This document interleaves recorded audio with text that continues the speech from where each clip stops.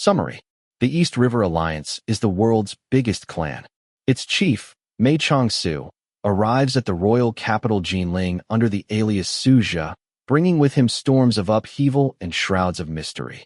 A noble young master with dual identities, a crown prince and Prince Yu battling for the throne, the empire's greatest warrior who holds the royal guards in his grasp, a beautiful princess who commands the border cavalry. Amongst these distinguished and powerful figures, how does the inconspicuous Suzhou become the heart of everything? Could the hand behind the whirlwind be the remnants of a previous storm? Is he the young general who pursues enemies through snowy nights? Or the shadowy tactician with a sickly body who will never see old age? He returns to the old place and reunites with old friends. He plots and schemes. What is he trying to achieve? This is a story of dark conspiracies and brotherly bonds. Before it reaches its end, perhaps you can change its course. Chapter 1. Jinling, royal capital of the great Liang Empire.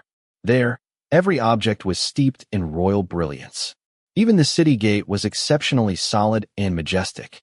Squeezed between the endless stream of people entering the city was an unexceptional blue-roofed carriage. It swayed and inched forward, finally stopping a few dozen feet before the city gate. A handsome young man dressed in white lifted the curtains of the carriage and jumped down. He took a few steps, then raised his head to look at the word Jinling above the gate. The two riders in front of the carriage sensed that something was amiss. They looked behind, then turned their horses in unison and trotted back. The two were dressed as nobility and appeared to be of similar age. The young man in the front called out, "Su, what's wrong?" Mei Changsu did not answer. He remained, gazing steadily above the gate. The wind lifted his dark hair and scattered a few strands across his pale face. His figure appeared forlorn, as if weighted by the sorrows of life. The other rider had caught up and asked Mei Changsu with concern, "Are you tired, Su? We're almost there. You'll be able to get a proper rest today." Jingrui Xiebai. A smile flitted across Mei Changsu's colorless lips. "I want to stand here for a bit longer. So many years have passed, yet Jinling has barely changed. I suppose the capital remains as magnificent as ever past this gate." Slightly startled, Xiao Jingrui asked, "So, you have been to Jinling before, Su?" 15 years ago, I was under the guidance of Mr. Li Tsong at Jinling. I have not returned since he was demoted and left the capital." Mei Changsu sighed faintly and closed his eyes, as if trying to erase the grandiose. "The memories of my teacher make me lament over the past. Like smoke, like dust, they are scattered, never to return." Xiao Jingrui and Xiebai became inadvertently solemn at the mention of the great Confucian scholar Mr. Li. Li Tsong was a famous royal tutor with vast knowledge. He tutored the royal sons by the emperor's edict, and yet did not neglect his teachings outside the palace. Both the rich and the poor attended his lectures without distinction, and his good name was unparalleled. However, he angered the emperor one year for some unknown reason, and was demoted from the great royal tutor to a mere commoner. He left the capital with anger and died with anguish, leaving pain in the hearts of all scholars. Through their journey to Jinling together, Xiao Jingrui and Xiebai both thought Su to be a remarkable intellectual. Yet, neither suspected the source of his knowledge to be this great scholar. Xiao Jingrui comforted Mei Changsu quietly. "Mr. Li would surely not want you to harm your body with sorrow. Your body is unwell. Our purpose in inviting you to Jinling was for you to relax and recuperate. We as friends would feel bad if you immerse yourself in grief." Mei Changsu was silent. Then, he slowly opened his eyes and said, "Don't worry. Since I arrived here, it is only natural for me to pay my respects to my late teacher and his tragic circumstances. There is no reason to wallow in sorrow. I am fine. Let's go in." It was nearing dusk. The day market had closed, and the night market had yet to open. After navigating the quiet streets, the three soon arrived before a majestic estate. Hanging high above was a striking sign, "Manor of the Marquis of Ning." It was the time of the evening when the servants were busy lighting the lanterns around the manor. A voice suddenly cried out, "Oh my! Quick, go notify everyone. The eldest young master and the second young master have returned." The three descended from their respective horses and carriage and entered the manor through the main entrance. A great mural greeted their eyes, with the words "Empire's Protector" and "Pillar" by the emperor's brush. Xiao Jingrui asked an elderly servant who hurried out. Uncle Qin, where are father and mother? Uncle Qin answered, the Marquis is in his study, but the madam is paying respects to Buddha today and will be resting at the princess's manor. Xiao Jingrui then asked, then what about my mom and dad, my brother and sister? Master and Madame Zhua have returned home. Young Master Zhua and our young mistress accompanied them, Uncle Qin replied. Mei Changsu could not help but chuckle over the conversation. Such chaos. There's father and mother, then mom and dad. On top of that, you don't share a surname with either of your brothers. Someone uninformed would be so confused by this conversation. Xiebai added, they would certainly be confused if they are uninformed, but Jingrui's background is basically a legend now. There must be very few who are still ignorant of it. Xiao Jingrui put on a stern face. Xiebai, where are your manners? Refer to me with elder brother instead of my name. And the three laughed in unison. But jokes aside, Xiebai was right. The circumstances of Xiao Jingrui's birth were extraordinarily bizarre and involved both the ancient noble family of the Marquis of Ning and the famous martial arts group Heaven Spring. There must be no one alive who is still ignorant of the story. 24 years ago, the Marquis of Ning, Xie was deployed. He left the capital and his pregnant wife, the emperor's sister, Princess Liang, to fight against the southern Xia Empire. In the same year, the master of the famous Heaven's Spring martial artist group, Zhuo Dingfeng, entrusted the care of his pregnant wife to a friend in Jinling while he went to battle with the demonic sect. Of course, life never goes as expected. A plague suddenly broke out within the capital, and the upper class quickly evacuated to nearby temples for refuge. By coincidence, the two madams of the Xie family and Heaven's Spring ended up living in separate courtyards of the same temple. The two women quickly became acquainted in the Lonesome Mountain. The friendship blossomed, and the two would often be found together. One day, while the two madams were chatting over a game of Go, they were both overcome with labor pains at the same time. It was a day of high wind and thunderstorms. The servants were in a flurry of activity until midnight, when finally, the cries of infants could be heard. Two boys were born almost simultaneously. Amidst joy and laughter, the midwives carried the two precious little masters to bathe in another room. Right then, an accident occurred. A tree was struck by lightning within the ancient temple. A branch broke and fell on top of the delivery room. In the blink of an eye, tiles scattered, beams shook, and windows broke. Strong gusts of wind blew into the room, snuffing out all the candles. The servants somehow managed to move their madams to safety amidst screams and chaos. The midwives, who fell on the ground in terror, quickly grabbed the two babies from the wooden tub and ran out. Thankfully, no one was hurt. Everyone relocated to another room, settled in the two mothers, and breathed a long sigh of relief. That was when they realized that there was a huge problem. The two baby boys were both carried out naked in complete darkness. Both were similarly wrinkled, both cried loudly, and both were of similar weight and features. Which one belonged to the Marchioness, and which one belonged to Madame Zhua? During the second day, the problem grew greater, as one baby boy had died. As the Marchioness was a princess, this case naturally found its way into the ears of the emperor, who ordered the two families to bring the baby boy to court. He first ordered the royal physicians to identify the boy through a blood test. However, the baby's blood merged with blood from both families, without any observable difference. The emperor took a better look at the appearances of the two pairs of parents, and knew that the situation would be hard to resolve. Chapter 2. Xie and Zhuo Dingfeng were both tall, handsome men, and their wives were both beautiful and elegant. Even though the parents did not look the same, it was hard to find clear differences in their features. It would be difficult to identify the child based on features even after he grew older. The decision of whose family he belonged to had to be made soon. The emperor held the baby and gazed at him for a long while. Though he could not reach a decision, he quickly grew fond of the little boy and thought of a compromise. Since it is impossible to figure out who this boy belongs to, then it would not do to have him take on either the surname Xie or Zhua.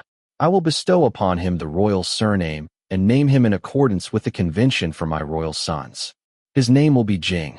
Jingrui, since he was born on Mt. Rui. He will live with the Xie family 1 year and the Zhua family the next, as a son of two families. How is that? As the emperor had made a decision and there was no better idea, everyone was forced to agree. Just like that, Xiao Jingrui received double identities.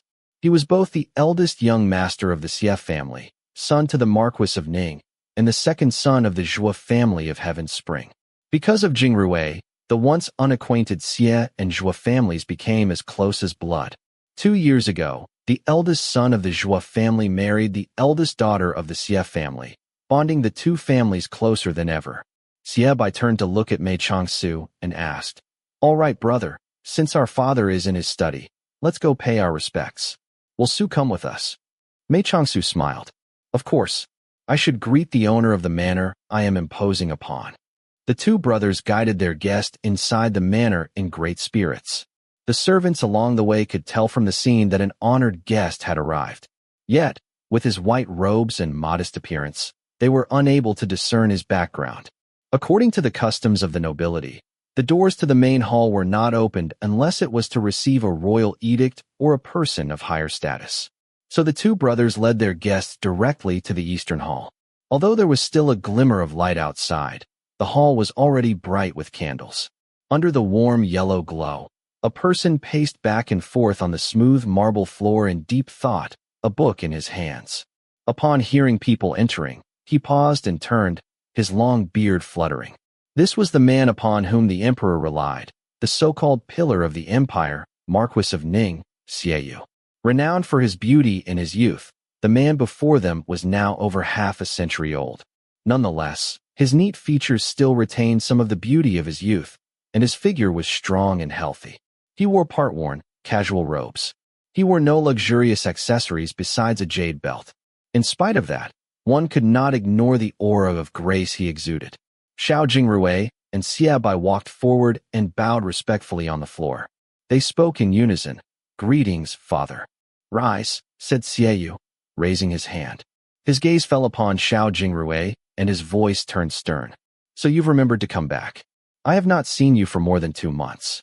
You even forgot about the Mid-Autumn Festival, the day of family gatherings. It appears that I have been too lax in your upbringing."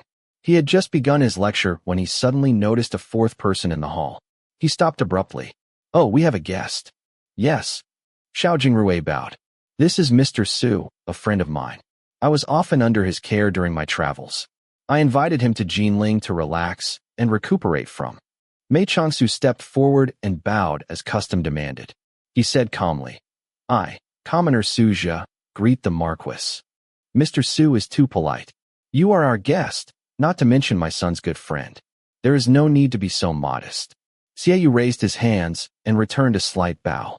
The man before him appeared frail and sickly, yet still handsome and elegant. He took another look and said, "Mr. Su appears to be an exceptional man. Please treat my manor as your own home while you honor us with your stay. There is no need to feel restrained." Mei Changsu gave a slight bow and smiled, then stepped back slowly. With a guest present, Xie was unable to lecture Xiao Jingrui further. He resigned with a final glare and lightened his tone. "Our guest must be weary from his long travels. Why don't you two arrange for him to rest? Do not sleep in tomorrow. You must go to the princess's manor and escort your mother home. Come to my study after I return from court, as I have tasks for you too." "Yes, father." The two brothers bowed in unison and backed out of the hall with Mei Changsu. Only after exiting the courtyard door did they relax their posture. Word had arrived early, and the servants of the manor had the guest courtyard snow cottage cleaned and prepared. New decorations were arranged, and hot water and tea were placed. The whole courtyard appeared remarkably cozy, without a hint of its usual uninhabited nature. They had eaten an early dinner during their journey, so Xiao Jingrui and Xie accompanied Mei Changsu for a late snack at the snow cottage. While the congee and desserts were arriving, Xiao Jingrui suddenly remembered something and asked, "Where's Filiu? Let's call him to eat with us." Mei Changsu laughed. "He has been here all along." Just as he finished speaking, Xiao Jingrui and Xie suddenly felt a chill down their spine. They turned to the previously empty corner, where a youth now stood quietly in light blue robes. His features were mesmerizing, yet an air of icy solitude surrounded him, forbidding people from getting close. Xie lowered his voice. "This is not the first time I've seen Filiu, but his skills still give me the jitters. Su, With a guard like him, I feel uneasy even getting close to you. I'm afraid he'll misunderstand and give me a beating. How can that be? Our Filiu has a great temper. He's very well behaved. Mei Changsu began to raise his hand, and Filiu floated over at the next moment. He crouched down and rested his head on Mei Changsu's knee. See, he acts spoiled too. It's just that sometimes he can't discern real from fake, so simply refrain from fighting with me when he's present. This exceptionally skilled young guard had hurt his head in the past and suffered from some mental deficiencies. Xiao Jingrui and Xie Bai both knew this. However, they held Mei Changsu in great respect as a senior friend and never planned on roughhousing with him anyway. There was no need to pay much attention to this advice. Filiu did not like the kanji, so Xie Bai ordered the servants to bring him some noodles. The group ate and chatted. Suddenly, a voice was heard outside the courtyard. A person laughed brightly and entered the room. You guys are so slow. I almost grew moss waiting for you. Xiao Jingrui was delighted. He jumped up and grabbed the person. Yujin. On the contrary, Xie Bai frowned and stuck his chin out. I say, Yujin, aren't you a bit too quick on the news? We've just returned, and it's so late. What are you doing here? I notified your steward to send me notice as soon as you've returned. Yin Yujin walked forward swiftly to greet Mei Changsu. Su, you look great today. You must have been so bored traveling with these two without me, right? Chapter 3. Yin Yujin was the eldest son of the royal uncle, the empress's nephew, as well as Xiao Jingrui's best friend. The three noble gentlemen met Mei Changsu during their travels and originally planned to return to Jinling together. However, they chanced upon an elderly couple during their journey and saved them from assassination. They learned that the couple planned to enter the capital to sue the Duke of Qing, Bai Yi. At Bin Prefecture, home to the Duke, his relatives were guilty of pillaging farms, bullying citizens, stealing land, and manslaughter.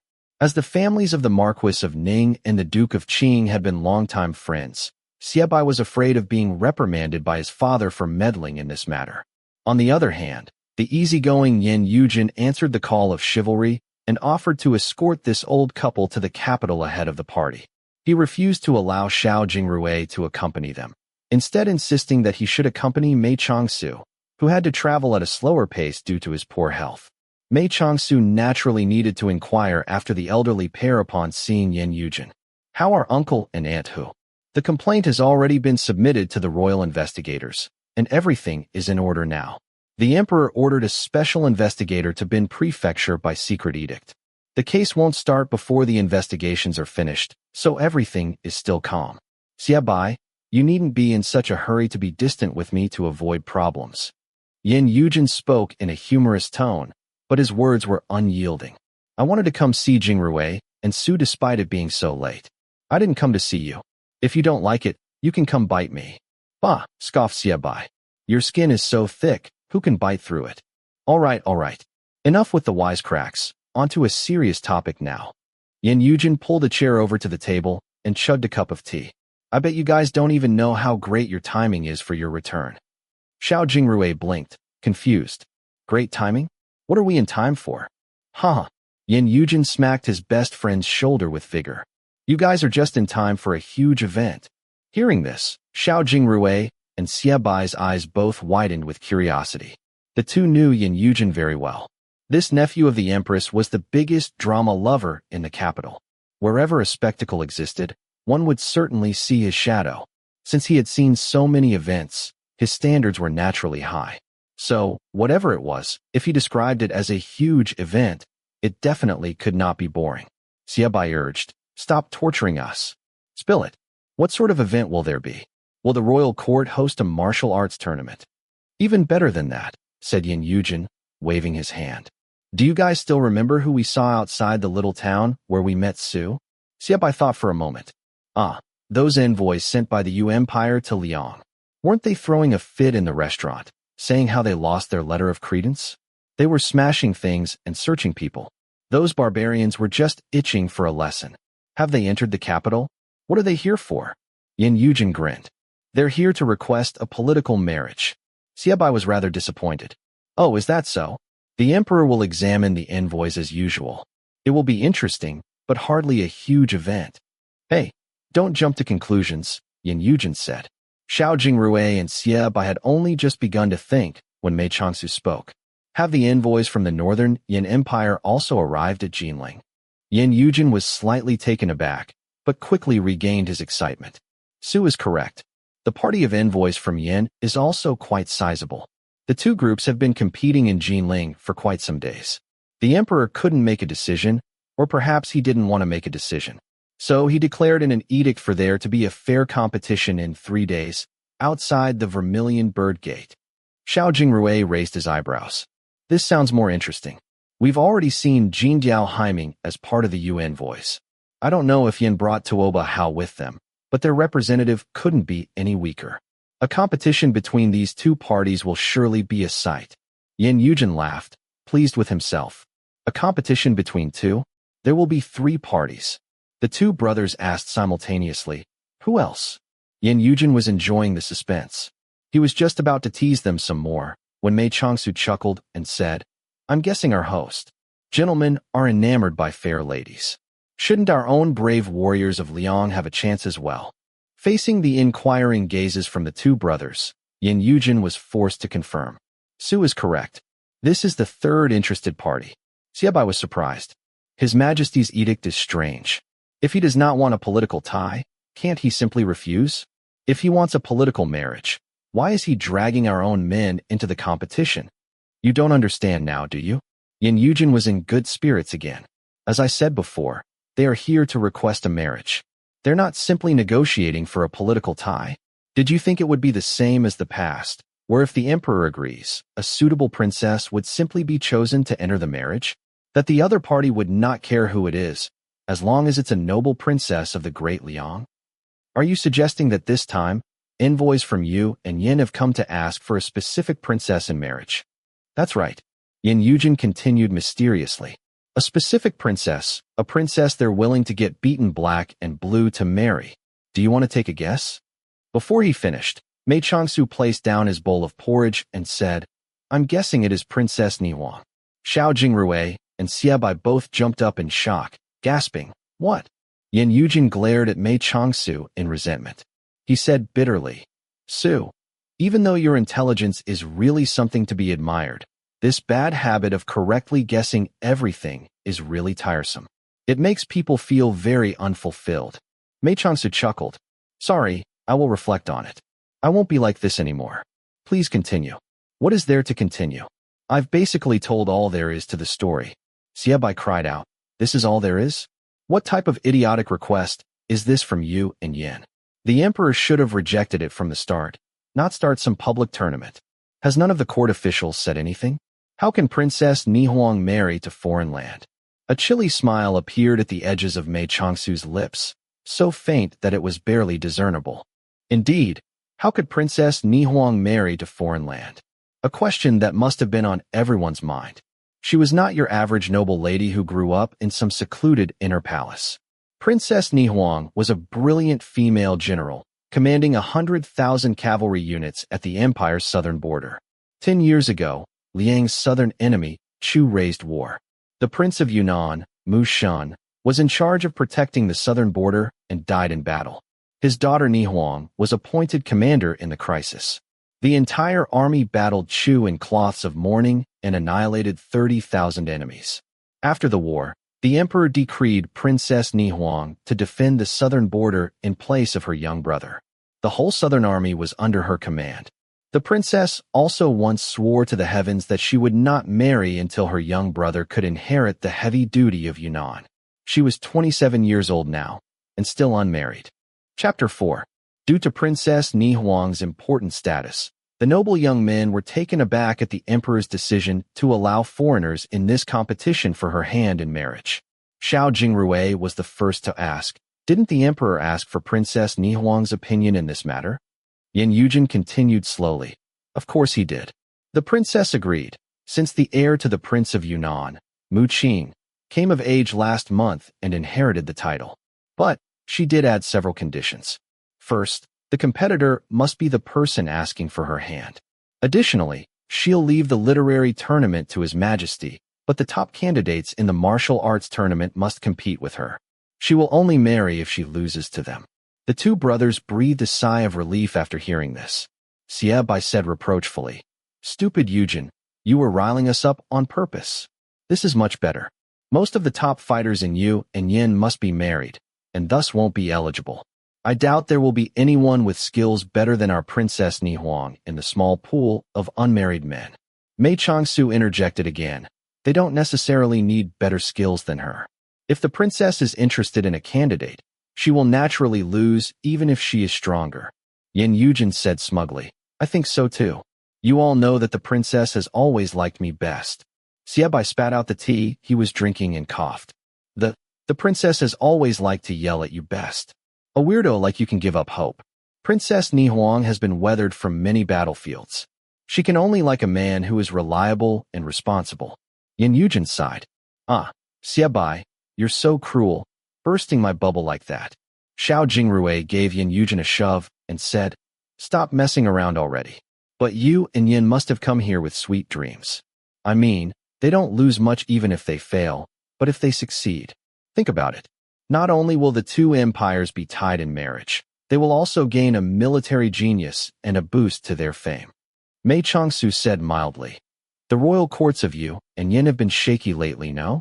Each have a few parties battling for the position of crown prince. If a prince manages to marry Princess Ni Huang now, it would be the same as securing the position of crown prince." Yin Yujin added with admiration. Su really got to the root of the matter there. Even though they know we wouldn't marry Princess Ni Huang to foreign land, they must still take this opportunity to compete. If they manage to win by some stroke of luck, it will guarantee victory back home. I wonder who gave them this idea for them to summon their courage and come here. Mei Changsu looked at Yin Yujin with great interest and asked, "How are you certain that someone gave them this idea?" Yin Yujin shrugged. "I don't really like to analyze things. This is just my intuition speaking. Think about it. The two empires thought of this idea at the same time and took action at about the same time. Isn't that too much of a coincidence?" Xie waved his hand and turned towards Mei Changsu. "Who cares about coincidences? It's all good as long as Princess Ni Huang does not marry a foreigner. Su, who do you think will win in this competition?" Mei Changsu laughed in spite of himself. "I'm not a fortune teller. How could I know?" Xie laughed as well. "You correctly guessed everything Yujin asked just now. I thought you could see the future." Mei Changsu chuckled. "All right, I'll tell you the truth. I didn't actually guess." Yin Yujin immediately became excited. "Didn't guess? Does Su actually know the arts of fortune-telling?" Mei Changsu took out a roll of text from his sleeves as he spoke. "How can a mere fool such as I untangle the intricacies of fortune? I did not guess. I actually knew of this matter long before. It says it all right here." Yin Yujin took the text with great curiosity. The three gathered around to read it and cried out in astonishment. Xiao's eyes bulged. "This is a letter by the hands of the Emperor of Yu, appointing his envoys to request a political marriage. Why is it in your hands?" Yin Yujin tilted his head and stared at Mei Changsu. The restaurant in that town. The Yu envoys really lost their letter of credence. Su, were you really bored or something? Stealing their letter like that?" Mei Changsu still wore his light smile. "You're right. I was really bored. The Yu envoys happened to rest in the same inn as me. The owner of the inn told me they kept a long sandalwood box under close guard, which definitely contained treasures. I was curious, so I asked Filiu to bring it to me. Who knew it was just an official letter? Since it had nothing to do with someone like me, I wasn't really interested. I was intending to place it back, but they discovered the loss so quickly and made a scene. There was no choice, so I never ended up returning it." The three had all been witness to Filiu's amazing skills, so none were surprised to hear that he was the culprit. But really, this Mei Changsu was a bit too curious. Wasn't he afraid of getting into trouble by taking the letter of credence from envoys? Xiao Jingrui returned the conversation to its original topic. "Oh right. Are there any requirements or limitations for the competition?" "Of course. He needs to be from a good family, of similar age, of handsome features, and unmarried." Just that. Just that." Xie cried out. Then you can join too, brother." Xiao Jingrui was startled. "Me? I have great respect for Princess Ni Huang, but I've never thought of." Xie tugged on his sleeves. "Nobody's asking you to be the final victor. The more men from Liang who compete, the better, since it will lessen the chance of a victor from you or Yin. Since you're so outstanding, You will definitely eliminate many competitors. You can also filter out unqualified candidates for Princess Nihuang. But what? My combat skills are lacking, so it'll be useless even if I sign up. However, you're the second son of Heaven's Spring. Uncle Zhuo taught you martial arts personally, so you qualify as a great fighter at least. Su has gone to such lengths on our way back to give you pointers for your moves. Just think of it as gaining some battle experience. Without further ado, Xiebai turned to Yan Yujin and said, Yujin, please sign him up tomorrow. Yan Yujin grinned impishly. Oh, you don't need to worry about it. I've already signed him up. Oi, you too. Mei Changsu suppressed his laughter. Don't be nervous. I know your level in martial arts very well. It'll be impossible to be the final victor, but what's the harm in competing for a few rounds? Xiao Jingrui felt like crying. Are those words supposed to comfort me? Am I fun to bully or something? Xiebai thought of another question. The nobility of Jinling can't be the only ones who know of this event, right? Can talented people from the common class join as well? Yan Yujin gave him a glance. Of course they can. News like this can't be hidden anyway. Besides, the emperor wants to choose a good husband for the princess to reward her hardships on the battlefields. Haven't you noticed all sorts of brilliant martial artists on your way to the capital? The three recalled carefully and slowly realized that it was just as Yan Yujin had said. Since there was always an endless stream of people entering the capital, they hadn't paid much attention. Yan Yujin stood up and stretched. All right, enough chatting with you guys. I need to get a good rest so that in 3 days, I can exhibit my amazing skills, beat down all the brilliant martial artists, and win the maiden heart of Princess Nihuang. Xiebai rolled his eyes. This guy's dreaming while he's still awake. Xiao Jingrui added, it really is time to leave. Su needs to rest. Filiu has been asleep for a long time now. Everyone turned. Filiu was lying on the bed still clothed, with the curtains still up. He was sleeping soundly. Yan Yujin began to comment. He still feels like a block of ice even when he's asleep, when Filiu's eyes suddenly opened. Startled, he pointed at Xiao Jingrui. He said that. Filiu's eyes stared off into the distance for a bit, then closed again. Mei Changsu assured them. Don't worry, he already knows your voices.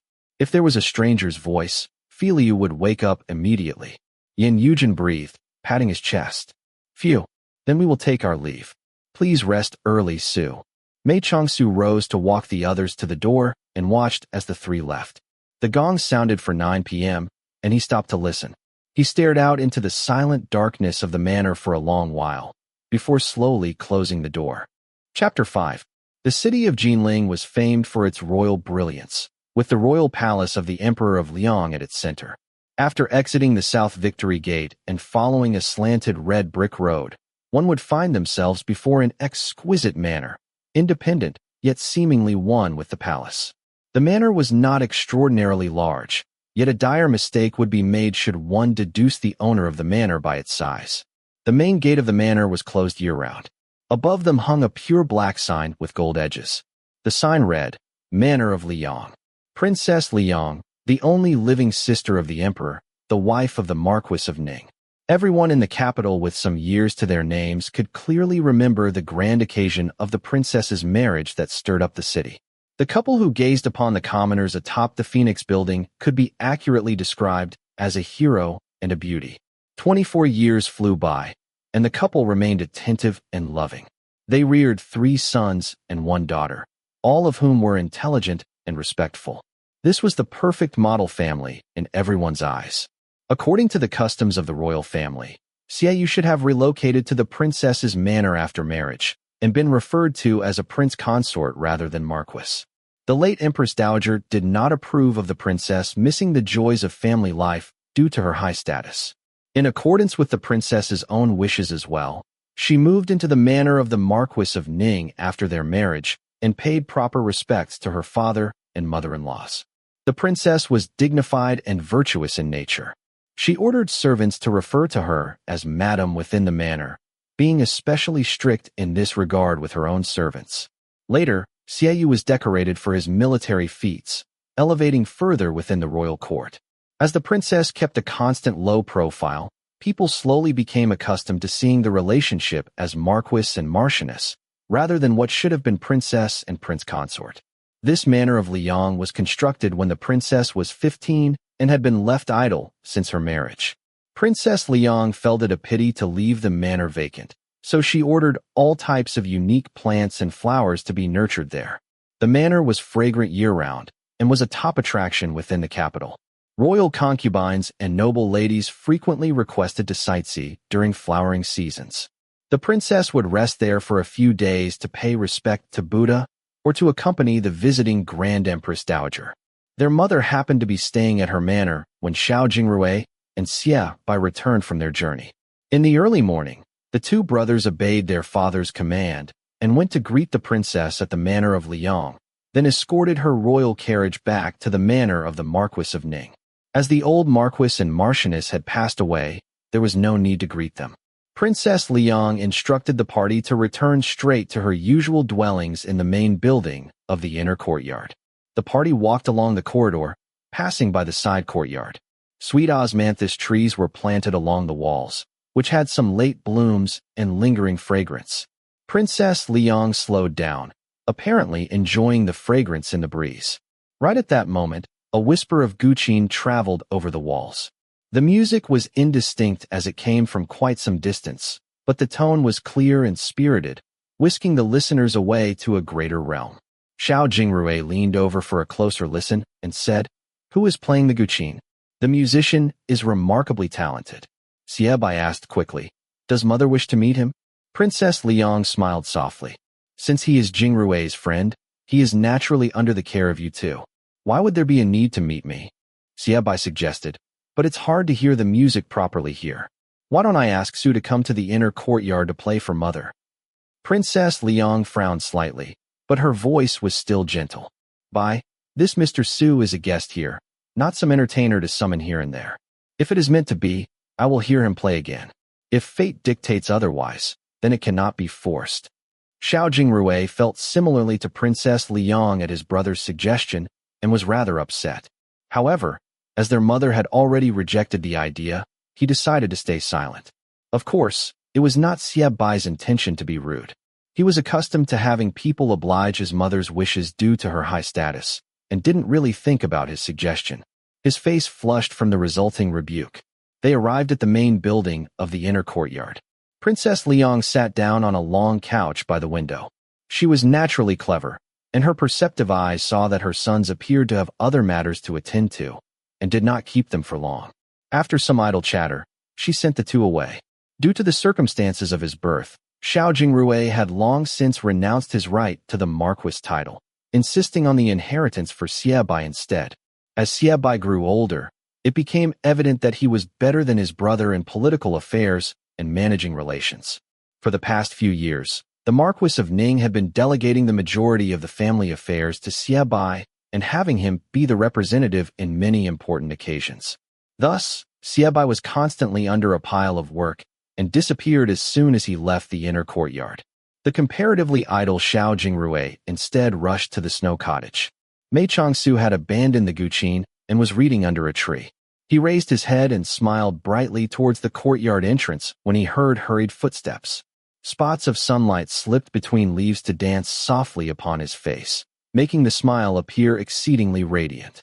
Xiao Jingrui smiled as well, and gave a slight bow in greeting. He asked, "Did Su rest well last night?" Mei Changsu motioned for him to bring a chair over to sit.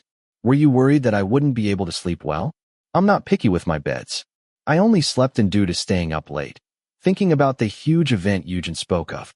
Filiu said that you came here in the morning as well." "Uh-huh." Xiao Jingrui looked around. "Where's Filiu?" Mei Changsu answered mildly. "Oh, I let him go play outside since it's his first time in Jinling." Xiao Jingrui broke out in a cold sweat. Although Filiu was mentally a child, his combat skills were those of a master. What a daring person Mei Changsu was, to allow Filiu to go play so easily.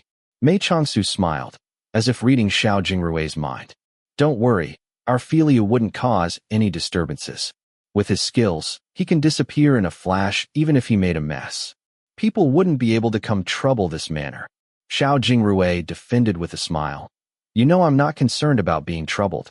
Su is attaching false blame on me again." Mei Changsu didn't respond. Instead, he knocked on the table and said, "Since you're here, why don't we battle a bit in a game of Go?"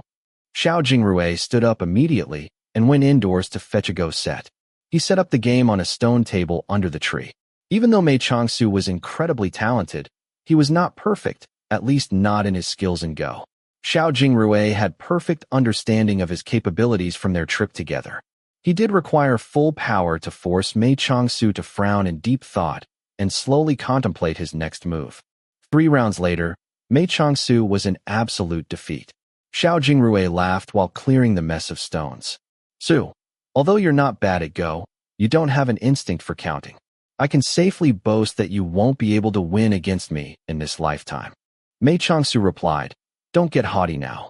Just wait until I teach Filiu. He'll be making you cry. Filiu's mind is not as bright and complicated as others, but his focus is astonishing. Out of all the people I know, no one can compare with him in that regard. Xiao Jingrui ignored his attempt to preserve dignity and raised his head to look outside. He asked, where did you send Filiu? It's already noon now, and he hasn't returned. Chapter 6. Speak of the devil. At that moment, clear cries sounded from outside the courtyard, followed by the sound of cloth snapping in the air. A deep and powerful male voice yelled, who dares to make mischief in the manner of the Marquis? Freeze! Xiao Jingrui jumped up, startled. Oh no, this voice belongs to Tu. He felt a squeeze on his arm, and turned to find a solemn Mei Changsu gripping his forearm and saying gravely, quick, take me there.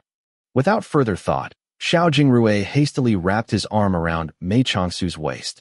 He summoned his inner energy, took a few great leaps over buildings, and flew to the scene of the disturbance.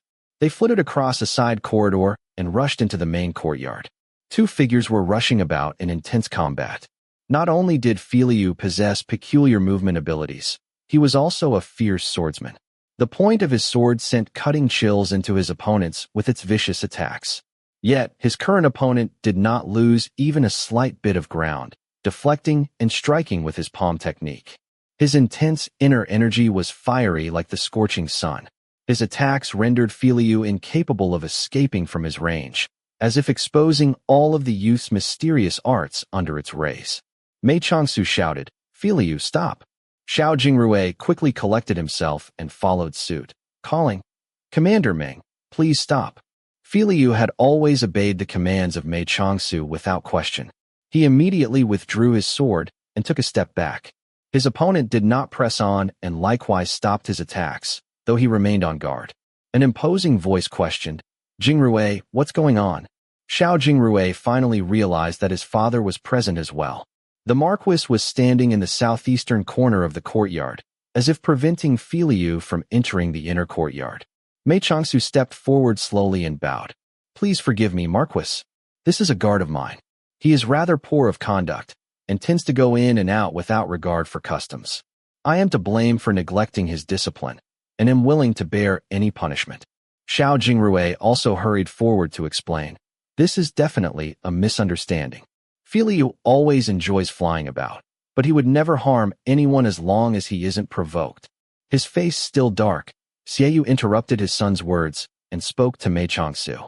Mr. Su is a guest of ours, and naturally we would never inflict insult upon you. However, I'm afraid that this habit of your attendant must be changed, or a similar misunderstanding will repeat in the future. You are absolutely right, Marquis. I will definitely be stricter in my discipline. Xiaoyu made a sound of approval, and finally turned towards Filiu's opponent. Surprisingly, he gave a slight bow. He said apologetically, Commander Meng came today as a guest. I did not expect to disturb you in this skirmish. Please accept my apologies. Commander Meng was about 40 years old, tall with a solid build and firm features. His eyes were bright and piercing, yet refined. When he saw the Marquis of Ning coming over to apologize, he immediately waved his hand and said easily, I was only surprised by this youth's peculiar movements.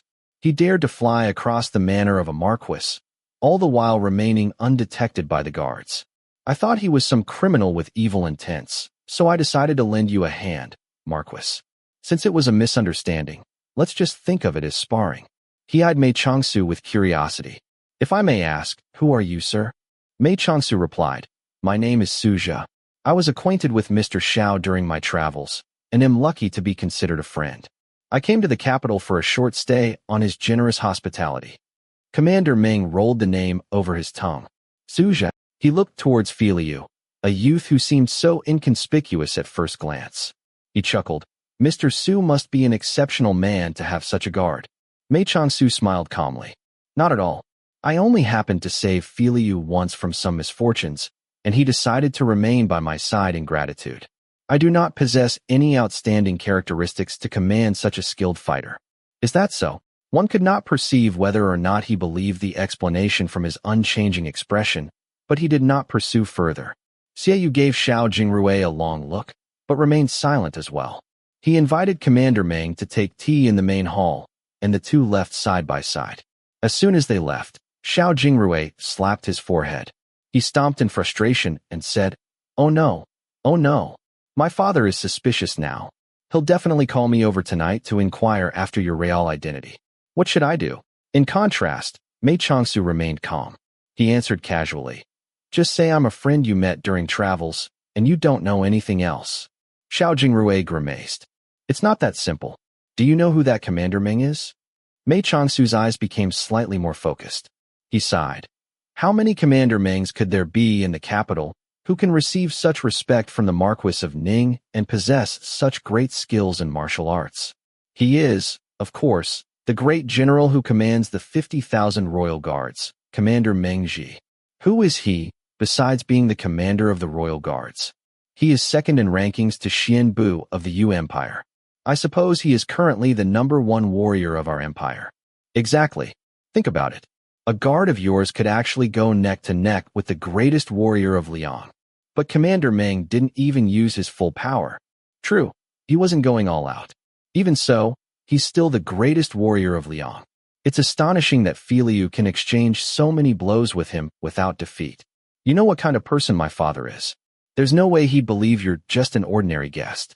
Besides, even if I keep my mouth shut, my father will simply call Xie Bai, and the truth will come tumbling out. Mei Changsu tilted his head and thought for a moment. That's true. Forget about it. If your father inquires further, then just tell him the truth.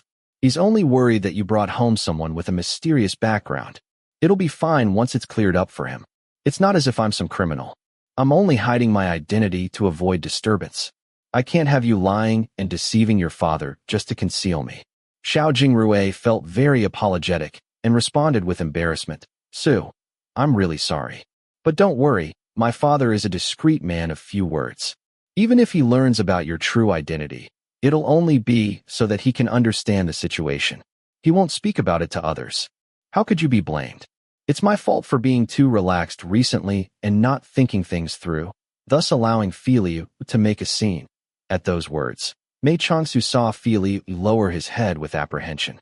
He quickly moved to comfort Filiu, softly patting him on the head, and coaxed gently. No, it's not Filiu's fault. It's because of that uncle.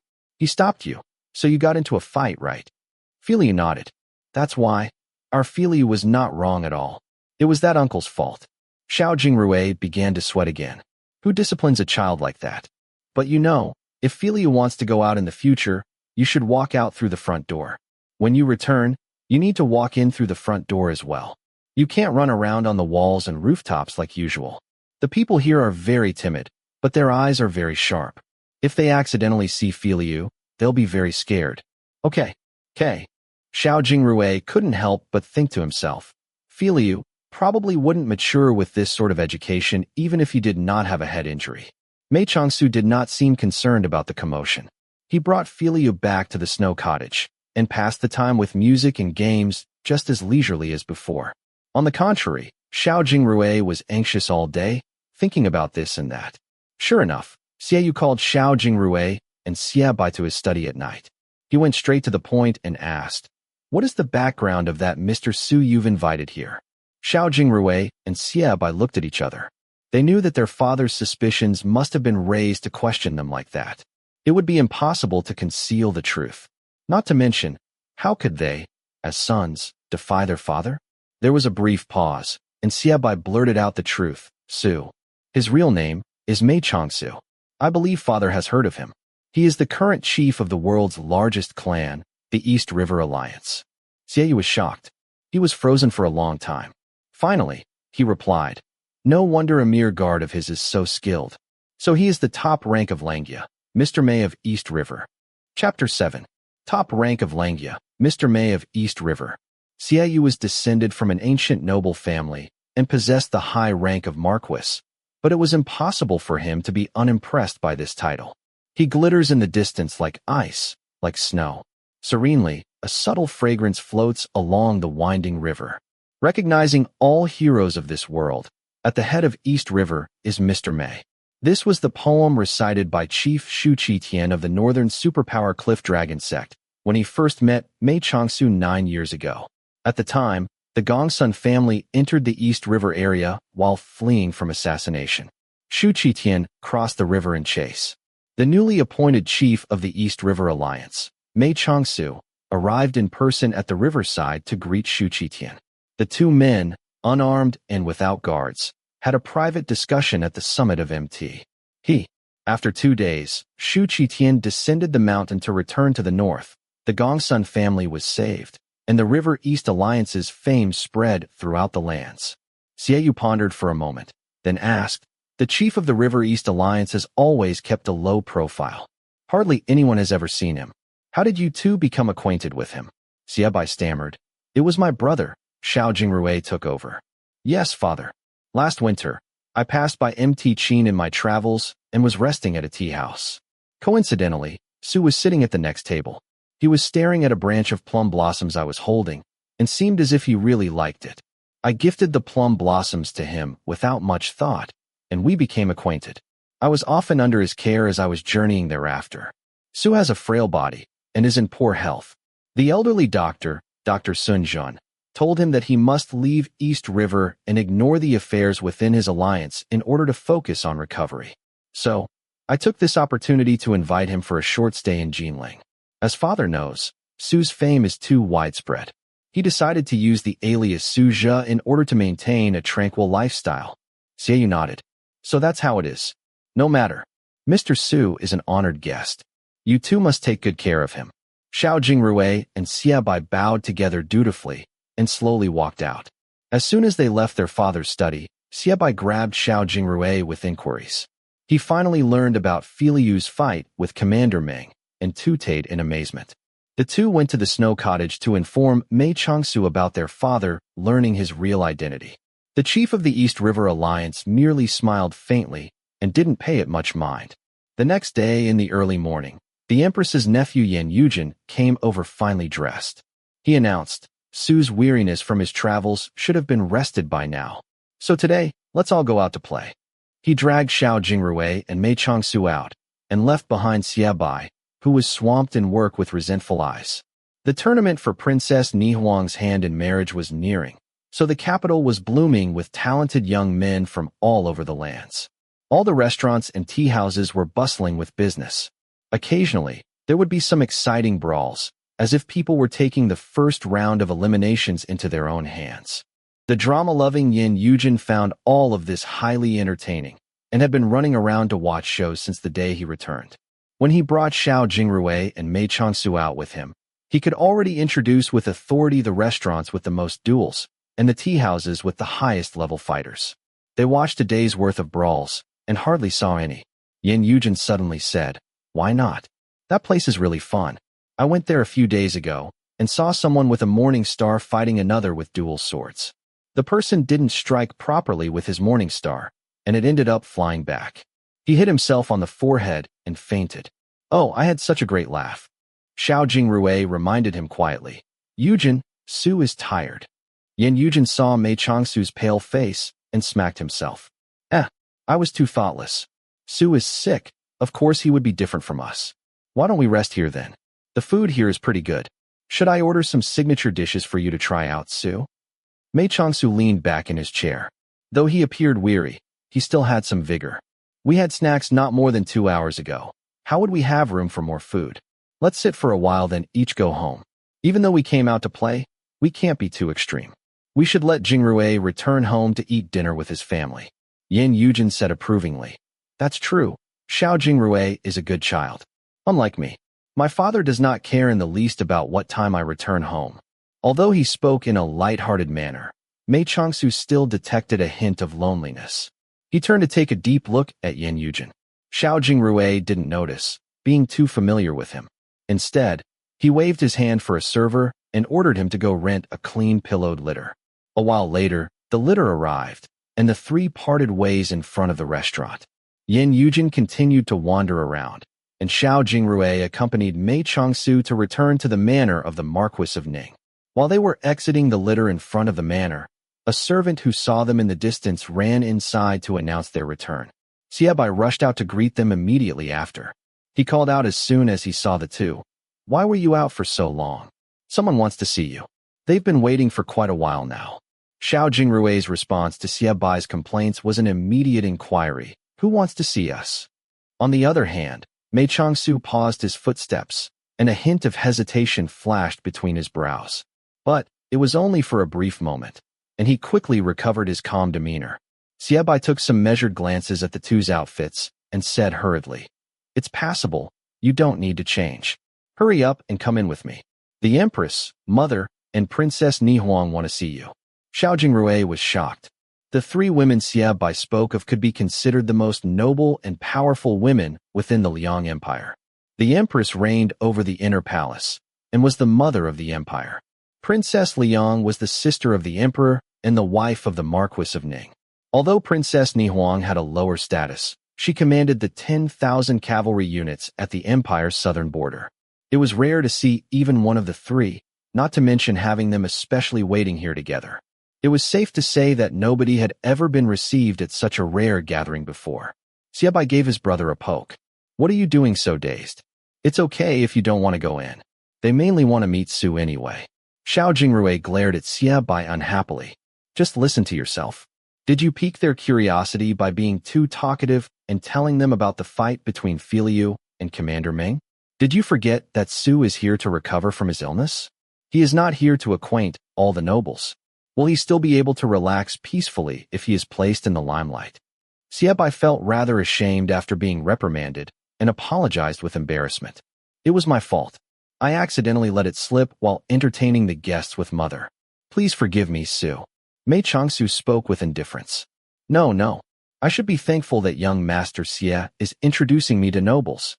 Who knows, when I greet them in a little while, the Empress will perhaps reward me with treasures in place of Prince Yu." Chapter 8. Xiebai was shocked by Mei Changsu's words. His heart dropped. He raised his eyes and saw that while Mei Changsu was wearing a light smile, his eyes did not show a hint of laughter. Xiebai knew his little scheme had been seen through by this extraordinarily intelligent chief of the East River Alliance. He felt thoroughly embarrassed and thought desperately for a way to explain himself.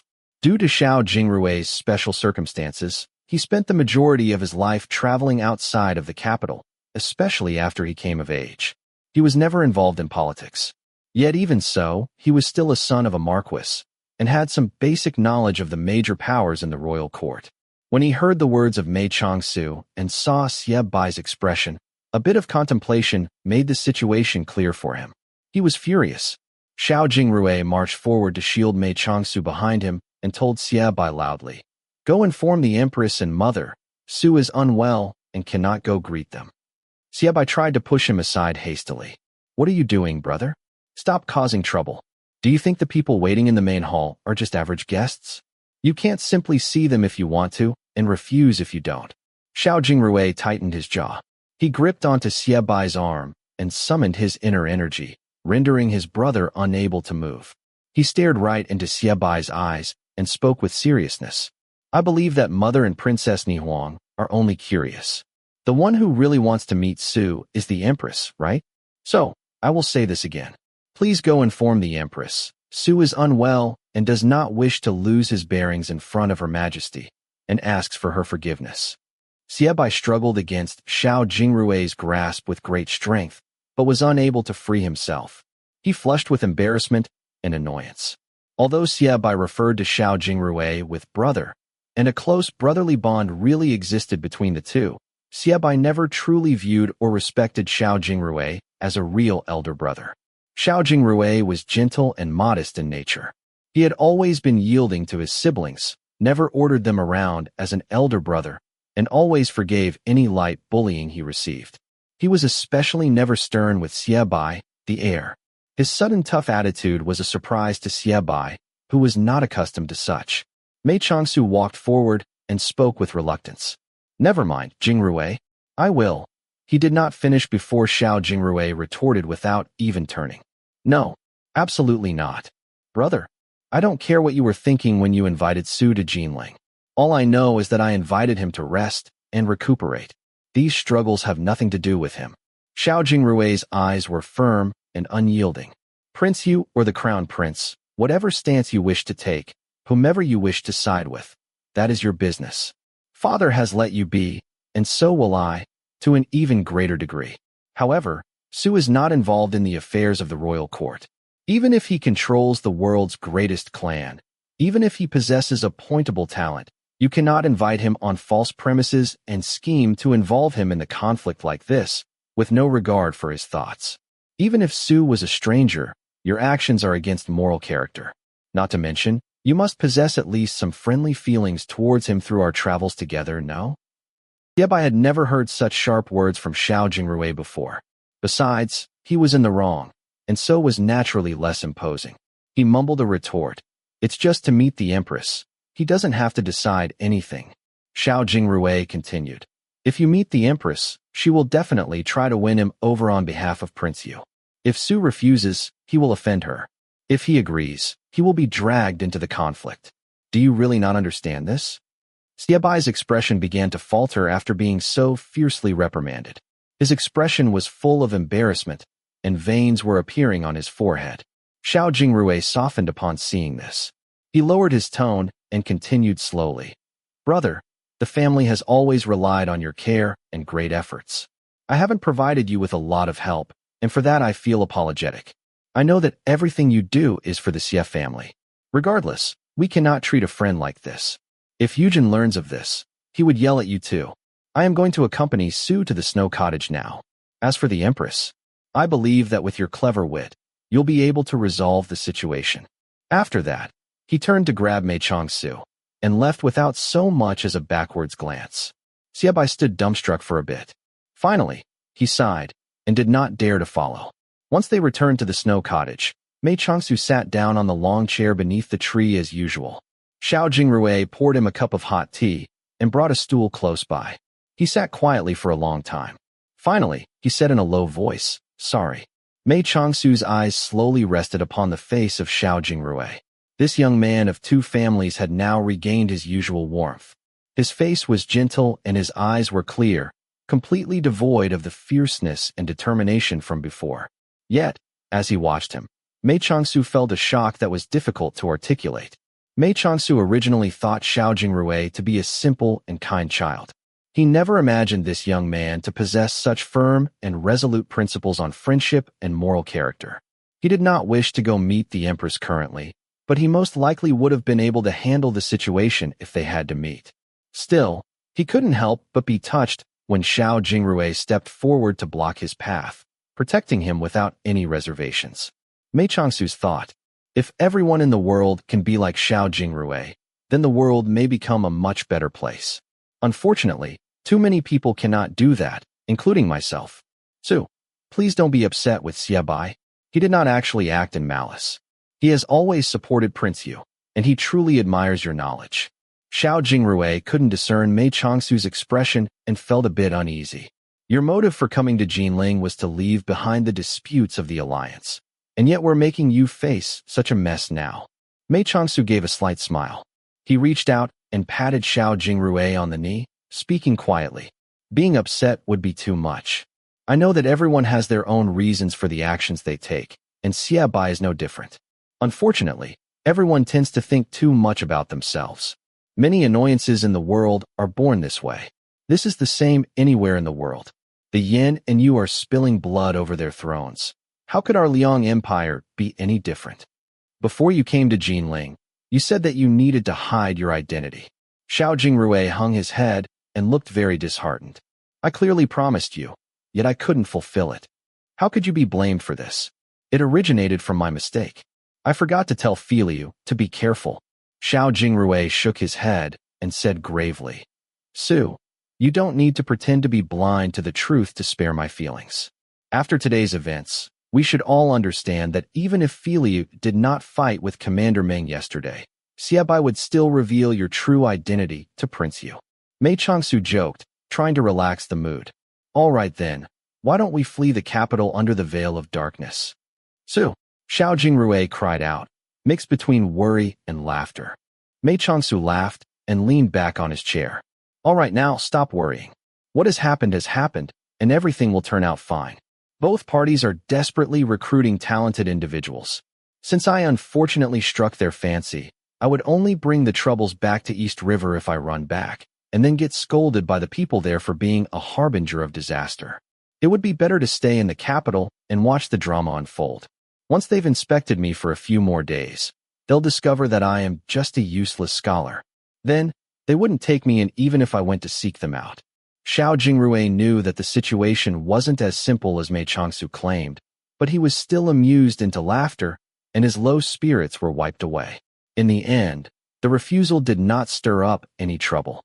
The Empress and Princess Nihuang went off peacefully. It seems that Xiaobai really was rather outstanding in his ways.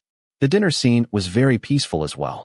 Neither the Marquis of Ning nor Princess Liang mentioned anything regarding their guest at the snow cottage. Xiaobai was even quieter and returned to his quarters after a few bites.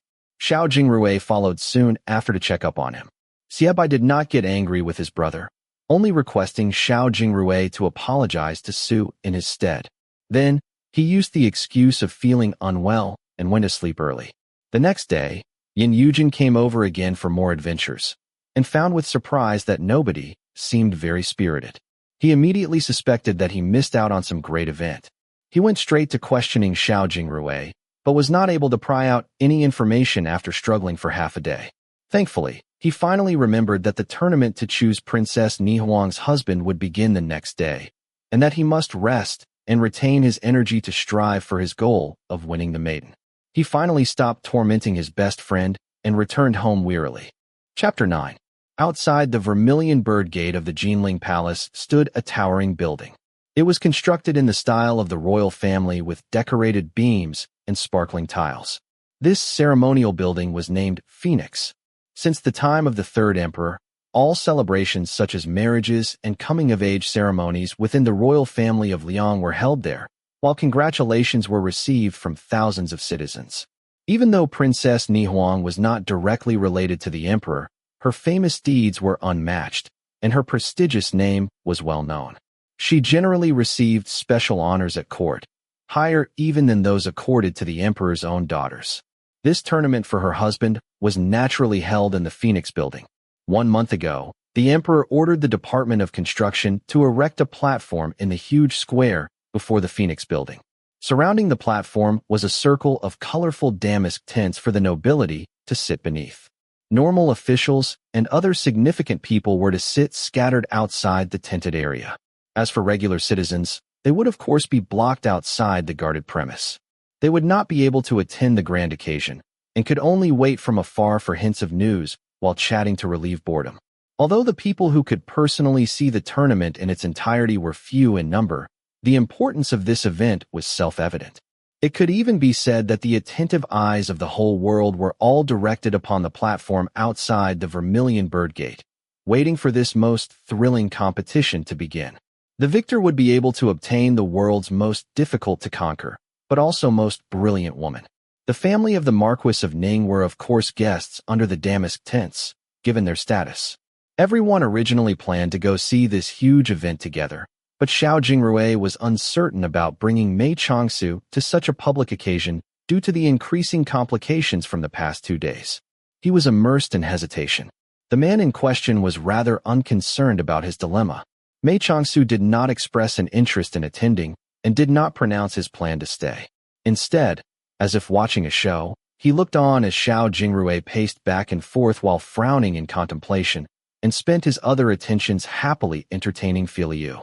Following this complaint was of course the Empress's nephew, Yin Yujin. What are you guys doing? It's so late, and you guys haven't even left yet. He wore a new outfit in pale lilac, and adorned his hair with a silver circlet, appearing very handsome. He stood at the entrance of the snow cottage and called boldly, Hurry up. In an hour, even the emperor will begin to leave from his quarters. What are you dallying around for? Xiao Jingrui sighed. I was debating about the attendance today. Of course we're attending. We won't get our turn on stage today, but we did sign up, so we should at least go observe our future opponents. I'm not talking about me.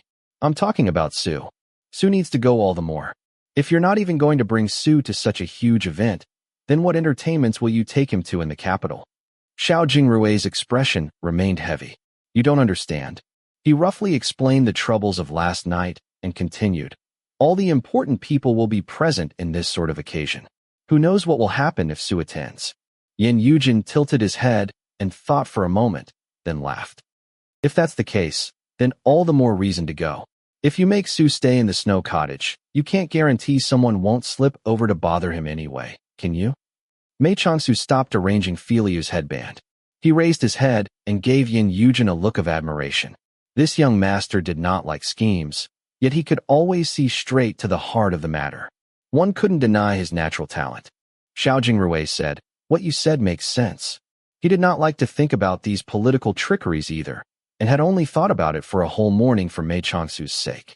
His head had been aching for a while, so these words from Yin Yujin convinced him immediately. His whole body felt a lot more relaxed. Shall we leave after Su finishes any preparations he requires? Mei Changsu stood up, supported by Filiu's hand. No need. Filiu and I are not requesting marriage, so what's the need for dressing up? Let's go.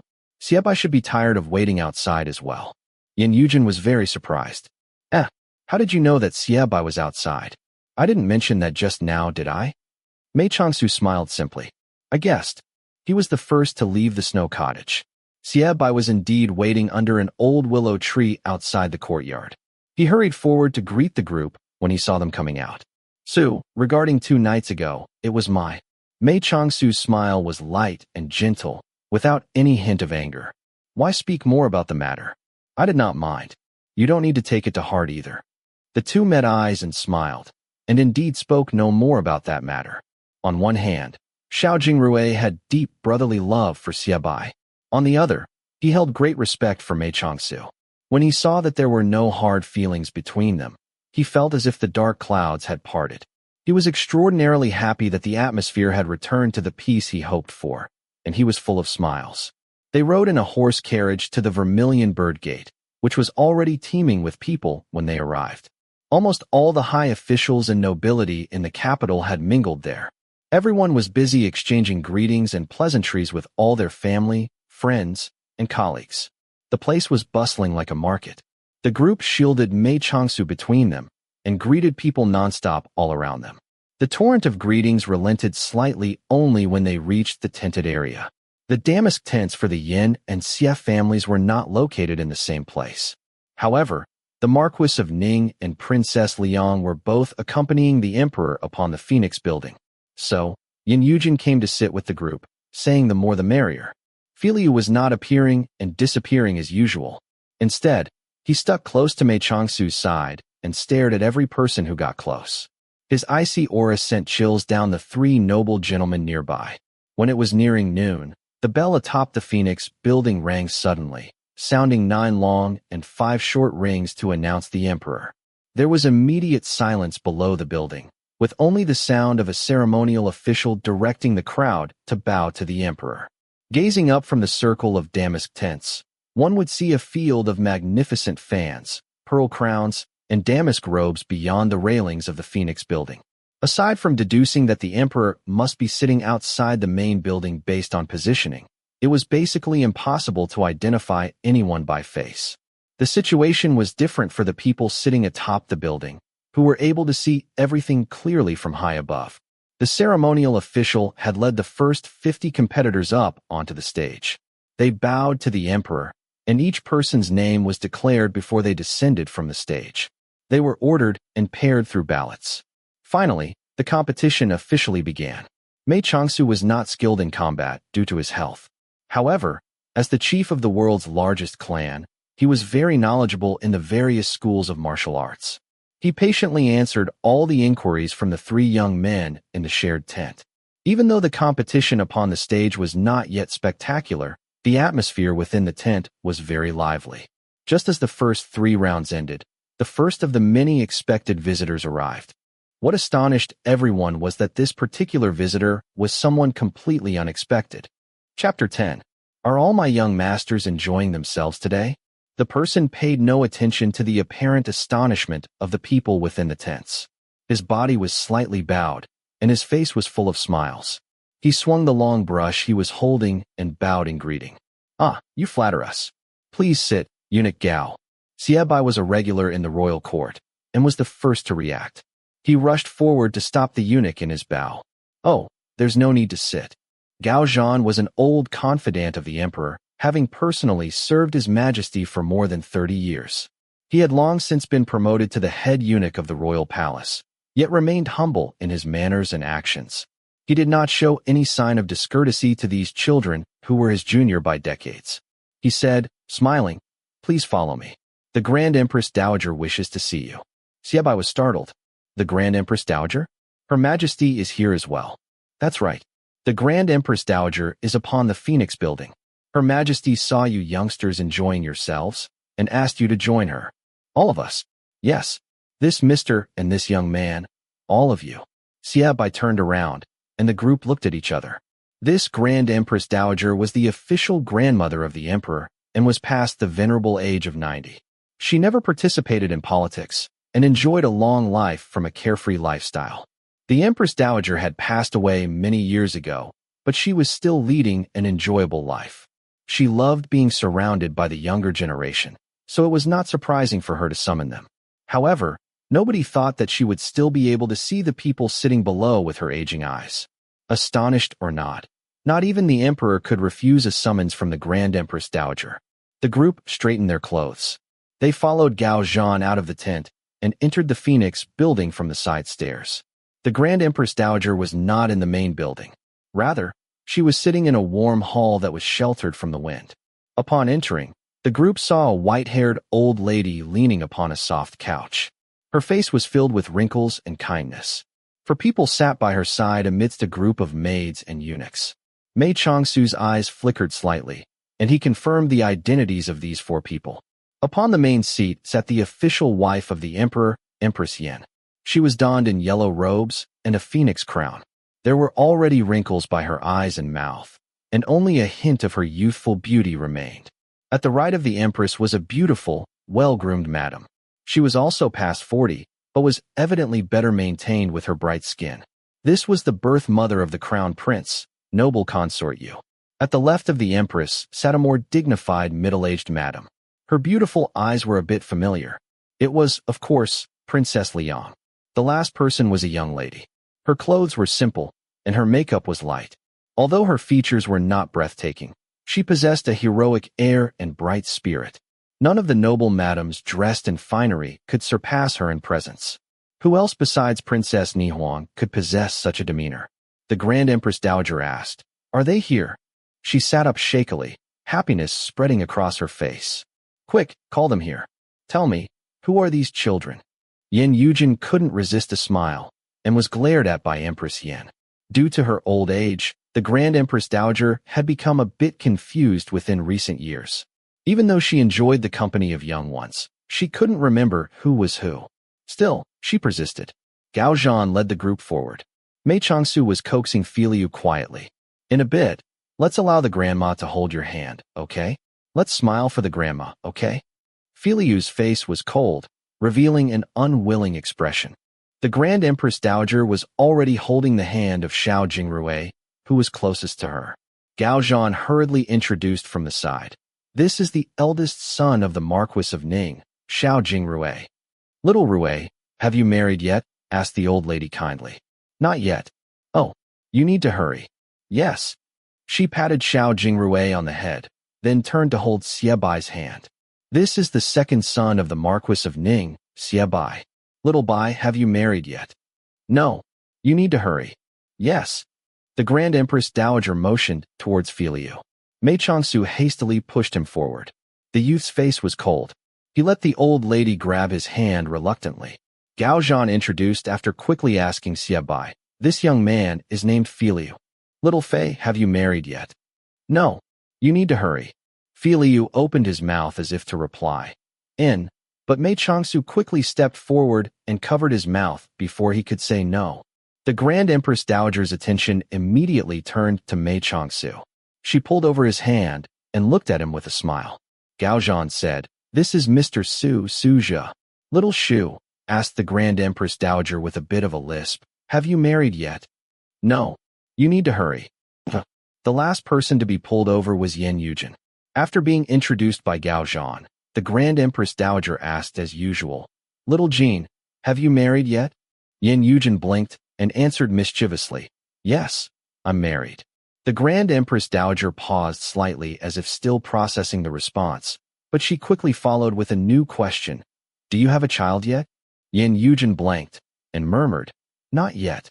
You need to hurry." Empress Yin stepped forward and spoke respectfully. "Grandmother, do you want the children to sit with you for a bit?" "Yes, yes." The Grand Empress Dowager was very happy. She waved her hand. "Come sit. Little Shu, sit by great-grandma. Little Rue and Little Bai, sit here. Little Jean, don't stand there. Little Fei is too far." Surrounded by young ones, the old lady was very pleased. She ordered plate after plate of exquisite fruits and snacks, and divided them between the group as if they were young children. She watched them eat from the side and laughed with delight. The Grand Empress Dowager was of high age after all.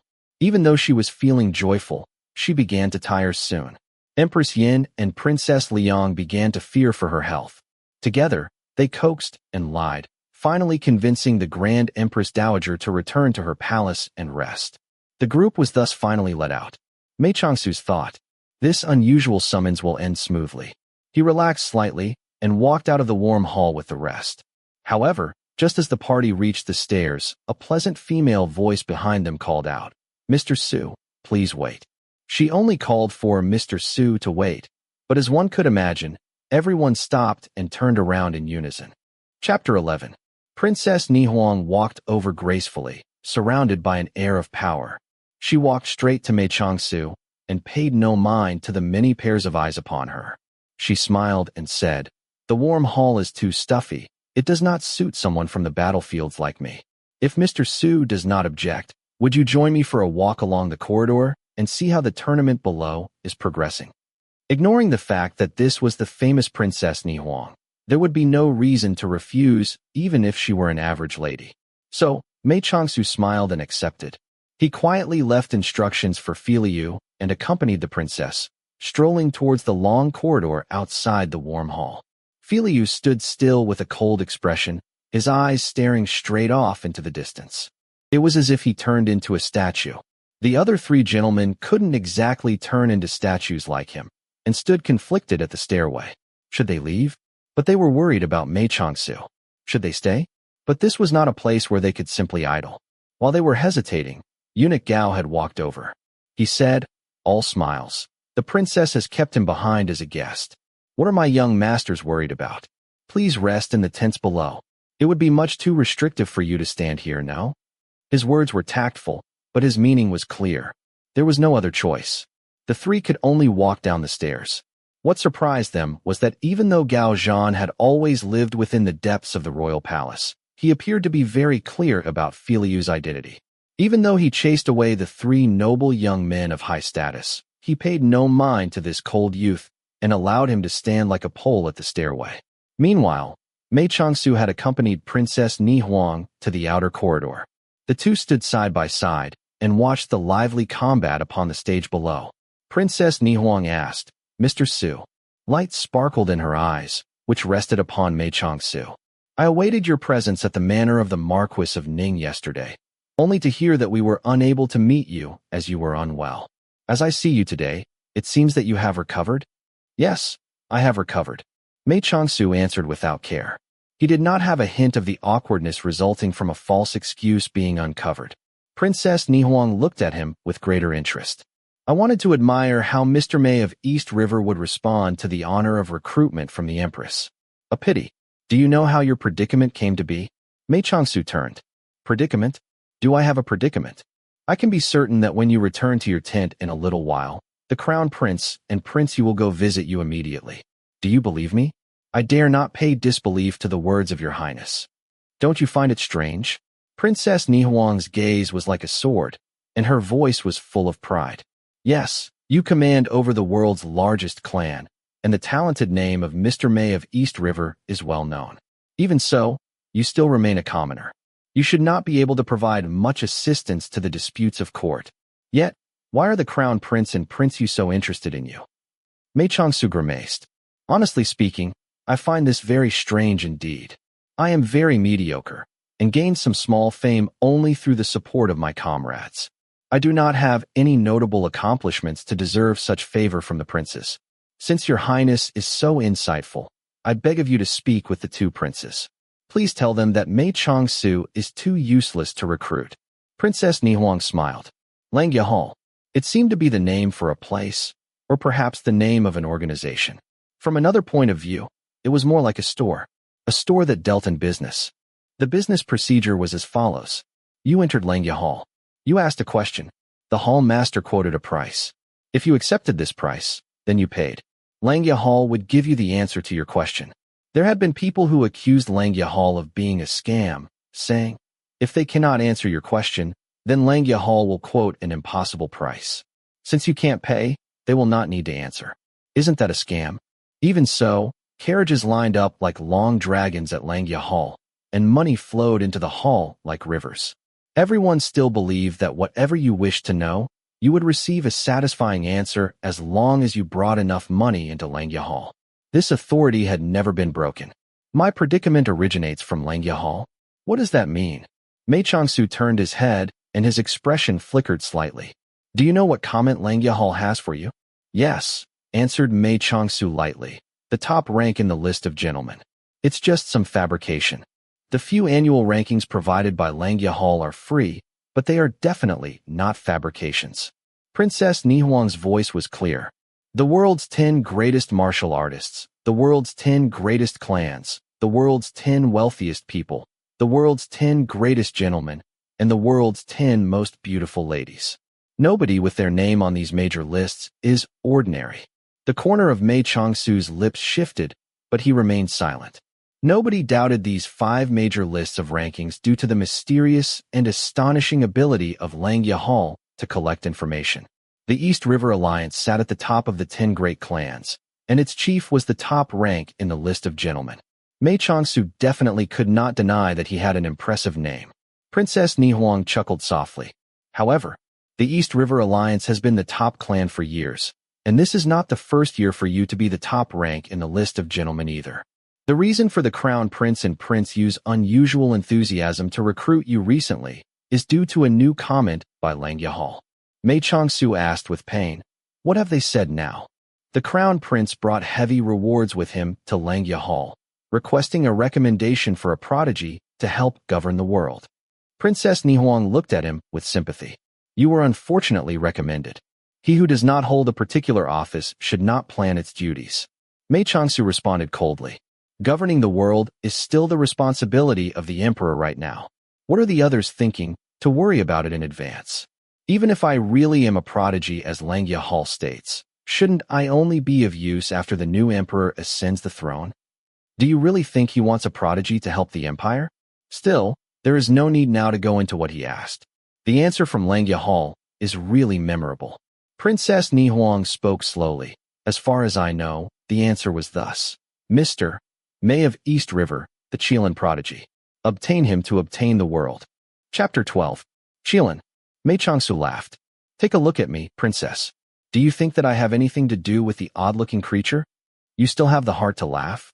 Princess Nihuang looked at him with admiration. Langya Hall has never been wrong with their comments. Of course one would rather believe it to be true than otherwise. This would be a simple matter if it were merely a prince amassing talent under his command.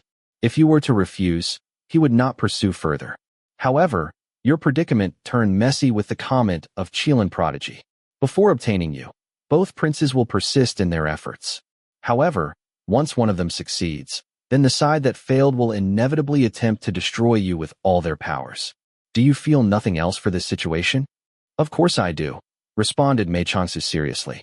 I feel that the Langya Hall master must have a grudge against me. Princess Nihuang cracked a smile. She half turned and leaned against the railings. Her eyes were shimmering with light. After meeting with you, I actually believe that perhaps the Langya Hall master is right once again. Please, princess. Mei Changsu bowed hastily. Your highness should not have any grudges against me. I am already on a bed of coal. Please do not light the fire. This fire has been burning for quite a while now. I recommend you to pick a side quickly, and therefore be killed quickly by the other. At least this way, one person will protect you with all his might. Isn't that better than having both of them giving up and trying to kill you together? Princess Nihuang's tone suddenly turned cold. Who will you pick? The crown prince or Prince Yu? A look of extreme pride appeared on Mei Changsu's face. It disappeared in an instant, and he was once again that idle and sickly young man.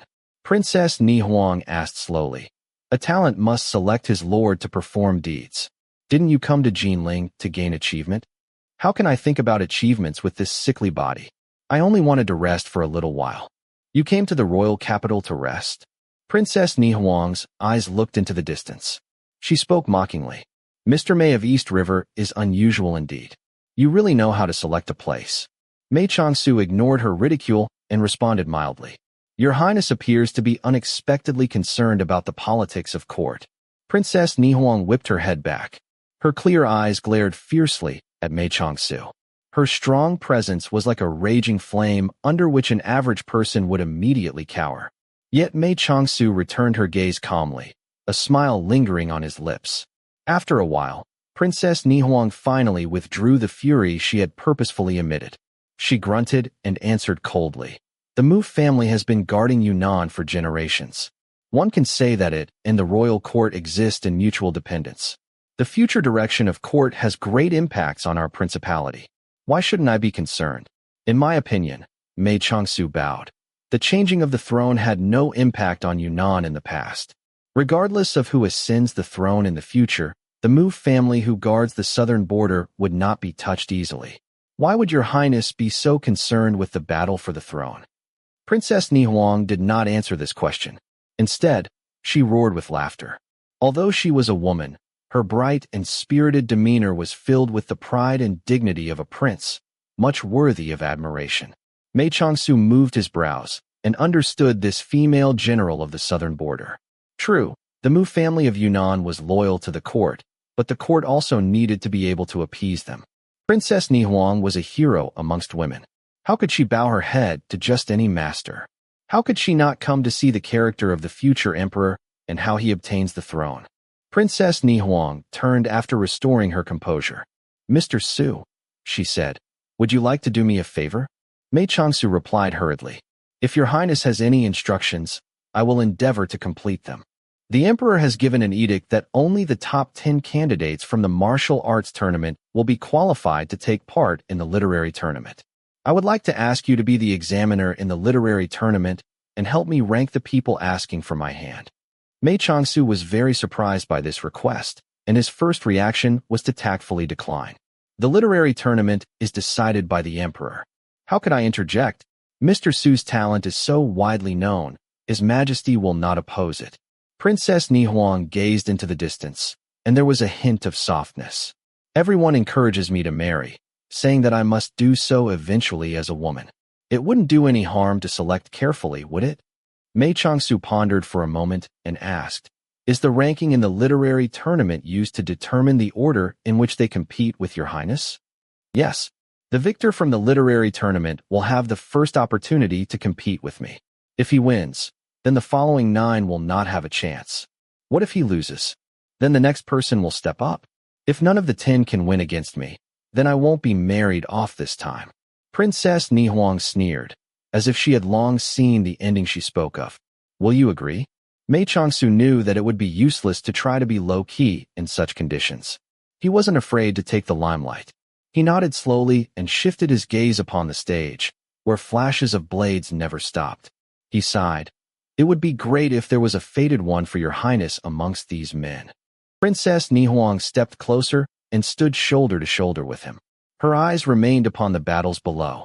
As if speaking to herself, she asked quietly, why didn't you join? Me? Mei Changsu chuckled. With a body like mine, I'm afraid I would be sent flying in the first round. By that time, I wouldn't be able to be a Qilin. It would be pretty fortunate if I don't turn into a pancake.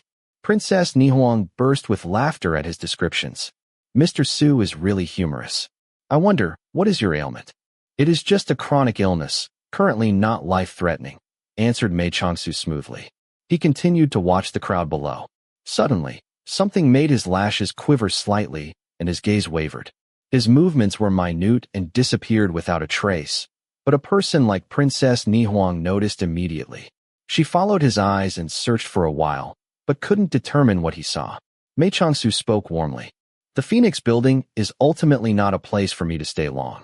If your highness has no further instructions, it would be best for me to return to the tents below. Besides, if the Qilin does not return, wouldn't the crown prince and Prince Yu become restless in their wait? That is true. It's better for you to see them soon, nodded Princess Nihuang. She smiled. Then I will not keep you further. Please do as you wish. Mei Changsu bowed in departure, and the female general who usually does not pay much mind to nobility actually bowed in return. The two went separate ways.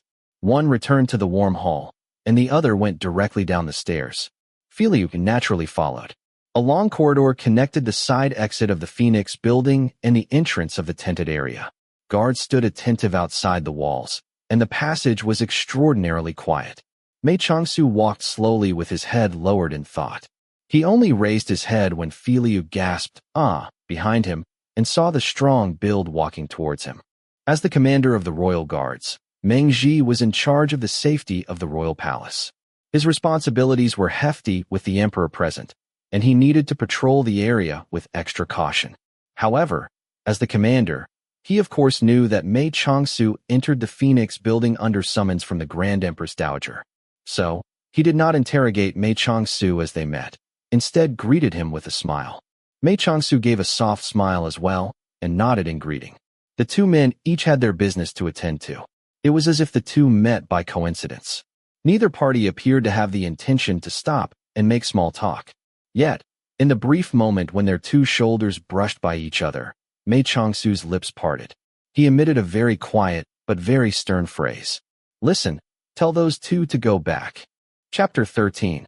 While Mei Changsu and Princess Nihuang were having a tete-a-tete on the Phoenix Building, the young people within the tent were feeling rather uneasy.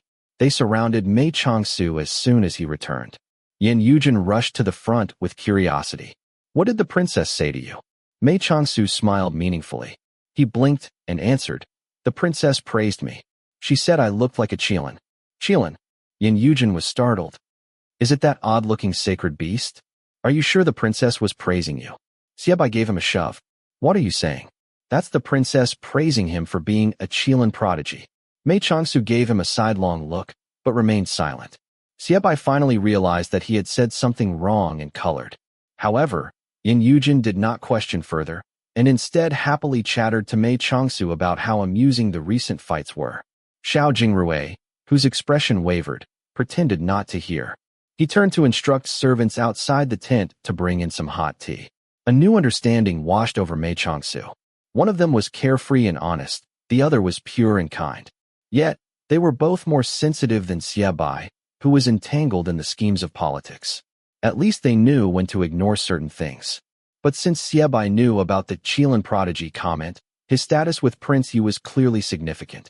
Whether it was a crown prince or a prince, they would surely invoke the emperor's apprehension and anger if his majesty heard about them recruiting some Qilin. Thus, they would never tell this secret to anyone besides their closest confidants.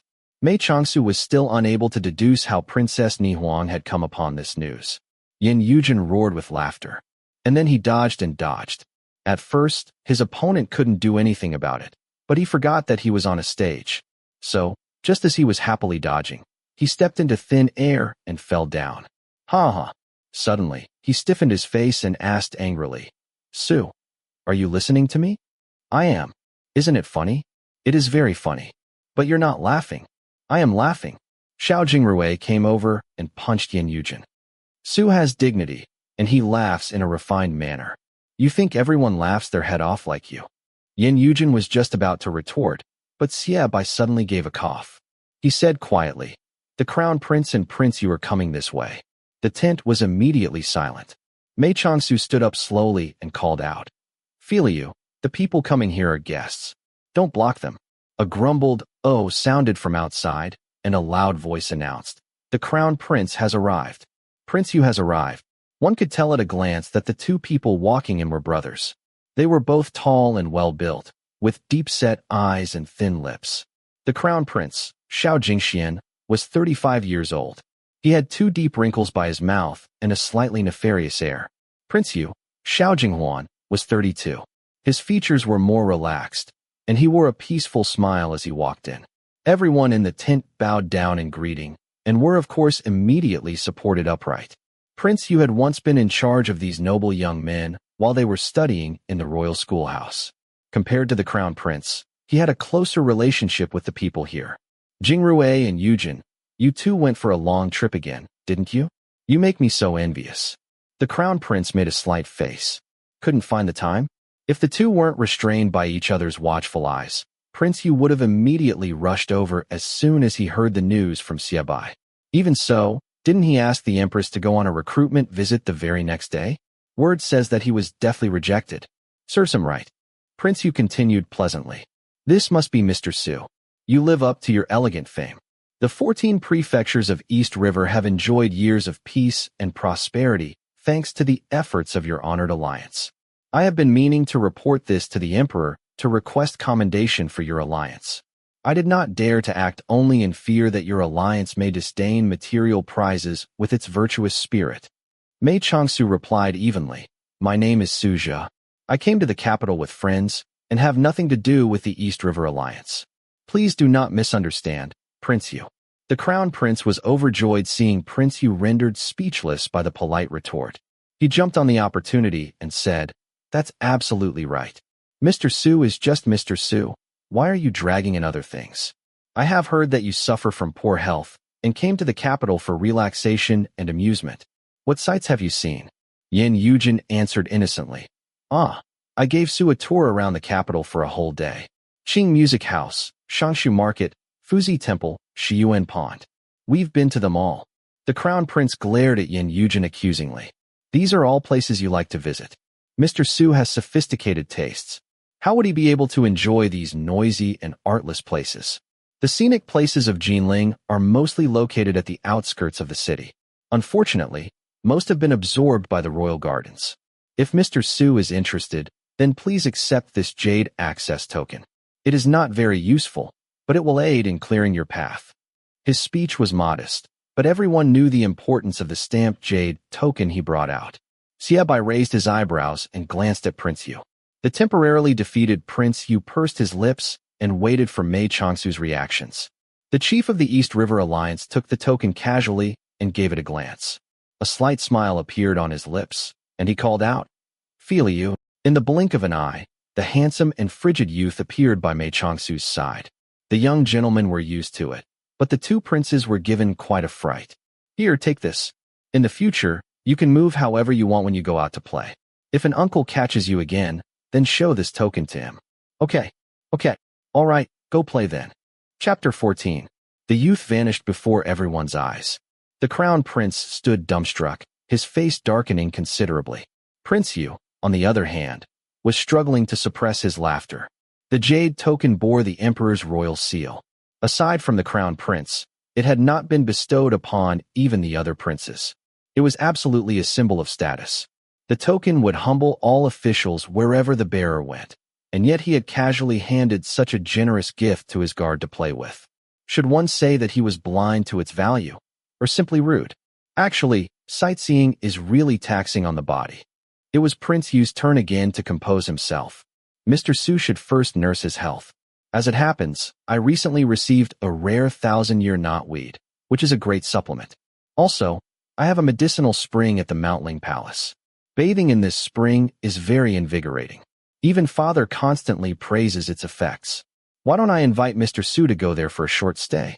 I would then have the chance to discuss literature and prose with you. I am hoping to absorb some of the elegance and grace of the top-ranked gentleman. Even Xiao Jingrui was moved by Prince Yu's suggestion. He thought back to their journey, how Mei Changsu's color had drained and his breath had shortened with any light exertion. He often coughed for half the night as well. The 1,000-year knotweed and the Mount Ling medicinal spring were undoubtedly offerings difficult to refuse. Aren't you really busy recently? I believe father gave you a handful of tasks, saying you were very capable. The crown prince sneered. How would you have time to accompany Mr. Su to some Mountling palace? You don't need to worry, brother. I've completed my tasks regarding the Department of Military Affairs and Qi Prefecture. I reported to father yesterday and was just about to report to you today. As for the case against Duke Qing, the royal commissioner has yet to return, so the trial cannot begin for now. There's a perfect opportunity for some idle days right now. Shouldn't you let your brother rest for a little while? Responded Prince Yu, smiling. His attitude was extremely respectful, but the crown prince felt great resentment. It looked to him that Prince Yu was simply itching for a beating. He wished that nobody was present so he could give him a few refreshing slaps himself. I will gratefully accept your kind intentions, said Mei Changsu. He took a look at these brothers. They had the appearance of perfect respect, yet both hated each other to the core. He bowed slowly in respect and continued. However, I have been taking medicine especially prepared for me by Dr. Sun. I cannot take unapproved supplements. The 1,000-year knotweed is such a treasure, please do not waste it. As for the medicinal spring at Mountling, I'm afraid I will need to write to Dr. Sun first. If he says that I may bathe in it, then I will go disturb your highness. The crown prince felt much better after seeing Mei Changsu refuse Prince Yu as well. He quickly cut in. That's right. One can never be too careful in nursing an illness. There's no logic in gulping down any expensive medicine you find and jumping in any water you see. If you do not have any doctor better than Dr. Sun, then stop giving random suggestions to Mr. Su. Prince Yu understood that Mei Changsu would never express which party he preferred in front of the crown prince and himself. This meeting was simply an opportunity for everyone to be acquainted and observe each other in close quarters. The real battle would take place later. He shouldn't rush things. Thus, he laughed with the perfect picture of benevolence. The crown prince stood up.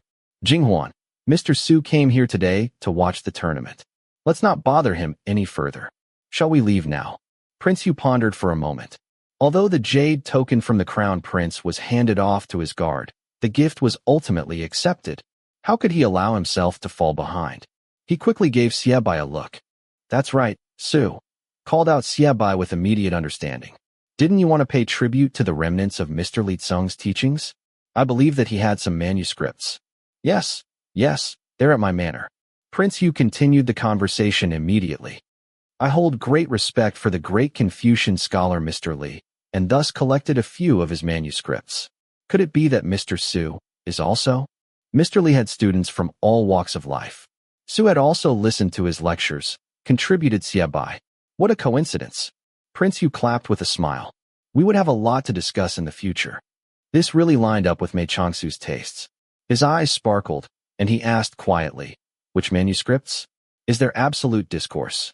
Yes, replied Prince Yu with joy. It's right in my library. If Mr. Su wishes to read it, please come to my manor whenever you wish to. Nobody would dare to block your path. He did not mention gifting the manuscript, instead only inviting Mei Changsu to his manor to read it. Clearly, he wanted to use the manuscript as bait to create frequent interactions between them. The crown prince did not like where this was going and was growing uneasy. He interjected hastily. Jinghuan, aren't you being too petty? It's just a few manuscripts. If Mr. Su likes them, then just gift them to him. Don't create such a hassle for him by making him view them at your manor. If you're feeling too stingy, then name a price. I'll buy them as a gift to Mr. Su. Prince Yu's answer. After receiving such provocation, I have no choice but to say this. I was only afraid that Mr. Su would not accept the manuscripts. If you are willing to receive them, I will of course immediately deliver them. Mei Changsu's answer. Since Prince Yu cherishes these manuscripts as well, I would not dare to snatch them away. Prince Yu's answer. Oh, what are you saying? You are such a talented and knowledgeable individual. If Mr. Li was still alive today, he would definitely see you as his top pupil. These manuscripts should naturally be in your hands. Prince Yu's answer. At the risk of offending you, my brother, I must say that there's a problem with what you've just said. These manuscripts aren't worth much in the eyes of an average person, but they are priceless treasures in the eyes of those who hold respect for Mr. Li.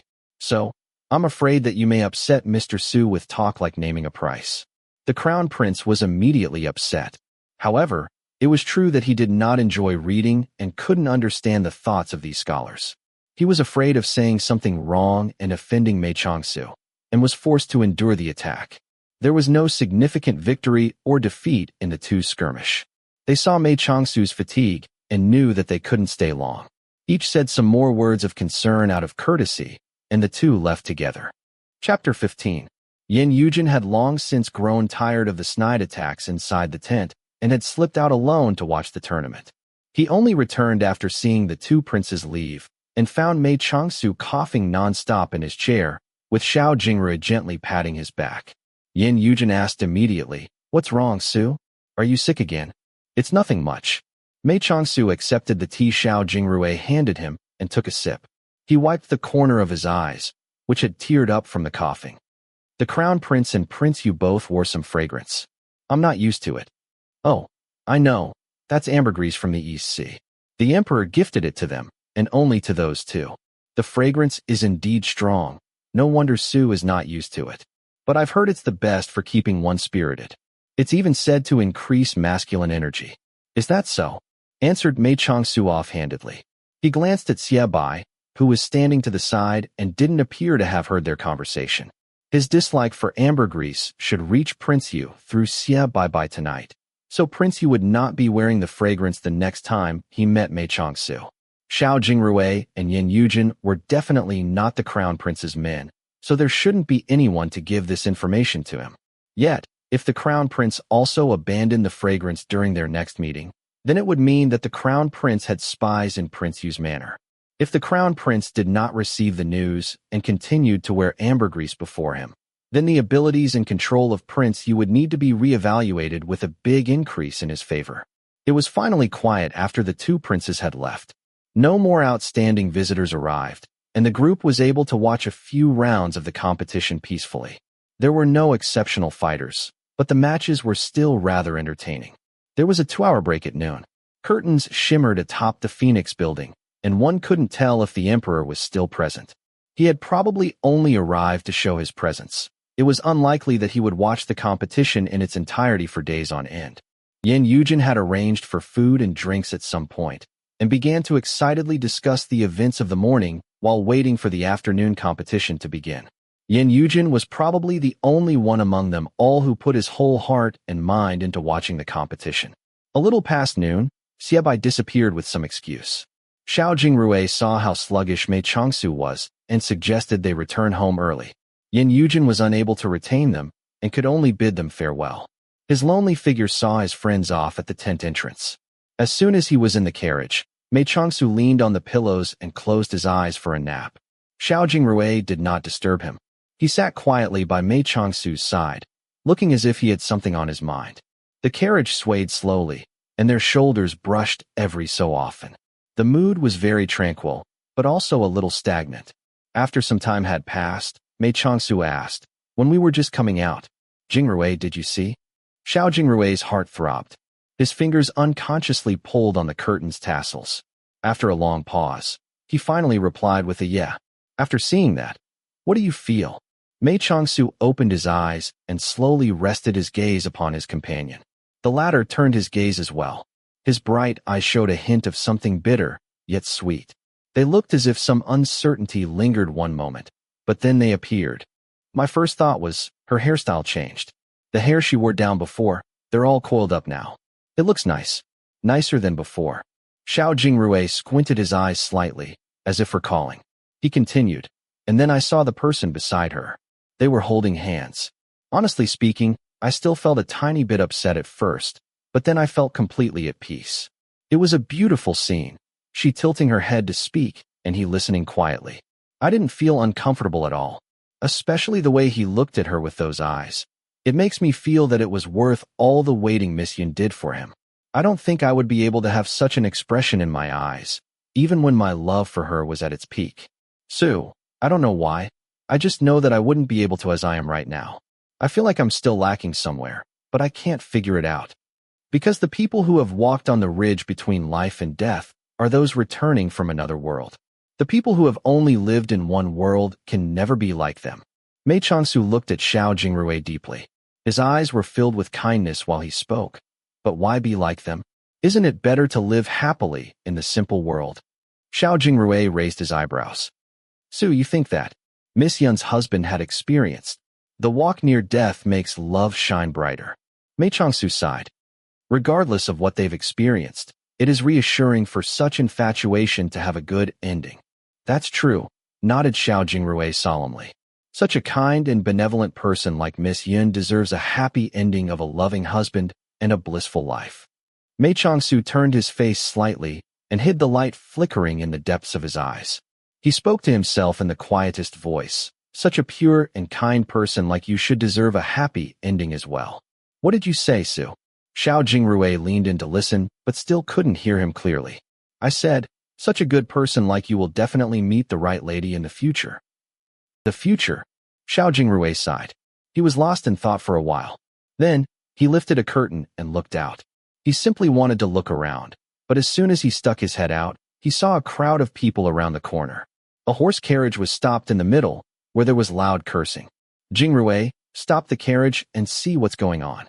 Mei Changsu sat up to look outside as well. "I heard the voice of a child." "Okay," answered Xiao Jingrui. He ordered the carriage to stop, then jumped down and walked closer to the scene. The group of people were wearing the same servant uniforms. A lantern with the surname He hung from the carriage. The people on the street did not dare to get close and watched the scene from a great distance. Xiao Jingrui frowned and roughly figured out the identity of the person flaunting his power in the streets. He squeezed into the center. Sure enough, he saw He Wenxin, the son of the Minister of Personnel He Jingzhou. He Wenxin was kicking a small, thin boy. He yelled while kicking, "You little bastard, what were you scampering about for? You startled my horse and almost made me fall from it." He snatched the horse whip from a servant nearby. He was just about to put his strength into it when his hand was caught by someone. "Who the fuck dares to?" He Wenxin began to swear angrily, then saw Xiao Jingrui's face. He quickly swallowed back the rest of his words. Actually, the real nobles within the capital were generally well-disciplined. Very few would act so cruelly in the streets like this. Even though there were some people who held true disdain for commoners, they would refrain from beating and swearing in person out of concern for their status. He Wenxin's father had become a court official through the royal examinations and had been transferred all around the empire after his appointment. He Wenxin was left under the care of his grandmother, who spoiled him and neglected his discipline. He was notorious for his atrocities from just the few years he had been in the capital. He did possess some cleverness and usually never messed with those he could not afford to offend. Thanks to that, he had lasted until now without any major incidents. He did not dare to speak more when he saw that it was Xiao Jingrui interjecting. "Never mind, I don't want to bother with this," he said with some embarrassment, and disappeared rapidly with his servants. Even though Xiao Jingrui was angry, it was not as if he could drag He Wenxin back and give him a beating. So, he resigned with a sigh and crouched down to look at the child. The boy was tiny and thin, appearing to be no older than 10. On his face were a few slightly swollen red handprints. When the boy saw the man beating him leave, he straightened his curled-up body a bit and quickly crawled around to pick up some scattered books. He stacked them into a large pile and wrapped them with an old cloth. However, there were many books and little cloth, and he couldn't make a knot. "What's your name?" asked Xiao Jingrui as he helped to gather a few books. He touched the boy's shoulder. "You probably received quite a few kicks. Are you hurt?"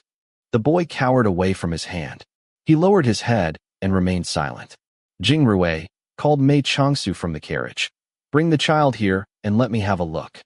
"Okay." Xiao Jingrui reached out to grab the boy's arm. He spoke warmly. "How would you be able to carry this many books? I'll find someone to help you. Come, let's go there first." "I can carry them," mumbled the boy quietly. In the end, he did not dare to struggle much. Xiao Jingrui half-dragged, half-carried the boy to the carriage and stuffed him inside. Mei Changsu pressed on the boy's shoulder with his warm and soft hands. He moved down steadily, checking his whole body gently and attentively. When his palm pressed on the lower ribs, the boy cried out in pain and shrank back. "He is probably hurt here." Xiao Jingrui stopped the boy from behind and removed his shirt gently. He sucked in his breath. Besides a new purple bruise on his ribs, old wounds appeared all over his thin body. At a rough glance, there appeared to be wounds from clubs, whips, and even branding irons. The marks were fading, but one could imagine what type of torment the child had gone through. "Which family are you from?" asked Xiao Jingrui loudly, unable to contain his shock. On second thought, he asked again, "Are you a servant of some manor? Who's the one constantly beating you like this?" "No," denied the child immediately. "I haven't been beaten for many years. This is from before. Even if it's from before, tell me, who beat you?" "Jingrui." Mei Changsu stopped him quietly. "Don't question him further. This child's ribs must be fractured if not broken. Let's bring him back to the manor first and have a doctor take a look at him. Also, bring those books in. Look, this child is really concerned about his books." He was not wrong. The boy looked clearly relieved once he saw all the books brought in. He begged quietly, "I'm fine. Please let me down. I can go back by myself." "Where are you going back to?" Xiao Jingrui took this opportunity and inquired further. The boy seemed very sharp. He immediately lowered his head. "Are you reading all of these books?" asked Mei Changsu warmly, flipping through the pile of books. Perhaps his air of gentle elegance was reassuring. The boy was a little calmer after he raised his head and glanced at Mei Changsu.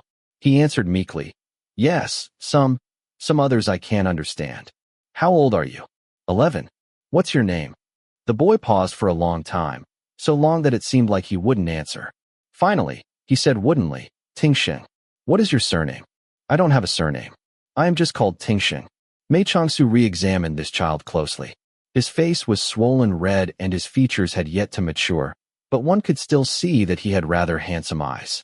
His words and actions had been very submissive since the beginning, without any apparent struggle against unjust treatment. Yet strangely enough, one could not feel a hint of servitude from him.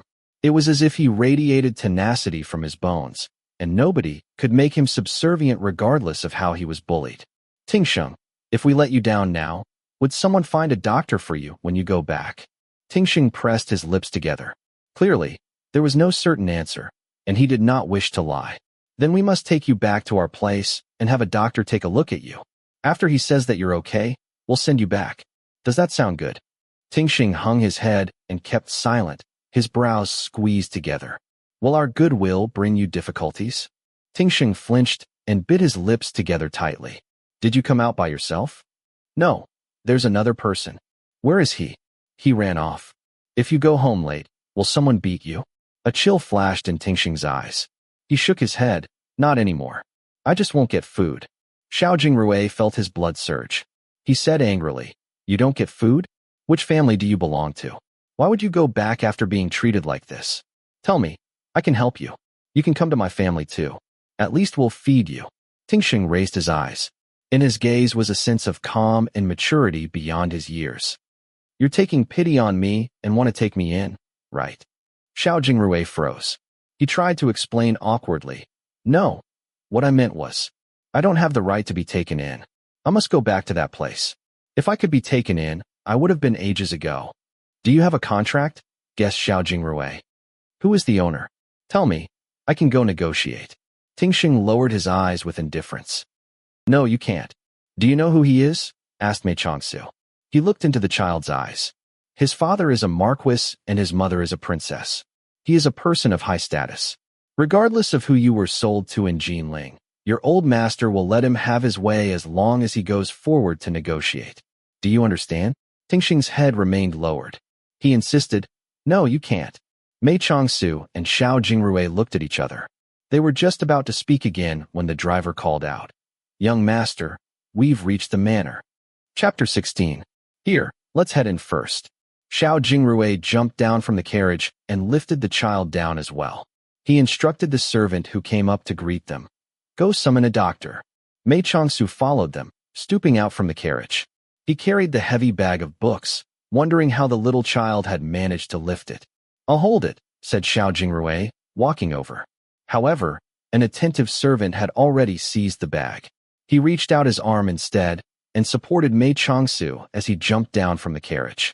Tingsheng took a quick glimpse at the manor of the Marquis of Ning's sign above the entrance, and his face clouded for a second. Even though he quickly lowered his head again, this slight change in demeanor did not escape Mei Changsu's eyes. They brought the child to the snow cottage. A doctor soon arrived to treat him and concluded that his ribs were dislocated. He must rest, eat nutritious food, and must refrain from any more physical labor. If not, this would inevitably cause other issues for his body in the future. One could tell that Tingxing lived in very harsh conditions just by looking at him. If they let him return now, then he probably would not be able to fulfill any one of the doctor's orders. Yet, regardless of how Xiao Jingrui interrogated him, Tingxing refused to spill out any details on where he lived. Compared to him, Mei Changsu was much more patient. He sent for someone to bring exquisite food and drinks to feed Tingxing, then told him to sleep and rest. When he saw that Tingxing was much too uneasy to fall asleep, he began to flip through a book to examine the extent of the boy's knowledge. You don't have a teacher, do you? No. Who taught you to read? My mom. Mei Changsu pondered for a moment. Although this child had a desire to learn, his education was clearly shallow and chaotic.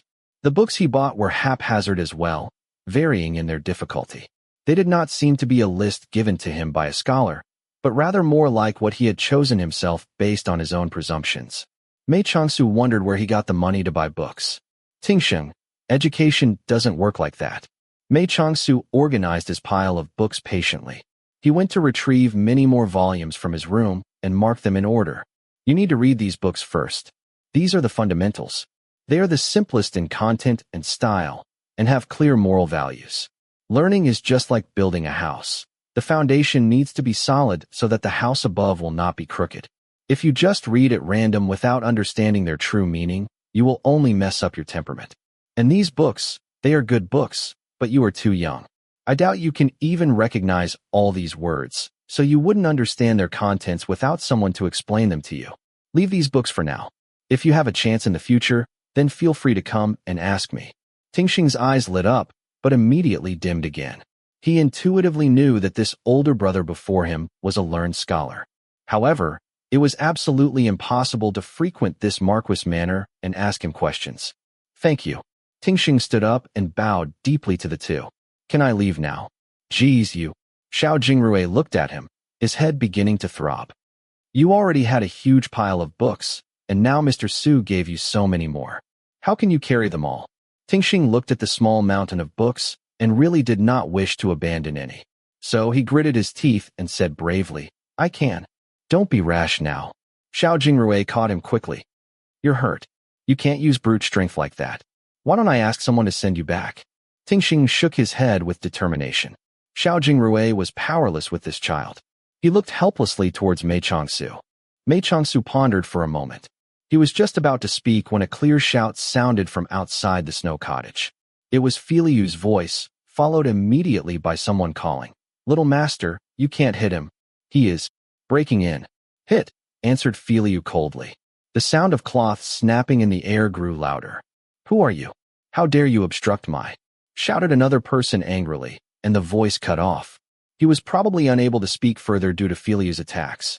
Go out, then no hit. Filiu likely received instructions from Mei Changsu and was not lethal in his attacks. However, his voice was like ice, leaving no room for discussion. Xiao Jingrui was unable to identify the voice of the man being obstructed, but he still ran out immediately. Moments later, his voice sounded as well. Filiu, stop fighting. This is a guest. He can come in. Didn't say okay? Out, insisted Filiu. Mei Changsu frowned. Besides the few people Filiu already knew, most guests would be announced by servants. If he wished to see them, then he would first instruct Filiu to allow them in. This had allowed them to be free from conflicts thus far. This guest had clearly charged in by relying on some kind of status, and not only were the servants afraid to block his way, they did not even have a chance to announce him first. Thus, he ended up provoking Filiu and was stopped by him. Normally, Mei Changsu would never see such a rude guest. He was just about to raise his voice and decline this guest when his gaze fell upon Tingxing. The child's face was as white as a sheet. He stared straight forward, mouth agape, and was listening attentively to the noise outside. He wrung his hands together, almost changing their shape. Mei Changsu suddenly changed his mind. He called out, Filiu, let him in. The sound of combat immediately stopped, and Xiao Jingrui's voice sounded again. His tone was extremely polite, saying, I hope you are unhurt. What could have made you charge in like this? Is there an urgent matter? My father is not home right now. Why don't I accompany you to the main hall and wait? I'm not looking for the Marquis, said the man as he strode into the snow cottage. His path led him before Mei Changsu, whose calm gaze had a hint of sharpness. The man stopped involuntarily.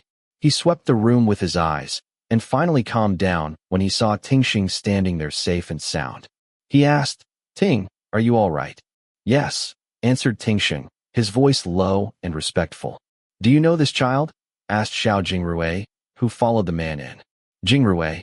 The man turned and spoke solemnly. "I heard that this child accidentally bumped into the carriage of a nobleman, and perhaps he startled your important guest. It's no wonder that you're upset.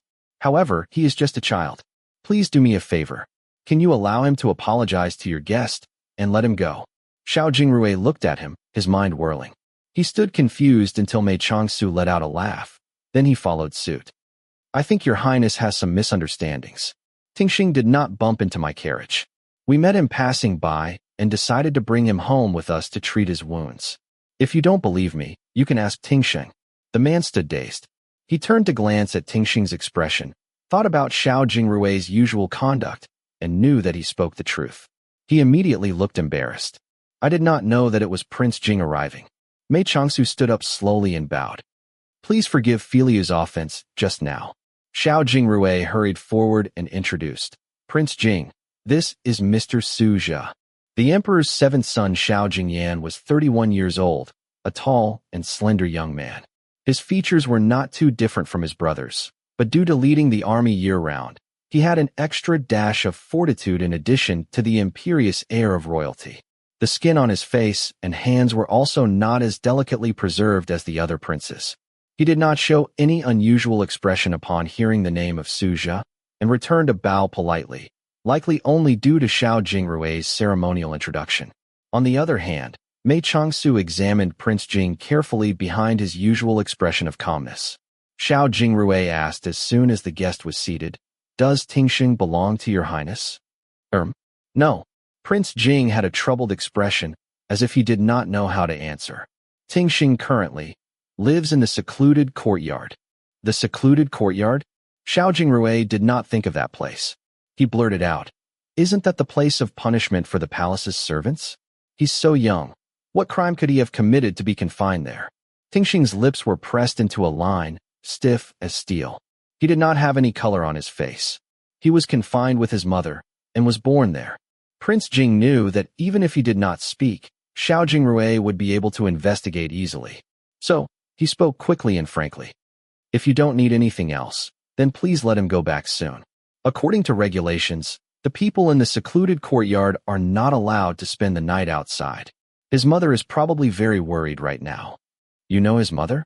Xiao Jingrui knew that he should not inquire further, but was not able to win against his curiosity. Prince Jing's official consort had passed away many years ago. Currently, he only had 2 concubines who were appointed to him, and no others. Compared to other princes with teeming harems, he was certainly eccentric. Perhaps it was because he fell in love with a convicted palace maid. Thinking further along those lines, perhaps that child was... At this point, Xiao Jingrui felt that his imagination was in danger of turning into that of Yan Yujin. He forcefully cut off his train of thought and smiled with some embarrassment. Prince Jing was his elder by a few years, and thus had more life experience. He was also pretty smart, and so he understood from a glance where Xiao Jingrui's thoughts had run off to. However, he did not intend on clarifying. He had learned about Tingxing's existence only a few years ago. At the time, the child was tormented beyond belief. For the past few years, he had exercised some of his powers to relieve Tingxing from beatings, but at the end of the day, he could not protect him perfectly. Prince Jing would inevitably be worried whenever he left the capital to inspect the borders. He had returned to the capital just a few days ago and was busy completing some tasks from the Department of Military Affairs. He finally had some free time to check on Tingxing in the secluded courtyard, but heard his friends say that he had gotten into trouble in the streets. Prince Jing quickly looked into the situation and rushed over to save him. Thankfully, nothing major had happened. "It was impertinent of me to trespass into the Marquis's manor. I will most certainly return with apologies on another day." Prince Jing did not say much more. He stood up and gave Tingxing a look. "It is getting late. I will take my leave." Before he finished, Mei Changsu suddenly began to cough. At first, it seemed like he was forcefully suppressing it. Then, He began to cough more and more violently, as if he were about to tear his organs apart. Veins popped all over his forehead, which was covered in large drops of sweat. Xiao Jingrui had never seen him cough like that in all their time together, and was very anxious. He hurried over to pat Mei Changsu's back, but found it useless. He went to wipe his sweat with a handkerchief, but found his forehead to be burning hot, while his face was icy cold. He became more agitated and shouted for someone to summon a doctor. Even Filiu had pounced over. He hugged Mei Changsu's shaking body, and was speechless like a terrified child who was only able to cry out, "Ah, ah." After a long struggle, Mei Changsu began to slowly calm down. He raised the handkerchief covering his mouth. A blot of glaring red blood flashed, and was crumpled away. Xiao Jingrui had already seen it, and was very distressed, but kept quiet. He simply asked Mei Changsu softly, "Su, do you need to take one of Dr. Sun's pills?" "No need." Mei Changsu fought to regulate his breathing and smiled at Filiu. "It is just a cough. Don't be scared, Filiu. I'll be all right if Fili, it helps me and pats me on the back tonight." Filiu pat. "That's right. With Filiu patting my back, nothing would happen to me." Prince Jing had been watching from aside. He couldn't leave and couldn't stay. He saw Suja calm down now and hurried forward to inquire politely, "Is Mr. Su ill?" Mei Changsu slowly turned his gaze and found Tingxing staring at him with wide eyes. Mei Changsu smiled softly at him and waved his hand. "Come here, Tingxing." Tingxing looked at Prince Jing. He didn't really know what was going on, but he walked over to the long chair. "Tingxing, would you like me to be your teacher?" Tingxing was shocked. He did not know how to respond. Prince Jing frowned. "Mr. Su, Tingxing is from the secluded courtyard." "I know." Some moisture lingered in Mei Changsu's eyes, probably due to his violent coughs. They made his gaze look more intense as he continued. "I am simply asking, would you like me to?" Tingxing's chest heaved sharply. For some reason, he was suddenly certain that this was an opportunity. So he squared his jaws, straightened his back, and answered loudly, "Yes." "All right." The smile on Mei Changsu's pale face widened. He reached out and held the child's hand in his. "Go back for now. I will definitely find a way to have you by my side." Chapter 17. As for Mei Changsu's sudden promise, the person who ended up being the most astounded was actually Prince Jing. Compared to Xiao Jingrui, he had a better understanding of the child's status, and he knew exactly how difficult it would be to take him away from the secluded courtyard. After all, even the significant efforts of a prince could not achieve the goal of taking Tingxing into his manor. This young man was simply a good friend of a marquis's son.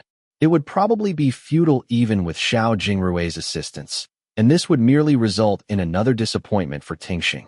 "Mr. Su must be a kind person and can't bear to see this child suffer," said Prince Jing evenly. "However, the people within the secluded courtyard may only leave with the emperor's special pardon. It is not an easy task. Does Mr. Su think that it could be resolved with just a word from the Marquis of Ning?" Xiao Jingrui said hurriedly. "Ah, I can ask father to go meet the emperor." "Jingrui." Prince Jing cut him off immediately. "Are you requesting the Marquis of Ning to meet the emperor for the son of a maid in the secluded courtyard? Please stop making such jokes."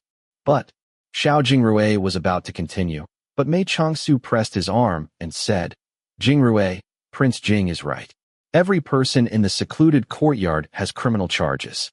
It's not such a simple matter as taking pity on someone from the streets and buying them back. You must not say anything about this matter to the Marquis, nor to anyone else, understand?" "You don't want us to help?" asked Xiao Jingrui incredulously. "Then how do you plan on rescuing him? Are you going to ask the Crown Prince and Prince Yu?" Prince Jing raised his eyebrows. A light, sharp as a sword, flashed in his eyes. He said coldly, "So Mr. Su is actually friends with the Crown Prince and Prince Yu. I have not paid you due respect." Mei Changsu glanced at him and ignored the comment. He continued his warm speech to Xiao Jingrui. "Jingrui, you must believe in me. I can be more confident about saving Tingxing only if nobody else knows about this. As the son of a convicted maid, the emperor's suspicions will be raised in accordance with the status of the person asking for a special pardon. If not, Prince Jing could have saved him long ago. Promise me. Pretend that you know nothing about this and do not bring it up again in the future, okay?" Xiao Jingrui stared bewilderedly at him. Although he did not understand, He still nodded out of trust and respect for Su. Right then, a person outside the courtyard announced, "Young master, the Marquis has returned." An idea struck Mei Changsu. He seized the chance and said, "Run along and go greet the Marquis. You don't need to keep me company here. But your body. Don't worry. You know that I cough a lot. It's not a big deal. How can you not greet the Marquis when he returns to the manor? If you abandon the proper etiquette of a son in order to accompany me, the Marquis will think that I am a horrible friend you shouldn't associate with. Go." Xiao Jingrui complied. He stood up and turned towards Prince Jing. "Then, I will accompany your highness out first." Prince Jing's answer. "Would your highness like to stay for a while longer? I have some details I want to ask about Tingsheng," said Mei Changsu, smiling. Prince Jing's answer. "HM." Prince Jing's eyes flickered. He couldn't really figure out who exactly this strange and sickly young man was, and wanted to observe him some more. So he nodded. "If so, then I will take my leave." Xiao Jingrui reckoned his father to have passed the second gate by now, and was a bit worried.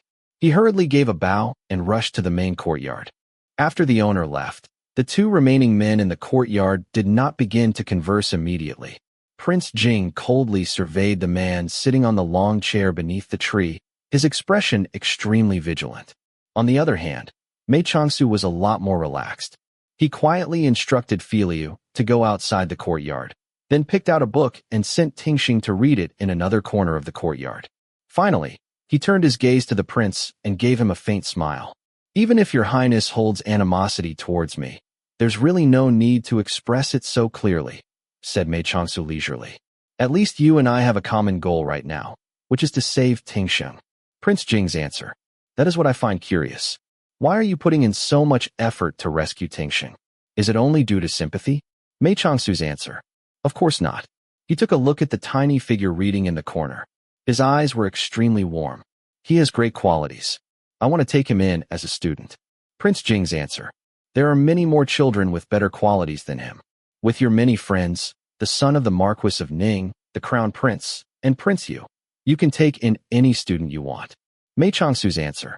"Then what is the reason for your highness to protect Tingxing so? Your highness charged into the manor of the influential Marquis of Ning for a little convicted servant. I'm guessing that it was not only due to sympathy?" Prince Jing answered lightly. "I really like Tingxing's mother.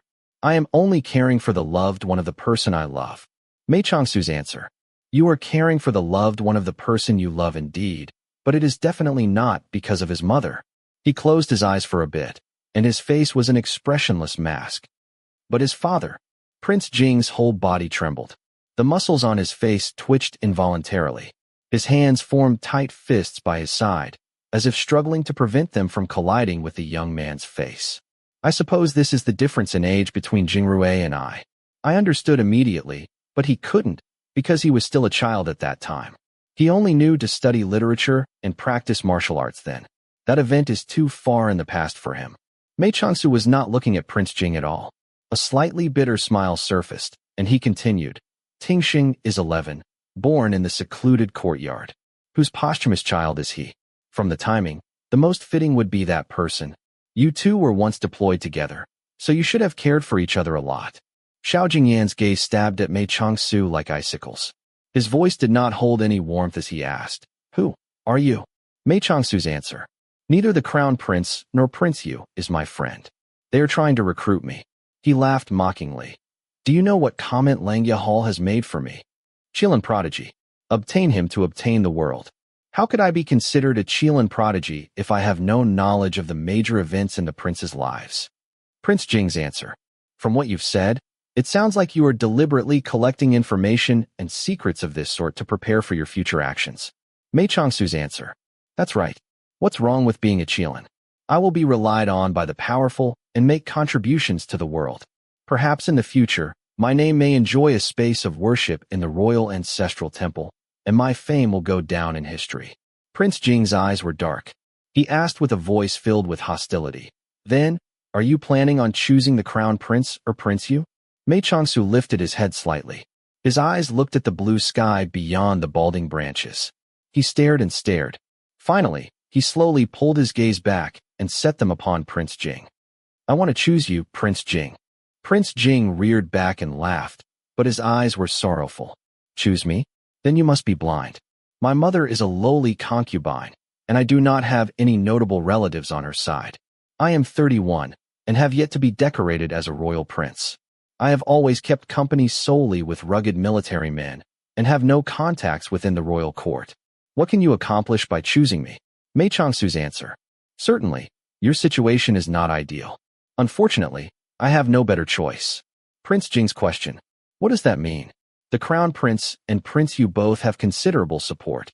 It wouldn't be a surprise if either one snatches the throne. Mei Changsu's answer. I don't want to choose them precisely because it wouldn't be a surprise if either one obtains the throne. Would it not be a great show of my Qilin abilities if I can set a person nobody thought of on the throne, all by myself? Prince Jing took a long look at Mei Changsu. He couldn't tell if this person was joking or serious. Mei Changsu's question. Your Highness, please be honest. He returned his gaze calmly, like a demon luring someone to hell. Are you really completely uninterested in becoming the emperor? Xiao Jingyan's heart quivered, and he silently clenched his jaw. As the emperor's son, it would be a lie to say that he had never held any desire for the throne. Yet, it would be untrue to say that he thought about it constantly, or that seizing the throne was his most important goal in life. However, he was willing to pay any price if he could really prevent the Crown Prince and Prince Yu from claiming the throne. Mei Changsu's answer. If I manage to save Tingsheng, then please consider it as a greeting gift for joining you. He looked indifferent, but his words made Prince Jing's blood churn. The eldest prince, your most respected elder brother. Your wish is to have his only remaining blood leave the secluded courtyard, right? Prince Jing's eyes quivered slightly. He spoke in staccato. Can you really do it? Mei Changsu's answer. I can. Prince Jing's answer. However, I do not actually appreciate people who are so calculating like you. Even if I were to ascend the throne with your assistance, you may not receive much merit or status from me. Are you fine with that? Mei Changsu's answer. Since I have a calculating mind, I will naturally have opportunities to discuss conditions with your Highness. He smiled broadly, making him appear sunny and light-hearted, much unlike his somber words. You wouldn't happen to be the type who kills accomplished officials, would you? That sounds more like Crown Prince and Prince Yu. Prince Jing began to think carefully with his fingers over his lips. This Suja had said such ridiculous things, but he appeared to be very serious. Perhaps he was trying to deceive him, but he really couldn't think of a motive. Whether it was the Crown Prince or Prince Yu, neither had ever taken any brother besides each other to be a worthwhile opponent. They wouldn't bother with sending such a capable person just to probe his thoughts. Then, what was he after? Was he really only choosing someone he wished to support? Mei Changsu's answer. Your Highness should think it over faster. After all, Tingsheng must return before dark, urged Mei Changsu serenely. Finally, Prince Jing gritted his teeth and made a decision. All right. As long as you can prevent the Crown Prince and Prince Yu from ascending the throne, I can cooperate with you. Mei Changsu's answer. That's not enough determination. You must make the throne your absolute goal. His words were like ice. You know what powers the Crown Prince and Prince Yu hold. If you want them to fail, then someone else must succeed. Who can that person be but you? Of the living princes, the third prince is crippled, the fifth prince is cowardly, and the ninth prince is too young. Like I said, your situation is not ideal, but there is no other choice. Prince Jing's answer. You're rather blunt. His eyes flashed with interest. Since you're interested in joining me, aren't you afraid to offend me? Mei Changsu's answer. Do you only like to listen to pleasing words? From his tone, he appeared very tired. He leaned back in his chair, his eyes half closed. Please rest assured, Your Highness. In at most 10 days after Princess Nihuang's tournament, I will be able to take Tingsheng away from the palace. Right now, please forgive me for not seeing you off. After he finished, he closed his eyes completely, as if beginning to nap. Xiao Jingyan did not pay much mind to such rude behavior. He took a look at Mei Changsu, and did not say anything. Then, he stood up, called for Tingsheng, picked up the bag of books, and walked sharply out of the snow cottage. Chapter 18. That night, Xiao Jingrui brought home a royal physician for Mei Changsu, but the doctor was afraid to interfere once he learned that the patient was taking medicine from Dr. Sun. He left orders to rest well and avoid emotional stress, then left immediately. Mei Changsu sent Xiao Jingrui off with the doctor, using the excuse of wanting to sleep early. He didn't actually go to bed. Rather, he threw on a coat, opened the windows, and sat quietly beneath the windowsill. He stared at the crescent moon hanging in the sky, as if in deep thought. Filiu walked over. He sat on the little rug nearby, plopped his head onto Mei Changsu's knee, and shook him gently.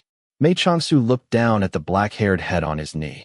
He reached out and patted it softly, asking quietly, "What's wrong with our Filiu?" Feeling lonely. Filiu raised his head and looked at Mei Changsu with eyes clear as daylight. "Don't be sad." Mei Changsu was a bit taken aback. After a while, a warm smile appeared on his face.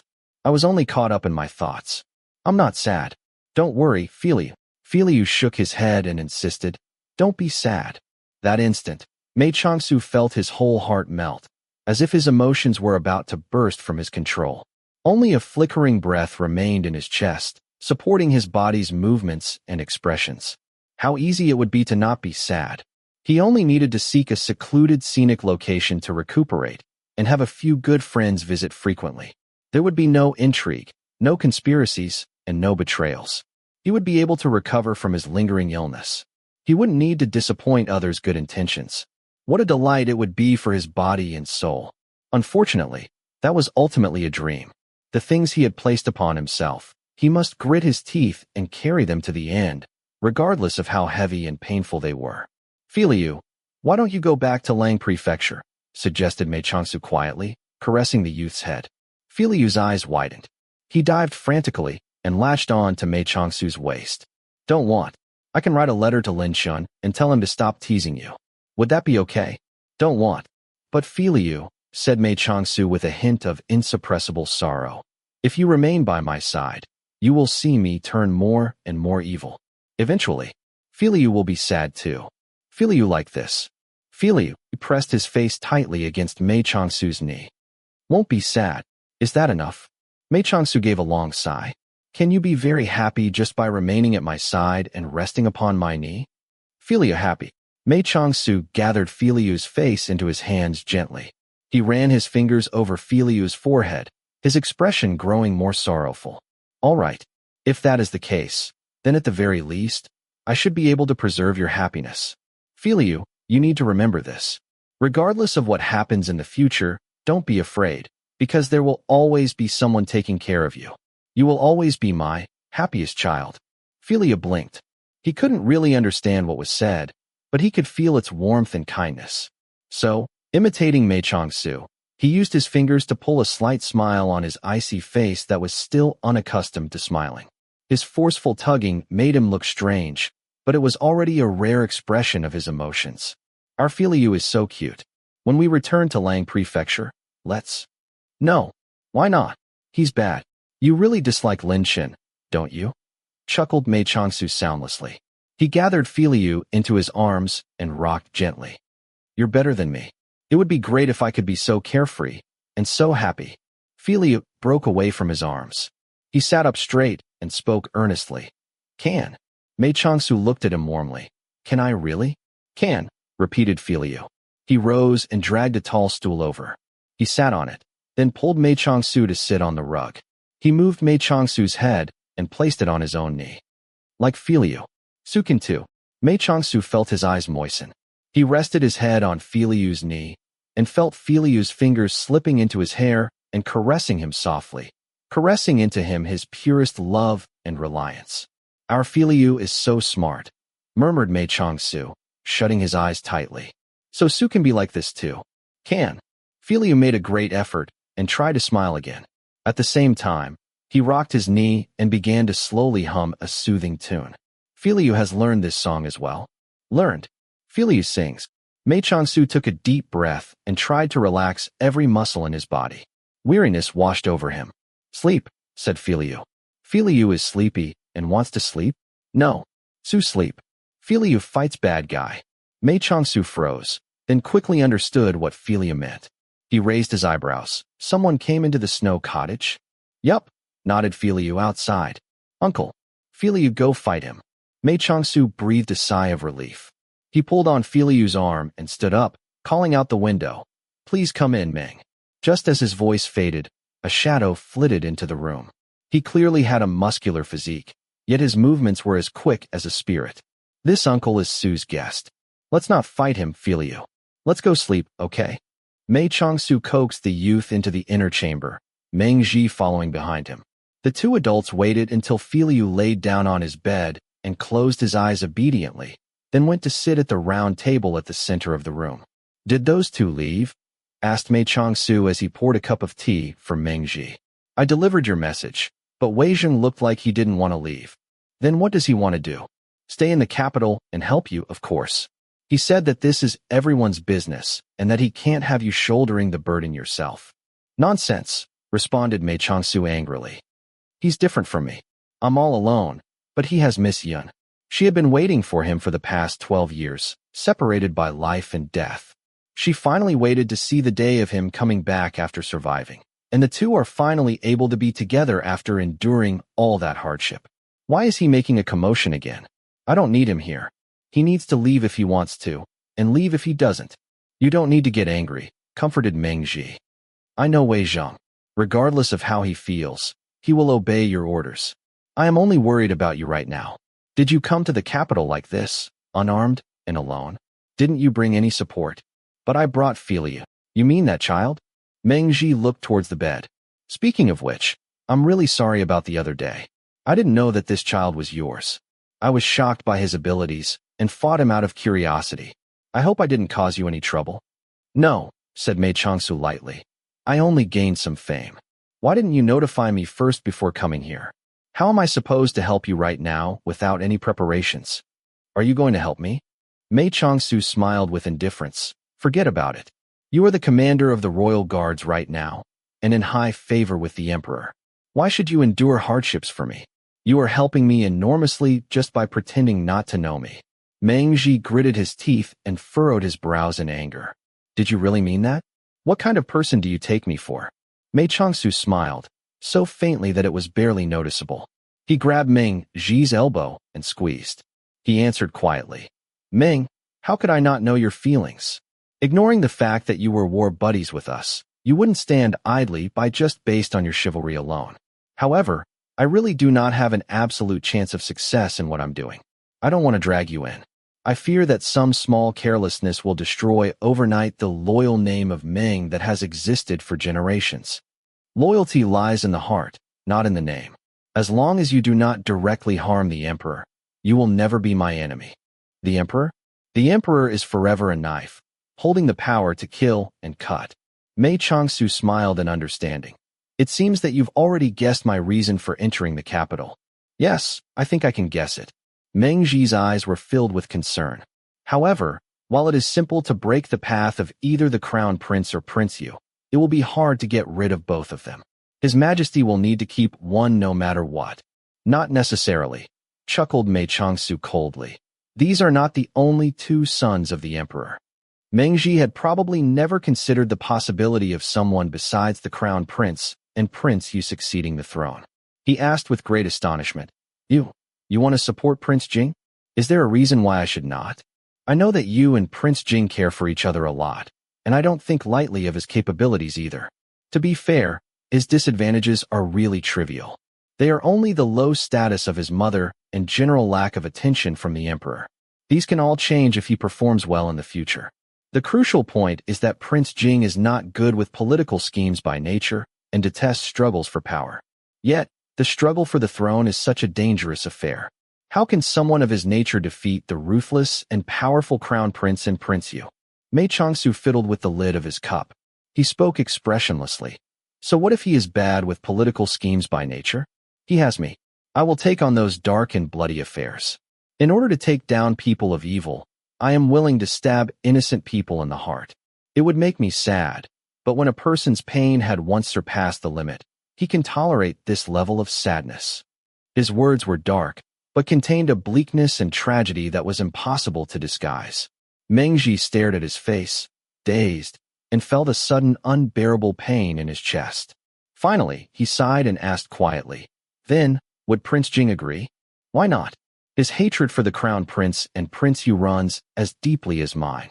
Not to mention, there is the throne waiting for him at the end. The throne has a special appeal. Not many people can resist it. Not even Jing Yan.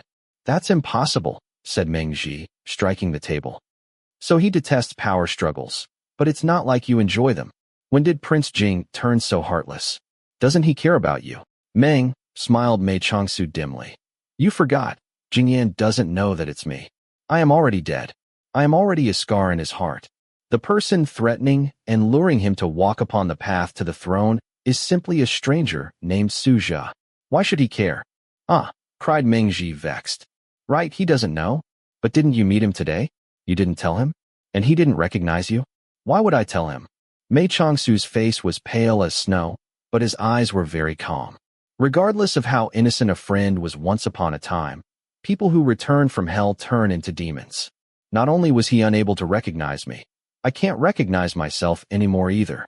Meng Ji clasped his hands together, so tight that his knuckles turned white. He wanted to use this to diminish the pain of his heart tearing apart. He still remembered the 18-year-old him, with his brilliant smile and healthy, apple-red cheeks at departure. 12 years had flown by. Upon looking back, it already felt like a previous lifetime. Shu. The hand he took into his were thin and pale. Meng Ji could only imagine what hardships and pain he had to overcome to struggle back to the world of the living. Promise me, don't ever tell Jingyan. Mei Changsu looked out the window, his gaze blurred and distant. The lively and cute friend he grew up with will never be the same person as the sinister and ruthless tactician. Isn't it better this way? Shu, you and great-grandma are the only two people in the entire royal capital who know about Lin Shu's return. I don't wish for there to be a third person, Ming. Please. You can rest assured with me. But how did the Grand Empress Dowager find out? She's been getting a little muddled in the recent years. I don't know how she recognized me either, as I look entirely different now. But when she looked at me and called me Little Shu, her gaze was so warm. I am sure that she didn't simply call me by the wrong name. Perhaps her foggy memory of the past allows her to be more at ease. I am only her Little Shu. I am supposed to appear at her side. Perhaps that's why she was so happy and not at all surprised. Meng Ji was a bit uneasy. The Grand Empress Dowager wouldn't say anything, would she? She wouldn't, said Mei Changsu calmly. Besides, nobody would really pay attention to anything she says now. Meng Ji gave a long sigh. That's true. Mei Changsu raised his cup of tea and took a sip. He was silent for a moment, then asked slowly. Meng, since you are here today, I have a question I want to ask you. Ask away. We've secretly contacted each other many times these years. How come you never told me that Jingyu has a posthumous child? What did you say? Meng Ji almost jumped up in astonishment. Prince Qi has a child.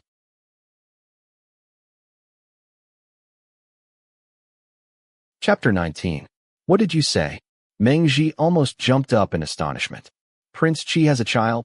You didn't know about this either? Mei Changsu was a bit surprised. Jingyan really kept a tight lid on the secret, but that's hardly surprising. If even the slightest bit of news fell into the ears of the crown prince or Prince Yu, then Tingxing's life would be forfeit. Is it true? Asked Meng Ji incredulously. All the men in Prince Qi's household have died. All the women were seized into the secluded courtyard, and anyone who had somewhat of a title was forced into the afterlife within a year. How could there possibly be a surviving orphan? Mei Changsu's eyes were heavy. He thought deeply for a moment and answered, I cannot deduce the details either. However, Jingyu's princess was intelligent and wise, and Xiotong was strong and brave. They were both outstanding women who were not at all inferior to men. Besides, everything was in such chaos then. It wouldn't be impossible for them to have fought to preserve a bit of Jingyu's blood and have him hidden away within the secluded courtyard. Going by the way Jingyan cares for Tingxing, he had probably confirmed the child's identity. There should be no mistake. What about his looks? Does he look like Prince Qi? The child had been tormented since birth. He's yellow and thin, so it's hard to tell. However, sometimes you'll see a shadow of Jingyu around his brows and eyes. Since Prince Jing knew that he is Prince Qi's child, why didn't he take better care of him? The child went through so much suffering. Meng Ji couldn't hold back his complaints. He doesn't have a choice either. It would inevitably raise suspicions if he looked after a little palace servant out of the blue. If Tingxing's identity was revealed by some accident, do you think the crown prince and Prince Yu would simply leave it alone? But we can't just let the child stay in a place like the secluded courtyard. Meng Ji stood up passionately and began to pace back and forth in the room. Fili sat up in his bed and stared at him with icy eyes, fully alert. Let's sleep, Fili. Mei Changsu turned and coaxed Fili, then turned to Meng Ji. Sit down first, Meng. I know you're worried, but don't you think that Jingyan and I are worried as well? We must save Tingsheng. However, the plan must be absolutely foolproof, and we must rescue him without harming a hair on his body. Do you already have a plan? Asked Meng Ji anxiously. I have a rough idea, but I still need to hammer out the details. We can't rush this. Haste makes waste, right? Mei Changsu gave a sidelong look at Meng Ji and raised his eyebrows. Meng, you're the greatest warrior of Liang now, and carry the heavy responsibility of protecting the emperor. I've heard people praise you from as far as Lang Prefecture for your calmness and strong will. How come you're having such trouble containing yourself today? Meng Ji scratched his head and gave a long sigh. I don't know what it is either. In any other situation, it wouldn't be hard for me to maintain my composure even if a mountain blew up. But speaking to you right now, I feel like I returned to my rash and reckless younger self. Do you still remember the Battle of Gourd Valley? If it were not for Prince Chi's 3 personally written orders holding back my reins, I probably would have charged straight into the enemy's trap. If I let Gourd Valley fall, It's true that father did not have much trust in you back then, but he also said later that he cannot compare to Prince Chi in regards to identifying talents. Prince Chi could single you out from thousands of soldiers during a single battle practice, even though you were not the most spectacular. My father could not match his great judgment. But who could compare with your esteemed father in terms of his ingenious and formidable command over his troops? Oh, how glorious the Red Flame Army was in those years. Any army would tremble before it. As he spoke of old memories, Meng Ji felt a surge of pride that had been submerged for many years. How regrettable that there was no wine before them. Instead, Meng Ji grabbed his teacup and took a big gulp, lamenting, "It's such a pity that I was forcefully transferred away from the Red Flames before I was there for long. If I were able to hone myself under Prince Chi and your esteemed father, I would be much more capable than I am now." Mei Changsu sighed faintly. Along with any loss comes a gain, I suppose. If you were not transferred away from the Red Flames, putting aside the fact that you wouldn't have been able to escape the devastation 12 years ago, you would not be the commander of the Royal Guards today, simply due to your identity as an old member of the Red Flame Army.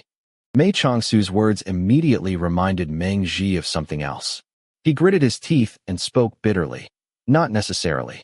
Isn't there an old member of the Red Flames standing magnificently in court right now, surrounded by a halo of light, as the Empire's pillar?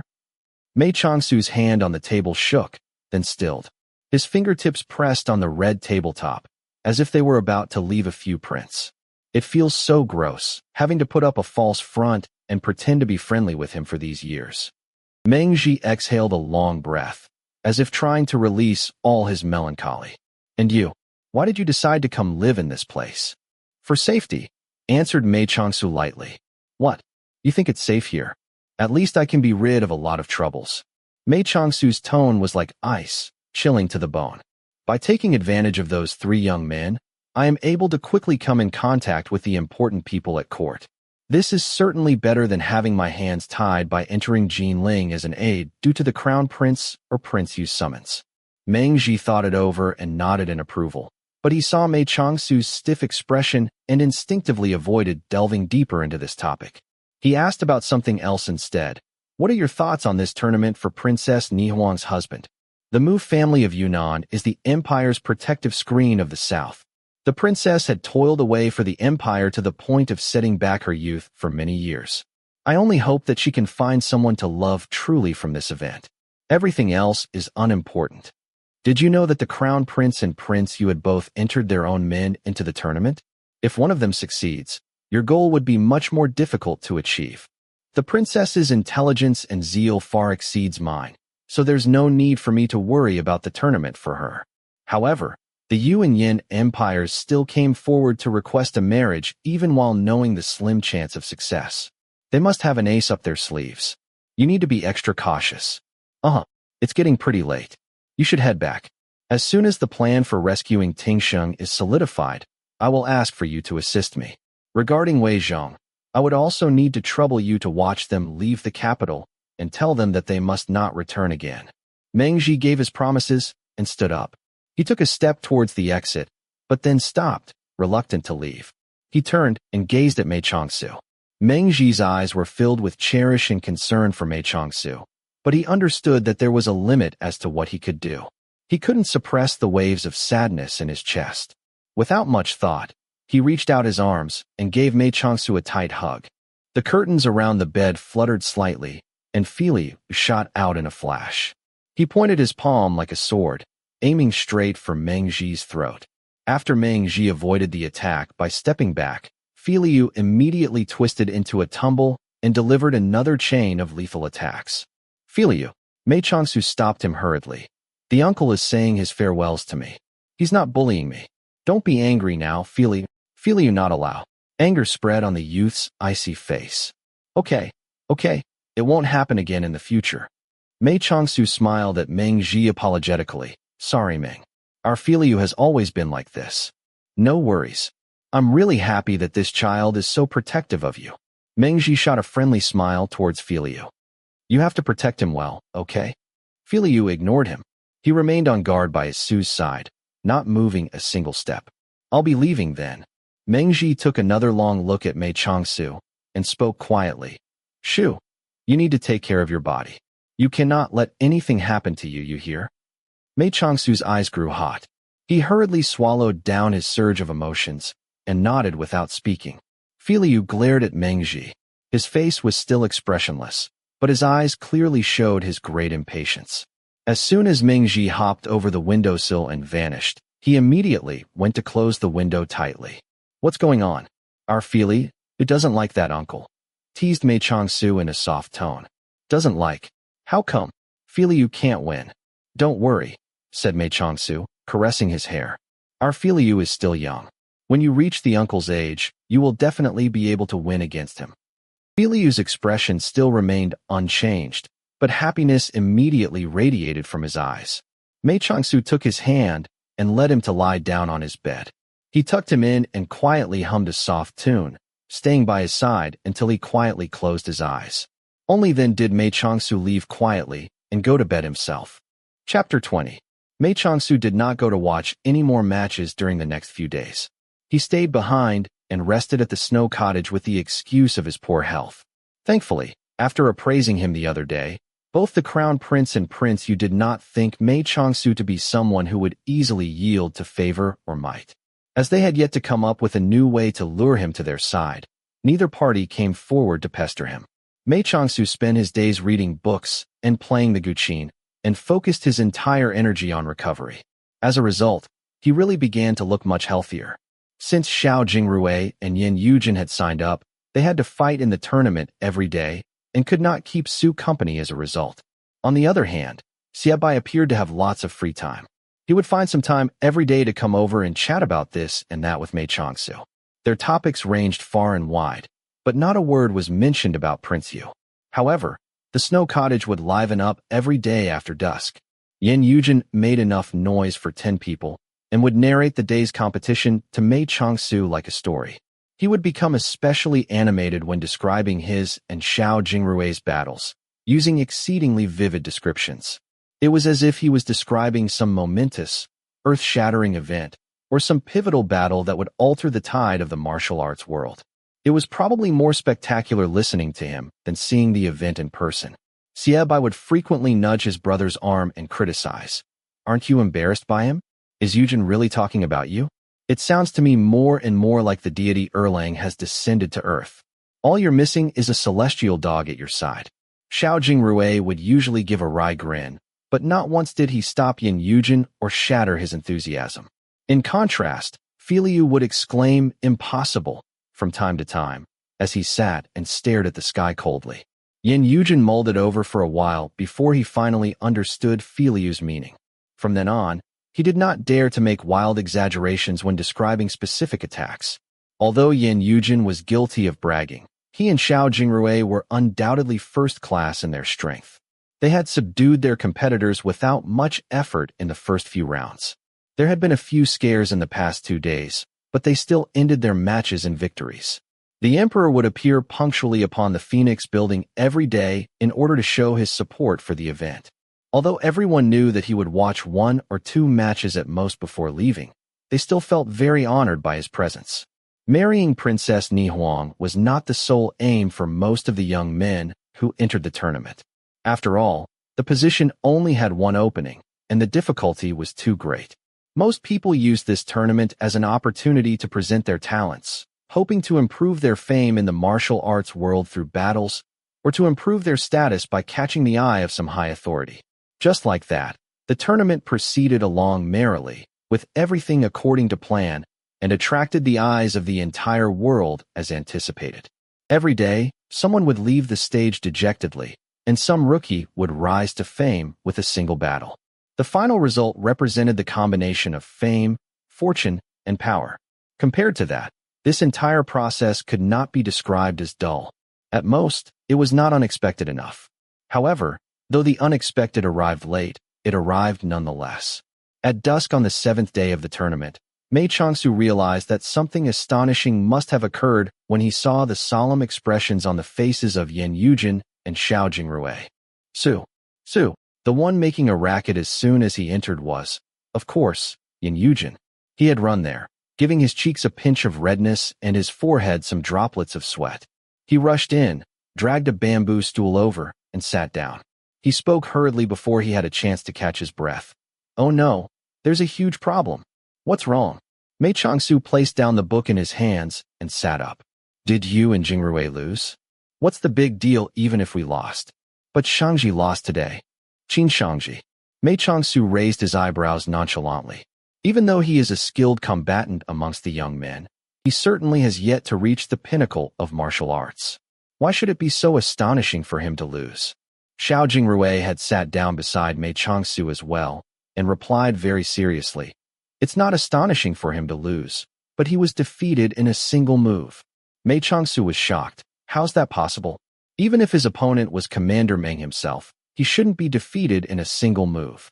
"That's why I said there's a huge problem," exclaimed Yan Yujin with a stomp. "Could it be that the person who defeated him is not a citizen of Liang? We wouldn't be so worried if he was a citizen of Liang. This person is from the Northern Yin Empire. His name is pretty weird, called Bailey Qi. He was pretending to have a lot of difficulties in the previous rounds, but he suddenly became fierce today, with tomorrow being the last round. It appears that not only is he looking to win, but he also plans on shaking up the remaining competitors during the process." Mei Changsu frowned. Besides Toba Hao, the Yin actually have someone of such caliber? This person practices a sturdy form of martial arts. His looks are coarse, and he's covered in steel-like muscles. Shangji took him lightly as a brute, and was rather careless. As a result, Bailey Qi received his first attack head-on, without even attempting to dodge. Then, before he had a chance to retreat, Bailey Qi dislocated his shoulder with one palm strike, which rendered Shangji unable to move his arm, and thus forced to admit defeat. Xiao Jingrui was just as worried, but his anxiety was not as exposed. He only showed a darkened face, and continued with a rather steady tone. "It's a bit unfair to say that he was defeated in a single strike, but it's true that Bailey Qi possesses outstanding strength. He may not have much of an advantage if he uses his brute force on someone with a solid foundation and intense inner energy, like Commander Meng, but—" He paused as he reached this part in his speech, as if unwilling to state it clearly. Still, Mei Changsu had already discerned the meaning of his unspoken words. Princess Ni Huang was, after all, a woman. Her nature of combat focused on technique, and was only supplemented with strength.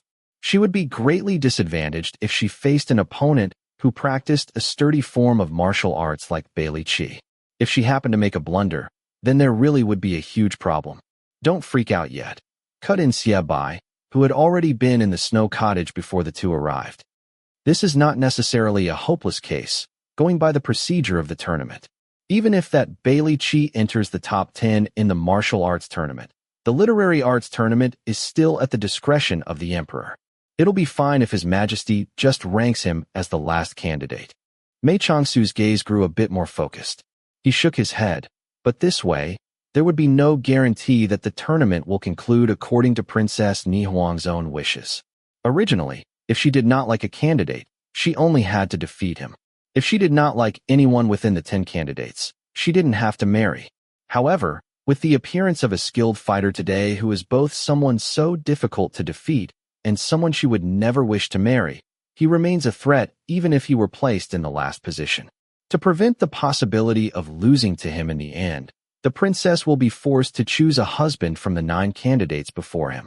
I'm afraid that it would be an utter humiliation for someone so proud to be forced to face such a situation. The last round will take place tomorrow, and the final 10 candidates will be chosen. Why don't you come take a look as well, Su? Xiao Jingrui leaned in closer to Mei Changsu and continued quietly. Your knowledge in martial arts far exceeds ours.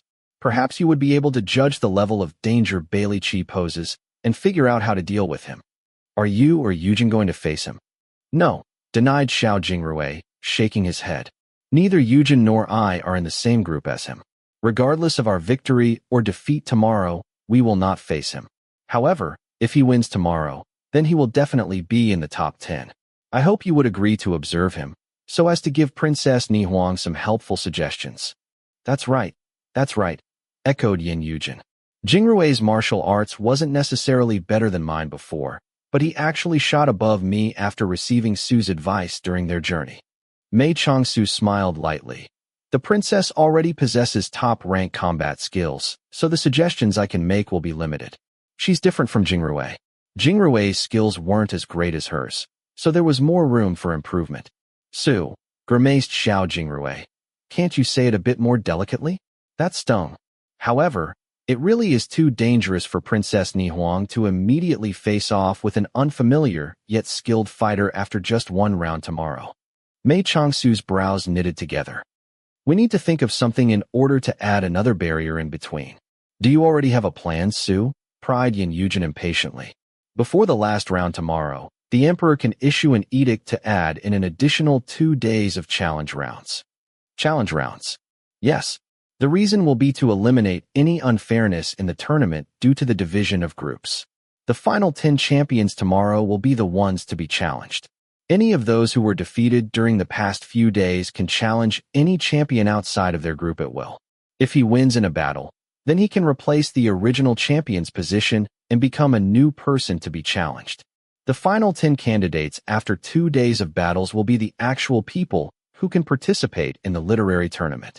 None of the people with the guts to challenge the champions will be mediocre. Even if they cannot defeat Bailey Qi, it will at least create some more experiences for the princess. The 3 noble gentlemen bobbed their heads up and down. That's a great idea, praised Yin Yujin. However, someone would need to enter the palace tonight and ask the emperor to issue an edict immediately, reminded Mei Changsu offhandedly. Yin Yujin rushed to answer without even thinking. That's a piece of cake. I'll enter the palace right away. No need, said Xie Bai, stopping him quickly. He was a bit embarrassed, but he still begged with a flushed face in the end. Can we have Prince Yu go to His Majesty? Nobody seated was stupid.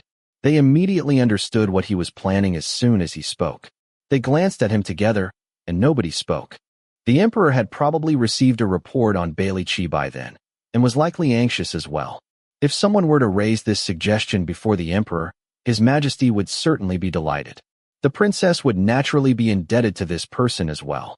A new opportunity would land in the laps of the defeated candidates, so of course, they would be even happier. Even the 10 champions would mind their reputation and would refrain from strong opposition to maintain their strong front. So, regardless of how you looked at it, this suggestion was in everyone's best interest. It's no wonder that Xie Bai was willing to embarrass himself in order to snatch this opportunity for Prince Yu. Since Xie Bai wants to offer his legs on this run, then go, permitted Mei Changsu lightly after a while. Xie Bai was overjoyed. He gave his thanks again and again, then stood up swiftly and left without any further delay. An odd silence descended upon the room after he left. Mei Changsu leaned his head back on the warm pillow and closed his eyes to recharge. Xiao Jingrui had never enjoyed associating with this sort of business. Besides, it was his younger brother, so he could only stay silent. Even though Yin Yujin wasn't aligned with any party, he was still somewhat connected with Prince Yu due to Empress Yin, so he couldn't exactly make any comments either. All of a sudden, the air became rather still. Quite a bit of time passed before Yin Yujin finally had enough of sitting around in silence. He thought of another question and asked, "Say, isn't it strange? Going by Bailey Chi's display yesterday, he should be able to squeeze into the world's top 10 no matter what. How come there isn't a hint of him in the Langya rankings? Xiao Jingrui spoke before Mei Changsu had a chance to answer. You don't know, huh? And you dare to call yourself cosmopolitan? Langya's list of martial artists has stated from the start that it only ranks martial artists based on the skills that they have already displayed. Those who remain obscure and never reveal themselves to the world will not be considered by Langya Hall as long as they do not use their skills, even if they are peerless martial artists. Of course, sometimes the rankings will astonish people, but that is only due to Langya Hall's amazing ability to collect information quickly and thoroughly. They can obtain the results of many covert and private battles, so there will be some discrepancies with the general perceptions. With the attention he's attracted, Bailey Chi will definitely enter the list of martial artists next year. PSH, aren't you just relying on the stuff you learned from Su? To think that you're even lecturing me now. Yin Yujin puffed his cheeks, unwilling to accept the loss. I'm going to move into the snow cottage tomorrow. Xiao Jingrui laughed. You're even noisier than a crow. Even if Su can bear with you, Filiu would not be willing. Before his voice faded away, a chilly voice suddenly sounded from the treetops above. Fili, not willing. It gave Yin Yujin a big fright, and he quickly shuffled closer towards Mei Changsu. Filiu's back. A smile appeared on Mei Changsu's face. He began to raise his hand, and Filiu leaned into him in a flash. Is it fun outside? Not fun. Filiu doesn't like the idea of Yujin coming to live here. Doesn't like. Why not? Very similar. Yin Yujin blinked with curiosity. Very similar to what? Mei Changsu laughed. He's saying you feel very similar to Lin Shu of our East River Alliance. He's a person Filiu absolutely cannot stand. He turned back to Filiu and teased. Why do you think they're similar? Yujin has never teased you, has he? Filiu glared at the Empress's nephew coldly. His voice was like a block of ice as he answered. He wants to tease. Oi, oi, oi, protested Yin Yujin, waving his hands hastily. The virtuous don't make judgments based on imagination. You'll kill off an innocent person this way. That's right, laughed Mei Changsu, gasping for breath. Don't mind him, Filiu. There are snacks left for you inside. All of them your favorites. Go in and eat. Filiu said in okay, then glared at Yin Yujin again before disappearing in a flash. Xiao Jingrui looked at his good friend's expression and bowled over in laughter. It was a long while before he slowly ceased his laughter and patted Yin Yujin's shoulders in consolation. Yin Yujin put on a gracious air and waved his hand. You seldom have the opportunity to laugh at me, so I'll just let you laugh to your heart's content. He turned to Mei Changsu again and asked, Then will you go tomorrow, Su? Since there's such entertainment, of course. Mei Changsu smiled gently at him and continued. However, this idea of a challenge round will create inconveniences for you too. I do apologize. It's much better this way. Everyone will be relying on their actual abilities, responded Yin Yujin. He gave a hearty chuckle. It really didn't sit right with me, having people take care of us. Xiao Jingrui asked, dumbfounded. What's this about being taken care of? Yin Yujin gave him a sidelong glance. You're this dense, and you still had the gall to laugh at me? Jingrui, said Mei Changsu in a low voice, patting his hand. This is a tournament to choose a husband, not a soldier. The court would naturally take care of young men like you two with good looks, good personality, and good family backgrounds. Don't you think that the people in your groups are especially weak? Oh, because Xiao Jingrui had a kind and gentle nature, he never liked to analyze too deeply into any matter, and really did not realize. He was stunned. Yin Yujin pounced on this opportunity and spoke darkly by his ear. You thought you were pretty impressive, didn't you? Whether in your travels or in the capital, who would believe you if you denied receiving any benefits from your identity? Yujin, Mei Changsu smiled while frowning. What kind of best friend are you? Do you want to continue until Jingrui gets upset? Su, you shouldn't coddle him so much, said Yin Yujin, shaking his head. It's better for him to see certain issues clearly. Jingrui is a bit too honest. That's not good. He needs to be like me. Even though I'm carefree, I can't be muddled in the things that must be understood clearly. Mei Changsu's gaze suddenly turned complex. He sighed softly and said, You certainly are a whimsical and easygoing person. It would be great if Jingrui could be like you. Xiao Jingrui looked at one, then at the other. He couldn't help raising his hand between them and said with displeasure, "Stop, stop. What are you guys talking about? It's not like I'm stupid. Besides, even if I'm a bit naive, I should at least be better than this heartless person here, right?" Mei Changsu replied warmly, "You are, of course, an amazing person, and I hope that we can always get along with each other like this. However, you really value relationships by your nature, and this will inevitably hurt you in the future. We are only worrying for you in advance." Xiao Jingrui saw that he spoke sincerely. A warm feeling surged into his heart, and he replied immediately, "Please rest assured, Su. Life is full of ups and downs that serve to hone one's spirit. No matter how feeble I am, it is not to the extent that I would worry my friends by falling into perpetual despondency when I face a problem." After he finished, his tone suddenly changed. He looked at Yin Yujin from the corners of his eyes and said, "As for you, save it. Stop copying Su and pretending to be profound." "Oi, oi," said Yin Yujin, planting his arms on his hips. "You're moved to bits when Su is worried about you. But when I worry about you, you glare at me? Isn't the difference a bit too much?"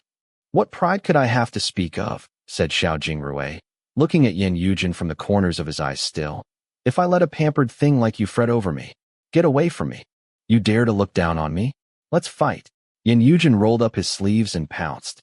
The two wrestled together like schoolboys, fighting noisily without using any proper techniques.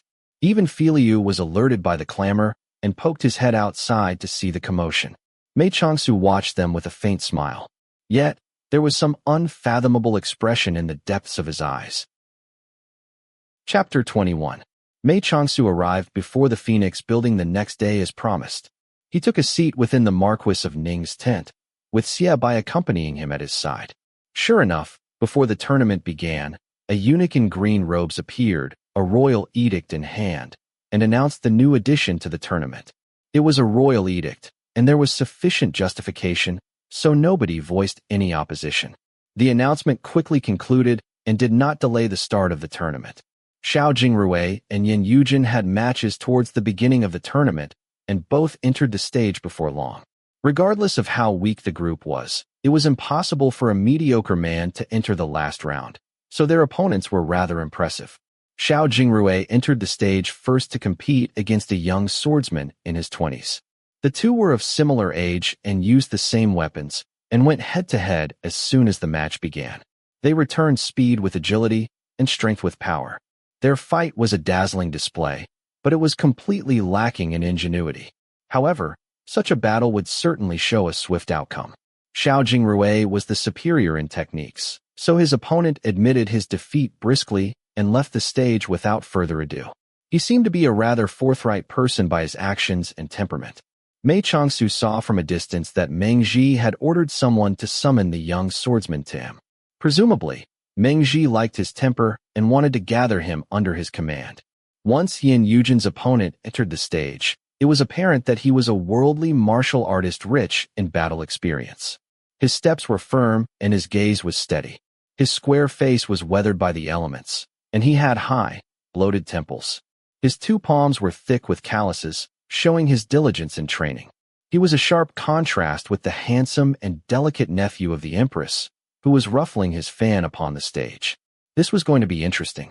"Speaking of which, this is my first time seeing Yujin in combat," said Mei Changsu. He switched his gaze back and forth between the battle upon the stage and Xiao Jingrui, who had just entered the tent and settled into his seat. "I've always found it a bit strange. You have a background with Heaven's Spring, and your father here possesses military decorations, so it is only natural for you to be skilled in martial arts. However, the Yin family has had civil officials in every generation, and it is a noble family without any ties to the martial arts world.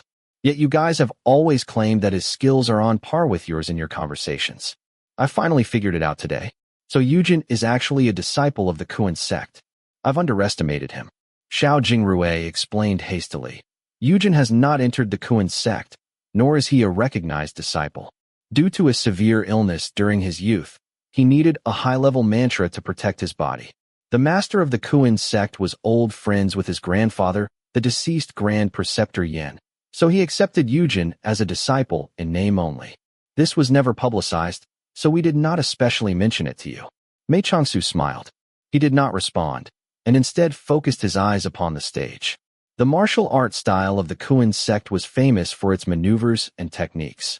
The sect was very strict with the aptitude of their disciples, and was less concerned with whether or not they were diligent in their practice. It fitted Yin Yujin's personality perfectly. His robes fluttered as he whisked around the stage, a light breeze flowing from his fan. The degree of his damage was yet to be seen, but his dashing handsomeness was certainly first-rate. It appears that I was not the only one to underestimate him. The Langya. I don't think there's any imprecision, said Xiaobai, tilting his head. Look at that frivolous air. It's pretty generous to let him be 10th. Xiao Jingrui was already used to the ways of his good friend, and he simply pretended not to have noticed. He leaned closer to Mei Changsu and spoke by his ear. Bailey Qi will be in the next match. Mei Changsu inclined his head slightly and raised his cup to sip some tea. Right then, Yin Yujin sauntered in proudly and loudly asked if they had paid attention to his awe-inspiring performance upon the stage. You call that awe-inspiring? Xiao Jingrui couldn't resist and began to tease. I think your opponent was actually blinded by your fluttering fan and slipped off the stage himself. You're just jealous of me, pouted Yin Yujin and ignored him. He walked straight to Mei Changsu's side and squeezed Xiaobai away. What do you think, Su? I have better aptitude than Jingrui, right? That's true, chuckled Mei Changsu. But you like to fool around a bit too much. It clearly could have ended in 50 moves, but you had to drag it to 63. Was it for me to see your falling petals technique? Yin Yujin froze for a moment, and a hint of admiration flashed in his eyes. You have sharp eyes, Su. It's unfortunate that my opponent isn't some flower-like beauty, or the attack would really make her flutter to the ground like falling petals. Xiao Jingrui snorted. If your opponent was actually some beautiful lady, the one fluttering to the ground would be you. Stop messing around, the next people are out. Is that Bailey Qi? Asked Xiaobai, knocking on the table. Everyone raised their heads. The contestants for the next match were indeed already standing upon the stage. One of them had a pleasing figure with broad shoulders, long limbs, and a narrow waist. He was dressed neatly in a blue outfit, light armor circling his waist. He held a fong lance in his hand. By his weapon, he seemed to be a military man suited for cavalry battles. Clearly, he must be rather exceptional to qualify for the last round.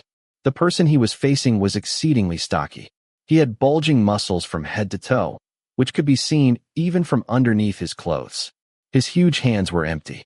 It was, of course, the person who had astounded everybody yesterday through a single battle, Bailey Qi. Such a boorish and ugly person definitely cannot be a good match for the princess, said Xiaobai. It was his first time seeing Bailey Qi, and he was more roused than the others. Besides, he is a foreigner from the Yin Empire. We need to think of a way to drive him off, no matter what. Who is that person? Let me check, said Xiaobai, flipping through the program in his hands. He is a lieutenant general of the Divine Might Battalion. His name is Fong Lance. He actually has the same name as his weapon. Brother, that's not what Su's asking. Xiao Jingrui gave Xiaobai a shove and turned to Mei Changsu. That is the little Prince Mu who had just recently succeeded to the title of Prince of Yunnan. I suppose he heard the news yesterday and is worried about his sister, and decided to sit outside to get a clearer view. Jingrui, that's not what Su's asking either, snickered Yin Yujin. He's wearing robes embroidered with silver dragons, and he's sitting underneath a magnificent tent with the character of Mu. Anybody with eyes can see that he is the little Prince Mu. Su is asking about the person standing behind the little prince. Do you know who he is? Asked Mei Changsu, tilting his head over. I don't know. If you don't know, then what are you blabbering on about? Xiao Jingrui stood up. I'll go ask around. Mei Changsu reached out and stopped him. There's no need. I only asked out of curiosity as the person possesses an impressive aura about him. I suppose he ought to be some important officer in the manner of Mu. There's no need to inquire into the details. He is our manners, General Zhang's son, said a sudden voice at the tent's entrance. Xiao Jingrui shot up immediately to shield everyone behind him. A middle-aged person appeared. He was dressed in the crimson uniform of officials and had 3 strands of whiskers flowing from his chin. He bowed in greeting. I have been presumptuous in my visit. Please forgive me if I have startled anyone. So it is the esteemed guidepost of the manor of Mu. Even though Xiaobai did not recognize the visitor, he could still guess his identity from his outfit. He stood up and returned the greeting. To what do we owe the pleasure of your visit, sir? Before the visitor had a chance to reply, Yin Yujin shouted suddenly. He lost. Mei Changsu looked at Bailey Qi, who had already defeated his opponent during their idle chatter, and was now standing upon the stage expressionlessly. Mei Changsu shook his head and sighed. Even though the battle today was not decided in a single move, the match was still completely one-sided. There was nothing mysterious to Bailey Qi's techniques. He was simply sturdy and strong. His opponent attempted in vain to battle strength with technique, and was defeated during a slip in his defense. The middle-aged man in crimson took this opportunity to say, I am Guidepost Wei Jinggan of the Manor of Mu. I came to request an audience with Mr. Su regarding precisely this matter. There's no need to be so polite. What's the need for requesting an audience when you're already here? A visitor is a guest. Sit, said Yin Yujin with ease, as if he was the master within this tent of the Marquis of Ning. He dragged a chair over. Many thanks, said Wei Jinggan. He actually dropped the pleasantries as suggested, and went straight to the point. Nobody is as anxious about this tournament for Princess Ni Huang's husband as our people in the Manor of Mu. Bailey Qi astonished everyone with his performance yesterday. Even though our princess is as calm as usual, our little prince is very anxious. Thus, he especially ordered me to come see Mr. Su and make an inquiry as to whether or not any actions should be placed in motion. Once he finished, even Mei Changsu himself couldn't hide his incredulous expression, not to mention the others. The group gathered in the tent had certainly been discussing the matter of Bailey Qi. However, that was only due to a feeling of concern that arose from their respect for Princess Ni Huang as a citizen of Liang. Yet, going by the words of Wei Jinggan, it sounded like this problem was supposed to be Mei Changsu's responsibility right from the start. Guidepost Wei, said Mei Changsu carefully after some consideration. Could it be that the little prince is under the impression that I should take some sort of action? Is there no need for action still? Wei Jinggan raised his brows. Or could it be that Mr. Su does not believe that Bailey Qi could pose a viable threat? I do not dare to make such claims at present.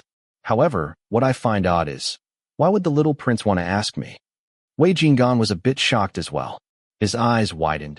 Didn't Mr. Su already have an agreement with our princess that this tournament is only held to obey the orders of His Majesty, and that nobody will be chosen in actuality? These words were even more mind-blowing than the ones before. The young men were dumbfounded. They all stared stupefied at Mei Changsu. Since he entered the capital, Mei Changsu had only ever been alone with Princess Ni Huang for that little while. Who could have imagined that he moved so swiftly? Even such a promise had been pledged, and he didn't make a peep even when he watched everyone run around in circles for the tournament. He really knew how to keep his calm. Of course, Mei Changsu himself was also flabbergasted. He was just about to defend himself, but he began to cough from breathing in some cold air. Xiao Jingrui looked on from the side with a long face. However, he still softened after a little bit and came over to pat Mei Changsu's back to ease his coughs. Guidepost Wei, I do not know how such claims came to be. However, I must still trouble you to give a reply to the little prince. Mei Changsu drank some hot tea to moisten his throat and continued. The princess had indeed instructed me to complete a task for her, but the matter is very different from what you spoke of. I'm afraid that the little prince is probably misunderstanding something. Misunderstanding something? Wei Jinggan froze. Then what matter did the princess entrust to you? The princess was only worried about the emperor feeling fatigued, and entrusted me to assist with the literary tournament of the top 10 candidates and help her arrange their rankings somewhat. There was no mention of anything else. He didn't appear to be lying to Wei Jinggan. Besides, Mei Changsu did not have any reason to lie to him. Wei Jinggan was at a loss for what to do. He did not know what sort of miscommunication occurred between the princess and the little prince, but going by the little prince's instructions today, this Su should be someone the princess held in high trust and great fondness. Mei Changsu appeared graceful when Wei Jinggan first laid eyes upon him, but he was sickly and weak, and did not seem to be a good match for his heroic princess. It worked out fine if he denied those claims. Please forgive my rashness then, Mr. Su. Wei Jinggan bowed politely. But even so, the princess must already view you as a friend to entrust to you a matter of such importance as the literary tournament. May I suppose that you will not stand idle in the matter of Bailey Qi either? I dare not do anything but try my hardest. I must urge the little prince to refrain from being overly troubled as well. The princess had calmed many storms and settled many predicaments in her days. She would not make a mistake in her marriage. I believe that this matter will be promptly resolved as well. I hope it goes according to your auspicious words. Wei Jinggan was a straightforward person.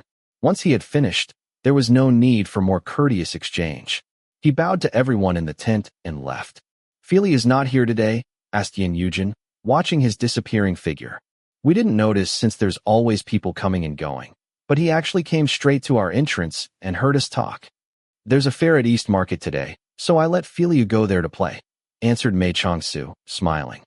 However, the guidepost is a civil official, and yet he possesses such skills in the Lightfoot arts. Look at the air of that General Zhang Sun serving next to the little prince as well. The manor of Mu is truly filled with talents, and Yunnan is certainly worthy of its fame as the world's greatest principality. Also, no one from Yunnan signed up for such a large-scale tournament. One can see that to them. The princess is truly someone to be revered from afar, not someone to actually marry, added Xiaobai. Jingrui, why are you upset? Asked Mei Changsu, who had found an unusual expression on the young man beside him. Xiao Jingrui mumbled with a rigid expression. Why didn't you tell me that the princess had asked you to oversee the literary tournament? What? Was Su supposed to report it to you? Asked Xiaobai incredulously. Mei Changsu did not mock him, but rather explained patiently and warmly. Jingrui, of course I must agree to such a request from the princess. However, overseeing the literary tournament is such an important matter. It can't be decided with just the princess's invitation and would require the emperor's royal permission. I have not received any royal edicts in these days, so I suppose that His Majesty has not given permission. Because of that, I did not mention it to you guys. It's normal to not have mentioned it. Su is such a responsible person, so he naturally wouldn't jabber about something still undecided. Xiaobai laughed out loud. What I'm finding strange is why you're so upset, brother. Xiao Jingrui also thought that he was being unreasonable after thinking it over a bit, and blushed slightly. Yin Yujin covered his mouth and laughed for a while too. He said mockingly, it's because Jingrui likes Su, of course. He's always thinking that since he was the one to invite Su to Jinling, he should be the closest with Su. Now he discovered someone else being close with Su too, who he didn't know about. Of course he'd be jealous. Who's jealous? My brother has been stingy like this since he was young. He clings on to anything he likes, and wouldn't let me touch them at all. How come you're still like this when you're all grown up? What are you babbling about, you brat? What did I cling on to and not give you? That chestnut stallion.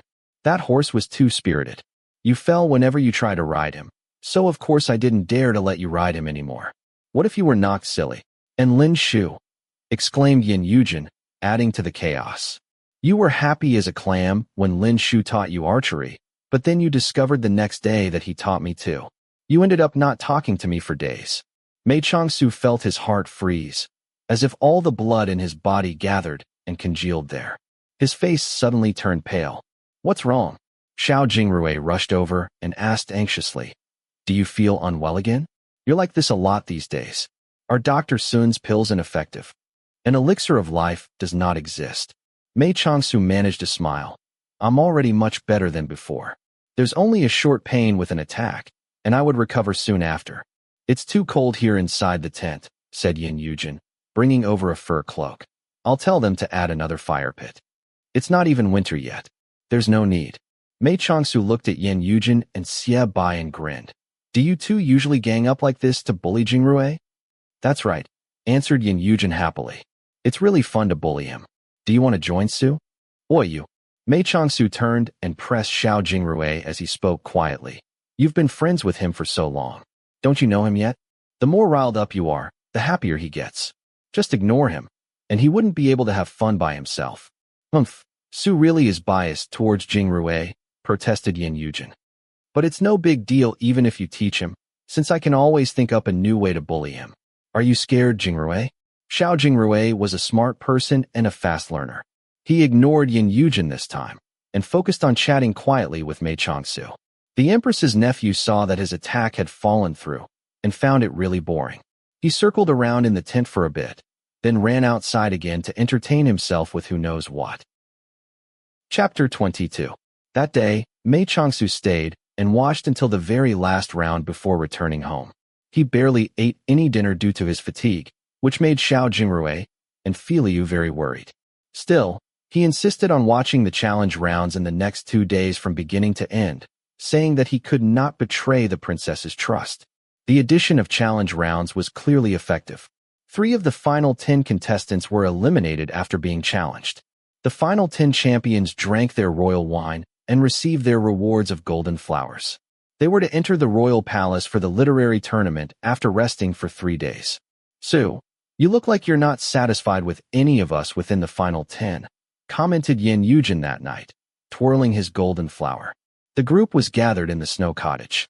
"You guys are pretty much the cream of the crop," sighed Mei Changsu. "But whenever I think of the magnificence and grace of Princess Nihuang, I feel that the candidates are still lacking in some ways." "Are Jingrui and I lacking something too?" challenged Yin Yujin, unwilling to accept the judgment. "We're probably the most likable people in the capital, whether it's in terms of character or looks." Mei Changsu glanced at the two and refuted with certainty, "You two are too young." Yin Yujin rolled his eyes at the response. "How can you hold our age against us? It's not like we wanted to be born a few years after the princess." "Oh, stop messing around," said Xiao Jingrui, giving him a shove. "We only entered to fill the numbers anyway, so that we could filter out some more unqualified candidates for the princess. Oi, don't drag me into this filling the numbers business, okay? I'm actually serious." Yin Yujin put on a solemn expression. "When have you ever been serious in all your years alive? Even if you are, it's useless. What lady would like a husband younger than her?" "Huh," snickered Yin Yujin. "Look at you lecturing me. Miss Yun is older than you by 6 years. Count it out. How many years have you pursued her for?" Mei Changsu saw Xiao Jingrui freeze from the retort and interjected hurriedly. "Jingrui is a candid person. Regardless of how much he cared for Miss Yun, he was never forceful or persistent, nor did he pester her in any way. You should mimic him now and allow the princess to make her own decision, as a truly carefree and upstanding young man." Yin Yujin clasped his hand over his heart and complained bitterly. "You finally found someone to support you, Jingrui. It's going to be hard to bully you in the future with Su protecting you." Everyone cracked up over his dramatic display, and the atmosphere immediately relaxed. While everyone was happily chattering away, a servant suddenly dashed inside in a panic. He said while panting, "A eunuch from the royal palace arrived to announce an edict." The Marquis asked everyone to hurry to the front hall. These people were all used to seeing royal edicts and were not alarmed. They stood up and began to say their farewells to Mei Changsu. "No," said the servant hastily. "It's mainly Mr. Su. Mr. Su needs to receive the edict." "Me?" Mei Changsu was startled, but after some thought, he figured that he wouldn't be able to get any answers from the servant anyway. Hence, he stood and changed his attire, then followed everyone to the front hall. The eunuch standing before the front hall did not carry a royal edict. He simply delivered the emperor's verbal summons. Everyone paid their respects and rose. The young men guessed that Princess Nihuang must have made a report to the emperor, and were not surprised. Princess Liang was not in the manor that night. Thus, the only person who felt surprised was the Marquis of Ning, Xieyu. He usually buried himself in politics and paid no attention to other affairs. As such, he did not pay much mind to this guest in the snow cottage, and was naturally confused by why the emperor would wish to summon a commoner. However, it would be rather rude to ask that, so he pondered for a moment and asked politely, "Would Mr. Su happen to know why His Majesty wishes to see you tomorrow in the palace? It would allow me to assist you in making any necessary preparations." Mei Changsu understood his intent and replied lightly, "I have no special talents, and only receive some undue admiration for my perception. 2 days ago, Princess Nihuang had invited me to help her in overseeing the literary tournament. I am guessing that this is likely the reason behind the emperor's summons." Although Xieyu was shocked, he quickly realized that there was nothing to be bewildered about when he remembered the renowned talent of Mr. Mei of East River. He felt immediate relief and returned to the back courtyard after giving a slight bow. The next morning, a carriage from the manor of Mu arrived for Mr. Su, confirming everyone's conjectures. Although the noble young gentlemen were of high status, The royal palace was not exactly the marketplace after all, and they could not accompany Su simply because they wanted to. So, even though the worried were worried and the curious were curious, in the end, Mei Changsu entered the carriage alone. He even tossed a task at Xiao Jingrue along the way, taking care of Filio. The carriage rode to the outer walls of the palace. Then it was switched with a litter covered in blue silk. Mei Changsu suddenly felt his emotions swell. He hastily closed his eyes to meditate and restore his calm and clarity. He exited the litter after entering the righteous gate. According to the route, he was probably heading to the Hall of Military Eminence. Just as he turned at the corner of the hall, he met another group of people turning out from the side corridor. The young man amidst them was dressed in a princely robe with embroidered dragons. He was handsome and graceful, and his youthful features did not dampen his dignity. Even from a distance, he stared up and down at Mei Changsu with curious eyes. He smiled immediately when he saw Mei Changsu looking back at him. His expression was extremely friendly, just like a younger brother meeting his new brother-in-law for the first time, which drew an amused yet helpless smile from Mei Changsu. Yet, when Mei Changsu saw the princess grinning mischievously, he knew with certainty that this female general had done it purposefully. "Mr. Su, you look great today," said Princess Nihuang, strolling over. "Here, let me introduce you. This is my younger brother. Greetings, Prince Mu." Mu Qing hastily reached out to support him. Usually, people called him the little Prince Mu due to his young age. Mei Changsu's removal of the word little had made him very happy. Besides, this was the man his sister was fond of, so it wasn't as if he dared to be arrogant in front of her. He was already brimming with smiles. "I've heard much about you, Mr. Su. You certainly do justice to your famed elegance." Mei Changsu gave a pained chuckle and said, "I am but a sickly man who dares not receive such praise." "Oh, Prince Jing has arrived too?" said Princess Nihuang suddenly. Mei Changsu turned around and saw Prince Jing, Xiao Jingyan, striding over. The two men met eyes briefly, then their gazes diverted. "Thank you for allowing me to take up your precious time, Prince Jing," said Princess Nihuang with a smile. From her words, Prince Jing appeared to have arrived upon her invitation as well. Mei Changsu looked at the two people standing shoulder to shoulder. The man was mighty and tall, with the valiant air of a mighty beast. The woman was noble and heroic, and possessed the air of a blazing phoenix.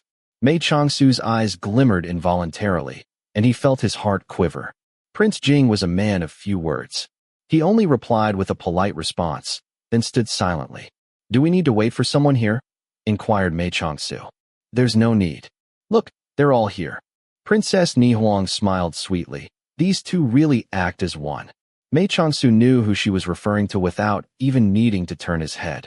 Just as expected, the crown prince and Prince Yu's laughter rang in succession a moment later, as if they were competing in who could act more gracious and benevolent. They greeted the group at the corner of the hall pleasantly. These two were royalty, so everyone stepped forward to greet them with bows. Prince Yu had made the emperor very pleased by presenting the suggestion of challenge rounds a few days ago, so he was naturally very happy to see Mei Changsu. Although the crown prince was displeased, he knew that he could not place blame on Suja for the situation. It was his fault for not having any eyes or ears near him. So of course he had to show that he held no resentment. Mei Changsu made sure not to neglect Princess Nihuang and Mu Qing while chatting with the two royal princes. He performed gracefully in the intricate dance of conversation and engaged all parties perfectly. Xiao Jingyan stood at the side and stared at the scene coldly, an expression of noticeable disgust in his eyes. The people grouped up and entered the hall together. Wine and food were already laid out on banquet tables positioned inside the hall. Due to customs, the party could not take their seats as the emperor had yet to arrive. So, they stood around in groups of 2 or 3 and chatted away. Due to their rivalry, neither the crown prince nor Prince Yu wanted to give the other the chance to be alone with Mei Changsu, so the three were unexpectedly gathered together. Mu Qing had always looked up to Prince Jing's military feats, and also felt that men should discuss topics of might and blood, so he began to consult Xiao Jingyan on military affairs. Princess Nihuang wandered between, listening on this side for a bit and chatting with the other for a while, ending up as the most relaxed of them all. About a quarter of an hour later, a golden chime sounded softly outside the hall. A ceremonial official announced loudly, The emperor has arrived. The hall became silent at once. Everyone stood orderly according to customs, and Mei Changsu backed away into the corner. He waited for the figure in yellow robes to take a seat upon the main seat of the hall, then followed everyone in bowing down to the emperor. The emperor of Liang was over 60. Strands of white hair scattered at his temples, and his face was wrinkled. However, he still carried himself with a mighty air, without any hint of the frailty of old age. He ordered everyone to rise. Then his gaze automatically rested upon the figure furthest away, Mei Changsu. To the revered emperor, the chief of the East River Alliance or the world's biggest sect were all distant affairs, far away from the grandeur of the royal court. The only reason he was interested in Mei Changsu was because he was under the same misunderstanding as Mu Qing and thought that he must be the one Princess Ni Huang had secretly chosen. With his first look, he found this person to be handsome and elegant, without any hint of nervousness in his actions. It was no wonder that the princess was partial to him. With his second look, he found his face to be overly pale and his figure under the fur cloak to be slight and thin. It was unlikely for him to enjoy longevity. He seemed a bit inadequate. With his third look, he found his two eyes to be very serene. They were sort of clear and yet sort of complex. Even though they were silently downcast, as if meditating, they were full of spirit. The emperor of Liang smoothed his gray beard and nodded to himself. He called out, "Suzhia, the commoner is present. The princess has recommended you to me, saying that you are exceptionally talented. The crown prince and prince you have also given you much praise. I have here with me 3 essays. Read them, and point out the superior one for me." The commoner obeys your majesty's command. Mei Changsu received the essays from a eunuch and skimmed over them roughly, almost reading 10 lines with one glance. He finished quickly and said, "Reporting to your majesty, an essay on central governance is the finest." "Oh, why so?" "This essay has the air of a sovereign. How can I dare to criticize it as a mere commoner?" The emperor of Liang reared back with laughter. He looked very pleased and praised Mei Changsu. "You really do have an eye for talent. I will entrust the princess's literary tournament to you. Although you do not have a position, you should still have the title of a guest official since you are working for the royal court. There is no need to refer to yourself as a commoner anymore." Mei Changsu pondered for a slight moment before saying, "The official obeys your majesty's command." These words were said in a very cool tone, as if he paid no mind to the emperor's benevolence and only acted to obey customs. "Someone, present a seat for Mr. Su next to Princess Ni Huang." "Thank you, your majesty." Mei Changsu bowed and entered his seat. The princess shot a smile at him immediately, and an expression of, "So that's how it is," appeared on everyone in the hall. At that time, the commander of the royal guards, Meng Ji, appeared at the entrance of the hall. He served directly under His Majesty and did not require an announcement to enter the hall. He headed straight into the hall and reported, "Reporting to your majesty, the 2 envoys from the Yu and Yin empires, as well as the 10 final candidates have all arrived at the royal palace and are waiting outside the hall for your majesty's instructions." Mei Changsu had already heard the news that the goal of the banquet was not solely to see him. More importantly, it was held to study the candidates for the position of prince consort in advance. However, the news had not been confirmed until now, so he was rather happy for it to be true. While he was pondering, the emperor of Liang had already issued a summons. Meng Ji received the command and turned around. In the brief moment of his gaze turning, he gave a slight nod to Mei Changsu, unnoticed by all. Mei Changsu relaxed slightly, knowing that Meng Ji had been successful, but his expression gave no hint of change while he sat serenely. A few moments later, a eunuch announced the arrival of Princess Jingning. The emperor of Liang smiled happily and asked his little daughter as soon as she entered, "Ning, weren't you whining yesterday about how you wanted to join the banquet? How come you're late today?"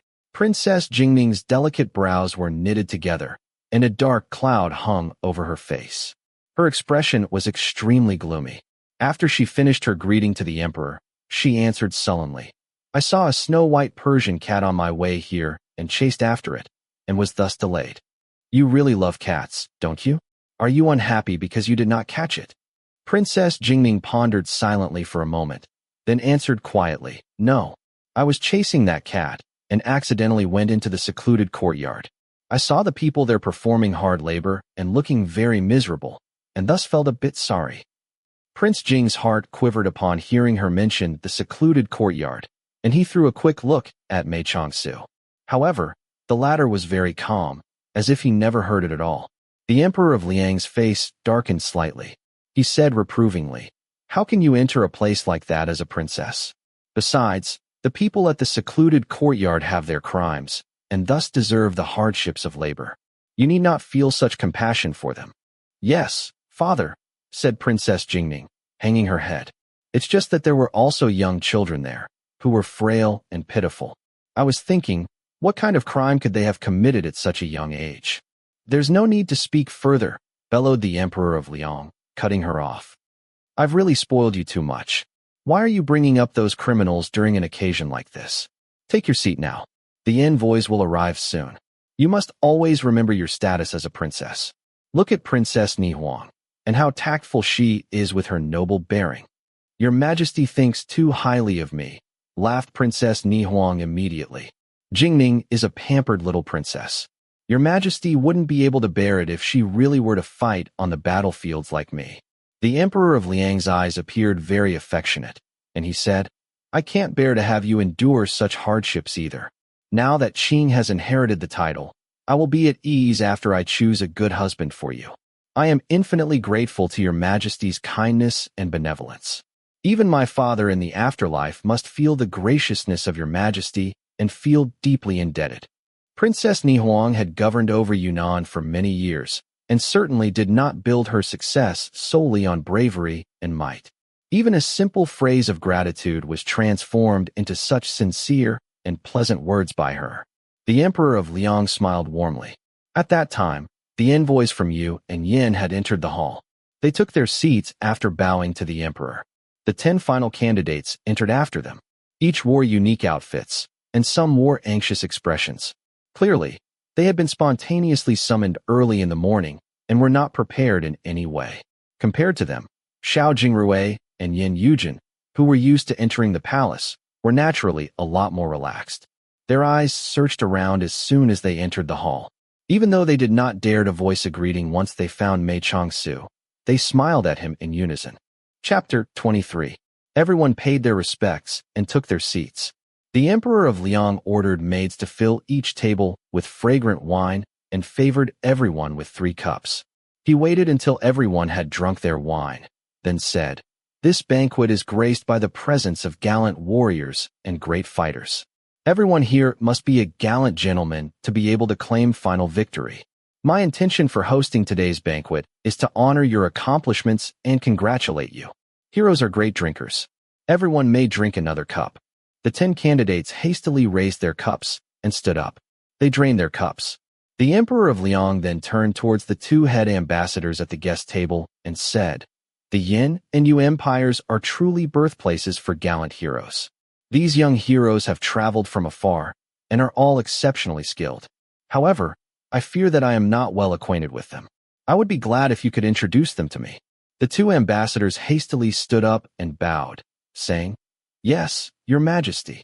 Yet, just as they straightened up and were about to speak, they discovered a problem. The 2 empires both had representing candidates among the final champions. However, the Emperor of Liang had only said to introduce them, and never specified who should introduce first and who should introduce after.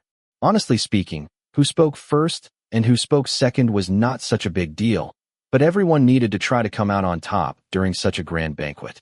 Besides, the Yin and Yu were not some friendly neighboring empires.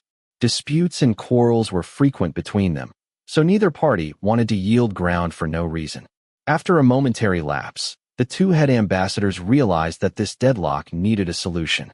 Together, they turned their eyes towards the host. They found the old emperor wearing an unkind smile. He clearly wanted them to resolve this issue of sequence amongst themselves.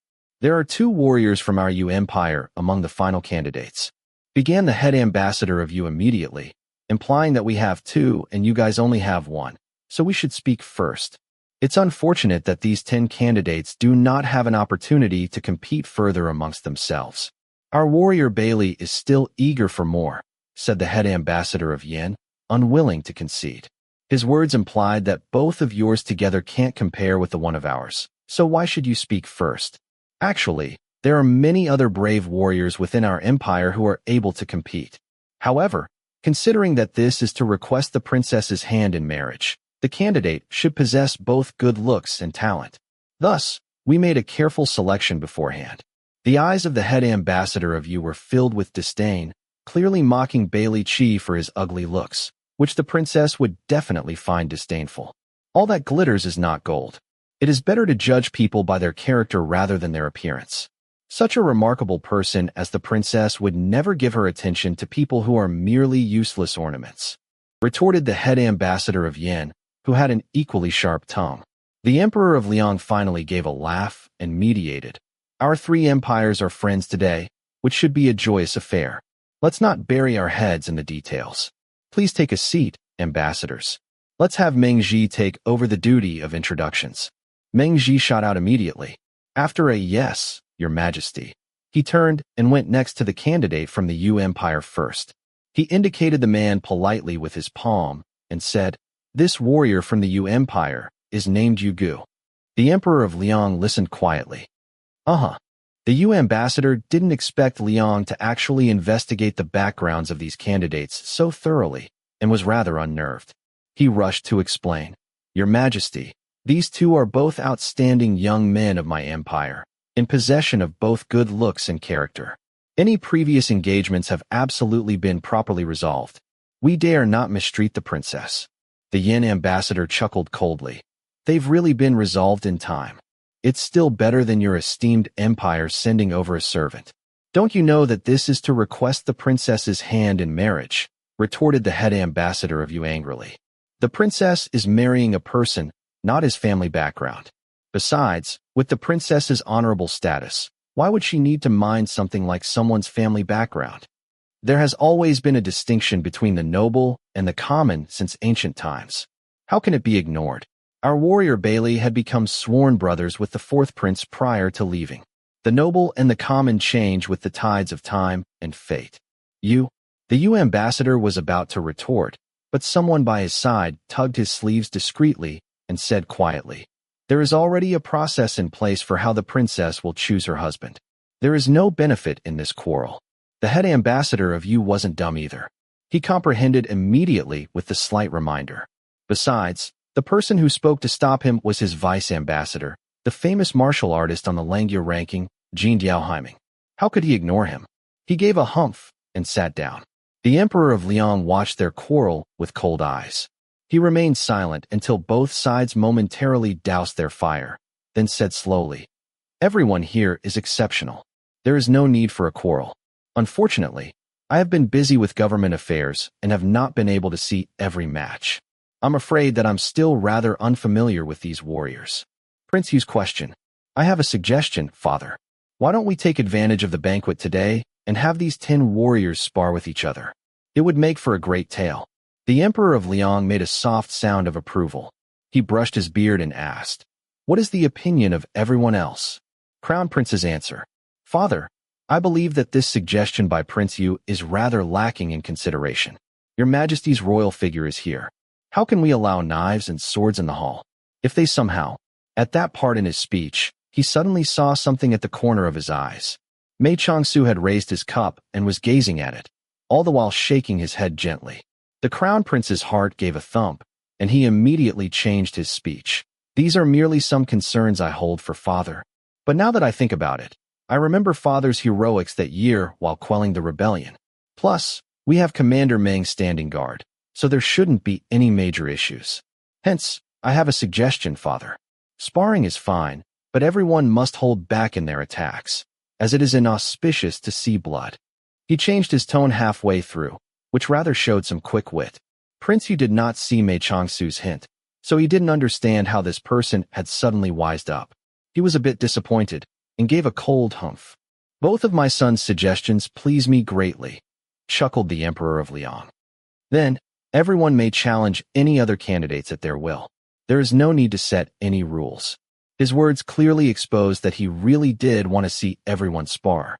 The Crown Prince silently lamented over the danger he had avoided, and couldn't help but send a grateful look at Mei Changsu. However, the latter was leaning over and listening to Princess Nihuang's whispers, and didn't see him at all. Even though everyone was allowed to freely challenge others, everyone there had endured thousands of hardships to earn their positions. Plus, nobody wanted to rashly challenge someone in front of the princess, for fear of making a fool of themselves rather than earning prestige. For a time, everyone tried to measure each other out, and there was an awkward stillness. "I'll go first, then." The person who gave a long laugh and stood up, clothes rustling, was of course the carefree Yin Yujin. He walked to the middle of the hall and bowed to the emperor, then turned around leisurely and tilted his chin up. "I, Yin Yujin, would like to challenge the young master Mr. Xiao." Xiao Jingrui looked at him with a pained yet amused smile, but he had no choice but to stand up. Quite a few people in the hall couldn't help but chuckle while they watched the two stand face to face and hug their fists in greeting. These two rascals had scuffled with each other since childhood, and had left teeth marks on each other's little cheeks before they could even walk. However, nobody had actually seen them in a proper duel. Just as everyone watched the match begin with eyes filled with expectancy, they couldn't resist an internal PSH after a few moves. How was that an important duel? It was clearly a performance competition. Never mind Xiao Jingrui, who was acting properly as usual. However, Yin Yujin was dead set on showing off. He performed all of his coolest and prettiest moves, and fluttered around the hall like a colorful butterfly. Sometimes, when Xiao Jingrui's attack would accidentally block the move he was about to display, he would even glare at him. During all that hassle, he didn't forget to choose the best angle to give charming smiles at the princess. It made Princess Nihuang bowl over in laughter. She waved her hand while trying to catch her breath and said, Little Jean, enough. I know, you've always been the most handsome." After that opening, the atmosphere was, as expected, immediately relaxed to the extreme. Soon after, people began to challenge others one after the other. For a time, there was an unending stream of spectacular matches. Everybody was certainly spectacularly skilled, each with their own strengths. About 4 or 5 rounds later, the biggest dark horse, Bailey Qi, finally stood up. He hugged his fists at a Liang candidate who had already won 1 round, but who had also rested for a round as well. During such an occasion, it was impossible to hesitate. The opponent stood up immediately and came forward. "This person isn't from the capital. Do you know him?" asked Yin Yujin, leaning into his good friend's ear. "Li Xiao is the most outstanding disciple in the current generation of the Wudong sect. My dad often has high praises for him. His inner energy is very solid with great foundation. He could actually be considered an opponent for Bailey Qi," answered Xiao Jingrui quietly. While the two were whispering amongst themselves, the duel had already begun. The Wudong sect had great martial artists from every generation.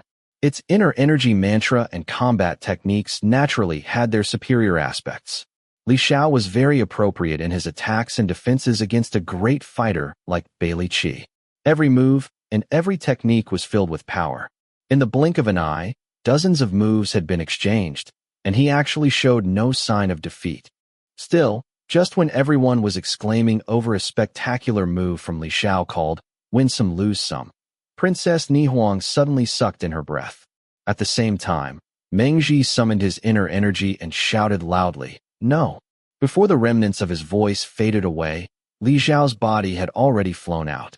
Mengji darted out and caught him, then supported him to sit on the ground. When Mengji looked at Li Xiao again, the young man's forehead was covered in cold sweat, and his face was ashen. Mengji held his limp right arm for an inspection, then his brows locked together. The young man was luckily shielded when Mengji shouted with 10% of his inner energy, which prevented Bailey Qi from shattering all of the energy channels in his arm. However, the bone was broken, and the major tendon was severely damaged. The young man had gritted his teeth and did not make any sounds. Still, one could see from his sorrowful eyes that he understood that with his injury, it would be almost impossible to advance his martial arts further hereafter. This is the fracture restoration balm made by Dr. Sun. Use it for 3 consecutive days, then refrain from using power for half a month, and you will be able to make a perfect recovery. Mei Changsu had circled around quietly at some point. He shoved a box of balm into Li Xiao's pocket and continued softly. You need to believe in Dr. Sun. Don't worry and rest well. You will not have any lingering problems. Dr. Sun's fracture restoration balm was an incredible medicine that one could seldom chance upon, and some unfamiliar young man had actually gifted a whole box of it to him. Li Xiao was so startled and thankful that he forgot all about his pain. He stared dumbly at Mei Changsu, unable to speak. Meng Ji gave a slight nod to Mei Changsu and summoned servants to carry Li Xiao off. At that time, Bailey Qi had already returned to his seat. He looked on with indifference, as if his destructive move just now wasn't anything much. Crown Prince's answer. Mr. Ambassador, everyone had decided to spar in goodwill. How could your fighter be so cruel? It's too much.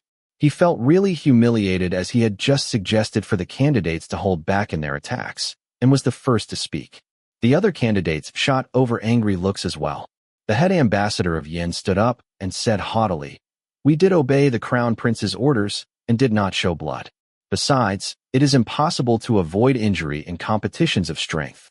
It is well known that our empire has always respected the strong. The princess is a courageous lady of the military and should know that the word kindness does not exist on the battlefield. What wrongs has our warrior Bailey committed?" The Emperor of Liang said with apparent displeasure. "The royal court is not the battlefield. Your warrior has been rash. It must not be repeated." Even though he said that, it was a duel after all. The Emperor of Liang couldn't exactly get angry and administer punishment, thereby allowing for criticism in the future. Thus, he could only reprimand him a little. After the other party respectfully agreed, he let it pass and did not mention it further. Still, from the subsequent cold smile of the Yin ambassador, everyone discovered that Bailey Qi's objective was nothing other than using this opportunity to display his combat abilities. He went on to challenge 7 opponents, 2 of which were from you.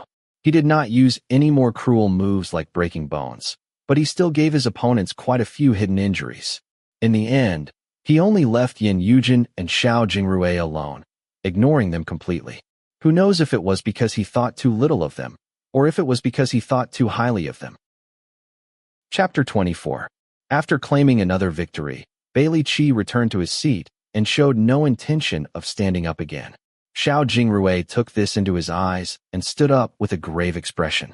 He hugged his fists coldly towards Bailey Qi and announced, "I, Xiao Jingrui, request a match with the warrior Bailey." It was the first time Bailey Qi had been challenged that day. A light flickered in his eyes, and he turned around to look at his empire's ambassador. When he saw the ambassador shake his head at him, Bailey Qi's expression immediately turned nonchalant. He shook his head in refusal and said, "I'm tired." Xiao Jingrui knew that his name would easily make others mistake him for a prince of Liang, and suspected that to be the reason for Bailey Qi's refusal.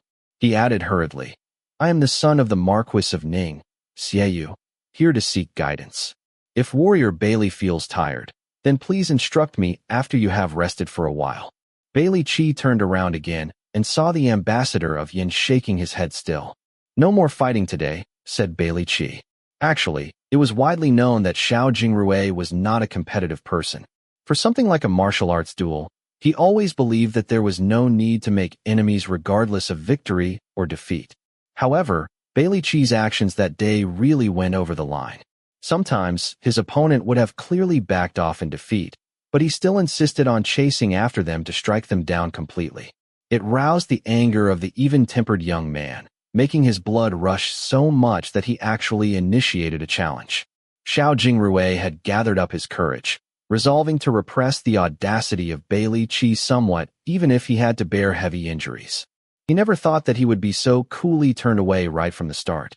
It just so happened that the man did indeed fight in many consecutive rounds as well. With Xiao Jingrui's kind nature, he was seriously incapable of saying something like, "You're feigning tiredness to avoid fighting." He was frozen in anger for a while. Finally, he said, "Then Warrior Bailey, please schedule a time with me. Let us battle another day." Bailey Qi drank some tea and shook his head for the 3rd time. He responded coldly, "Is there any reason to battle another day? There are so many people here. If you really want to fight, then why don't you pick someone else?" Seeing him so insistent on refusing Xiao Jingrui, the Emperor of Liang became a bit excited. He turned his head and shot a look at Meng Ji, and the commander of the royal guards understood his thoughts immediately. He quickly leaned over and spoke by the emperor's ear. Please do not misunderstand, Your Majesty. The Yin are not being submissive. They must know that Jingrui and Yujin are of noble status, and the two clearly seem to be friendly with the princess just now. The Yin only wish to avoid angering the higher powers of Liang too much. In actuality, Jingrui is not a match for Bailey Qi. The Emperor of Liang's expression remained unchanged upon hearing this, but he was inevitably a bit disappointed. Bailey Qi had been so cocky today. As the ruler of Liang, he naturally hoped for a citizen of Liang to win back some honor. Unfortunately, it did not seem like his hopes would come true. Just as he was feeling rather down, he suddenly saw Mei Changsu whispering with the princess at their table. Ni Huang's face was full of astonishment after hearing something. The emperor couldn't resist and asked, Ni Huang, what are you discussing with Mr. Su? Princess Ni Huang paused for a moment and forced a smile. Nothing much. The emperor of Liang gave a chuckle. If it's nothing much, then why the secretive whispers? You wouldn't be hiding something from me, would you? Princess Ni Huang's answer. Of course I dare not. Mr. Su was only giving a few comments on the duel just now. There really was nothing else. Emperor of Liang's question. Oh, what observations do you have, Mr. Su? Please share them with us. Princess Ni Huang glanced at Mei Changsu and saw him looking very reluctant. She had no choice but to stand up and say, Mr. Su said that Warrior Bailey's power is overly hard but brittle, thus more liable to break. His path in martial arts is fundamentally flawed. If someone were to identify his weaknesses, he could be struck down with just a few children. The muscles on Bailey Qi's face twitched upon hearing such a comment, and some anger rose. However, the Yin ambassador took these words merely as the Liang attempting to regain their honor and responded arrogantly. Those words could be applied to anyone. If you are capable, Mr. Su, why don't you attempt to identify his flaws, then find some children to strike him down? Mei Changsu replied hastily with a smile. I spoke imprudently. Please rest assured. It mustn't have been easy for Warrior Bailey to achieve such skills. I would never destroy someone's future prospects so carelessly. He was evidently apologizing, but his words stung more than a provocation. His words plainly implied, I can actually put my money where my mouth is, but I don't want to destroy you. The Yin ambassador had been feeling very pleased with their accomplishments and naturally did not take it well. He retorted, if this gentleman has such abilities, then please try it before His Majesty. Our Warrior Bailey is fatigued, but we dare not ruin Mr. Su's good mood and keen interest in boasting. Oh, it couldn't be done so quickly, said Mei Changsu, still wearing his warm smile. Even if I were able to find some children immediately, I would still need to train them for a few days at the very least. All right, let's just say that my words were nonsense. Please do not take it to heart. To the Yin ambassador, Mei Changsu's words sounded more and more like he was stating a fact. If he were to simply ignore Mei Changsu now, it would seem as if he was afraid of him. How could he leave things be and allow the honor earned by Bailey Qi's fists to be taken away by someone's clever tongue? If the fourth prince learned about this in the future, he would surely blame the head ambassador for being useless. Of course he had to make a retort.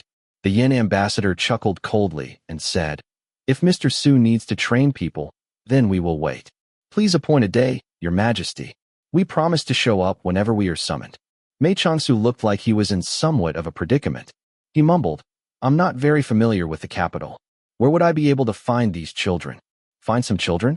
If he made a request, every single Liang citizen present would be able to find him a whole crowd immediately.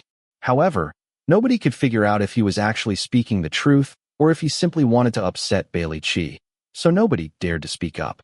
Seeing this, the Yin ambassador was even more certain that Mei Changsu was bluffing. He immediately added fuel to the fire.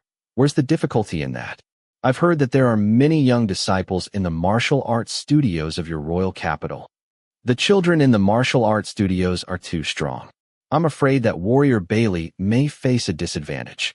Besides, it would not be fair to have children who had already practiced martial arts gang up on him. This person still insists on boasting even when pushed so far. The Yin ambassador gritted his teeth in anger. No harm. We do not have any complaints. That's no good, said Mei Changsu, shaking his head. I need to find some weaker ones. Are there any weaker children in the royal palace, or in the households of everyone here? Everyone was very cautious. They did not dare to answer, fearing they would accidentally do Mei Changsu a disservice.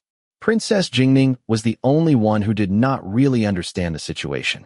Plus, she had just recently been startled by the desolate circumstances within the secluded courtyard, so she answered immediately, "Yes, in the palace. There are a bunch of little kids in the secluded courtyard. They're all sticks and bones, and so pitiful." The convicted servants within the secluded courtyard, "Huh," said Mei Changsu quietly to himself. "They are rather more suitable than normal children, but would your majesty permit it?" The Emperor of Liang saw his gaze turn towards himself. He couldn't really be certain if Mei Changsu wanted him to allow it or not. Just as he was hesitating, Meng Ji's voice whispered in his ear, "Please give your permission, your majesty." The Emperor of Liang had absolute trust in this empire's greatest warrior on the topics of martial arts. He immediately responded with, "I give my permission. Someone, go to the secluded courtyard and pick a few children to bring here. Remember to choose some weaker ones," added Mei Changsu. The Yin ambassador was furious. He said fiercely, "The convicted servants are people as well. You must have a heart of steel, Mr. Su, to send these children to their deaths." Princess Jingning had become very anxious when she saw the results of her offhanded remark. She jumped in to reply, "That's right. Isn't this sending those children to their deaths? Father, this can't be okay. Please rest assured, Princess. I do have some confidence," soothed Mei Changsu. "What's more, as convicted servants, they ought to serve His Majesty even if it ends in their death. Not to mention that if they were to win, His Majesty would bestow them with great rewards." Princess Jingning became even more upset hearing that. They labor in the palace every day. Regardless of how much money they are bestowed, they have no place to spend it. Their lives are more important, of course. "That's true," said Mei Changsu. He looked up and pondered for a moment. These little convicted servants have no hope in their hearts. I suppose they would be rather lazy and hard to train. This was a bad idea. I shouldn't have chosen them. The Yin ambassador was initially rather surprised when he saw them going off to pick people, and immediately calmed again when he saw Mei Changsu showing signs of retreating. He jeered, "You're really stubborn, Mr. Su, refusing to give up on your boasting even now. Actually, you only need to make an apology. Our warrior Bailey is a very forgiving person." Mei Changsu stared at him with a steady gaze, until the Yin ambassador was beginning to look a bit uncomfortable. Then, he gave a sigh and said, "I have given you a chance to back down again and again, but you've refused to do so. If you insist on trying, then I have no choice but to be uncivil towards warrior Bailey."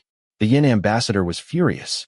He was just about to retort, but the eunuch who was sent to the secluded courtyard had returned just then and reported, "Your Majesty, I have brought 5 children here." "Good. Tell them to come forward." "Yes, Your Majesty." 5 little figures followed behind the eunuch, cowering as they walked into the hall. They curled up into balls as they bowed on the ground. Prince Jing had already been feeling suspicious.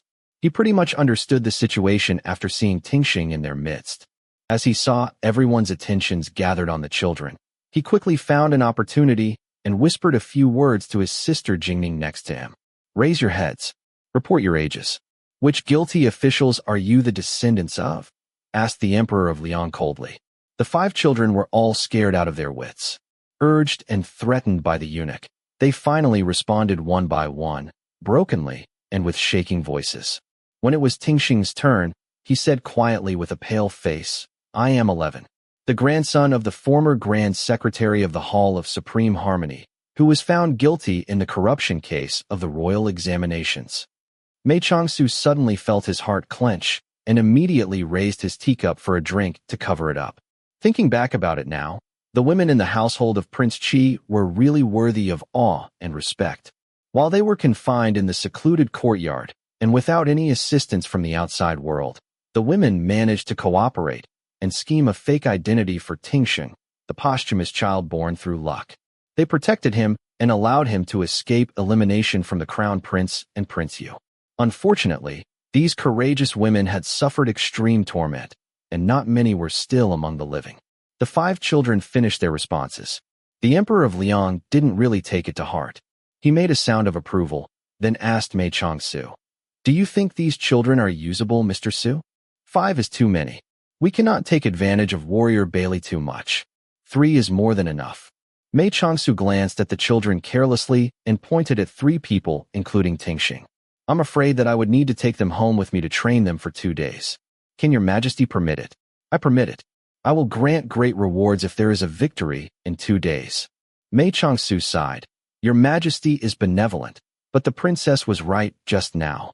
These children are all convicted servants.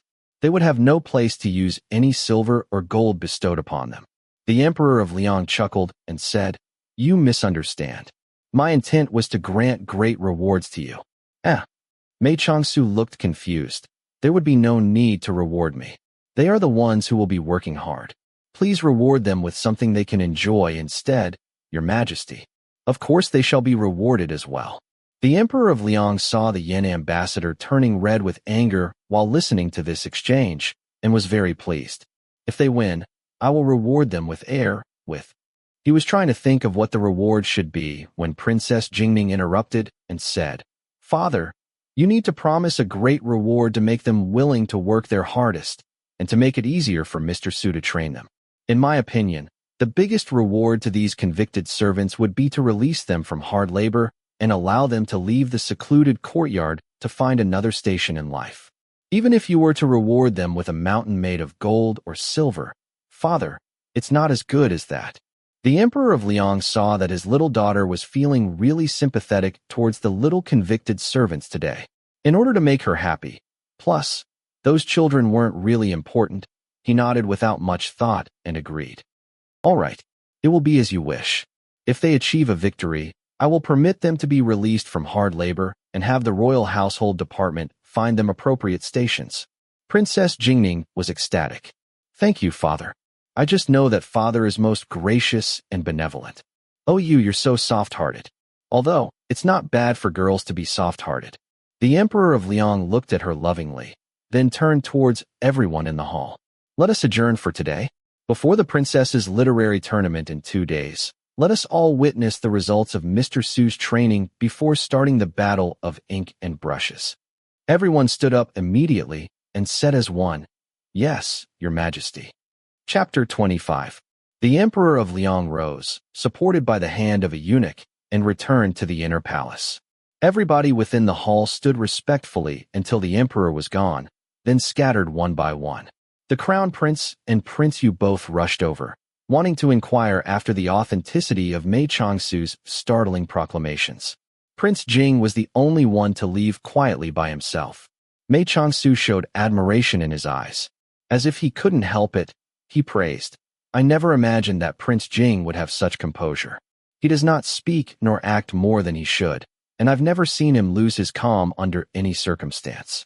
He really has the grace of a royal prince. So that's the type the Qilin prodigy likes. Hearing his words, the Crown Prince and Prince Yu swallowed back their torrent of questions and greeted Mei Changsu nonchalantly, then walked out with composure as well. A few words from Mei Changsu got rid of 2 royal princes.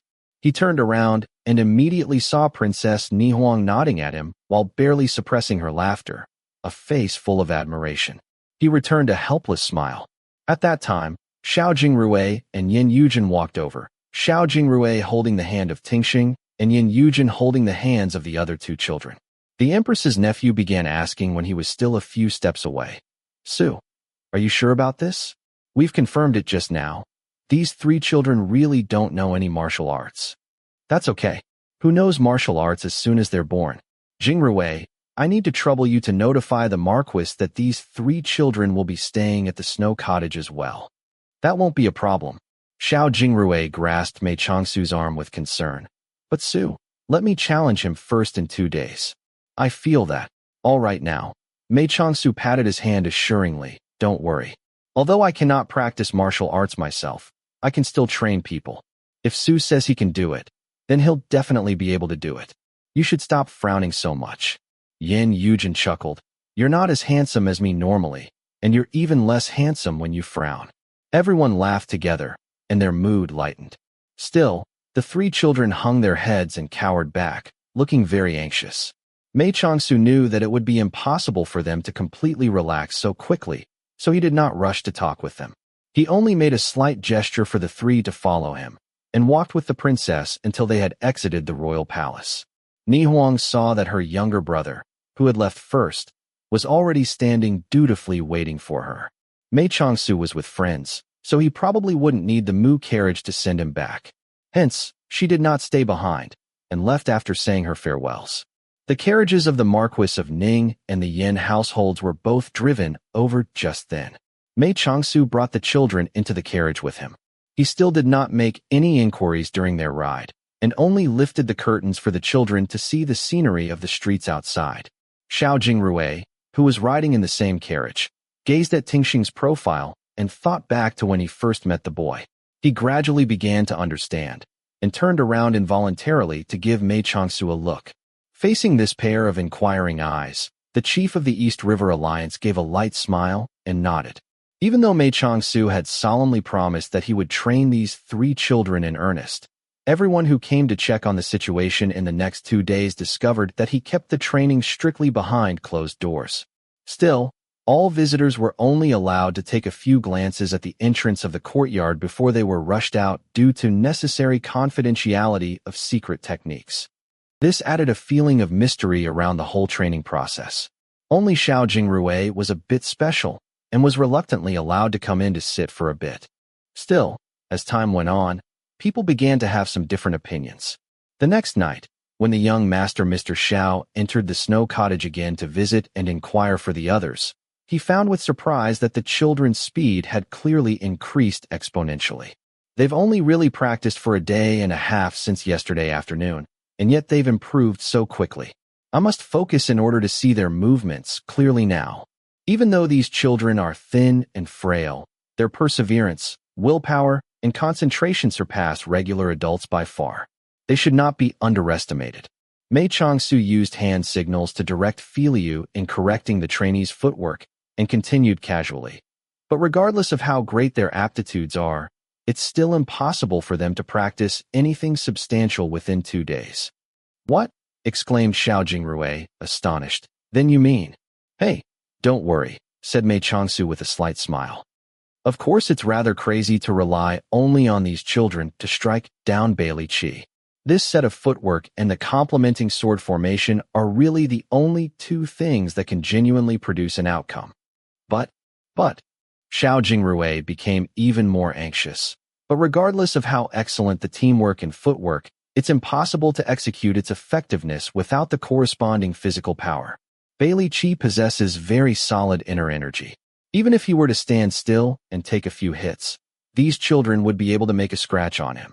Jingrui, Mei Changsu looked at him with warm eyes. You've practiced martial arts for many years. Don't you know what using your opponent's power against them is? Using your opponent's power against them requires hand techniques to guide its intricacies. These children don't know any combat techniques at all. They won't be able to master hand techniques right now, of course, but you'll learn about its profundity once you see the synergy of this set of sword techniques. Besides, the stronger and harder Bailey Qi is, the more delicate and brittle his weak point will be. I already know where his Achilles heel is, else I wouldn't dare to make such grand statements before the emperor. What? You don't believe in me? Xiao Jingrui froze for a bit, then said hastily, Of course I do. I dare not make little of Su's vast knowledge. I'm only worried that if... Don't worry. Even though this is fun, I wouldn't play along if there's really a risk. Mei Changsu continued lightly. If you delay me a little more, my assurance will drop a little too. Xiao Jingrui panicked and said immediately, Continue with your work, Su. I'm leaving right now. He backed out of the courtyard right after he finished. Mei Changsu watched his figure disappear into the distance. Only then did a strange expression flash in his eyes. He murmured to himself, As expected, it's hard to deceive an honest child. Is it because you are steadfast and avoid shortcuts? You know that the more embellished and profound a thing appears, the more unreliable it actually is. Filiu heard him speak and immediately shot over. He stared at Mei Changsu with big eyes. No, I wasn't talking with our Filiu. Mei Changsu smiled warmly and smoothed the youth's hair. Filiu has worked hard. They still need to be even more familiar with their training. They need to be able to dazzle everyone's eyes. Only then will Su be able to fool everyone. Too slow. Fast. Filiu nodded firmly. That's right. Encouraged Mei Changsu. They're too slow now. They need to be faster. Filiu turned away immediately and focused on his task of training the three children's movements. Mei Changsu relaxed his waist and leaned back. His gaze was still directed at the courtyard, but his mind had begun to wander off. After some unknown time had passed, he was roused by a word from Filiu. "Uncle!" exclaimed Filiu angrily, standing in the middle of the courtyard. Because of his sudden halt, the three children remained in their places, afraid to move. None of them knew what was going on and stood frozen. Mei Changsu had just regained his bearings, and it actually took a while before he understood Filiu's meaning. He then quickly said, "You've already practiced for so long today. It's rather late. Filiu, bring your little brothers to the west bedroom to sleep and don't come out again, okay?" "Sleep?" "Yes, sleep. You have to wake up early tomorrow to practice. There's a good child." Filiu looked at the main room, then tilted his head to ponder for a moment. It seemed that being a good child was more important. So he took his three little disciples into the west bedroom and quickly closed the door and windows. Mei Changsu stood up slowly and entered the main room where he usually resided. Just as Filiu had said, Meng Ji was already sitting at the table. He stood up immediately when he saw Mei Changsu enter. "I'm a bit tired today. Help me close the window, Meng." While Mei Changsu ordered the greatest warrior of Liang around, he climbed straight onto his warm bed and covered himself with a thick fur rug. "Aren't you relaxed?" Meng Ji closed the window, then turned back and sat at the edge of the bed. He stared at Mei Changsu with seriousness. "Tell me the truth. What exactly do you want to do? What are you asking about, Meng? Don't play dumb with me. I'm asking about the task you roped in yesterday. Although I've been cooperating with you the whole time, I've also observed Bailey Chi's abilities very carefully. It's no doubt that being overly hard and thus easily breakable is his weakness, but not even you should be able to make three children strike him down. You don't believe it, Meng?" Mei Changsu gave a distant smile. "Just one more day, and the result will show. See for yourself then." Meng Ji's gaze bore into Mei Changsu's face like red-hot coal. Finally, he let out a long breath, and his tense shoulders relaxed. He said in a low voice, "Just as I thought. Bailey Chi is your subordinate." Mei Changsu rubbed his icy hands together. He raised them to his mouth and breathed on them. "Wrong guess. Bailey Chi is not my subordinate. However, the person you see now is not the real Bailey Chi. That's all. What's going on here? If I want to be tousling the clouds here in the royal capital in order to reach my objective, I need to first become an important person, of course. No matter how highly the crown prince and prince you think of me, it can't be compared to the appreciation of His Majesty the Emperor himself. So, the original intention for laying the groundwork of this plan was to put myself in the limelight and gain fame." Mei Changsu's eyes turned towards the west window, as if he wanted to see the little child in the west bedroom beyond the paper window. "Today, the plan is slightly altered for Tingxing. It actually feels better and more natural. I suppose the heavens are aiding me. From the sounds of it, you guys have already kidnapped the real Bailey Chi while the Yen envoys were passing through the East River Alliance's jurisdiction, and then you replaced him with an imposter?" "Yes. Actually, regardless of how excellent the disguise, there will inevitably be flaws as time goes by. Only, Bailey Chi had always remained within the prince's manor and was not seen often by others. He also possesses a rude temperament and an ugly appearance, so none of the envoys want to look at him closely. In addition, the person disguised as him is very detailed and careful, so no flaws have been shown over these days. Then the Yan's strategy this time to first keep a low profile and then show off. That was the decision they made before they had departed, to first have Bailey Chi hide his abilities and then make a sudden show of an astonishing warrior. Our man simply went with the flow and acted in complete accordance with their plan, thus avoiding suspicion." Mei Changsu continued airily. "I was just talking about using your opponent's force against them with someone. If the opponent remains completely still, it's actually harder for us to make a move." Meng Ji nodded thoughtfully, already grasping most of the situation. What he had observed were the rudimentary steps in training. In combination with his skills in martial arts, he could, of course, see immediately that the set of footwork and sword technique had rather low damage. Yet at the same time, they had a very apparent ability once they were fully learned, the ability to create errors and chaos in one's vision. Once someone's body movements and attack process were unable to be seen clearly, almost everyone would instinctively believe that it must be a style of exceedingly superb martial arts with astonishing damage. What the three children needed to do then was to render people incapable of seeing their movements and attacks clearly. That way, when Bailey Chi fell down, everyone would think that he had been struck down by the martial arts that was spectacular to the point of being unidentifiable. It's still rather dangerous to have the children fight. Jin Haiming and the princess are top-tier fighters. Their observation skills can't be bad. However, for Tingsheng, I suppose this is the only way. Meng Ji sighed. I'll come take a look again tomorrow night. It'll be great if they are well-versed in their movements. If there are still flaws, we'll need to think of something else. Then I'll thank you in advance. Mei Changsu smiled and breathed on his fingers for the second time. Are you still cold, even with the fur rug? Meng Ji took Mei Changsu's hands into his own and discovered them to be freezing cold. He massaged them to warm them up, and his heart clenched. It's not even winter solstice yet, and you're already like this. You were never afraid of the cold before. I've even heard Prince Jing joke about that before, saying the young commander of the Red Flame Army is just like a little fireball. On a snowy night, you could throw on a thin armor, ride alone after the enemy for hundreds of kilometers, and return to camp after their capture with no hint of shivering. And yet look at you now. Your body's damaged to such a degree. All right, said Mei Changsu. He retrieved his hands and pulled the fur rug up. His tone was very light, as if they melted in the wind as soon as they left his lips. That's why I don't like meeting with you often.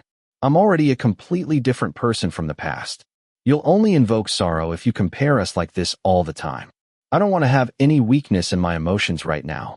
So please, don't talk about these things if you can avoid it in the future.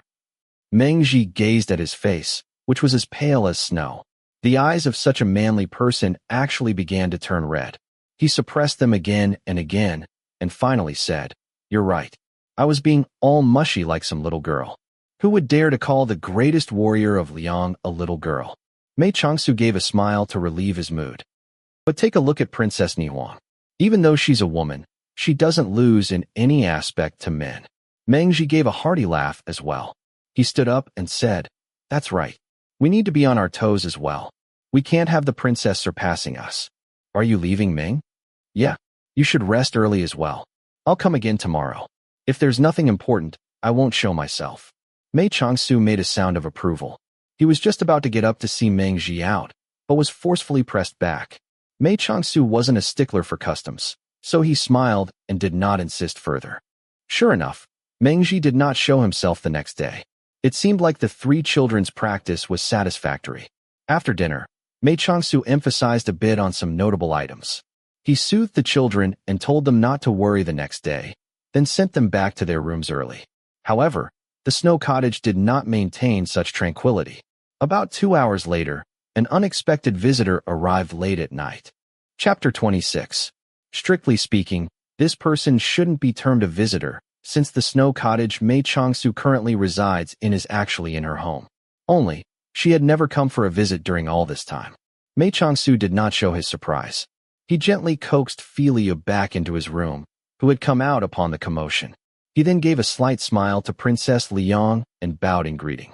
The wind has risen. I've heard that you are unwell, Mr. Su. Let's talk inside. Princess Liang wore a cool expression, but her tone was warm enough. She did not make any modest refusals when she saw Mei Changsu step aside to make way for her, and stepped indoors in the lead. With the warm air colliding into her, she untied the ribbons of her golden cloak. She came quietly by herself, so there naturally weren't any maids near her. Mei Changsu stepped forward to take the cloak she slipped out of and hung it nearby. He then brought a teapot from the fire pit and poured a cup of hot tea for her. Princess Liang cupped the tea in her hands, but did not bring it to her mouth. She wrapped her palms around the cup's edge, as if warming her hands. After a long while, she finally said, Please accept my apologies for visiting at such a late time. It's just that if I were to come earlier, I'm afraid. Seeing her choke halfway through her words, Mei Changsu gave a faint smile and took over the other half. Your Highness is afraid that Jingrui would still be here if you came earlier? In that case, Your Highness has some instructions for me alone. Princess Liang raised her head and looked at him. Suja was a commoner, and a wide gulf existed between the ranks of him and the emperor's sister. The word instructions was not merely a polite formality. However, the many different lights shown on this man were dazzling, making it impossible for one to determine his proper identity. The chief of the world's biggest clan, the respected good friend of the finest noble gentleman in the capital, the master of a guard who could compete with the greatest warrior of Liang, the target of the crown prince and Prince Yu's desperate recruitment attempts, a man in high favor and in an ambiguously affectionate relationship with Princess Nihuang. Combining all of these bits and pieces together, it was impossible for even the noble Princess Liang to see him as a mere commoner. And yet it was because she knew that he was definitely not a common man, and that he must have unmeasurable powers, that the reclusive princess came to this humble guest lodging, alone and in the depth of night. Regardless of what words you have for me, since you are here already, they must be spoken eventually. There is no need to hesitate, Your Highness. Mei Changsu had already gathered up the visitor's expression with a sweep of his eyes and continued slowly. I will naturally accept Your Highness's instructions if they fall within my range of abilities. If it is something I am incapable of completing, I will not speak more than I should, nor spread gossip. Please rest assured, Your Highness. Princess Liang's gaze fixed slightly, as if she had mentally come to a decision. The cup in her palms had unknowingly been placed on the table at some point. She raised her head and looked straight into Mei Changsu's eyes. She said, pausing at each word, Mr. Su, please save Nihuang. Upon hearing such a request, even someone with such a steady mental state as Mei Changsu could not conceal a flash of surprise in his expression. What do you mean, Your Highness? Princess Liang's answer. I've heard. Mei Changsu's question. From the sounds of Your Highness's words, could it be that someone would actually dare to conspire against the princess? Princess Liang's answer. In order for the people in the capital to reach their objectives, is there anything they wouldn't dare to do? She thought of something, and her eyes revealed a hint of pain. As one single person, Nihuang represents the entire stance of the manor of the Prince of Yunnan, and represents the military power of the 10,000 cavalries at the southern border. Isn't that importance worth it for someone to risk conspiring for? Mei Changsu raised his brows lightly and slowly nodded. Of course he had paid considerable attention to Princess Nihuang's importance. That is why he had always wanted to find a way for her to completely support Prince Jing. Other people wouldn't let go of this chance either, of course. However, going by Princess Nihuang's current powers and her adamant personality, who would dare to seize her might? And who would really be capable of reaching their objective through plots and conspiracies? I know what you are thinking of, Mr. Su. Reading other people's expressions wasn't a secret technique unique to East River. The princess who had grown up surrounded by crafty clouds and deceitful winds knew it as well. With one glance, a cool smile showed at the corner of her lips. Nihuang is very strong indeed. Strong to the point where it seems unnecessary to protect her. But Mr. Su, you don't understand. Regardless of how strong a woman is, she is still just a woman at the end of the day. Some things that are inconsequential to men are enough of a blow to destroy the will of a woman. If Nihuang already has someone she likes, this blow will be even stronger. It'll make her feel that who she marries and what type of life she will lead in the future are all inconsequential. As she spoke, Princess Liang's expression was very calm, and her tone was very cool. However, her slowly reddening eyes and her stiff and colorless fingers atop the table betrayed her boiling emotions. Mei Changsu turned his head, hiding the sympathy rising in his eyes. He had no memory of the Princess Liang of the past, who was bright and lively with a fiery nature, and who would compete with the princes whenever they went hunting. He only had memories of his mother's quiet laments to herself when he complained to her about his Aunt Liang being too cold and unapproachable. How exactly the old incident occurred and why it occurred were genuinely too secretive and too far in the distant past. Even though he had made deliberate investigations during these years, he was unable to find any valuable information. Perhaps the truth only existed hidden in the hearts of those few people, none of whom would say it out loud. Mei Changsu's answer. Your Highness, I acknowledge the logic of your words, but I still cannot imagine it. What exactly is the method that can create such an effect? The corners of Princess Liang's lips twitched slightly, as if she did not want to explain in detail at all. However, she understood clearly that it would be impossible to gain his trust without revealing more details. Princess Liang's answer. His Majesty is privately very satisfied with 2 of the final 10 candidates and wishes to pair them with the princess. Do you know who they are? Mei Changsu, of course, shook his head immediately. Princess Liang's answer.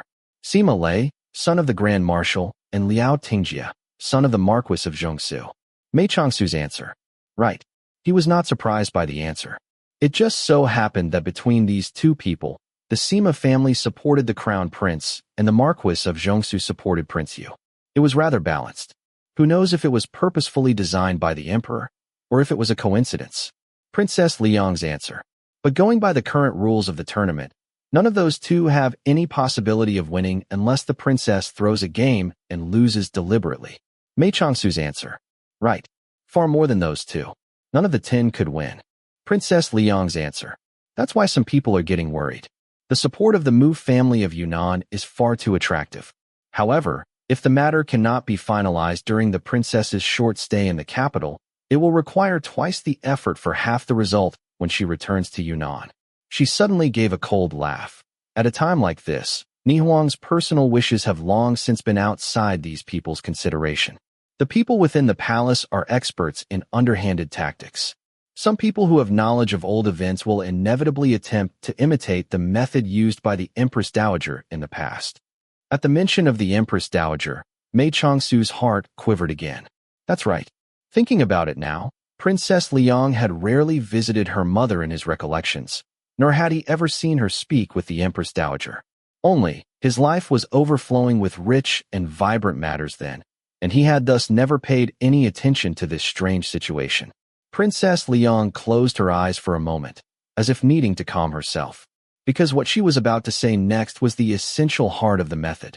Princess Liang's answer. There is a type of wine in the palace called coils of passion.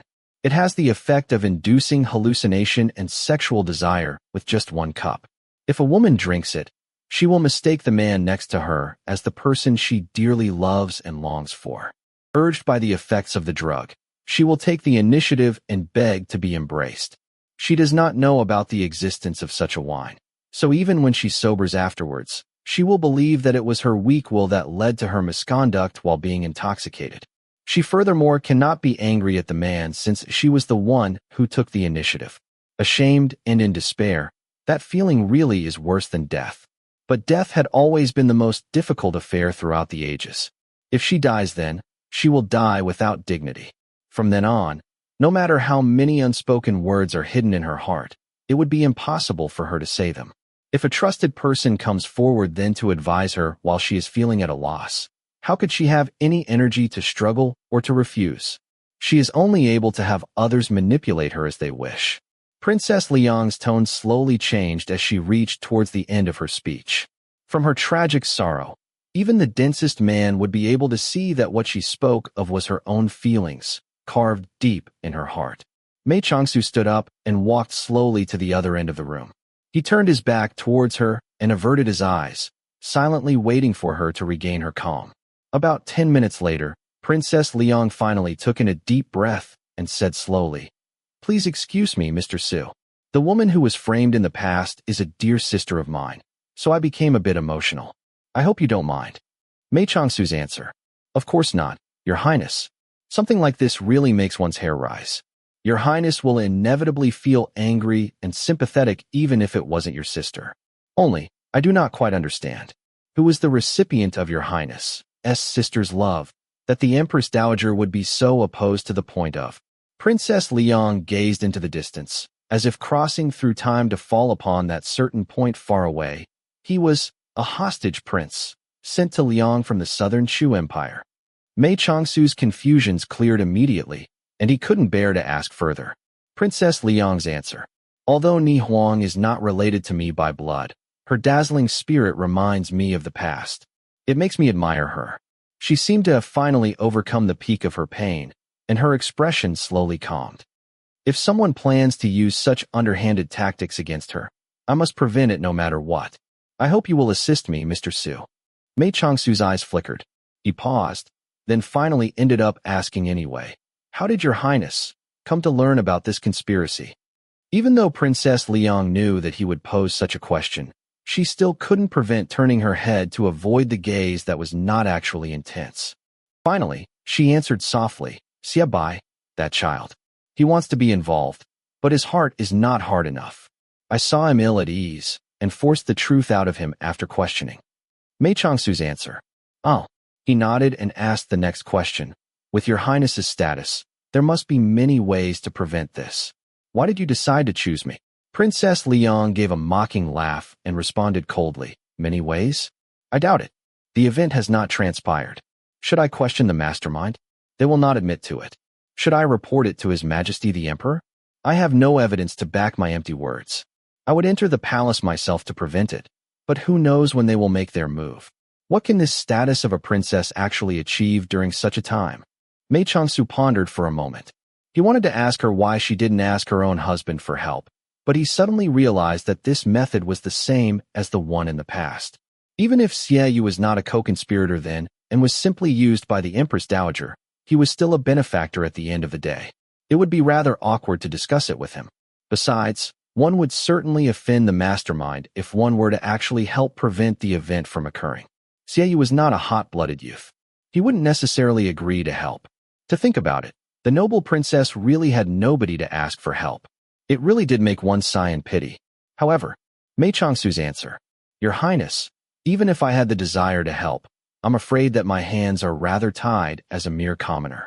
Princess Liang's answer, "Don't you have close ties with Princess Nihuang? Besides, you will see her tomorrow. Please give this information to her then, and tell her to be careful when dealing with the ladies in the palace. That should guarantee her safety." Mei Changsu's question, "Why don't you tell her yourself, Your Highness?"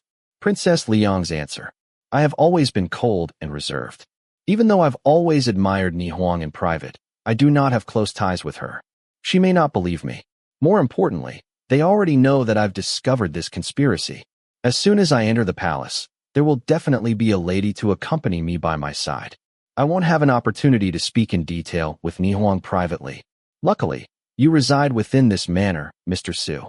I still have some powers here. I believe that I can conceal this late-night visit from those people. Only, I must trouble you, Mr. Su." Mei Changsu looked at her thoughtfully. He spoke meaningfully. "I do not have close ties with Your Highness. It really is my honor to be the recipient of such deep trust." The clever Princess Liang understood. She smiled lightly. "It is rather presumptuous of me to visit so suddenly. But firstly, I really don't have anyone else to ask for help. Secondly, I know that you have close ties with Nihuang. Thirdly, Jingrui always praises you endlessly before me. This child has a pure heart, so the person he likes and respects should not be a common man. However, I have considered it before coming here. This may implicate you in offending nobility, so it is understandable for you to refuse my request. Please consider it carefully." After saying that, Princess Liang lowered her head and began to drink her tea in silence. Mei Changsu stared at the few inconspicuous strands of white woven in her head of black hair. He suddenly felt a slight pang in his heart, and a feeling of aloofness rose. Mei Changsu's answer, "It is late. You should return, Your Highness." The drums striking the hour sounded from outside the window. Mei Changsu retrieved the golden cloak from the hanger and gently draped it over her frail shoulders. He spoke slowly, "The princess is my friend. I will most certainly put in my fullest efforts. I must ask for Your Highness to enter the palace as well tomorrow, in order to act accordingly to any change in circumstance." Princess Liang did not speak any further after gaining his promise. She raised the hood of her cloak over her head and quietly exited the little courtyard. She disappeared into the darkness in no short time. Mei Changsu stood before the steps and saw her out with his eyes. The night wind rushed at him, injecting coldness all over his body. A pair of hands grabbed him from behind and forcefully pulled him inside. He turned around and saw a pair of bright eyes with a hint of anger in them. Sorry, Su forgot to wear his jacket." He patted the youth's head to comfort him. "Our Filiu still hasn't fallen asleep? She leave. Wake. Ah, she woke you up?" Mei Changsu smiled apologetically. He curled up on the warm bed and gathered the thick cotton blanket around him. "Go back to sleep, then. Don't you have to go out to play tomorrow? You sleep." Okay, I'll sleep too." Mei Changsu closed his eyes obediently. He appeared calm and peaceful, but he recalled old and new information on all aspects of the capital like running water in his head. He used them to determine what exactly was hidden behind the purpose of Princess Liang's visit. Feely did not return to his room. Instead, he squeezed next to his Su and snored away, satisfied. Mei Changsu tucked him in and slowly laid his body flat. Just before he fell into the world of dreams, he was still thinking about a final question. Mei Changsu's thought. The Crown Prince's spy who had concealed himself near Prince Yu. Who exactly is he? Chapter 27. Because he had gone to bed late the previous night, Mei Changsu remained in a dazed sleep late into the morning. Feely stood guard outside his door, refusing to let anyone enter to wake him up. As the time to enter the palace grew nearer, the others grew more and more worried, gathering agitatedly in front of Mei Changsu's door. In the end, it was Yin Yujin who came up with an idea. He shouted through the courtyard's wall, "Wake up, Brother Su!"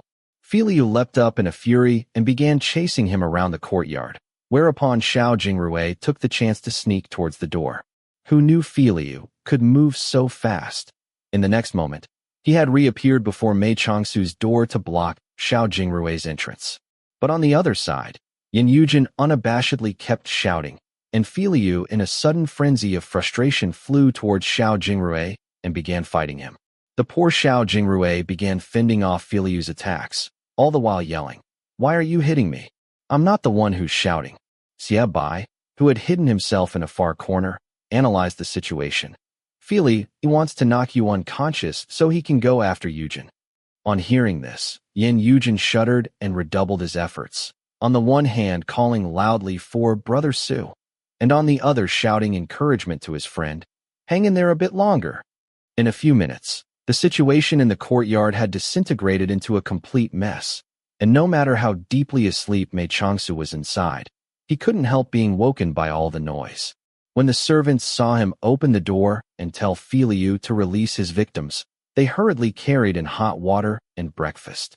Yin Yujin opened his mouth as soon as he entered the room, but was stopped by Xiao Jingrui, who waited until Mei Changsu had finished his kanji and put down his bowl before gesturing at his friend to proceed. "Brother Su, this morning there was an order from the palace saying the written test will be delayed until tomorrow." Yin Yujin was fairly bursting with the news. "Oh, why?" "Because today you need to take care of this Bailey Qi."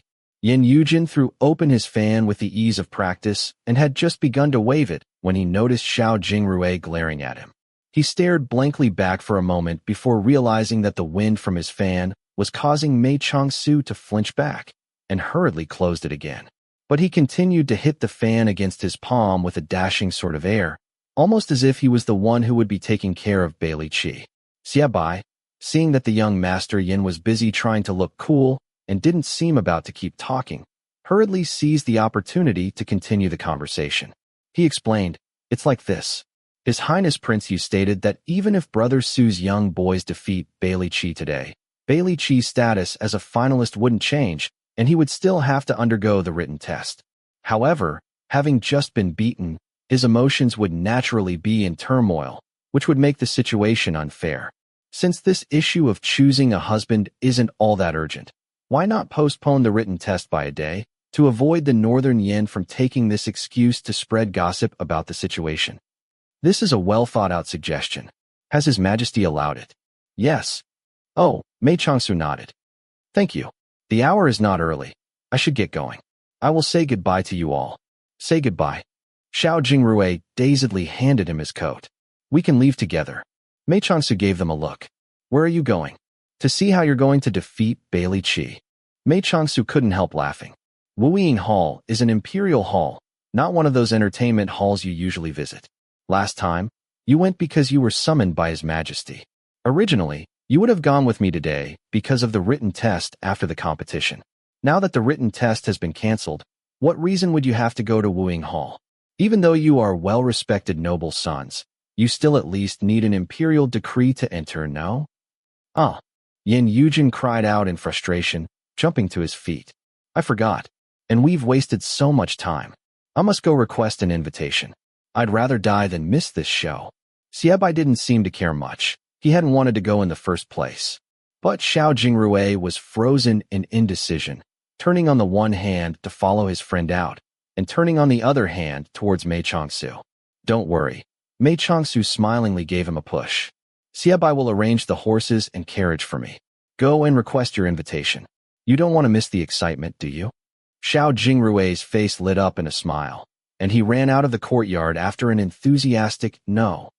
Xiebai watched him leave and sighed. He's becoming more and more like Yujin. He never used to enjoy excitement like this.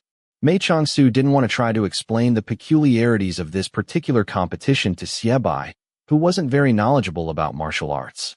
He fastened his coat against the wind, spoke quietly to Filiu, and then led the three children, who had long since been standing ready to one side, out of the courtyard. The horse and carriage were waiting outside the mansion door.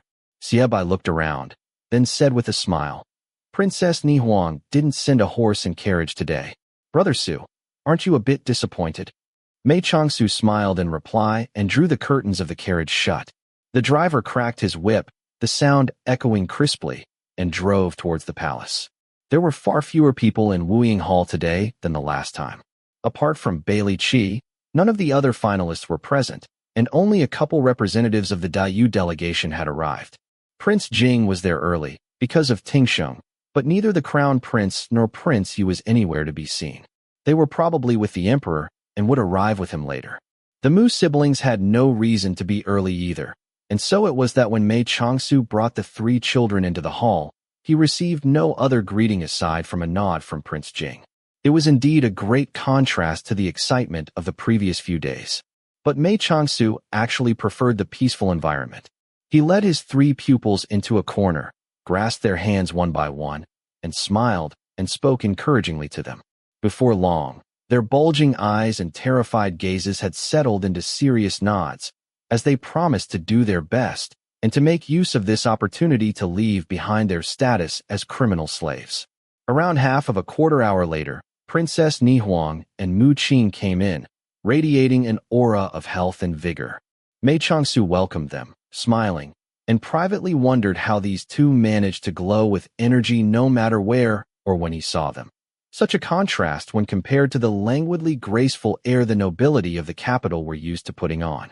Only Prince Jing held a similar sort of presence to these two. From Mr. Su's expression, it looks like you've got a card up your sleeve.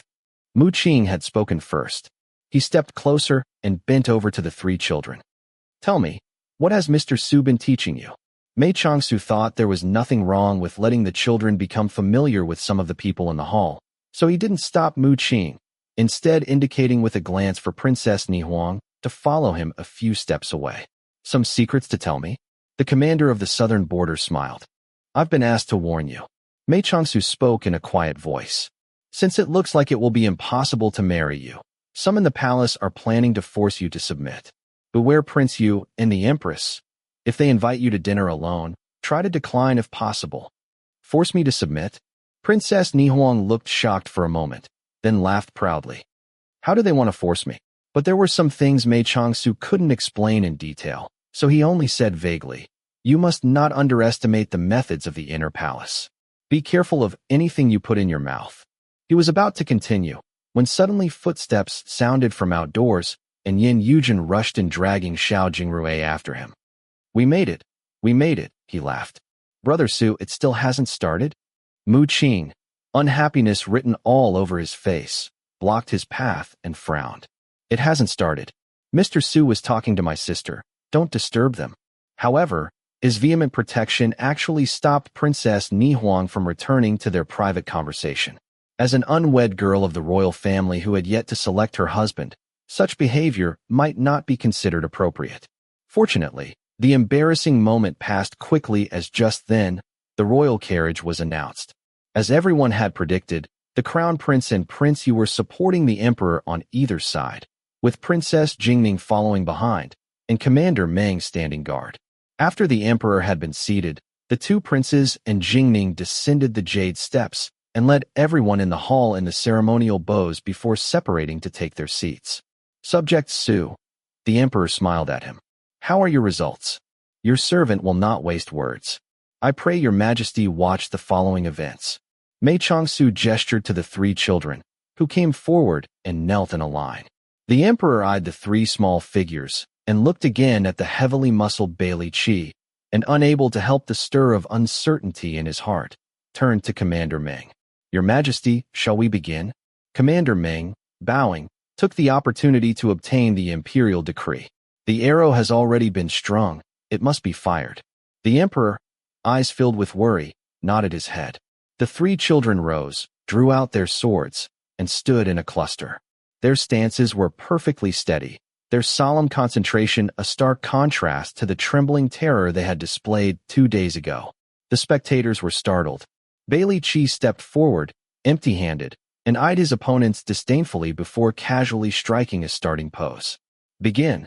As soon as Meng Ji gave the command, a sudden wind rose up in the hall, as the three children spun like tops, their steps crisscrossing, and their previously crisp silhouettes becoming indistinct. Those less skilled in martial arts saw nothing but blurs of motion. Jindiao Haiming of De Yu was instantly interested. He sat up straight and was about to focus his eyes to examine the fight closely when he suddenly felt a wave of intense hostility hit him from the side. He felt a shiver deep in his heart and turned his head in confusion, but only saw De Liang's first-ranked fighter, Commander General of the Jinling Imperial Guard Meng Ji, glaring at him fiercely. The fury in his expression was equal to the kind of hatred one might feel for someone who had murdered his father or stolen his wife. Haiming couldn't help shuddering, and carefully focused on calming his mind as he thought carefully on how he might have offended him. Princess Nihuang's martial arts were also known to be splendid, and she was captivated immediately by the blurring silhouettes. She was just leaning forward to watch carefully when a sudden "Aya" sounded from the Mei Changsu beside her. She reflexively glanced over and saw that he had knocked over his teacup and was busily trying to avoid the tea that had spilled all over his table. His clumsy appearance was such a contrast to his normal, effortless grace that the princess couldn't help smiling. Just as the two experts' attentions were simultaneously diverted, a few stifled groans rose up from the fight, and then with a final thump, the three children sheathed their swords and leapt back. The blur faded, and when the spectators could see again, Bailey Qi was half kneeling on the floor, supporting his weight with his arms, his face filled with fury. "They've won! They've won!" Yin Yujin and Princess Jingning cried out together joyfully. Even the emperor gave a small smile. Haiming, who had been focusing on calming his mind and heart against Meng Ji's wave of fury, suddenly felt his whole body relax. Meng Ji's expression, which had previously been directed towards him with such irreconcilable hatred, suddenly eased into a sincere, friendly smile. In that instant, he wondered whether he had just woken from a dream. "Warrior Bailey, are you all right?" The Northern Yin messenger shouted in urgent fury. "The honored messenger does not need to worry. We would not hurt guests." Mei Changsu smiled, and then said to the three children, "Shouldn't you thank His Majesty?" The three small fighters immediately fell to their knees in a bow. The emperor, greatly pleased, said, "You have worked hard. We will not go back on our words. You will be absolved of your status as criminal slaves, and may be placed into a department, and may receive help from relatives and friends." Princess Jingning was overjoyed, and said immediately, "Father Emperor has such integrity and benevolence." The emperor eyed his daughter and had a sudden thought. "Jingning, do you really care about these children so much? Since they have this training, why not have them castrated and sent to wait on you? They will be stronger than your average bodyguards on the one hand, and they will not need to worry about providing for themselves on the other hand, and can live in some comfort." As soon as he had spoken, Mei Changsu and Prince Jing both paled, especially Prince Jing, who was about to jump to his feet, and who was only stopped by Mei Changsu's forceful glare. "Your Majesty, this is inappropriate." Unexpectedly, the person who objected was Xiao Jingrui, who stood up and bowed, and then continued loudly, "Your Majesty has already bestowed your mercy in allowing them to leave the secluded courtyard, and to allow them to be free in the future. The imperial mouth has spoken. How can it take back its word? And anyway, they are not familiar with the rules of the inner palace, and it is not permitted to use weapons when waiting on the princess, so their training is useless. Thus, Jingrui believes even Princess Jingning herself may not wish for them to be castrated to enter the inner palace." Princess Jingning hurriedly added, "Yes, that's right. My palace only has eunuchs. What use would these three be? Let my father emperor bestow another gift to me." The emperor had always doted on Xiao Jingrui, and was not angered by his blunt words, but rather waved a hand to return him to his seat and didn't raise the subject again. A thin film of cold sweat had already covered Mei Changsu's body. Mr. Su has shown good teaching methods and exemplary work. Once the written tests are over, we shall bestow other rewards. The emperor was in such a good mood that he personally poured out a cup of wine and sent it to Mei Changsu. We first raise a toast to you, to celebrate this battle. Mei Changsu thanked the emperor and accepted the cup. He drained its contents and couldn't help coughing. His face flushed red as he used all his strength to suppress the coughs.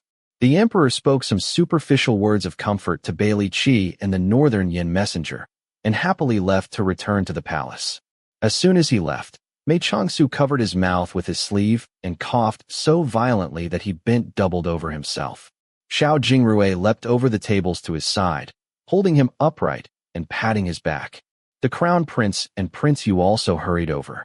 It's all right. The fragrance of His Majesty's wine was too overwhelming. After coughing for a good amount of time, Mei Changsu finally uncovered his mouth and, leaning on Xiao Jingrui's shoulder, lifted his head. The crown prince and Prince Yu, to show their concern, had stepped quite close. But in contrast to the last time at Wuying Hall, there was not the slightest trace of perfume on their person, which was certainly not a coincidence. Mei Changsu was once again certain. One of Prince Yu's people had to be spying for the crown prince. You're not in a hurry, are you? Would you like to rest before leaving? Princess Ni Huang, who had just been taken aside by a palace servant, had hurried back now. No matter, Mei Changsu smiled faintly. He turned to the crown prince and Prince Yu and said, Your Highnesses must be very busy with the affairs of the kingdom. I could not bear the consequences if you were delayed on my account. It seemed as if the two indeed had other affairs, and in any case did not want to cause too much bother, and so they turned and left after exchanging a few more polite words. Mu Qing pulled Yin Yujin away with one hand, and reached out to push at Xiao Jingrui with his other, but the latter would not budge. Brother Su isn't steady on his feet yet. Xiao Jingrui understood that Mu Qing wanted him to give his sister and Mei Changsu some privacy, but he steadfastly stood his ground. Princess Ni Huang couldn't help smiling, and eyed the young Master Xiao with interest, before leaning down to speak quietly to Mei Changsu. My lady the Empress has invited me to dine at her palace. I cannot refuse this. I must go. Princess. Mei Changsu hurriedly tried to stop her, but found after a few moments of thought that he had nothing else to say, and finally only sighed. Please take care. After Princess Ni Huang left, there were not many people remaining in the Great Hall. Mei Changsu felt very unwell, and as it was not permitted to use paladins or carriages within the Forbidden Garden, he could only sit and rest, with Xiao Jingrui and Yin Yujin naturally by his side. Princess Jingning had been talking to Prince Jing, and when the conversation ended, Xiao Jingyan came over to see how he was doing. After they ran out of things to say, Prince Jing took the opportunity to take Tingxing off to one side for a few words. Because the emperor had left straight for the residence of the concubines, Meng Ji had not followed. And because he was worried about Lin Shu, he had not left, but stayed inside the hall and called the other two children to him to demonstrate their sword dance. Yin Yujin was greatly interested and went over for a closer look, while Xiao Jingrui alone remained by Mei Changsu's side. Seeing the cold sweat continuously breaking out on Mei Changsu's forehead, he leaned over and asked quietly, Was the cup of wine really that strong? Is your illness acting up? Mei Changsu fought to suppress his internal pain and anguish. He knew in his heart that the wine had indeed caused the old wounds to flare, and didn't want to speak, so only sat quietly with his eyes closed. Meng Ji, after repeatedly glancing in his direction, finally couldn't stand it any longer and hurried over. How is Mr. Su? I'm not sure. Xiao Jingrui was so worried that his voice shook. He has rested for such a long time, but he doesn't seem to be getting better. Let me see. Meng Ji reached out and grasped his pulse, and instantly his brow furrowed. He gathered his energy, and then thrust a portion of strength into him, helping him subdue the injury. By now, Yin Yujin, Prince Jing, and Princess Jingning had all realized something wasn't right, and hurried over together. The three children also gathered around, faces drawn with worry. Almost an hour later, Meng Ji let out a long breath, his face clearing up. Mei Changsu withdrew his wrist and thanked him quietly. His voice seemed a bit stronger, his words less broken up than before. You really scared me. Yin Yujin hated this type of somber atmosphere and let out a loud sigh. I'm glad that ended well. Brother Su's health is really too frail. You must rest and let it recuperate. Jingrui, let's hurry and take Brother Su home. And I guess we won't be able to make it to our polo match today. Of course not. How can you still have the heart to play polo? Xiao Jingrui was extremely unhappy. I don't want to play, but we must let Liao Tingjie know. After all, we promised to be there. You go tell him then. I won't go. Mei Changsu listened to the two of them talking and felt a fleeting sense of strangeness pass over his mind, but he couldn't catch it in time, and his brow furrowed in thought. What's wrong? Are you feeling unwell again? Xiao Jingrui asked hurriedly. No. You were saying? You promised to play polo with someone? Liao Tingjie. You wouldn't know him. He's the heir of the Marquis of Jiangsu. The strange feeling he had been feeling since sometime in the morning suddenly welled up, and like a flash of light passing through, Mei Changsu suddenly understood, and his chest filled with turmoil. The princess had been invited into the palace, and by logic the empress and prince Yu should have long since made their preparations. So why? Why would Liao Tingjie, the man Prince Yu's camp had designated to become the princess's husband, have time to arrange to play polo outside the palace? Everything Grand Princess Liang had spoken the previous night flew through his mind, and instantly, he grasped the strangest point. The Grand Princess had said that the reason she knew about the plan was because she had seen Xie Bai's troubled expression and had forced it out of him. But this morning, Xie Bai had seemed cheerful and had even joked about Princess Ni Huang when they were leaving. He had not appeared to have even a shred of discomfort in his heart. And from another point of view, the risks the Empress and Prince Yu would have to take with this plan were huge, and so only the few people directly involved would know about it, to minimize the risk of others finding out. Xie Bai couldn't possibly contribute to this kind of inner-palace business, so why would Prince Yu tell him anything? Therefore, Princess Liang had lied about this part, a part she had thought wasn't vital to the information itself, but that she had found inconvenient enough to lie about. And because the source of her information couldn't have been Xie Bai, then the source should have come from her husband, the Marquis of Ning, Xie Yu. All those years ago, only a few people had known about the methods of the then Empress, but Xie Yu was one of them. If he had been overheard by Grand Princess Liang this time, giving instructions to his servants, then even if the instructions had been curt and coded, she would have understood immediately. And the most important mistake lay in this final part.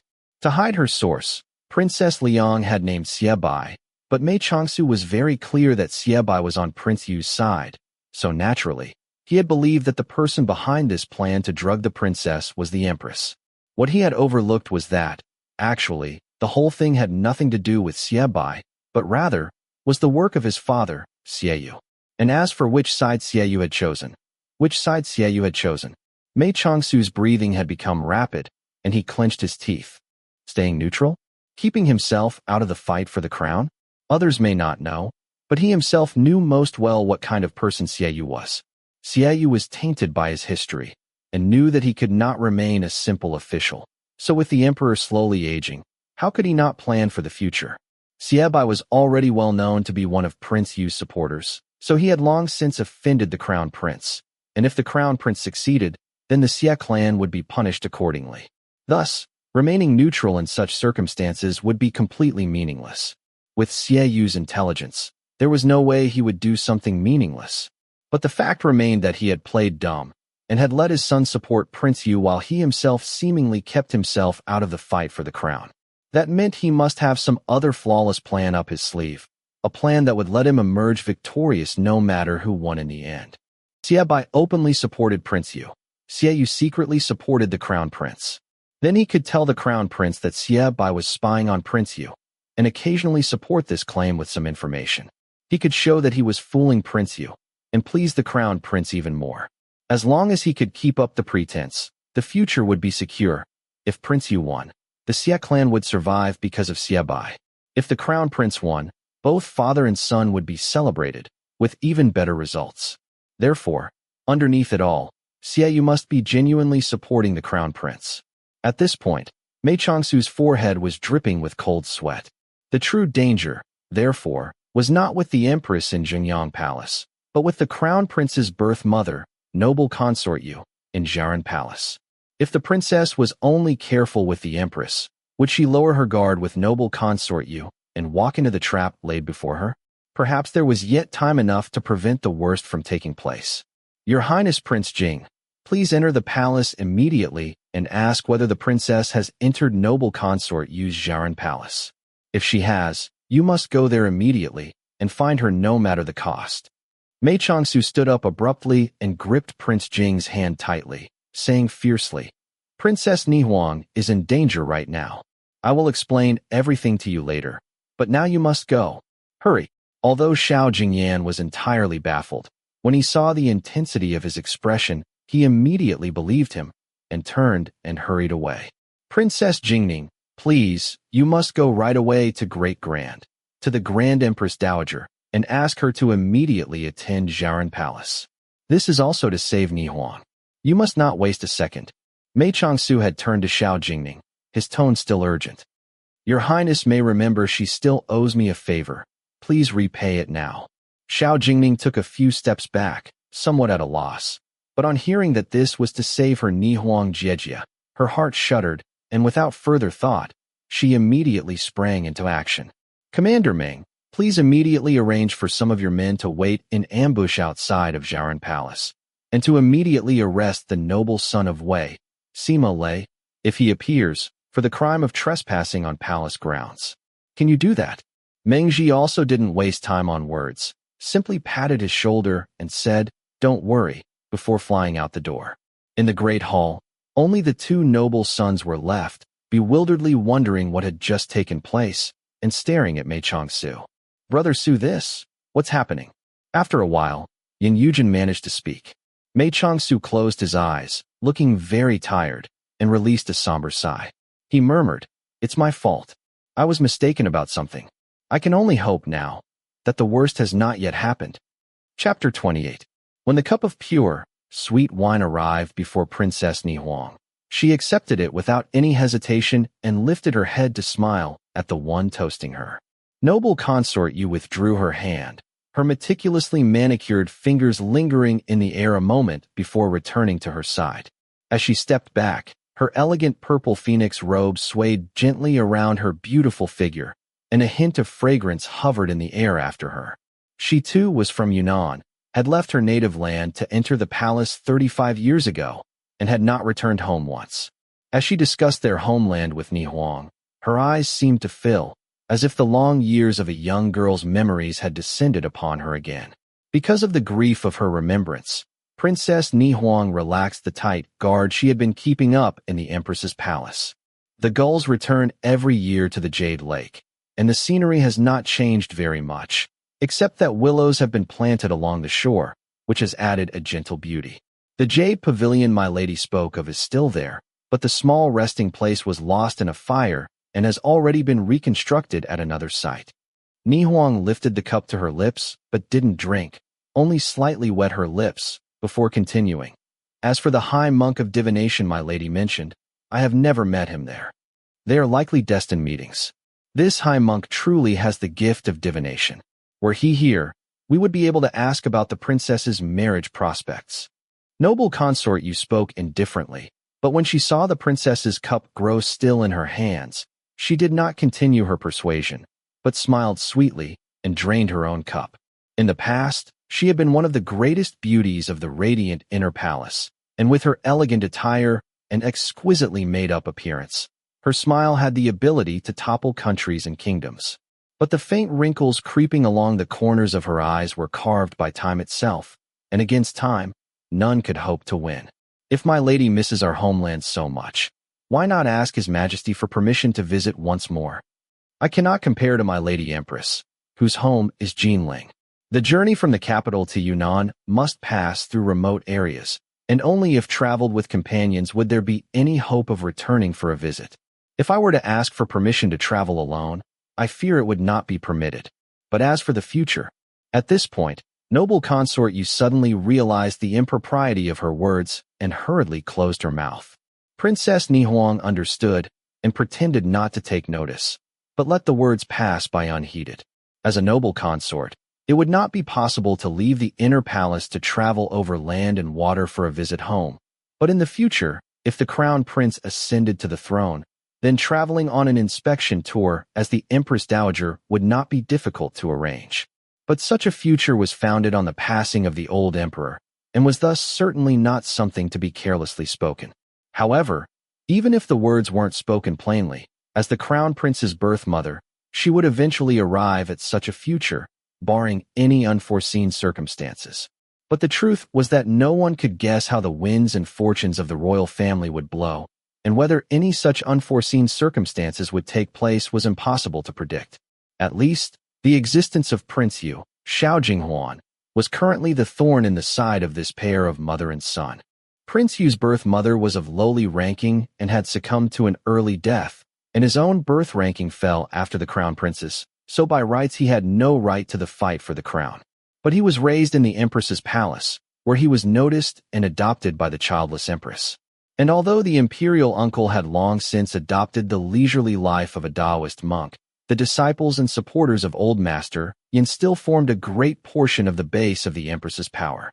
In addition, Prince Yu was naturally clever with an elegant air and was highly adept at pleasing the emperor, gaining much favor, and being obviously superior to the other princes, had emerged as a direct opponent of the crown prince. Having been immersed in the inner palace for all these years, this lady who had been made a noble consort by her radiant beauty was perfectly clear. The days of stability, relaxation, and riches were yet far away. Ni Huang, how long can you stay in the capital this time? I always hope to have people from our homeland like you around, to come visit often. Recently, the southern border has been peaceful, and since Qing has received the emperor's approval, I have been much more at ease. I will probably stay another month or two. Leaving so soon. Noble consort, you looked shocked. After choosing a husband, the wedding must be planned. Ni Huang smiled faintly and didn't protest, only saying, if one is chosen, then I will think about it. The princess is no ordinary young lady. The splendors of the capital hold no attraction for you. Rather, the grasslands and vast jungles of the south are more suited to your disposition. On hearing this, Ni Huang couldn't help smiling. Although my lady has been in the capital for such a long time, you still have a bit of the temperament of a Yunnan lady, who has not once possessed the high spirits of youth. But after all these years in the palace, it has all been eroded away. Noble consort, you shook her head and sighed. Like today, I would like nothing more than to reminisce about our homeland with the princess. But, even if I said that was my only intention, I fear the princess would not believe me. Princess Ni Huang stared at her for a long moment, then answered simply, no. Then I will come to the point. Noble consort, you took on a solemn air, her tone growing serious. The noble Sun Sima Lei, one of the finalists of the competition and handpicked by the crown prince, is skilled in both literary and martial pursuits, as well as talented and virtuous. Although his martial arts cannot be compared to the princess's, you are an expert in this area. So what need have you for a top martial fighter as a husband?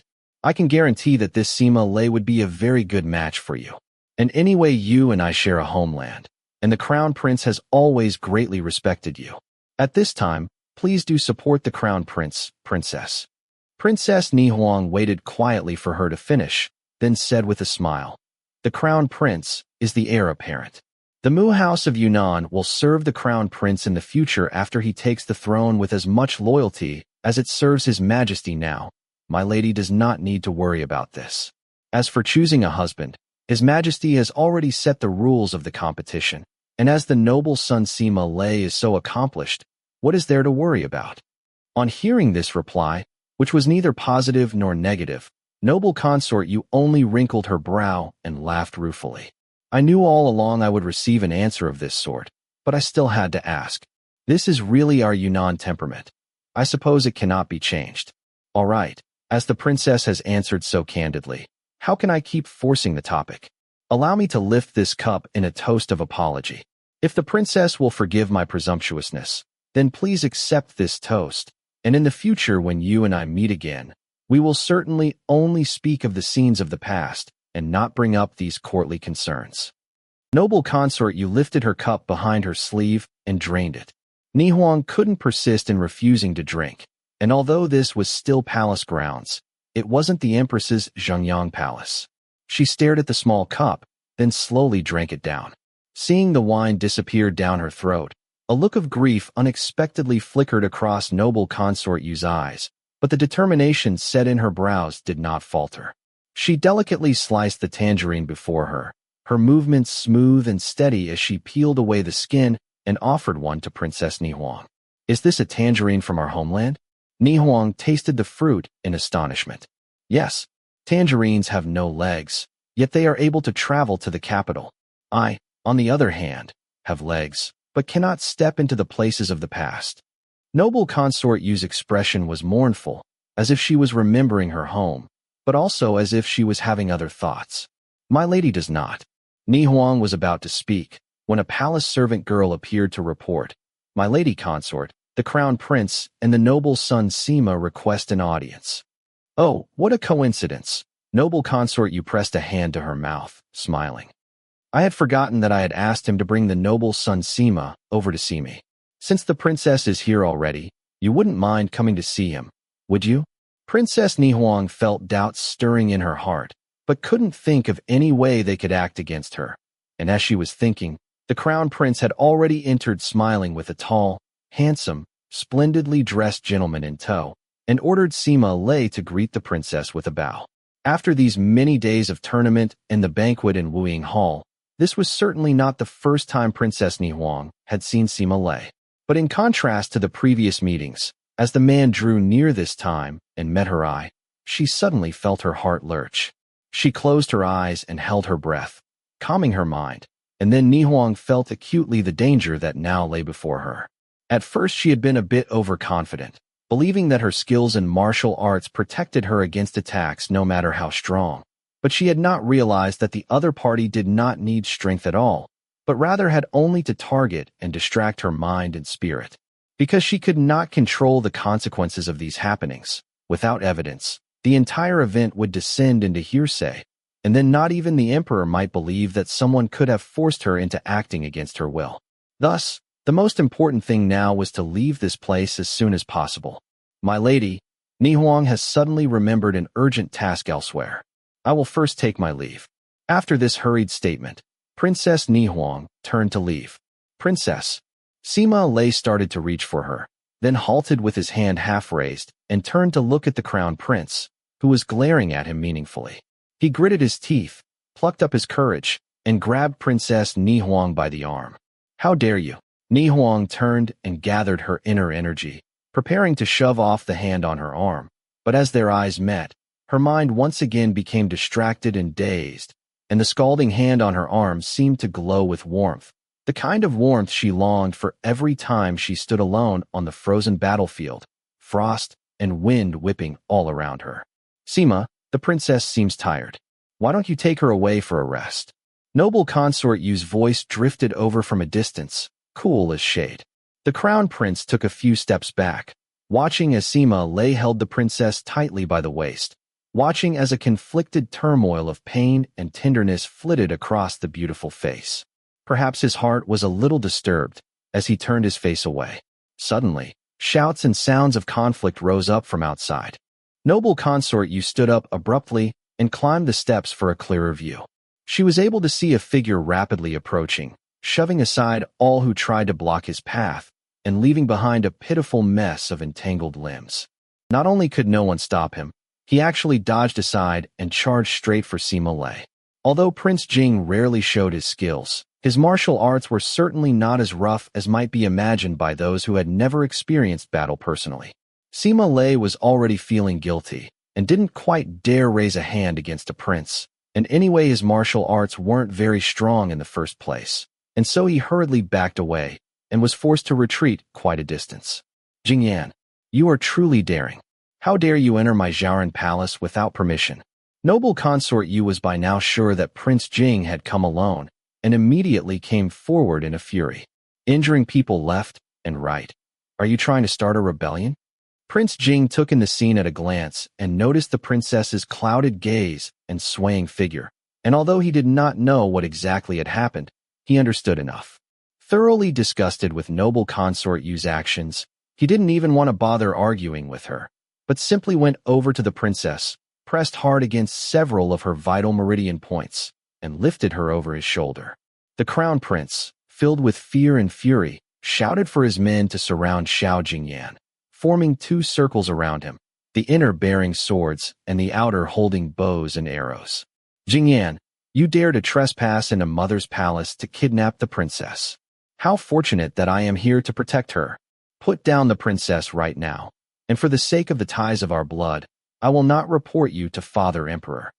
Xiao Jingyan gave him a cold look, then ignored him and continued striding forward. The guards surrounding him helplessly moved with him, sending questioning glances at the crown prince. Xiao Jingxian was trapped between a rock and a hard place. This brother of his was a veteran of many battles and couldn't be stopped by normal shows of power like these. But to shoot a prince to death within Jiaran Palace was also no small sin, not to mention the Princess Nihuang he was carrying on his back. Were they to shoot her too? But if they didn't stop him and let him charge his way out, the situation would become messy all the same. Left without a foolproof solution, he helplessly turned his gaze to his mother. Noble consort Yu's radiant red lips pursed, and she spoke one word through her gritted teeth: fire. Mother, fire. Noble consort Yu's voice was low, her tone severe. At the very least, the dead cannot speak, and only then would we have the chance to speak. The crown prince shivered, then stepped forward and cried in a loud voice. Prince Jing has trespassed into the palace, attempted to assassinate my mother consort, and harmed the princess. Shoot to kill. The guards hesitated for a moment, but as the crown prince was their master, they strung their bows, and instantly, the arrows fell like rain. Prince Jing lunged forward and flipped a guard over as he grabbed the guard's only sword, and then, with the light dancing off his sword like snow, he fended off the first wave of arrows. In the brief interlude that followed, he fought his way to the steps and laid the princess down on the floor before knocking aside the second wave of arrows.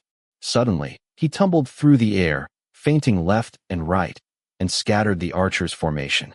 The swordsmen were also not his match, and in the confusion of the fight, only saw a figure flying through the air. The dazed crown prince abruptly felt a touch of ice kiss his neck, and found that a cold blade had been pressed against his neck, icy cold against his skin. Stop! Prince Jing's voice was not loud, but the entire hall had frozen in response. Noble consort Yu was trembling all over, and spoke through teeth gritted in fury. Xiao Jingyan, you dare. Killing a commander amongst his soldiers is something I do often. Prince Jing smiled coldly, his tone like ice. His Highness the Crown Prince was standing a bit too close to me. Jingyan, what are you trying to do? The Crown Prince's voice was shaking. Bring the princess over to me. Then let the two of us leave the palace. Noble consort Yu's eyes were cold as frost. She scoffed and said, and if I say no, would you really dare to kill the Crown Prince? Is my lady consort using the Crown Prince to gamble with me? Xiao Jingyan's voice held not a shred of warmth, and the Crown Prince's heart raced, and he couldn't help letting out a cry. Mother! Noble consort Yu's face was icy to behold, but her chest was heaving, showing that she was in furious thought. Just as her brows furrowed and she opened her mouth to speak, an urgent shout was heard from the palace's outer gates, announcing the Grand Empress Dowager. Noble consort Yu's heart froze, and a sense of hopelessness threatened to overwhelm her. But she closed her eyes briefly, and then rapidly came to a decision. Her first words were directed in a rush towards Sima Lei. Leave the palace by the back doors immediately, and remember, you have not stepped half a foot into Jiaran Palace today. Sima Lei froze for a second and looked around blankly before shaking himself and rushing away towards the back door. Jingyan, noble consort Yu hurriedly descended the stairs, speaking rapidly. Listen, the Crown Prince didn't shoot at you today, and you didn't put a sword to his neck, understood? Prince Jing's eyes were drawn. He didn't answer. Raising your sword against the Crown Prince and shooting at a prince are both things the Emperor would not want to hear about. I do not wish for the two of you to fall to the same end. As for the other things, let us each fend for ourselves, and we will let the Emperor be the judge. Noble consort Yu smiled coolly. You are an intelligent person. You should know that this is an arrangement that benefits you. Why not take it? Prince Jing's face did not change, but the sword in his grip slowly eased away from the Crown Prince's neck and dropped lightly to the ground. The aged figure of the Grand Empress Dowager appeared now at the moon door of the palace's inner gates, and standing beside her was not only a very confused Princess Jingning, but also another woman, dressed in a royal yellow robe with a grand air and beautiful face. This was the mistress of Jingyang Palace, the current empress. Chapter 29. What have you brought me here to see? The Grand Empress Dowager looked around the courtyard in confusion. Why are there so many people here? Noble consort, you hurriedly indicated for the crown prince to dismiss the crowd of guards in the courtyard, and then quickly stepped up and knelt on the floor in a bow. Your servant consort greets the Grand Empress Dowager, my Lady Empress. I had not noticed my lady's arrival. Please forgive my discourtesy. Empress Yin didn't wait for her to finish, but immediately asked coldly, Is that Ni Huang I see sitting over there? What happened to her? Noble consort, you saw from the corner of her eye that Prince Jing had gone over to Ni Huang and gently helped her up. The princess's cheeks were flushed and both her eyes were closed. There was no denying that something had happened, so she was forced to say, The princess was invited over to dine today, but I did not expect the wine to be too strong for her. Ni Huang is drunk. Princess Ni Huang is a valiant hero among women. Her wine tolerance is not weak. How could she become drunk so easily? Your servant consort thought it was strange too. A smile played on noble consort Yu's face. Perhaps her mind has been disturbed these last few days over this issue of choosing a husband. Then why was the courtyard full of guards?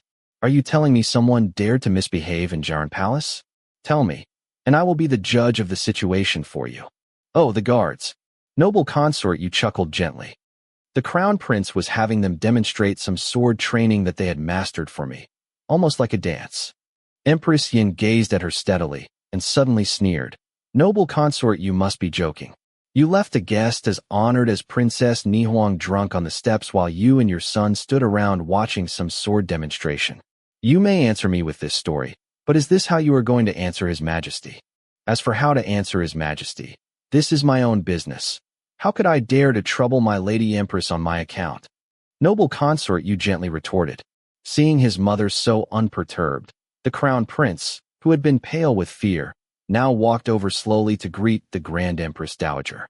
The Grand Empress Dowager had been listening to the verbal sparring between the Empress and the noble consort with much interest, and now seeing the crown prince bow to her, immediately reached out a loving hand to caress his head.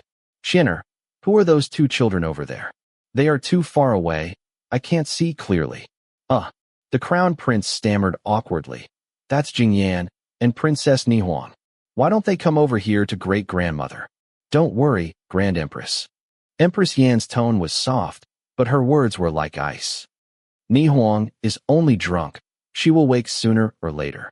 And once she wakes, I will be certain to advise her never again to drink such strong wine. Noble consort, you felt something clench in her chest, but she gritted her teeth and kept her face smooth. This was indeed the most difficult part of the whole situation. The attempted murder had been balanced by Prince Jing's taking the crown prince hostage, and both parties had basically reached an agreement not to investigate each other further. Sima Lei had also left, and the Empress had not been able to find any evidence of the crime.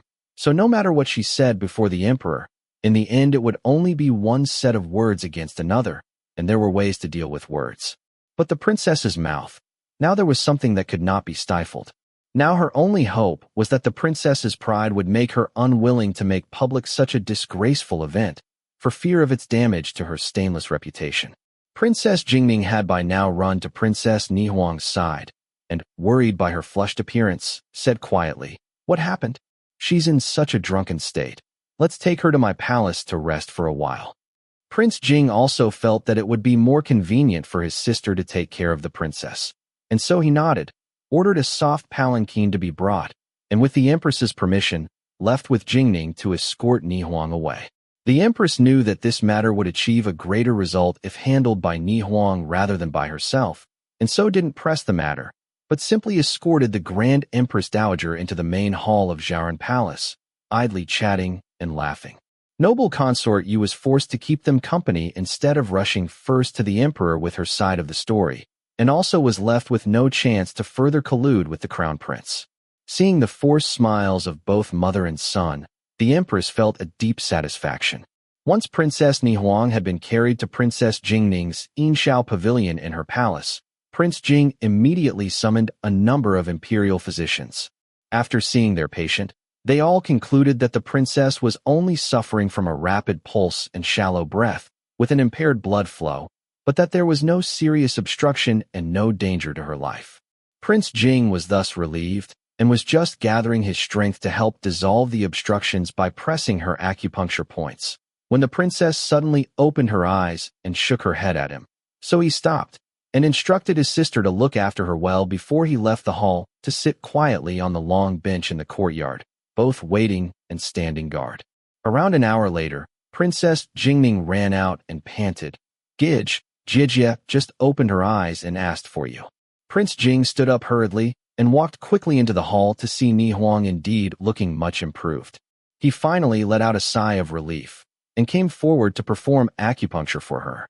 The princess sat up slowly, her eyes cool as frost, seeming to be deep in thought, and then raised her head to look Prince Jing in the eye, saying softly, "Thank you."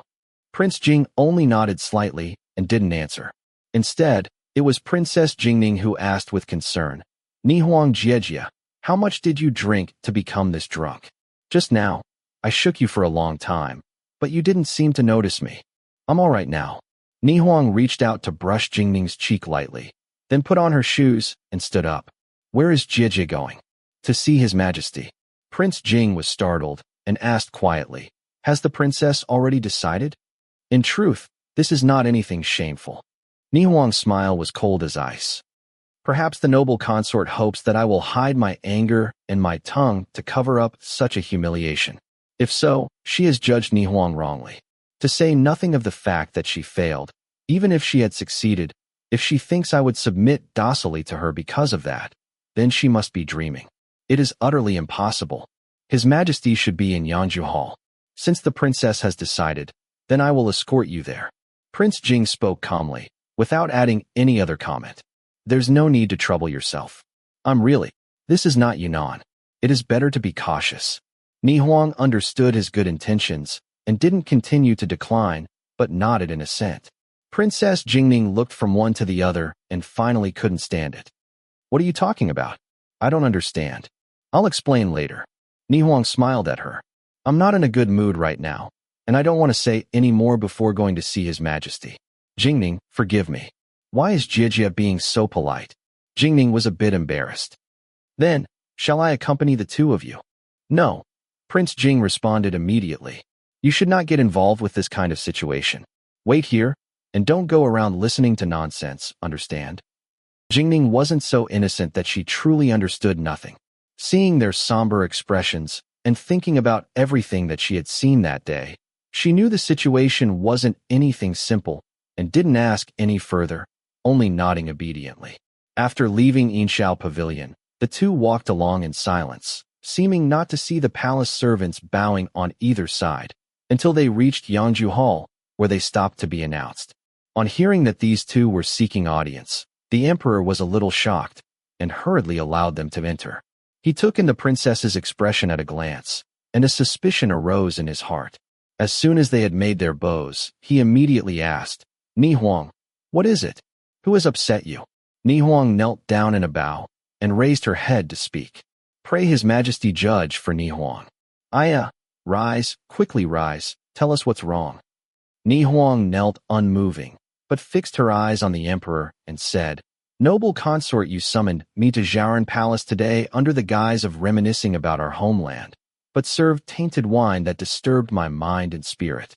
The crown prince seized the opportunity to bring Sima Lei into the inner palace to initiate inappropriate behavior in order to force me to wed. I pray His Majesty investigate these events and give justice to Ni Huang."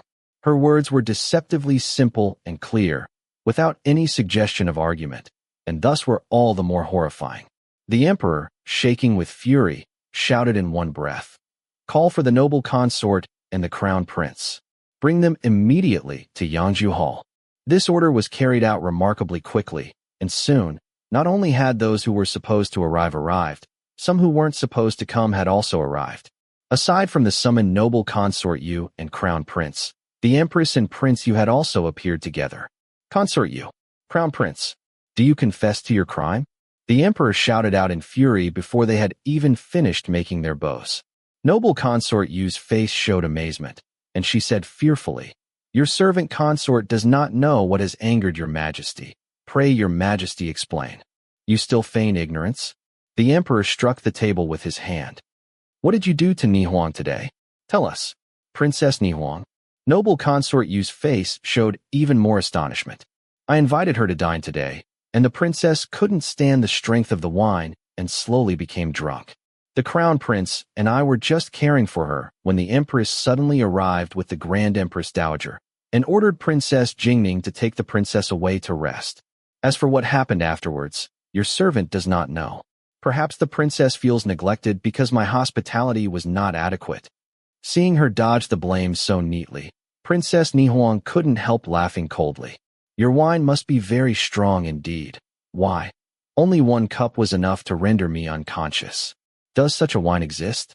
Not to mention, as soon as I drank this cup, the crown prince brought in Sima Lei. Was that a coincidence too? That wine was the 7-mile fragrance gifted by His Majesty. Although it is quite strong, only the princess has said that drinking it made her unconscious. His Majesty can search your servant's palace. There is certainly no other wine. And I fear the princess must have already been drunk, because it was only the crown prince who entered. Where did Sima Lei come from? His Majesty has only defined anyone in Jiaran Palace, and asked if there was a second person who saw Sima Lei there." Princess Nihuang raised an eyebrow and said furiously, "Everyone in Jiaran Palace is yours.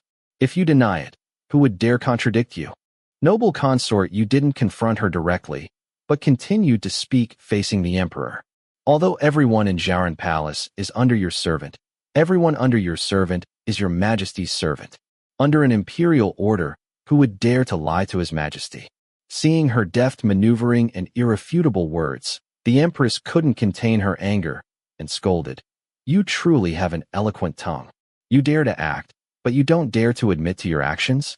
But no matter how you dodge, you cannot hide the truth. Are you claiming that the princess is framing you without reason?"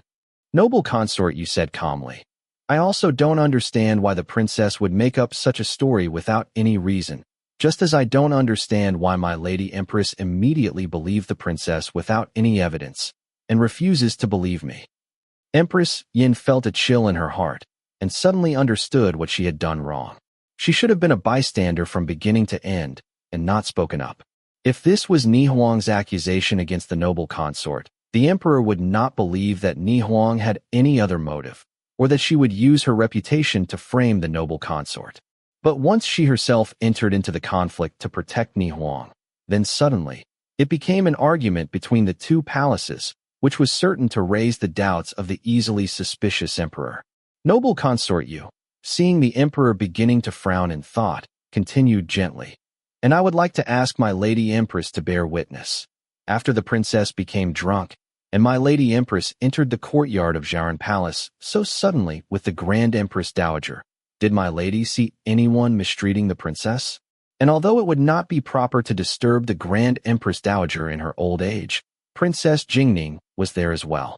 Your Majesty can ask her whether she saw anyone mistreating the princess." Nihuang had not expected this noble consort to be so nimble with her tongue. Rage rose within her, and she burst out, "That's because they came just in time, and you could not carry out the rest of your malicious plan."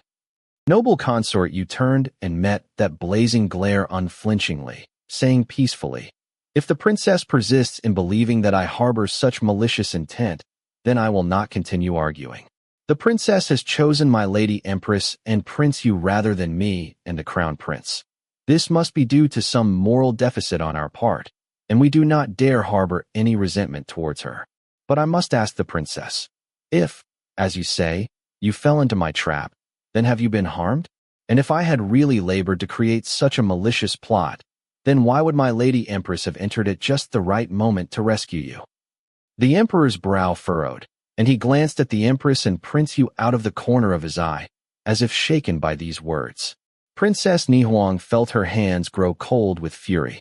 Thousands of enemy soldiers met on the battlefield could not infuriate her as bitterly as this palace consort. She was just about to curse in rage and leave, when a steady voice spoke from beside her. "Father, your son can bear witness." When I entered Jiaran Palace, Sima Lei was indeed beside the princess, and was certainly behaving with impropriety. Noble consort Yu's whole body trembled as she turned, incredulous, to glare at Xiao Jingyan. I saw that the situation was desperate, and had to break courtesy in order to bring out the princess. Prince Jing ignored her, and continued with composure. In order to stop me, the noble consort and the crown prince actually ordered their guards to fire on us. I had no choice but to take the crown prince hostage for protection in order to preserve my life, and to delay until the Grand Empress Dowager arrived. I know that raising a blade against the crown prince is no small crime, but I will not allow the truth to remain hidden from my father emperor only to avoid punishment for myself. Pray my father emperor consider, if not to hide their guilt and sins, why would the crown prince have wanted to silence me by killing me? Even the empress and prince Yu were not aware of these events, and everyone was shocked for a moment. Noble consort Yu had never expected Xiao Jingyan to have this kind of boldness, and was stunned into silence, her face pale as snow. Consort Yu, did such a thing happen? The emperor's fury was frightening to behold. Noble consort Yu bit her lip, raised her head, and said, Since my lady empress, the princess, and Prince Jing have all condemned me by their words, I dare not argue any further, and dare not ask for any evidence. I only pray your majesty to judge with his wisdom, and if his majesty also believes that I have committed this crime, then we, mother and son, will confess, and never dare to harbor any further resentment. Faced with her show of submission, the emperor hesitated. If he didn't believe the claim, he would face the accusations of everyone present.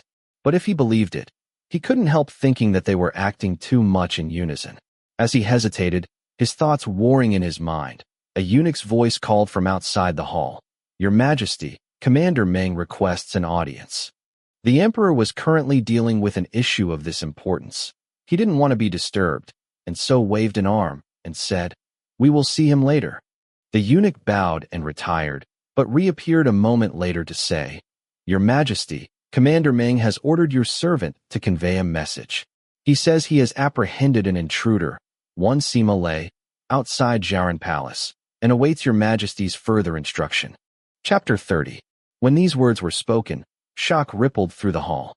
But as the initial astonishment faded, different expressions appeared on different faces. Noble consort Yu's face was stretched tightly. The crown prince's color was like dust. Prince Jing and the princess looked thoughtful. The empress and Prince Yu looked to be hiding their glee, and as for the emperor high up on his throne, his face was clouded, betraying complex emotions. After a silence so long it was almost suffocating, the emperor waved a heavy hand, signaling for the eunuch to leave. Consort Yu, do you have anything else to say? Unlike his previous severe tone, this sentence was spoken with unusual gentleness and fatigue, but to those listening, it was for this reason all the more chilling. Noble consort Yu's radiant makeup could no longer hide the pallor beneath, and after turning to look at her beloved son, she rushed forward and fell before the throne, grabbing onto the emperor's leg and crying with a trembling voice, Wronged. Even now, you insist you were wronged. Your servant knows she was not wronged. Noble consort Yu raised her head, eyes brimming with tears, her expression touchingly mournful. But the crown prince was wronged. What are you saying? All of this was your servant's plan, all arranged by your servant. The crown prince knew nothing. I lied to him saying I wanted to have a look at Sima Lei, so he brought Sima Lei into the palace, but he was only following his mother's orders. Your Majesty knows Xian'er has always been a filial son, not only towards your servant, but towards your Majesty as well. If the crown prince is truly innocent, then why has he not uttered a word of argument since we summoned you to this hall? What does your Majesty want Xian'er to say? Would you ask him to cast all the blame onto his own mother in front of so many people? Xian'er is filial and pure by nature. He could not do such a thing. It is because he doesn't know how to protect himself and always carelessly falls into the traps of others intending to do him harm, that I have done all of this, in order that he might have more people by his side to support him, so that he would not be so easily deceived in the future. Nonsense. The emperor was suddenly furious, and knocked noble consort Yu to the floor with one strike. The crown prince is the heir to the throne. Who would plot against him? As his mother, you were supposed to teach him to act morally, to perform his duty diligently, to share his father's burdens above him, and to be a model for the people below him. That would truly be for his good. But now look at what you've done. You actually dared to use such base, despicable methods? If Ni Huang was harmed in any way today, you could not have been redeemed with 100 deaths. Even the crown prince's honored position would have been threatened because of you. What incredible stupidity, incredible stupidity. This scolding speech was like a thunderclap of imperial power, enough to strike fear into hearts and cause the soul to scatter. But upon hearing this ferocious scolding, Ni Huang's face showed a bitter smile instead, and the empress and prince Yu looked disappointed. Because, no matter how fierce his scolding, in the end, he was only scolding noble consort Yu, and his last few words had already shown that he intended to direct the blame away from the crown prince.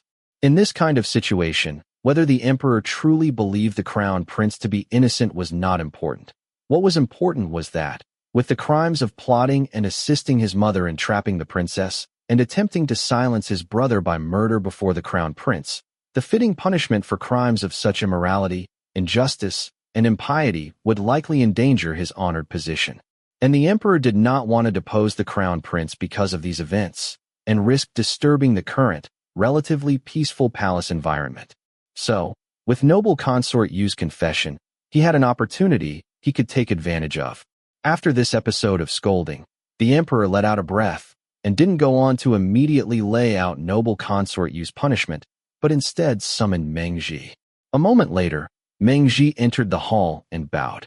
The emperor asked him a few questions about how he had captured Sima Lei, and Meng Ji replied that his soldiers had come across him on their routine patrols, and had only discovered after apprehending him that he was the noble son of Wei, and so, not daring to handle the matter themselves, had brought it before His Majesty for further instruction.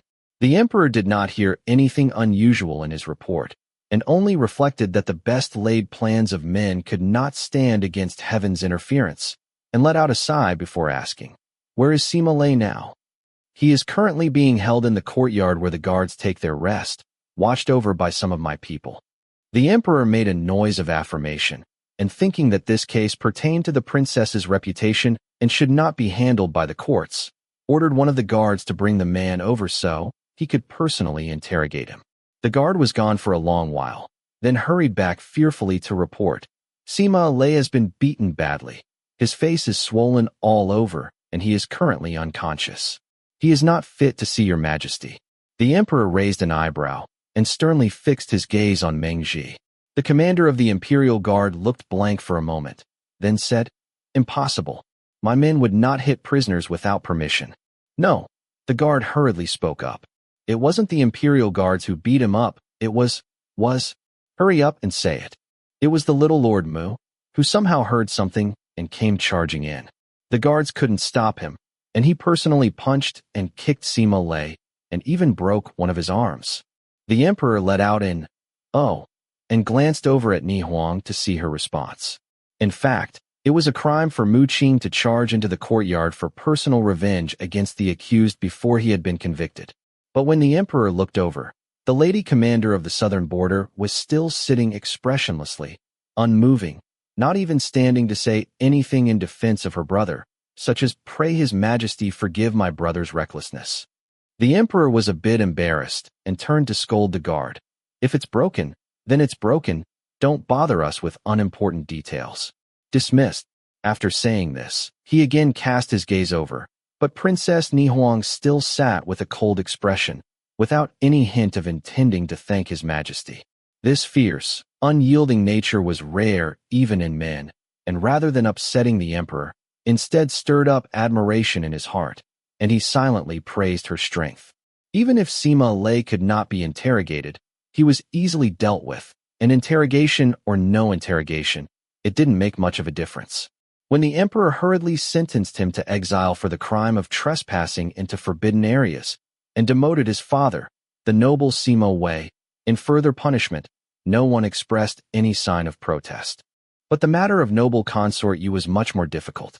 This woman had entered the palace in her youth, and thanks to the emperor's heavy favor over the years, her status had become second only to the empress, and moreover, she was the crown prince's birth mother. He could not quite bear to punish her too heavily, but if he punished too lightly, the princess would be bitter. Not to mention, with so many looking on, he could not avoid considering the problem of fairness. As he was deliberating, the crown prince fell to the floor, crying, "Your son is willing to repay the princess on behalf of my mother's crimes. Pray, Father Emperor, consider mother's many years of loyal service, and deal with her lightly." "You evil creature!" The emperor lifted a leg and kicked the crown prince away. "Your mother has resorted to such disgusting methods. Why did you not stop her?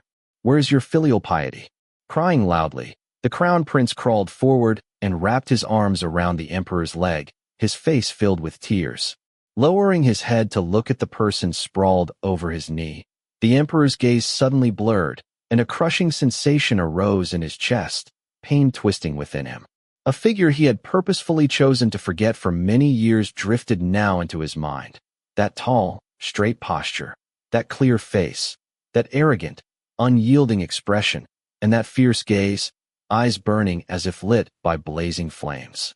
If that person had been willing to fall prostrate at his knee, crying like Jing Xian was doing now, would the emperor's heart have softened, and would he have drawn him anew into his embrace? But time flows like water, and what is gone cannot come again. Perhaps he was becoming soft in his old age, to be suddenly realizing that the harsh punishment he had dealt out so long ago had not only destroyed others, but had also likewise become a hidden wound over his own heart, one that no one else could see. The emperor's shaking hand finally came to a rest on the back of the crown prince's head. "Noble consort, you," relieved, supported herself with one arm as she fell gently to one side. "The Lady Yu has behaved immorally, her actions despicable, and violated palace rules. From this day forward, she is stripped of her status as noble consort and degraded to imperial concubine, and is likewise stripped of all noble titles, and will be relocated and confined to Qingli Courtyard, which she may not leave without imperial permission." The emperor pronounced each word slowly, and finally turned his gaze to the empress. Does the empress have anything to say about this arrangement? If the empress had her way, she would of course have preferred to see this woman confined to the secluded court. But she was an intelligent person and knew that, as the crown prince had been spared, the emperor could not punish his birth mother too harshly, and so, as nothing she said now would achieve anything, she chose to keep quiet. Seeing the empress silently lower her eyes, the emperor turned his gaze to Ni Huang and asked, "Does the princess have any protest?"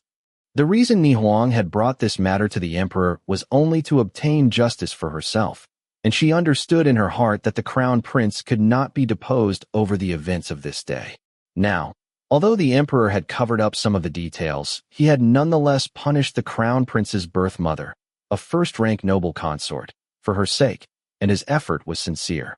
If she still showed dissatisfaction now, then she would be lowering herself to their level, and so she said nothing, and only shook her head. "As for you," the emperor eyed the crown prince disdainfully, "you will be confined to the Eastern Palace for 3 months to study hard and reflect on the morals befitting the heir to the throne. If you are involved in such things again in the future, we will not be so generous again. Your son obeys His Majesty's merciful edict. Rise then." The emperor's face cleared, and he raised his head, his piercing gaze sweeping through the hall and coming to a rest on Prince Jing. "Jingyan, your son is present. Do you admit your crime?" Prince Jing swept aside his robe and knelt stoically. "Your son admits his crime."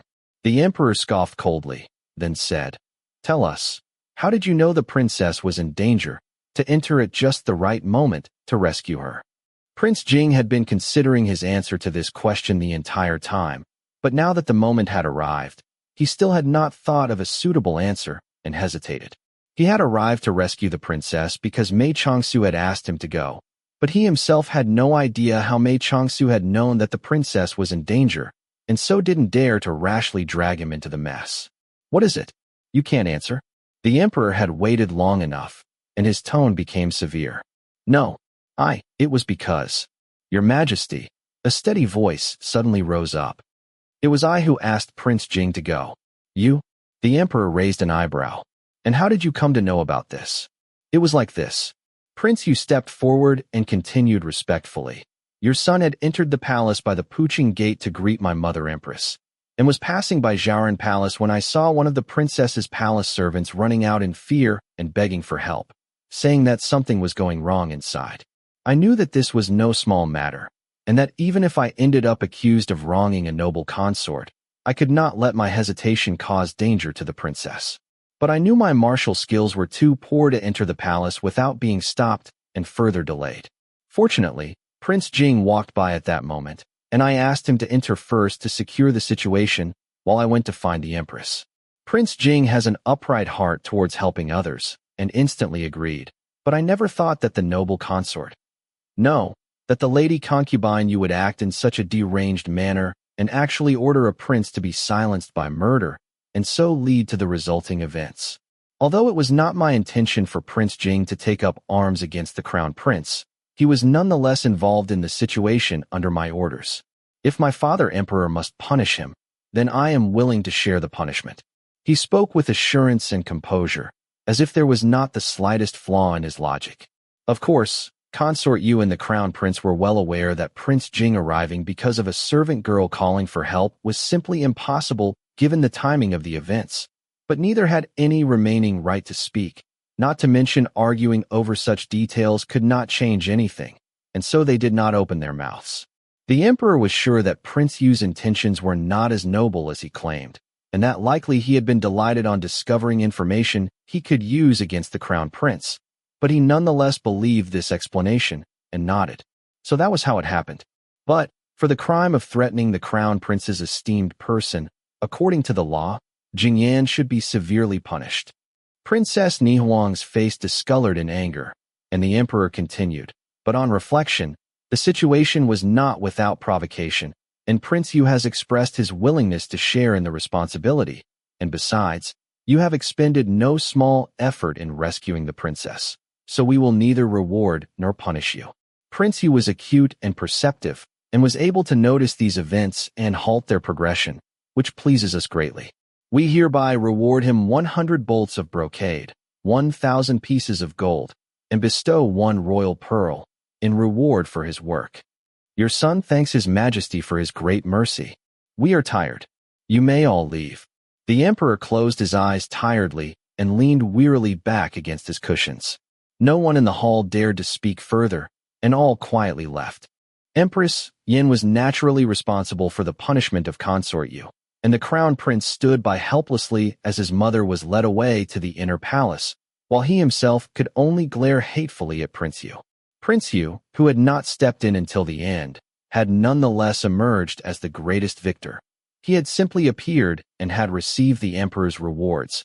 He had openly defended Prince Jing, and so now Prince Jing owed him a great favor, and from claiming the responsibility for the princess's rescue had now even become the great savior of the Yunnan Mu clan. The only downside was that he had directed all of the crown prince's wrath upon himself, and further deepened the hatred between the two. But he and the crown prince had long been at odds, and both harbored a fight-to-the-death kind of attitude, and so this one more offense did not add up to much, and therefore really, he had reaped rich rewards with hardly any loss. His heart was joyful as he silently admired the Qilin prodigy's insight. It was fortunate that he had come across him while he was hurrying into the palace at the empress's notice, and it was fortunate that he had, out of respect for his wisdom, explained the situation and asked for his advice. Otherwise, without his help, he would never have thought to use the opportunity of protecting Prince Jing to take responsibility for all of the work. To be honest, Prince Jing was truly bold and daring. It was just too bad that he was too reckless, prone to acting carelessly, and therefore wasn't a worthy contender. After he had protected him in front of the emperor this time, he must be feeling grateful. And as for Princess Nihuang, certainly she would be even more. At this point in his thoughts, Princess Nihuang had already come over to bow and say, smiling, I am grateful to His Highness Prince Yu for his loyal rescue today. In the future, I will certainly repay you in kind should the opportunity arise. Prince Yu hurriedly returned the bow and said with a broad smile, the princess is too polite. The princess's rank and status is worthy of any effort I might expend for her person. A perfect smile floated across Nihuang's features, and she was about to exchange a few more polite words when she saw Prince Jing leaving quietly out of the corner of her eye, and though she was impatient to follow, Her face betrayed no trace of her emotions, as she said unhurriedly, "My anger towards Lady Yu knows no bounds, but it would not be proper for me to witness her punishment by my Lady Empress. Would your highness? The princess does not need to worry. Leave this matter to me. I will enter the inner palace to speak with the empress immediately. I will not let the princess down." Prince Yu chuckled for a long moment, then turned and walked swiftly towards the inner palace. Princess Nihuang waited until he was a good distance away before running to catch up with Prince Jing. Hearing Nihuang calling him, Xiao Jingyan stopped and said, "Does the princess have another matter to discuss? Just now as I was thanking Prince Yu, you really wanted to come over to tell me that it wasn't anything to do with him, right?" Princess Nihuang smiled knowingly. "Why didn't you say anything?" Prince Jing lowered his head and didn't reply. "The real reason you came to rescue me was because of Mr. Su, wasn't it?" Prince Jing jumped at her words. "How do you know that?" "Because Mr. Su warned me earlier to beware of the methods of the inner palace. But he spoke vaguely, and I only kept my guard up around the Empress, and wasn't careful around noble consort Yu." Prince Jing frowned, and suddenly a great suspicion arose in his heart as he asked slowly, "He didn't tell you to beware noble consort Yu? But when he asked me to enter the palace, he was very certain about Zhaoran Palace." "Oh, our conversation at that time was cut short, so perhaps he did not have the chance to tell me." Princess Nihuang didn't seem to take this to heart, but continued to smile. "But even though he orchestrated my rescue today, I cannot thank him openly. Instead, I can only thank Prince Yu, and not only thank him with words, but prepare to visit him tomorrow with Qing to thank him again in person." Prince Jing didn't understand. "Why would you do that? You said you know." Nihuang laughed faintly and turned her head towards the Eastern Palace. "Although Consort Yu has been convicted, the Crown Prince is still the Crown Prince, and his power is still great. The more I openly thank Prince Yu, the more the Crown Prince will direct his hatred towards him, and naturally will not trouble you instead. Your current situation is not one that can afford making an enemy of the Crown Prince, so isn't it better to push Prince Yu out into the open instead?" In fact, it wasn't that Prince Jing didn't understand such games of power, but rather that he was unwilling to think about them. With Nihuang's brief explanation, he instantly understood, and couldn't help turning away, shaking his head with a sigh. The two walked out of the palace side by side, and did not continue their previous conversation. They had just walked out of the Shenwu gate when a great cry of "Jiejia" was heard, and Mu Qing came charging up to them, only stopping directly in front of Princess Nihuang, shouting, "Jiejia, are you all right? You scared me to death. You are of age now, and still so easily excited? Such a small thing to scare you to death. There are far greater things than this under heaven and earth." Nihuang spoke scoldingly, but her hand was lovingly rearranging the clothes her little brother had disturbed in his frantic run. "I was afraid Jiejia had suffered some harm." Mu Qing spoke tenderly. "The palace is not a good place. You should not come here often in the future. Although our residence in Jinling is not as large as the one in Yunnan, it should still be enough for Jiejia. Let's go back quickly." Princess Nihuang smiled and patted him gently, then turned back to Prince Jing. "Is His Highness also returning to his residence? We can go back together." "There's no need. I won't be returning right away." Xiao Jingyan thought for a moment, and finally said firmly, "I must go first to the residence of the Marquis of Ning." Chapter 31. When Xiao Jingyan entered the door of the Xie residence, it was Xie Bai who came forward to receive him. The first words out of his mouth were, "Your Highness has come personally? Please come in. Brother Su is at Snow Cottage."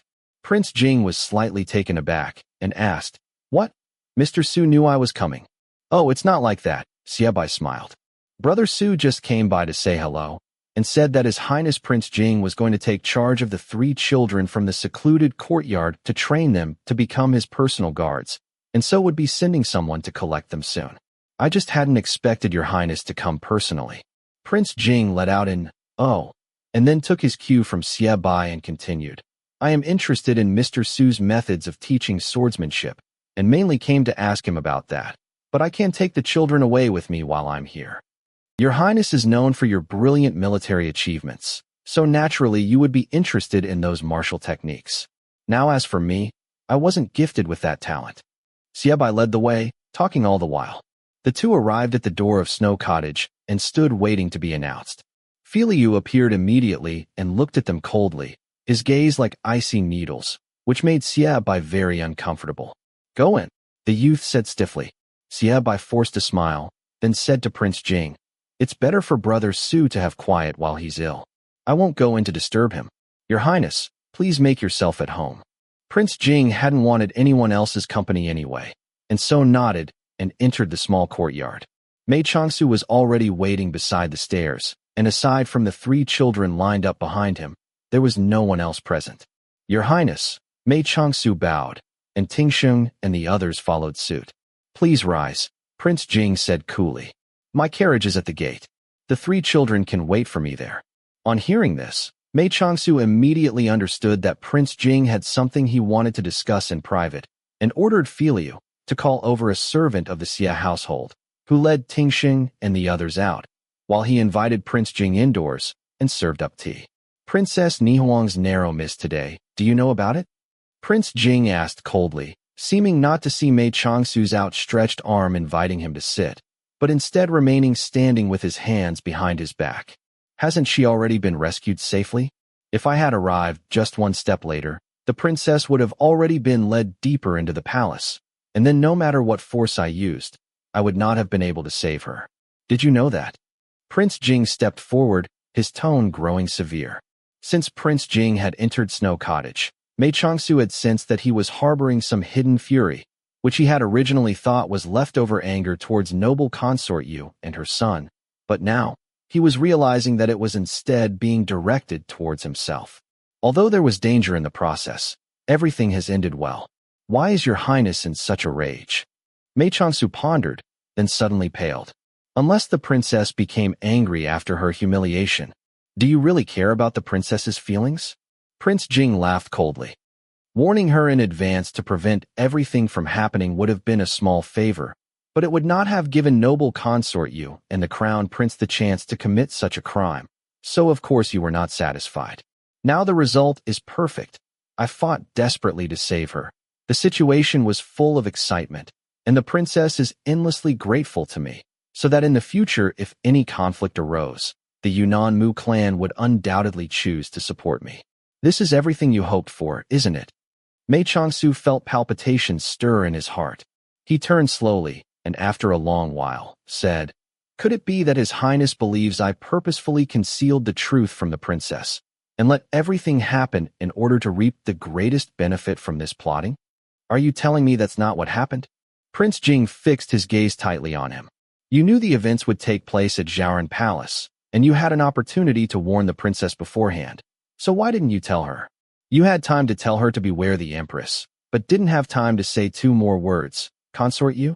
Seeing Prince Jing's menacing expression, Mei Changsu's thoughts were scattered.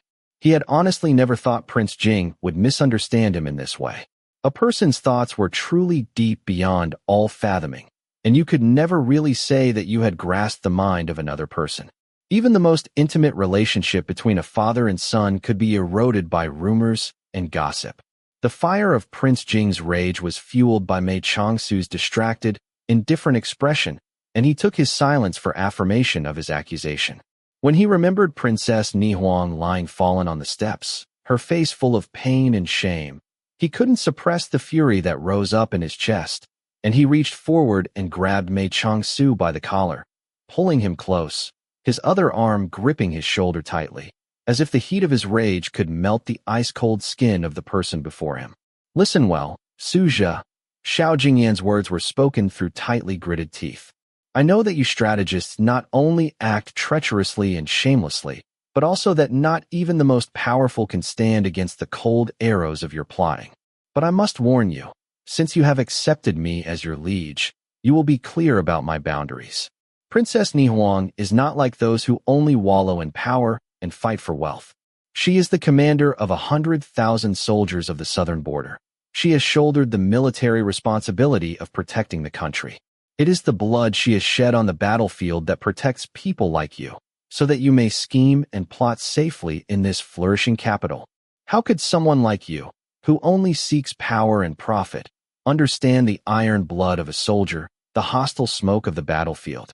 I will not allow you to take people like her as your chess pieces, to use and dispose of as you will.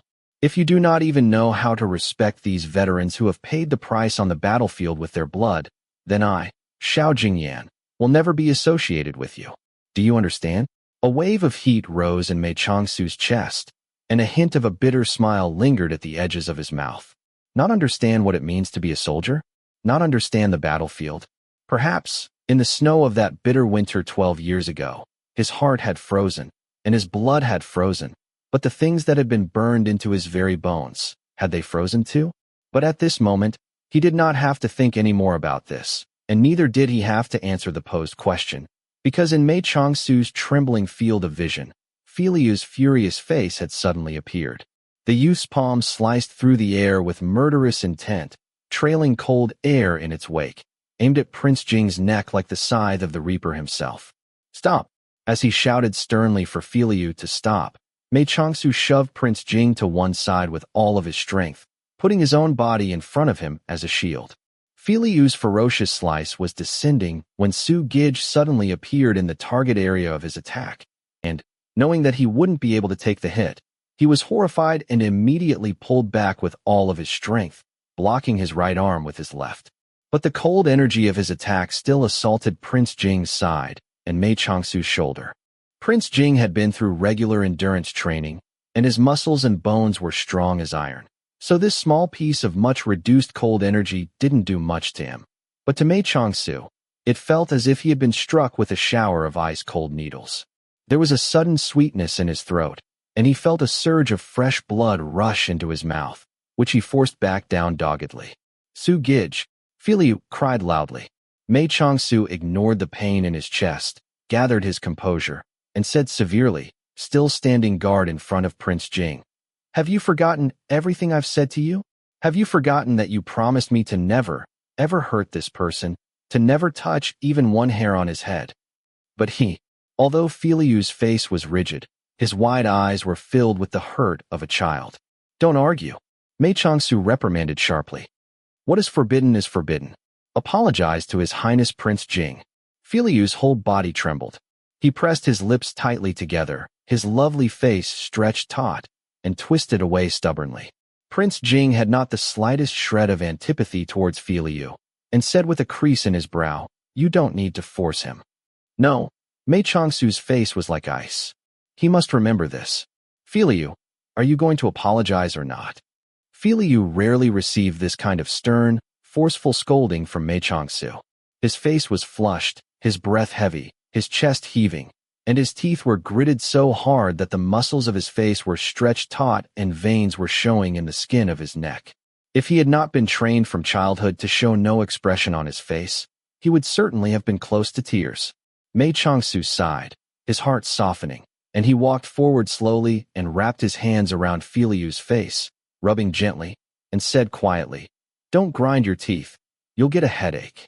Filiu's lips pursed. Then he rushed forward and fell into Mei Changsu's embrace, wrapping his arms tightly around his waist. All right, Mei Changsu murmured. "Is Filiu going to listen to Su Gij?" "Listen, then apologize to His Highness." Filiu thought for a moment, head bowed, then suddenly raised his head and glared at Prince Jing, saying stiffly, "Him first." Prince Jing raised an eyebrow in confusion, but Mei Changsu had already instantly understood Filiu's meaning. "Don't speak nonsense. Why would His Highness apologize to you?" "To you. Not to me neither. He hit you." "He did not hit me." Mei Changsu rubbed his shoulder helplessly. "He was only a little angry, and drew a bit close to me while speaking. He apologized."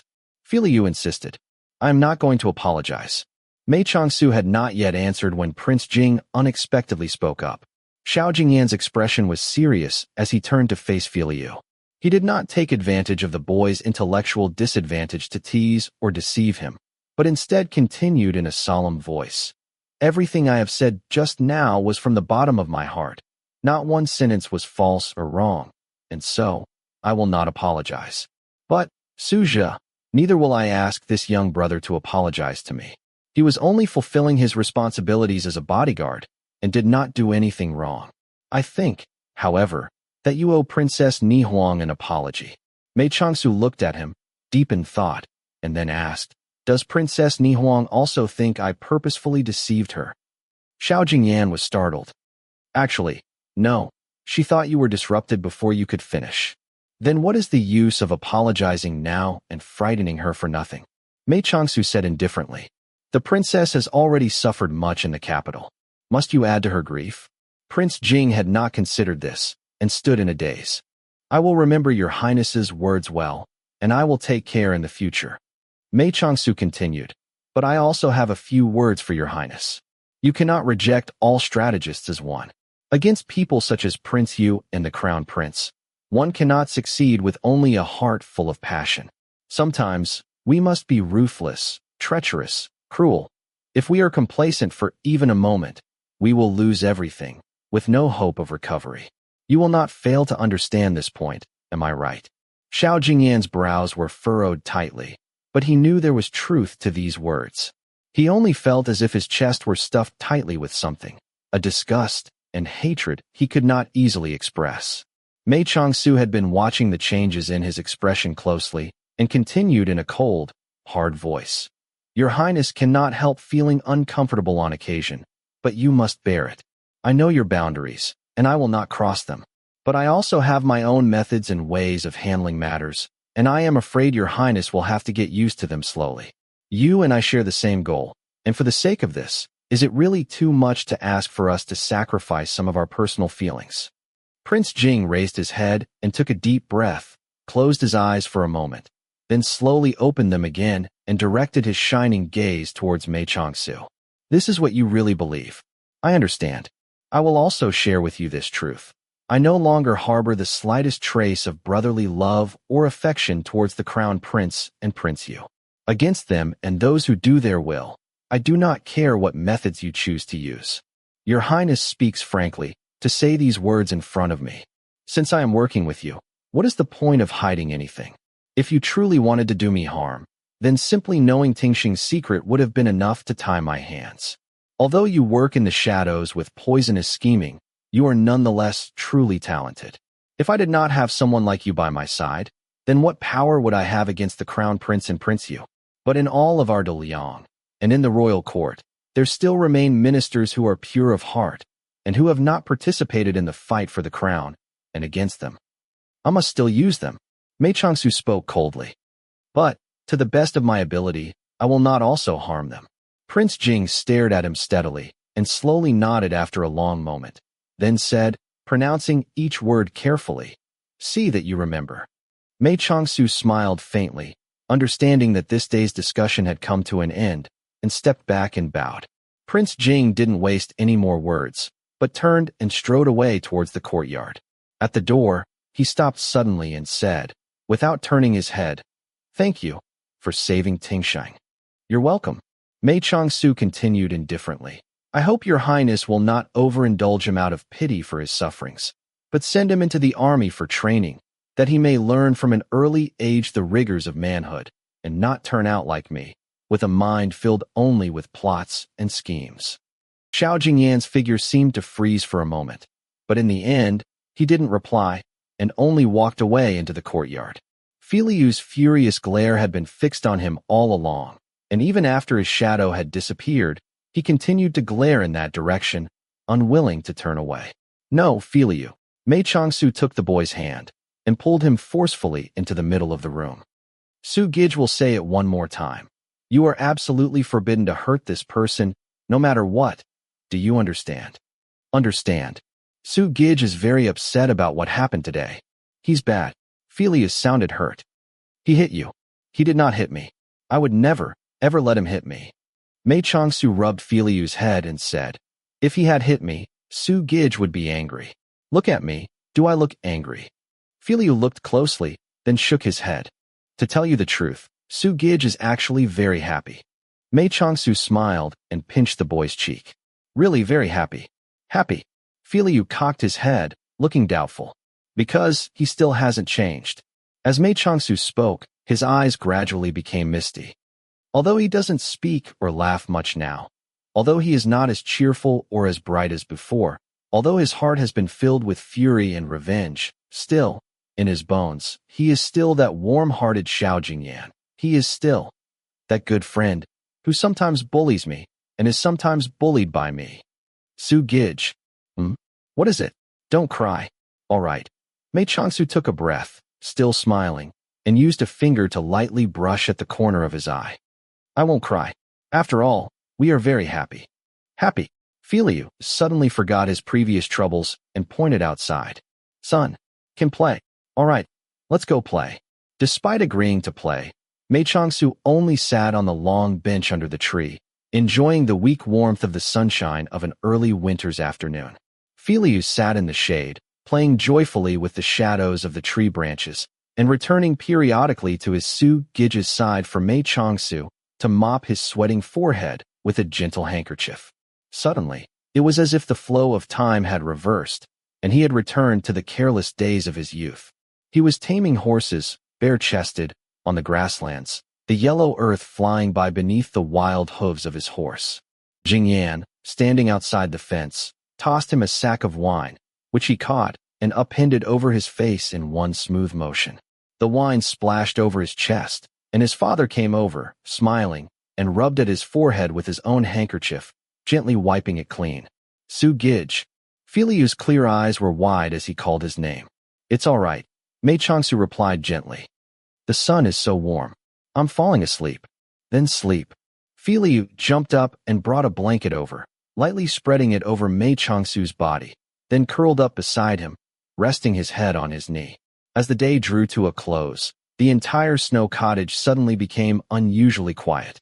But for Mei Changsu, who had already been sucked into the storms of deceit and deception, as time went on, peaceful moments like these would only become rarer and shorter.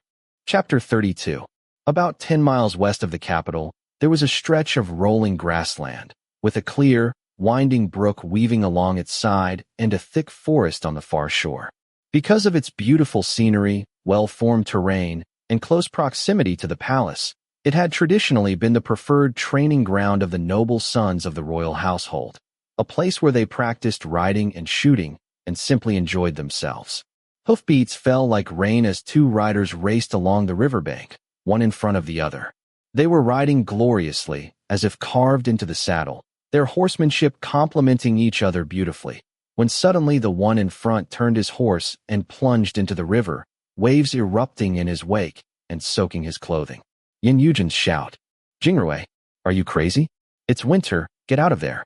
The person on the shore shouted, pulling hard on his horse's reins.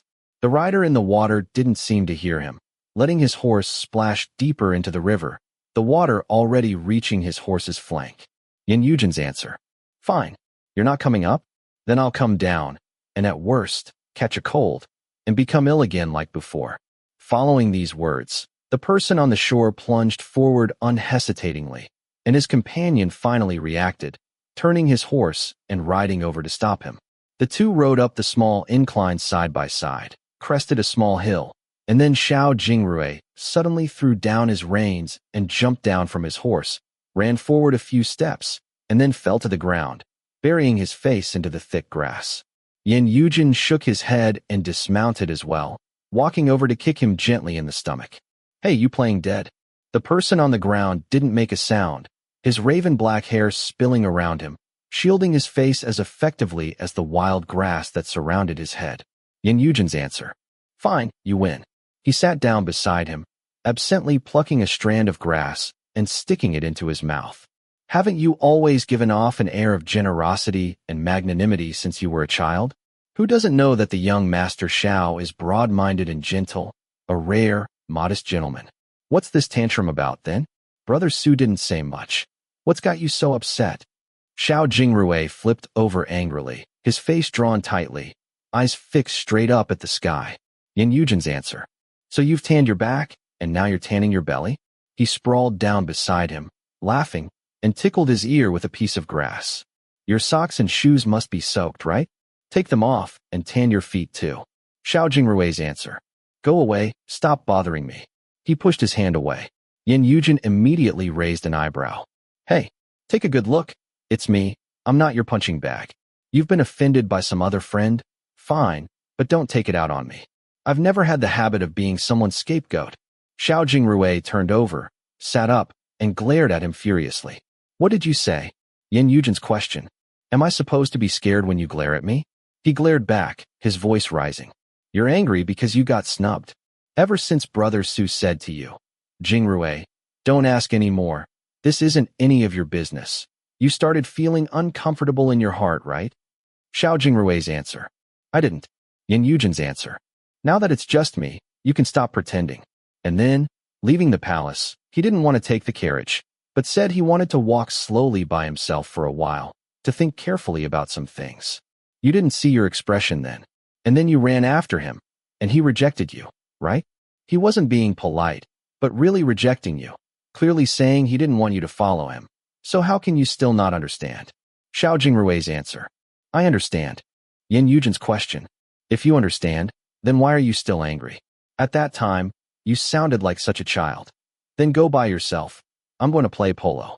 What did you want him to say? Did you really expect him to say, Jingrui, don't be like that. I'm already ill, and you're going to abandon me to go play? Come on, how old are you? Brother Su was right when he said you can do whatever you want to do, without telling him first. That was only the truth. You didn't have to whirl around and leave in such a huff, you know? Xiao Jingrui's answer. But we're friends. Shouldn't friends care about each other? Yin Yujin said, frowning. You still don't get it? Let me tell you, when Brother Su said that to you, he wasn't trying to reject your concern for him, but rather because he really, truly, wanted to walk back by himself. As for why he wanted to walk through the streets alone, I don't know. I was originally going to follow him to see, but you, dummy, turned and left, so I had no choice but to chase you over here. Xiao Jingrui's question. You mean, Brother Su wanted to walk by himself not only for some time to think, but for some other reason as well? Yin Yujin laughed and looked at his friend. Jingrui, you don't still believe that the reason Brother Su came to Jinling with us was to rest and recuperate, do you? Xiao Jingrui's answer. Of course I'm not that slow. But he never seemed to be trying to hide anything from us on purpose, but rather just let everything happen naturally. Yin Yujin's answer. Brother Su entering the capital and getting sucked into this whole mess must not have been a coincidence. Everything he does has a purpose. It's just that we don't know what he's trying to do.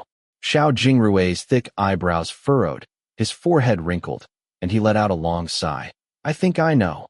Yin Yujin's question. You know? His eyes widened, and he abruptly dropped on top of Xiao Jingrui. Let's hear it. Xiao Jingrui's answer.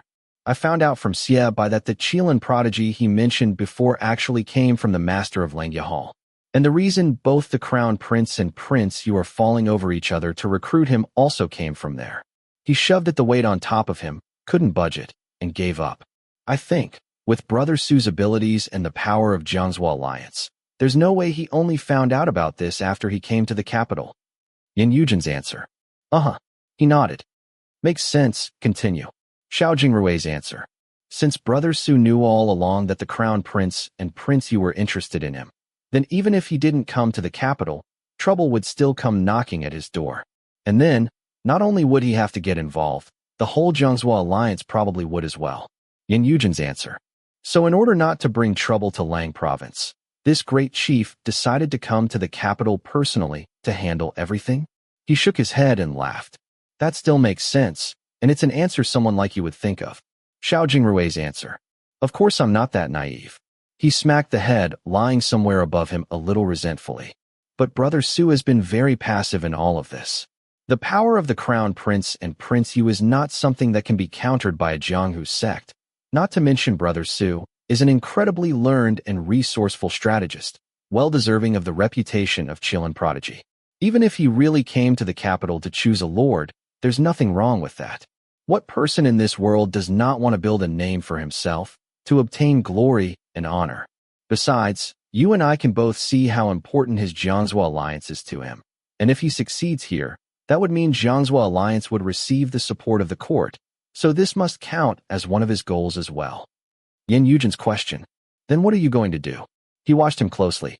He is a Jianghu man, but wants to dive into the fights of the court to make a name for himself. You are the son of a noble house, but want to stay far away from these palace politics. The two of you are running in opposite directions, so why do you care about him so much? Xiao Jingrui's answer. They're two different things. I care about him because he is a person worth befriending. What does that have to do with whether he enters the court in the future? Yin Yujin's answer. But the path he has chosen isn't one commonly picked by scholars. His tone took on a certain coolness.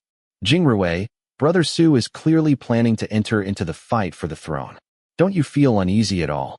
Xiao Jingrui thought for a long while, then sighed quietly. Yes, I am worried. What if the side he chooses should come to fail? Yin Yujin's answer. That's not what I meant. He cut him off immediately. I may not care which side he chooses, but you? Aren't you afraid the stance of the Xia household might be the opposite of the one he chooses?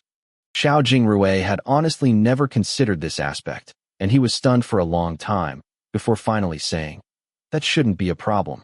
Although Xia Bai is a bit biased towards Prince Yu, my father is still very neutral. Yin Yujin's answer. Your father can't remain neutral forever. He asserted. Your father is not like my father. Although my father has the status of a marquis, his position barely has any obligations. But your father is the head of the military officials, the pillar of the court.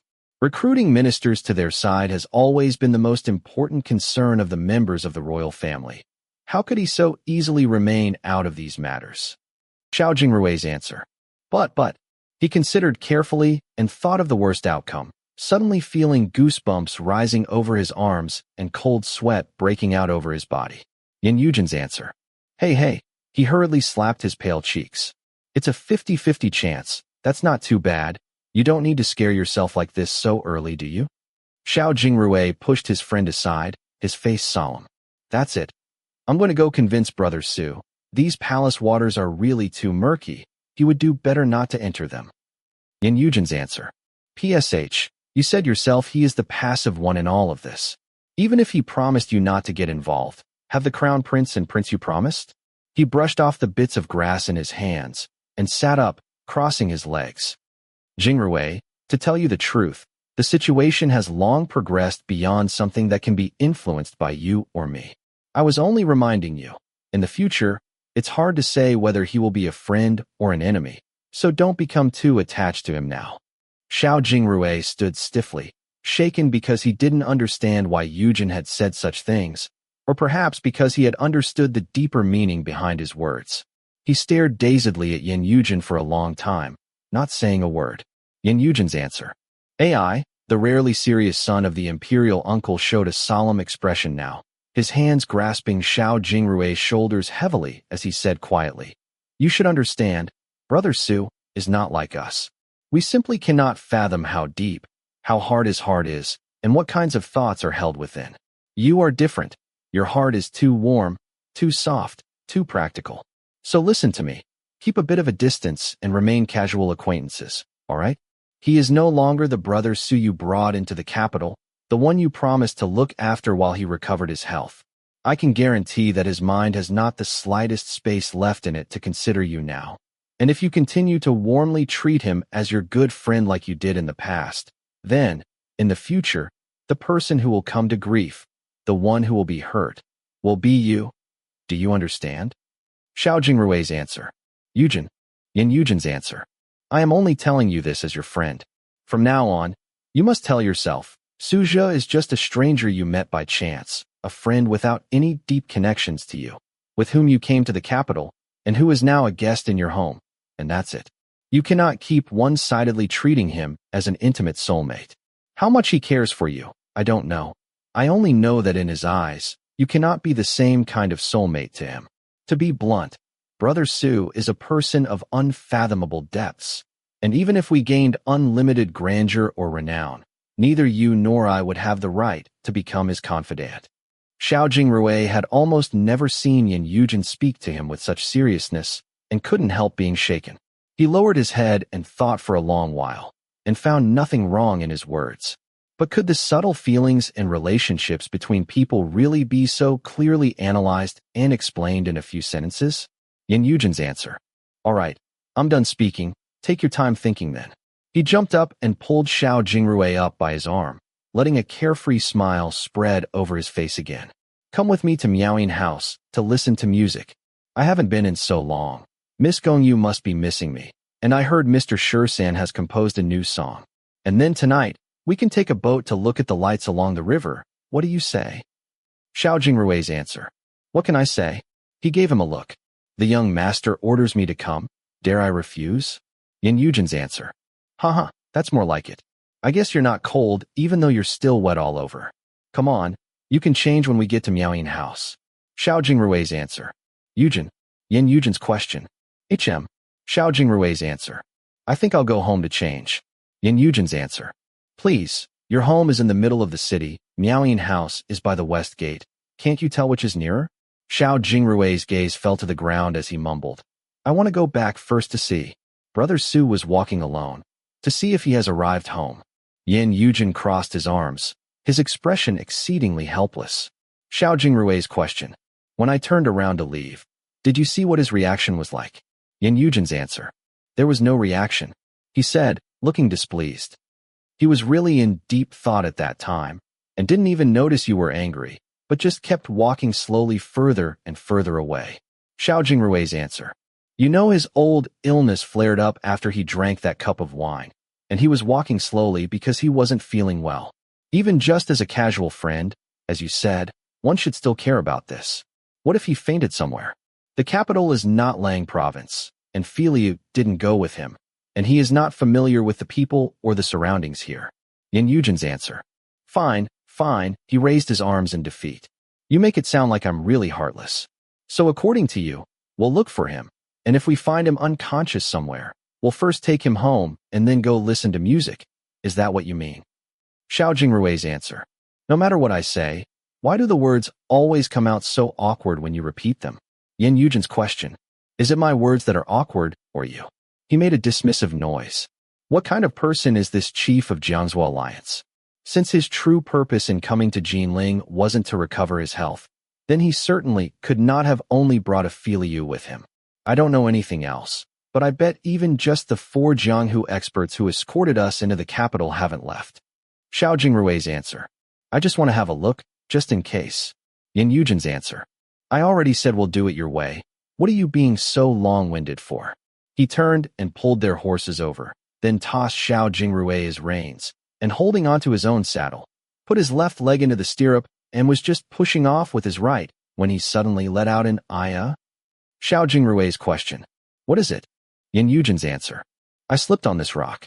He pushed the rock aside with his foot, and then sent it flying with a kick.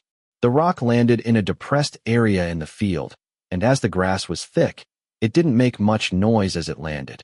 Instead, the rustling sounds of the grass nearby were heard clearly. Yin Yujin's shout. Who's there eavesdropping? His brow furrowed as he shouted in a clear voice. A serene voice drifted over. I arrived before you. So who's eavesdropping on whom? I already did my best not to disturb you.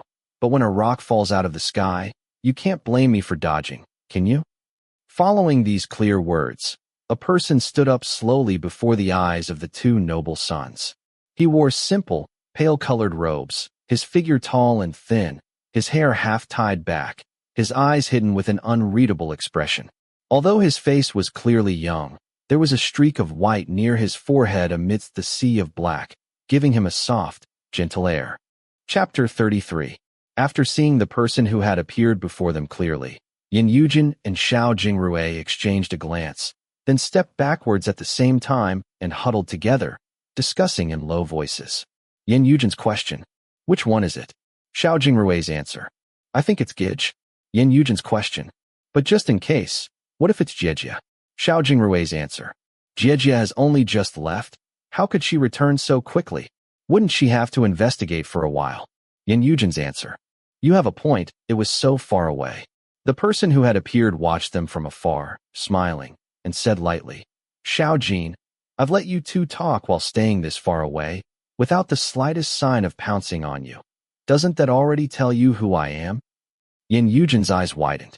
He debated a moment longer, then finally made up his mind, and a huge smile spread over his face as he bounded over joyfully and threw his arms around the person's neck, exclaiming, Xiaqiu Gij, you're back. Was Donghai any fun? A wicked grin spread across the person's face as she slowly raised her arms and trapped Yin Yujin within her embrace. Xiao Jingrui felt a trembling cold spread from his head to his toes, as the hairs on his back stood up, and he involuntarily backed up a few steps, shouting loudly, Yujin, run! It's Xia Dong Jie. But his warning came too late. Yin Yujin's whole body stiffened, and he was about to struggle when his two arms were neatly pinned and twisted behind his back by one of Xia Dong's hands. And as he gazed helplessly, she lifted her other hand with infinite slowness and rested it on his cheek, caressing gently. Yin Yujin's question, Jingrui, don't you have any ties of brotherhood? Hurry and come rescue me. Xia Dong's question, rescue you? Her gaze swept away and she asked in a gentle voice, Xiao Rui, are you going to come rescue him? Xiao Jingrui's silence. Xiao Jingrui's head shook like a rattledrum. Xia Dong's answer, Xiao Jin, you asked me if Donghai was any fun? Too bad I wouldn't know, because I've never been there. Her fingers suddenly tightened as she pinched Yin Yujin's cheek, leaving behind a red mark. Xiao Jingrui, watching, felt his own face twinge in pain. Do you know where I went? I went to Bin Province, such a poor and desolate place, and for such a bothersome investigation, which required so much effort on my part. Who brought me such a troublesome task? Let me see. Yin Yujin's answer. Heop. I didn't do it on purpose. Who knew His Majesty would send you? Xia Dong's answer. What's the use in crying for help? Xia Qiu went to Donghai. Xia Chun went to bring his daughter-in-law to Xinjiang Province. I'd like to see who's going to come to your rescue. You disobedient boy, you bring back problems for me even when you go out to play? Do you think your Xiaodong Jijia is too idle? If I really had nothing else to do, I could still train the two of you. Or have you forgotten the pain of the past now that you're all grown up? Hearing the word, train, the two noble sons suddenly felt weak in the knees. There is a school of thought regarding the training of dogs that says, no matter how fierce or vicious the breed, the reason a dog never dares to fight its master is because, ever since it was very young, it is struck with a wooden stick each time it fights back, and because it was so small, it could never win. As the days went by, a knowledge took root in its mind. Fighting against this person is useless because it can never win. Even after it has grown much bigger and far stronger, and grown out viciously sharp teeth, every time it sees the person who trained it, it will immediately revert to being docile and submissive. Back in the day, Xiao Jingrui and Yin Yujin had been two of those young dogs, and Xia Dong, naturally, had been their trainer. In the history of DeLiang, there had long been an investigations institution that answered directly to the emperor, the Xianjing Bureau. Its members were known as Xianjing officers, and its craft was passed down from master to apprentice, emphasizing an extremely high degree of loyalty to the monarch and operating directly by imperial decree to investigate the most important, most secretive cases. The current head of the Xianjing Bureau, Xia Jiang, had trained 3 apprentices, Xia Qiu and Xia Dong, who were twin siblings, and Xia Chun, who was not related to them by blood. The 3 had completely different temperaments, but like the previous members of their bureau, had become very close. Originally, the responsibilities of the Xianjing Bureau did not include dog training, but 17 years ago, the emperor had suddenly felt that the noble sons were pampered and spoiled, and not fit to bring prosperity to his kingdom. And so he had opened a corner of the palace called the Shuren Courtyard and ordered all male children aged 5 to 11 of third-rank officials or higher to be sent there for physical training by the Xianjing officers. Xia Chun and Xia Qiu were relatively gentler, and although strict in their training, would at least consider the tolerance level of the young darlings. But the 20-year-old Xia Dong, then newly made officer and brimming with eagerness to serve the royal family, took the training she had received from her own master and implemented it directly into the training of these tender young puppies. And every day, loud wailing and miserable shrieks were heard from Shuren Courtyard. The poor Yin Yujin had just turned 5, a little pearl of a boy in his powdered makeup, and though he was originally a proud, flamboyant little sapling, after a few days of training, he had been transformed into a shaking little leaf that spontaneously curled up as if struck by frost whenever he so much as caught a glimpse of Xia Dong Jijia. Yin Yujin's answer. Xia Dong Jijia. Because the period of Xiao Jingrui's suffering had been relatively short, the scars of the past were lighter on him than on Yin Yujin, and he screwed up his courage and said, Yujin really didn't do it on purpose. We met the accusers on the road, and we couldn't just stand by and do nothing. Xia Dong made a dismissive sound, the hand wrapped around Yin Yujin's wrist, not lessening in strength, but instead pulling him even closer.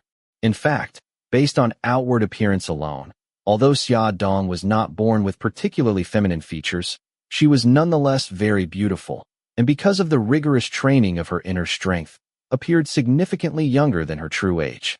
But to Yin Yujin, whose mind was filled only with painful memories, this beautiful face seemed like the mask of the devil, and as it inched closer and closer to him, this son of the imperial uncle only felt his scalp growing numb and almost let out a sharp yelp.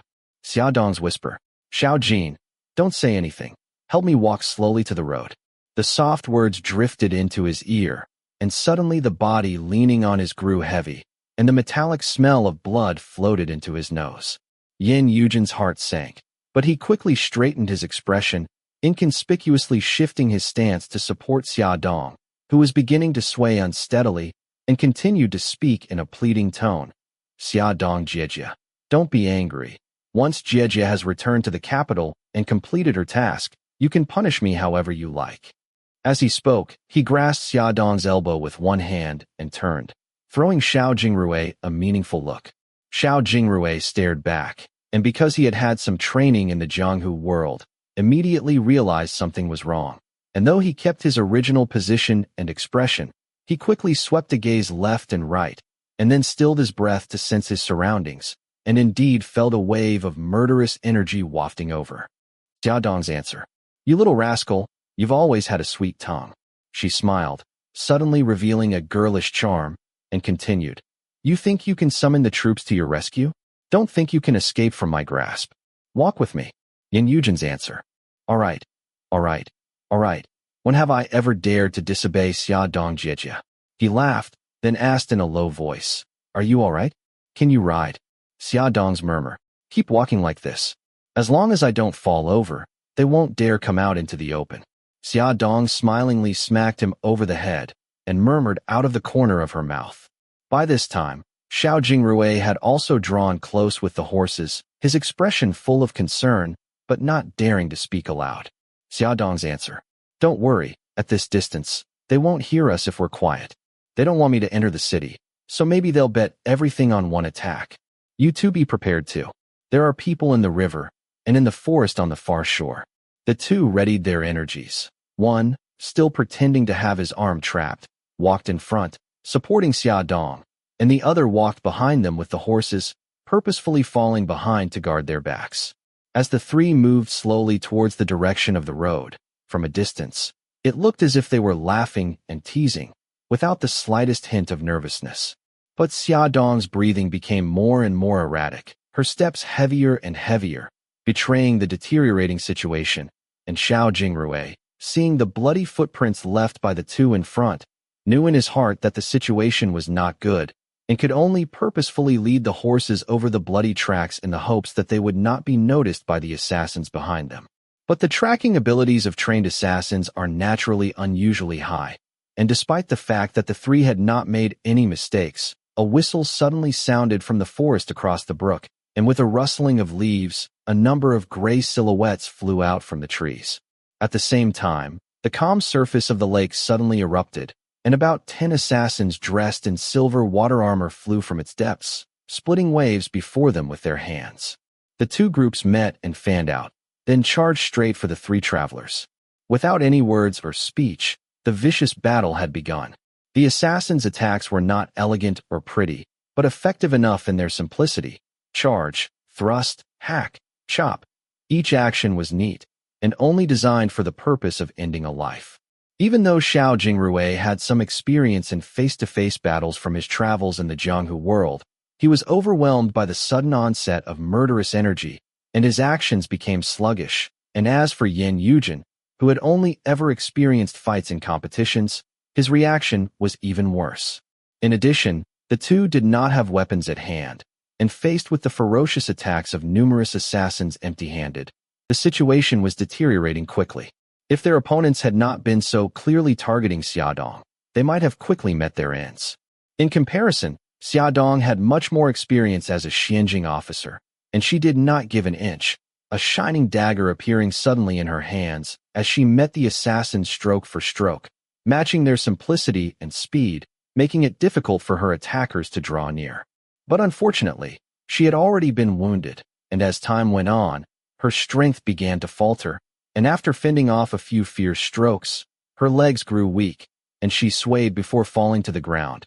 And though she was still fighting fiercely, her life was clearly in jeopardy. Fortunately, after the initial attack, Xiao Jingrui and Yin Yujin had steadied considerably.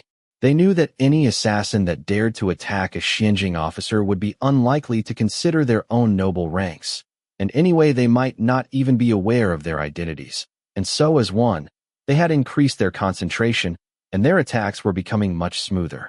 One was a disciple of Tianquan Manor, and the other was trained in the Qianmen method, and their martial arts were certainly ranked top amongst the younger generation.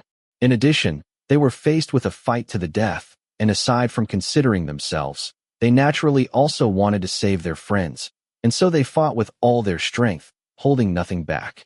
After they had gotten a firm foothold, the two stood guard in front of Xia Dong, shoulder to shoulder, fighting in synchrony, and although they couldn't avoid receiving a few cuts and blows, they managed to slowly turn the situation around, finally even managing to obtain 2 daggers. Tianquan Manor was famed in the Jianghu world for its swordsmanship, the height of its abilities in this aspect almost reaching the heavens.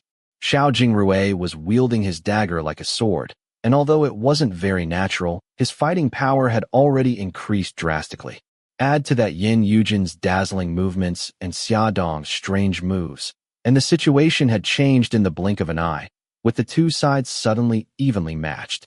The assassins were used to carrying out their shady missions in one quick stroke, and to have fallen into this lengthy fight was no laughing matter, not to mention that this was already the outskirts of the city, and the longer the fight went on, the greater the risk of being come across by other travelers. And so, a whistle sounded in the thick forest again, urgent and short, and the three felt the focus of the fight shift, now turning to the masters Xiao and Yin. Xia Dong seized the chance to rest briefly and backed up a few steps away from the fight, catching her breath and trying to stop the bleeding from her wounds.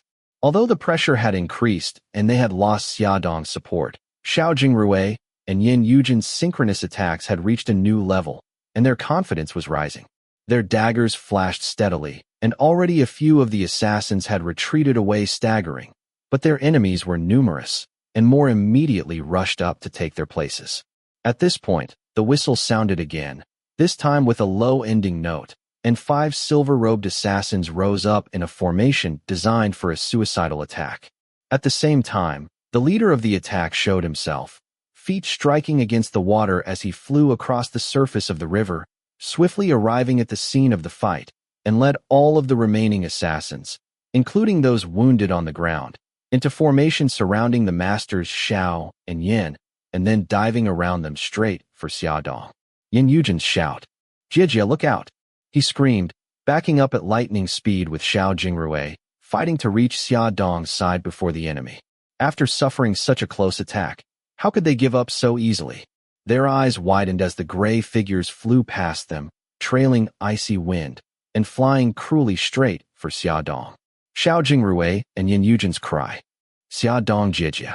Hearing the two's desperate cries, Xia Dong, who had long since been exhausted and weakened, suddenly lifted her head, a cold light flashing in her eyes, and turned her body in a spin, whirling like a tornado, disappearing into a blur of color, and the first few figures to reach her were sent flying.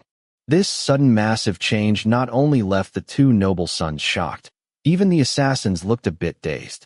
But as long as everything had not yet ended, Xia Dong's fierce attack did not slow for a moment, but cut through the assassins like a knife, striking them aside with one blow, and amidst the lightning-fast strikes of her attacks, she suddenly grabbed one of the assassins by the chest and triumphantly twisted his mouth, dislocating his jaw, then smoothly flipped him onto the ground and held him there with one foot.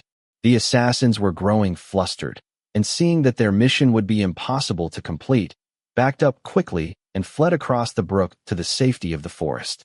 The masters Xiao and Yin weren't inclined to pursue, and only chased them to the edge of the river before stopping and turning around to stare at Xia Dong. The beautiful lady officer of the Xianjing Bureau turned her face to the sky and laughed loudly, then poked her captive with one foot, shook out the long hair over her shoulders, cast a fluid glance around with a flamboyant expression, and then said in a loud, clear voice, Thank you both for showing up to help, or I wouldn't have been able to capture this coward of a leader alive. His martial arts aren't much, but his dodging skills are really not bad. He wouldn't come near me on the road at all, and made himself pretty hard to catch. Hara. Chapter 34. There are some people in this world who, no matter what they do, can't really be argued with. To Xiao Jingrui and Yin Yujin, Xia Dong was one such person. So, although both had unhappy expressions on their faces, neither dared to actually voice a single word of protest. Come on, let's see where you've hidden the poison for your suicide.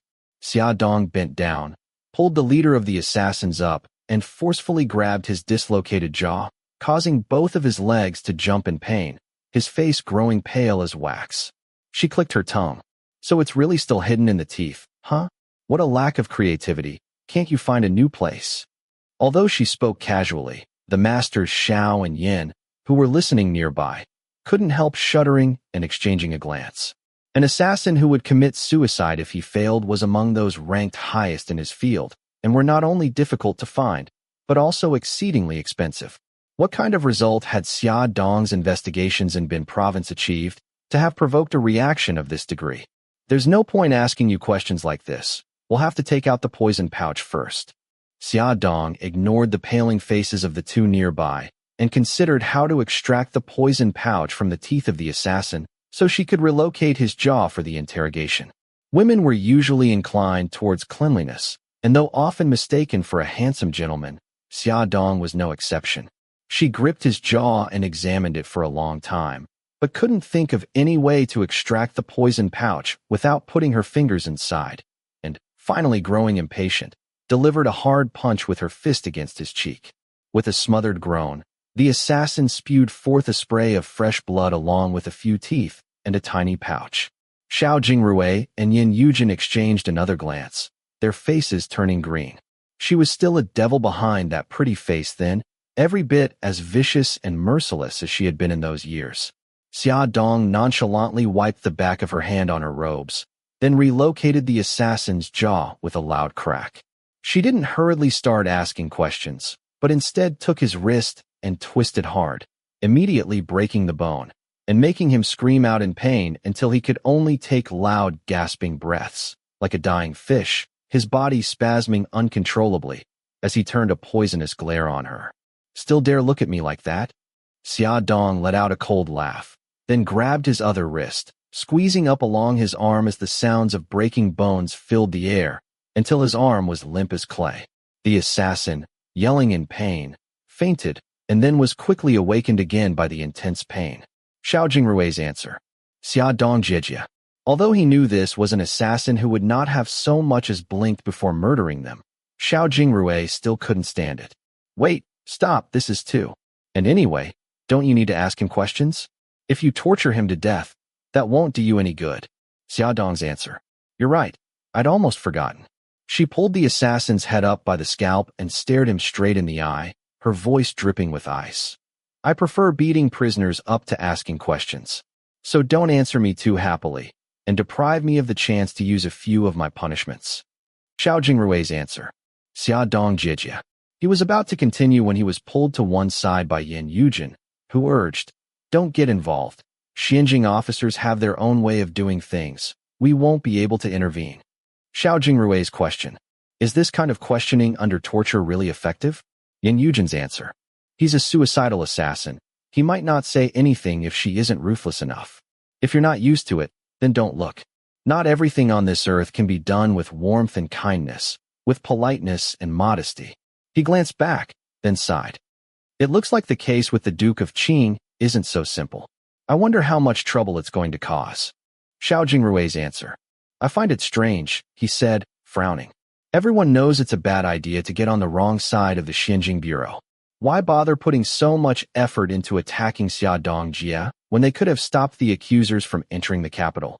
If they had sent assassins of this capacity to kill grandfather and grandmother Hu, they wouldn't have been able to escape into Jiang Zuo territory. Now the case has already been raised, and Xinjing officers have already received the secret imperial order to start investigating. Isn't it much more difficult to try to silence them now? Yin Yujin's answer. Perhaps the Duke of Qing didn't know about it in the beginning. He thought it over. Maybe the people over in Bin province figured they could handle it themselves and didn't send word over, not expecting us to meet the accusers and help them arrive safely into the capital. And only then did those implicated in the case start to get scared. Xiao Jingrui shook his head. If the Duke of Qing didn't know all the details in the beginning, then at worst, it would only have been a crime of conniving with his relatives. So why would it have come to sending assassins after a Xianjing officer? Yin Yujin's answer. Maybe Xia Dongjie found out something else in her investigations in Bin province. Maybe these assassins have nothing to do with the Duke of Qing. Maybe she made some enemies with that temper of hers. He raised an eyebrow. The possibilities are endless. I don't like mulling over things like this. It's too bothersome. Let Xia Dongjie do the worrying for herself. Once she's investigated thoroughly, we can ask her directly and avoid standing here letting our imaginations run wild. Xiao Jingrui's cry. Oh!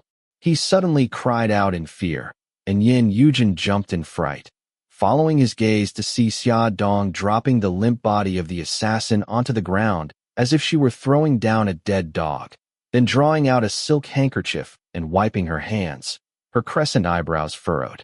Yin Yujin's question. What is it? Xiao Jingrui looked solemn and slowly ground out 2 words. He's dead. Xia Dong's answer. Xiao Rui's eyesight is pretty good. She threw them a glance. He is dead indeed. It's really too bad, wasting all my efforts to capture him. I didn't know there was more poison hidden under the corner of his lip. He stretched out his tongue, touched it, and died. The strange and nauseating part is, he wasn't afraid he would touch it accidentally when he wasn't ready to die. Yin Yujin's question. Then did you find out anything? He stepped closer, glanced at the swollen, green face of the corpse, and hurriedly looked away. He was the leader, so he must know something. Xia Dong's answer. He only said 4 words. She spoke impassively. It is not overt. Yin Yujin's question. What does it mean? Xia Dong's answer. It means this hasn't ended. Her leg flew up as she kicked the corpse and swore. Damn it. As if I needed him to tell me that. They've provoked me this far. I wouldn't let it be over even if they wanted it to be over. Yin Yujin's answer. Xia Dongjie. He wiped at the cold sweat on his forehead. You're a lady, you shouldn't swear. It's so inelegant. Xia Dong's answer. Oh. Her voice was sweet as she turned a tender smile towards him, charm lacing the corners of her eyes and mouth.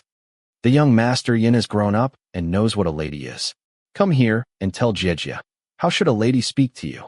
Yin Yujin stumbled backwards and hid behind Xiao Jingrui, deeply regretting his quick tongue. Nothing. Our Xia Dongjie is beautiful and clever, the most extraordinary lady in Daliang. Xia Dong laughed and said, How could I be the most extraordinary? But I hear the most extraordinary lady is finally taking a husband? How did that go? Has she found one yet? Yin Yujin was astonished, and turning to look at Xiao Jingrui, saw that he was equally stunned. Actually, since leaving Shuren Courtyard, the two had not often had the chance to meet Xia Dong, and so didn't know how she felt towards Princess Ni Huang. But no matter what, Ni Huang was a princess, known for her noble behavior and unsullied morals, and Xia Dong, as a Xianjing officer, served under the court, so it wasn't proper for her to speak so teasingly of the princess. Xiao Jingrui's question. What? Xia Dongjie doesn't like Princess Ni Huang. He couldn't help asking. Xia Dong's answer. Do I have the right to like or dislike?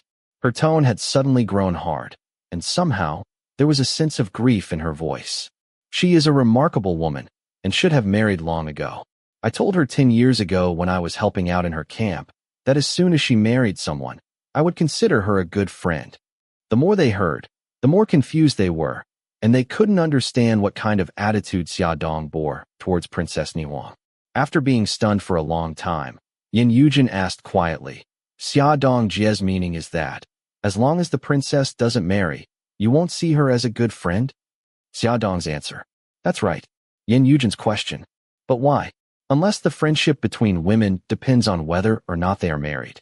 Xia Dong's gaze was like ice as she looked at them coldly, saying, You are too young. There are many things you do not know about. Since it's nothing to do with you, don't ask any further. Yin Yujin's answer. We're too young? He cried out. How much older is the princess compared to us? Xia Dong's answer. Everything can change in the blink of an eye, and sometimes, a year can become a lifetime. She looked forward steadily, her face a little pale, a few strands of hair drifting around her neck, and though her expression had not changed, her whole person suddenly seemed weaker. She herself is actually not too clear about the events of that year, but she was involved in the events, and so cannot remain free from them. But you two are different. You are complete outsiders. The events of the past are like a mountain buried deep in thick snow, and those who had nothing to do with it would find it very difficult to enter. Why must you keep trying to find out more just to satisfy your curiosity? The masters Xiao and Yin looked at each other, still not comprehending, but as they had already been told to stop asking, they didn't continue pressing the matter. Besides, the person before them was the Lady Devil of Shuren Courtyard, so they wouldn't have dared to keep pushing anyway. Xiaodong's question. You still haven't answered me. What kind of husband has the princess chosen? She shook her head, and the glaring white patch of hair on her forehead disappeared under thick black strands, as if she had shaken aside the memories that had risen up a moment ago. Such a large competition, there must have been some good candidates chosen, right? Yin Yujin's answer. Nothing has been decided yet. The written test is tomorrow. He sighed. But there's still the one-on-one martial arts competition with Princess Nihuang. And if you lose that, then there's no hope. I think none of those chosen can compete against her, and she doesn't seem to be especially interested in any one of them. So I guess she isn't planning to marry this time. The corner of Xiaodong's mouth lifted in a smile. You look a bit disappointed. Yin Yujin's answer. Of course I am. He frowned. What's wrong with me? That she didn't even give me a moment of serious consideration. Xiaodong's answer. There's nothing wrong with you. She didn't tease him for once. But to Nihuang, you are a bit young. She is the sole commander of her army, so she would probably only consider those more mature than herself. Yin Yujin let out an exaggerated sigh and said mournfully, I wasn't born yet when the princess was born, and when I was born, the princess had already grown old. Xiao Jingrui's answer. Hey, he didn't know whether to laugh or cry as he kicked him. Stop talking nonsense. Who are you calling old? Yin Yujin's answer. He hurriedly covered his mouth. I misspoke. I should be beaten. But you understand what I mean. I'm only mourning the fact that I wasn't born a few years earlier. If I was Brother Su's age, then the princess wouldn't keep treating me like her little brother. Xiao Jingrui's answer. Don't drag Brother Su into this. He glared at him. How can the difference in Brother Su's maturity and steadiness compared to yours be measured in years alone? Yin Yujin's answer. Yes, no one can compare to Brother Su in your eyes. But what he thinks about the princess, and whether the princess has any feelings towards him besides admiration, I can't tell. He was going to take the chance to exclaim over what had happened in Wuing Hall today, but suddenly remembering that Xia Dong was an officer of the Xianjing Bureau, and that the matter involved different parties in the palace, and that Mei Changsu had refused to explain more about the matter, only saying that news would certainly be carried out tomorrow for everyone to hear, he thought there was some mysterious element involved, and that it would be better not to say anything at all. Xiao Jingrui's answer. Don't indulge in foolish thoughts. In the end, he was still treating Mei Changsu with the love and respect of a younger brother to an older, and he refused to let anyone talk about him behind his back. Plus, he was worried that, in his merry chatter, Yin Yujin might let slip the events that had taken place after the emperor had left, and thus bring needless trouble to Mei Changsu. And so he immediately interrupted him and said, Xia Dong Jie has just returned. Why don't you talk about something serious and tell her about the 10 finalists? Xia Dong's answer. I'm not interested in these finalists. She said indifferently.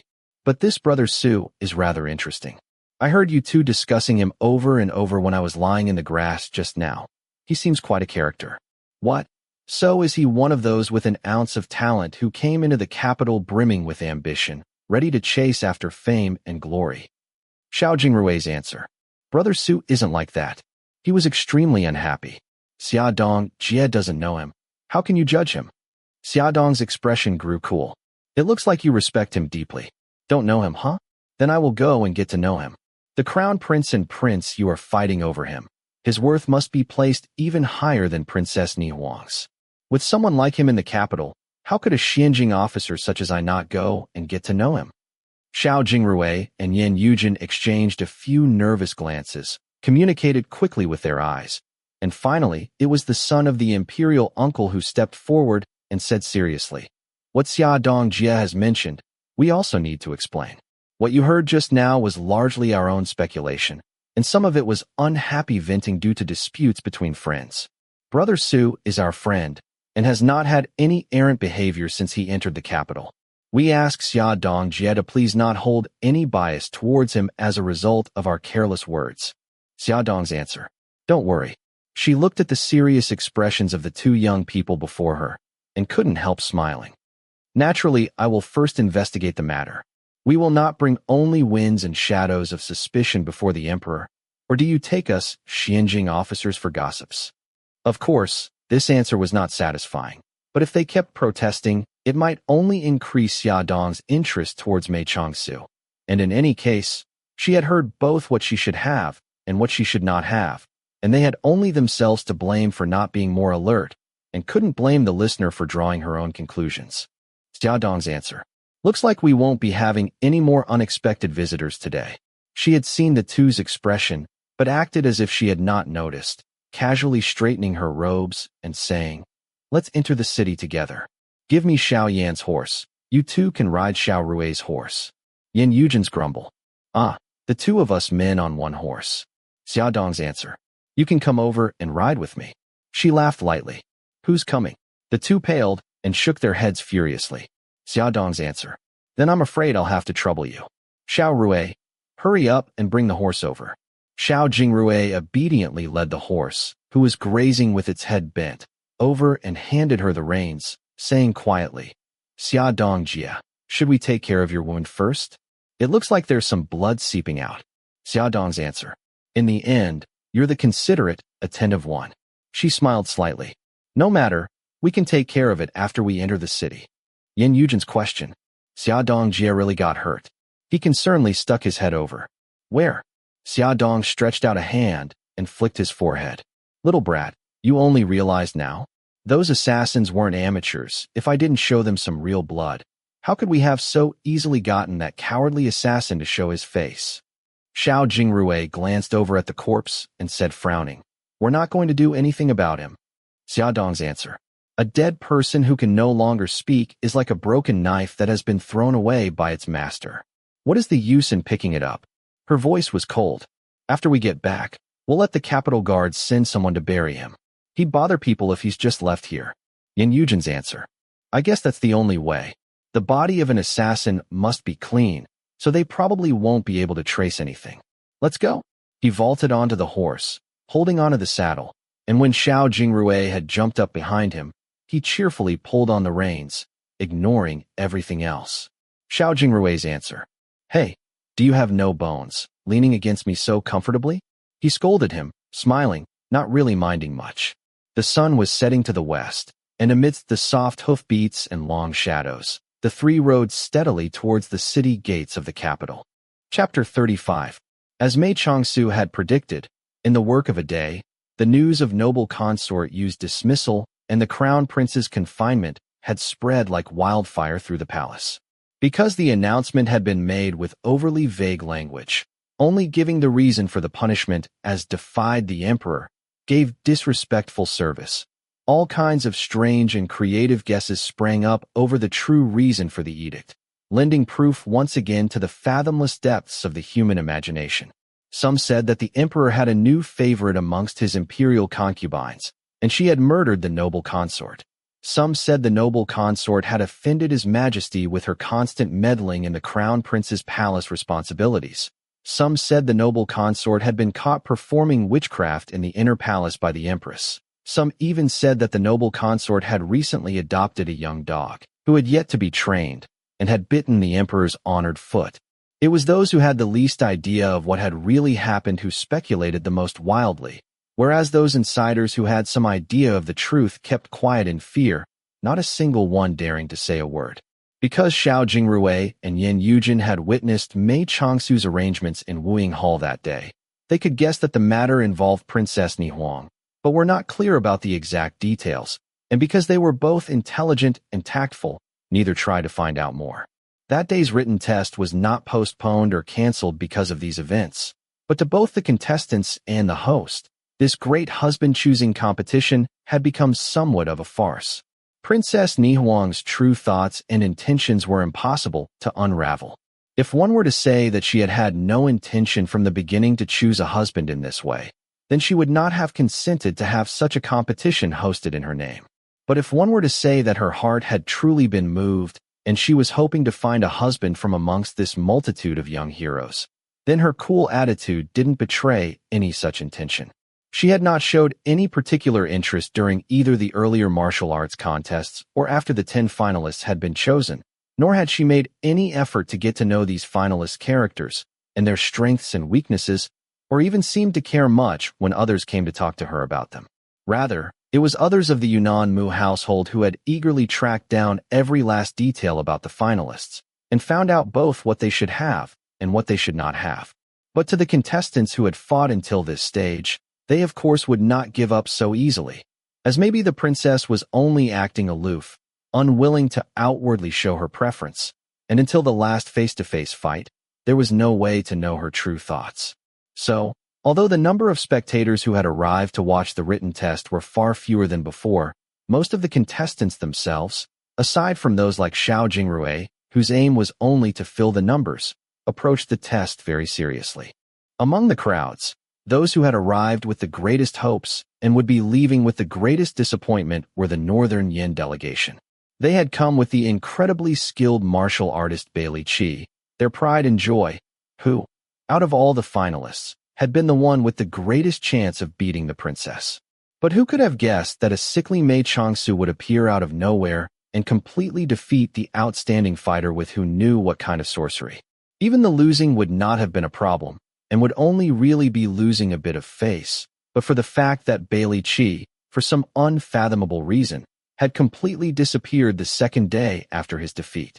The Northern Yin officials had searched the whole capital, but had been unable to find half a shadow of the warrior, and had become the laughingstock of DeLiang. They had not only failed to wed the princess, they had even lost their own candidate, and one could only guess at the humiliation and suffering they would have to endure once they returned to their own country. Of course, there must be some people who benefit from a competition like this. Some had never intended to really reach the peak to pluck the flower, but had merely used the contest as a platform to show their skills, and as a chance to make themselves known. And the one who had expended the least effort but reaped the greatest reward was in fact this Su Zhe who had appeared out of nowhere. Firstly, this mysterious, frail young man had a young bodyguard of incredible fighting skill, and so had gotten to know Commander Meng. Then he had trained 3 children to defeat the first-place warrior of the martial arts contest by some strange methods, showing his own tremendous capabilities. And finally, he had overseen the princess's written test with refined wisdom, earning His Majesty's praise for his radiant talent. Some said he had even been invited as a commoner by imperial order for a private meeting in the royal study, which had lasted almost 4 hours, and although no one knew what had been discussed, the rich gifts and the honored title of guest minister, which had been bestowed afterwards, showed without a doubt that this newcomer was not someone to be taken lightly. And some even claimed that this Su Zhe had certainly been the secretly determined match for the princess all along, and that everyone else was really just there for show. Such gossip naturally raised waves in its wake. Although most of the contestants had not entered for the sake of the true prize, being used as cannon fodder is no laughing matter, and suddenly, the focus of the whole capital had fallen onto the shoulders of this young talent, and if he had not been residing in the heavily guarded residence of the Marquis of Ning, he might have already been skinned for a closer look. But be that as it may, a steady stream of noble sons with no inconsiderable rank arrived daily at the door of the residence, asking for a closer look at this Su Zhe. Has the last person been defeated by the princess today? Mei Changsu pulled the fur cloak around his shoulders closer and let out a long sigh. Such an exciting competition finally ended with no result. It's really a shame. Xiao Jingrui stood before him, brows furrowed. The longer he came to know this person, the more he felt as if he didn't really understand him. You couldn't say he was a bad friend, because he was warm and considerate and understood his friends well. But if you said he was a good friend, you also could not deny that there seemed to be a glass wall before him that none of his friendships could truly penetrate. When Xiao Jingrui saw him again, he was a little ashamed and embarrassed over his own little tantrum the other day, but he discovered that, just as Yin Yujin had said, Mei Changsu had seemingly not even noticed, without any trace of seeming upset by the previous events. This kind of lukewarm attitude appeared in other situations as well, like in his behavior towards the princess. He had clearly taken the matter to heart, and had taken the initiative to give whatever help he could, to the extent that he had become the talk of the capital over the matter. But on closer examination, he truly did not seem to have any other motives, and his hope that the princess would be able to find a husband from the competition seemed to be sincere, without the slightest hint of hypocrisy. At this moment, a strange sound was heard from the other side of the footpath, as if someone had been thrown out roughly. Xiao Jingrui glanced over, shook his head, and sighed.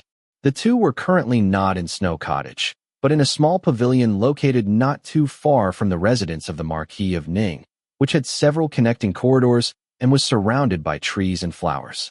Because the number of visitors who had come with one excuse or another had grown drastically in the past few days, even if they were repeatedly turned down, they kept finding new reasons to come back, and so to avoid the trouble, Mei Changsu had simply found this conveniently located pavilion, and, wrapped in his furs, and with a warm brazier nearby, sat here reading idly. Those who wanted to come take a look were led over by Xie Bai, and once they had satisfied their curiosity from a distance, they quickly left, and in this way, they had gotten rid of many of the visitors. But there were always a few who weren't content to simply gaze from afar, and they found ways to break through Xie Bai's resistance to come closer for a good look. Unfortunately, Mei Changsu's bodyguard, who could hold his own against Meng Ji, was certainly not just there for decoration, and catching and throwing out those who dared to trespass into the forbidden inner area was Felia's favorite game of the past few days, so long as he remembered not to hurt anyone. I think that's all the visitors we're going to get for today. It's too cold here, Brother Su. Let's go back to Snow Cottage. Xiao Jingrui watched as Mei Changsu once again drew the collar of his fur cloak closer, and couldn't help himself.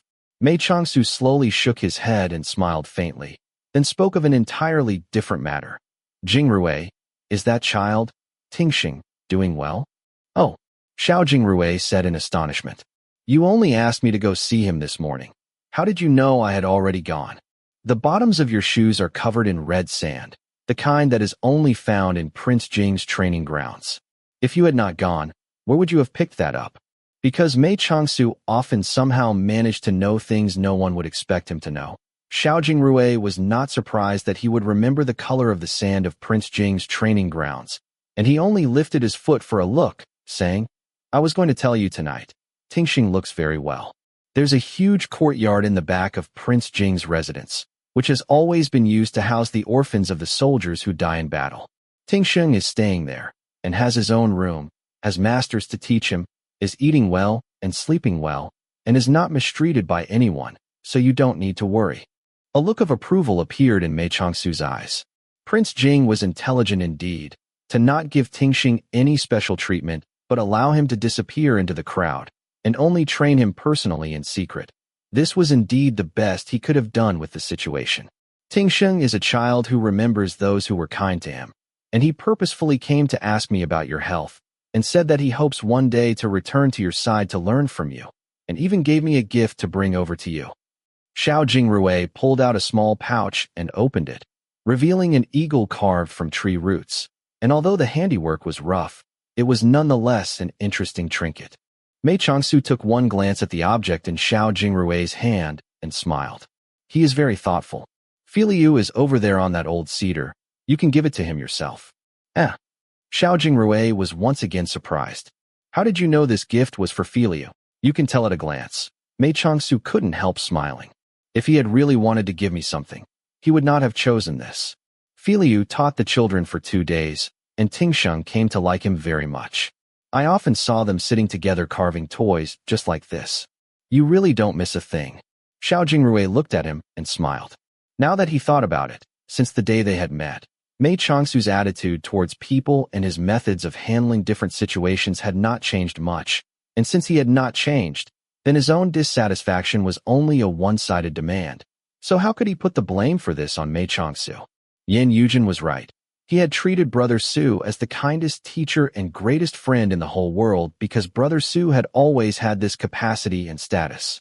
But on the other hand, if By now, Xiao Jingrui still had not been able to achieve the same status in Brother Su's heart. Then this was his own problem, and complaining about the other person's coldness was really too unfair. After thinking it through, the turmoil in his heart calmed, and he took a deep breath, feeling his chest loosen. Brother Su's eyes, which held a faint smile, were just as warm as always.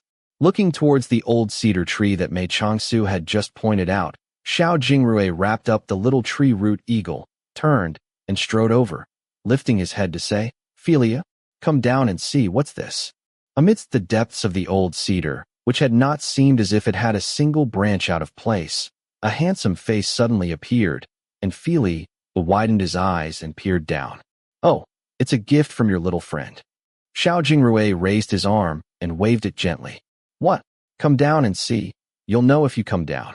Because Philia had gotten used to him, Xiao Jingrui had started to become a gauge to him, seeing past the stony exterior to the innocence of the young child beneath. "What?" Philia repeated, indignant over the gentle teasing. "Not coming down? Then I'm taking it away." Xiao Jingrui put the bag behind his back and made as if to leave. In the next instant, Philiu's feet struck the ground, and he somersaulted over.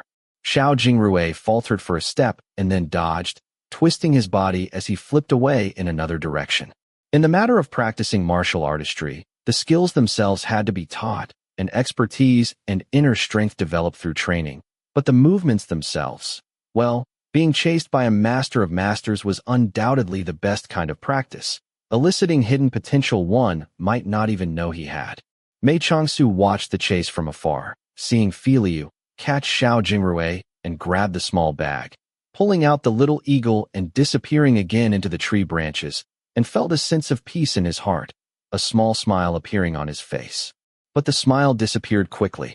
A sense of oppression came drifting over slowly, and he instinctively lifted his head, his gaze falling onto the small bridge on the eastern side of the pavilion. On the bridge, a long silhouette stood quietly, his features difficult to make out because of the distance. The only thing certain was that this person was studying him closely. The visitor he had been waiting for all day had finally arrived.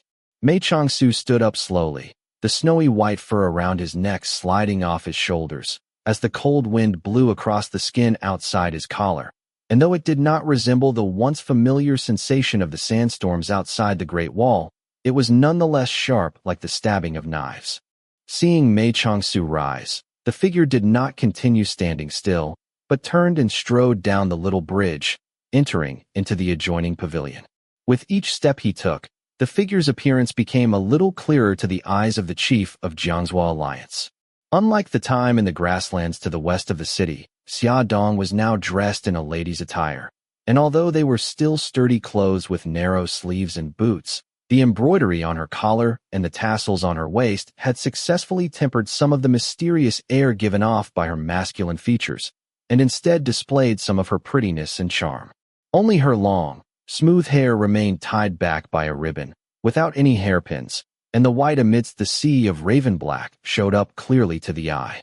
Under Mei Changsu's quiet gaze, the lady officer of the Xianjing Bureau strode towards the pavilion, when she suddenly turned gracefully, the dark eyes under her thin brows glancing up, and raised a hand to block the descending strike, which was Philiu's silent, swift attack that had sliced down so neatly that it had not disturbed even one unnecessary molecule of air. Amidst the rapid strikes and attacks, Xia Dong laughed loudly and shouted, "Good moves." In a fight between top martial artists, breath and endurance are vitally important, and the fact that she had been able to shout out praise amidst Philiu's suffocating attack showed her proud temperament, as well as her attempt at provoking her opponent to open his mouth, so that she could seize the opportunity to attack and look for his weak spots. Unfortunately, Philiu was no ordinary opponent. He had learned from an early age to endure silently and remain unyielding and resolute, and to attack ferociously to seek out his opponent's weaknesses. When Xia Dong spoke, the rhythm of her breathing was slightly altered, as if a golden net being attacked by knives had suddenly shown a rip, and Philiu broke through the weakness of her defense and forced her back towards the east side of the courtyard. As to the challenging tone in Xia Dong's voice, the youth had not paid even the slightest bit of attention. By this time, Xiao Jingrui had hurried back to Mei Changsu's side, and seeing the two engaged in fierce combat, he said hurriedly, "Brother Su, tell Fili to stop, quickly, that person is." The martial arts passed down in the Xianjing Bureau are truly incredible. Mei Changsu smiled faintly, his tone leisurely. Even after making a mistake, they can retreat without losing. If Langya Hall had not received the imperial order long ago that Xianjing officers were not to be placed onto their lists, there would undoubtedly always be one or more of them on the top 10 list of martial arts experts. Xianjing officers aren't allowed to be ranked on the list? Xiao Jingrui had never heard of such a thing and was greatly astonished. No wonder, I'd always thought it was because their work was shrouded in secrecy, and Langya Hall couldn't obtain any information on their fighting skills. Mei Changsu smiled and said, "You underestimate Langya Hall. But Xianjing officers seldom involve themselves in the affairs of the Jianghu world, and work in the shadows even in the palace, so not being placed on the lists is a good decision. With Filiu's skills, why isn't he on the list? Fili never used to leave home much. He will be on the list next year." Mei Changsu sighed and said, "If only there was a way to ask the master of Langya Hall not to place him on the list. Filiu is still a child. That would not be easy. Here in the capital, Filiu has fought against many experts, and I fear he has long since been—" "Oh." Xiao Jingrui interrupted himself with a cry. "Since Brother Su knows who she is, then hurry and tell Filiu to stop. How could I have kept chatting with you so idly?" But Mei Changsu shook his head and said calmly, "Let them fight. I won't stop them. Brother Su, Filiu has been instructed long ago not to hurt anyone. What are you afraid of?" Mei Changsu continued indifferently. "The skills and intentions of Xianjing officers are difficult to predict. If I tell Filiu to stop, he will really stop, and if his opponent suddenly lost her temper, wouldn't that be dangerous for Filiu?" His words caused Xiao Jingrui to hesitate. As he watched, Mei Changsu slowly returned to his long bench and picked up the fur collar that had slipped off when he stood up, his actions leisurely, and knew that he really wouldn't stop them.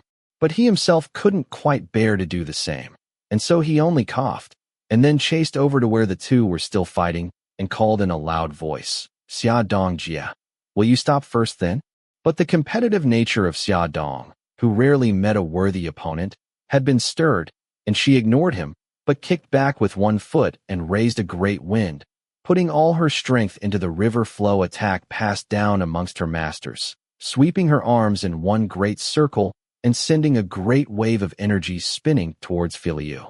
The youth's cold expression finally showed a shred of emotion, but that emotion was not fear, but rather even more easiness, as his whole body dodged the whirling gust of unimaginable power, like a falling leaf drifting from a tree branch, and his hands reached into the colorless, shapeless blur of motion, slicing neatly onto Xia Dong's wrists. Everything ended abruptly. One moment the air was filled with flying silhouettes, and the next, the two had already landed far apart, watching each other warily. Xia Dong's left hand was clasped over her right wrist, and her expression was calm, although her face was pale, and she was panting almost inaudibly. Filiu looked just the same as always, his face cold and hard, his eyes expressionless, as he pointed at Xia Dong's feet and said rigidly, "Can stand here."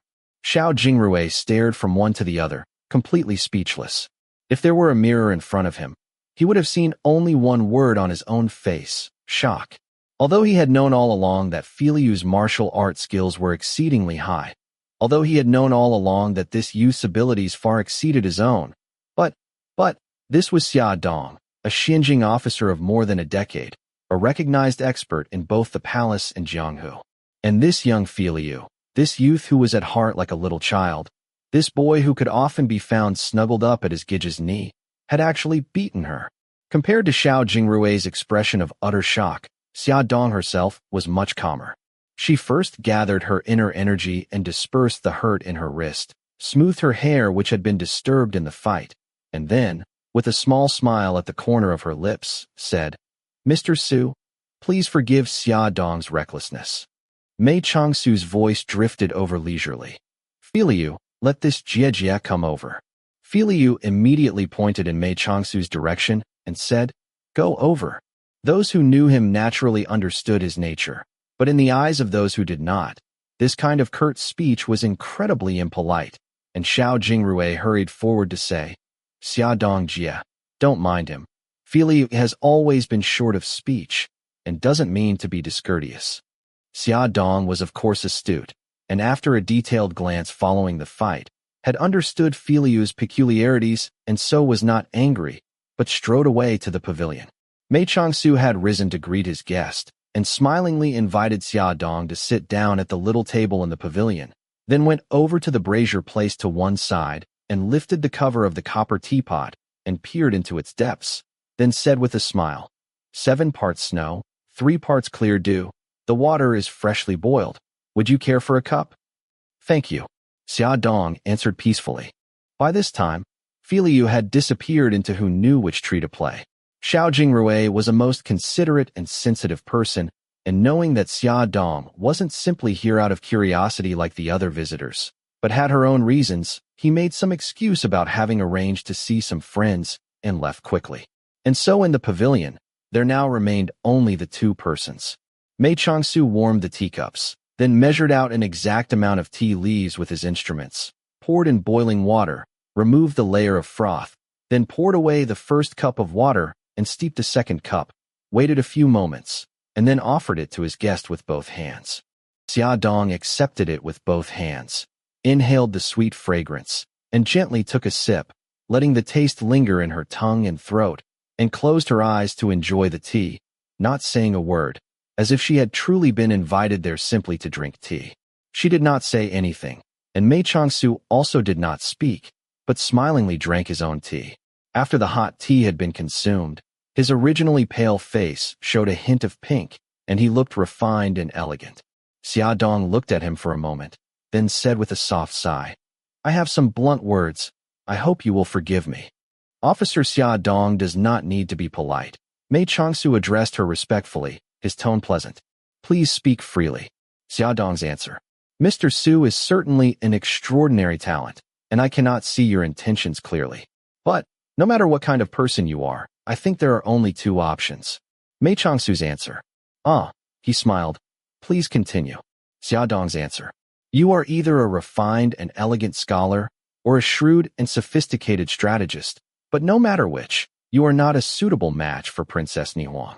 Mei Changsu's smile did not falter as he said softly, Could it be that Officer Xia has come today after hearing some rumor about my being the princess's chosen future husband, and so wanted some clarification? Xia Dong's answer. That is indeed my intention, but it is not because of some rumors. Mei Changsu's question. Oh, Xia Dong's answer. I have known Princess Nihuang for many years, and am familiar with her temper and character. Without some special reason, even if you were the apple of His Majesty's eye, or indeed of the prince's eyes, she would not have given you such preferential treatment. At this point, Xia Dong's eyes suddenly became cold. But towards the princess's special favor, your response has been disappointing, and in fact, one could say you have not returned the favor in any way, which I cannot understand. There are some in the Mu residence who feel the same as I do, that Mr. Su has come across rather arrogant, and has not been polite enough. A bitter smile floated across Mei Changsu's face, and he raised his cup and took a sip, then said slowly, Officer Xia, I will be blunt as well, you are wrong. Xia Dong's question. Wrong? Mei Changsu's answer. The princess is exceptional and elegant, with such a graceful manner. I am neither deaf nor blind. How could I remain unaffected? But I am on the one hand sick and frail, and unlikely to live long, and have no intention to wed because I do not wish such a husband on any young lady, much less the princess. And on the other hand, even if I had such intentions, I fear the princess would not have such a wish. As Officer Xia has said, no matter what kind of person I am not suited to the princess. Officer Xia knows this. So how could the princess herself not know? A person she could hold in her heart must be a righteous warrior, a proud young man, who can ride with her onto the sands of battle and fight by her side to defeat the enemies of our kingdom. How could she consider someone like me, frail and weak, without the slightest hint of a hero's air? Xia Dong's answer. But Nihuang. Mei Changsu's answer.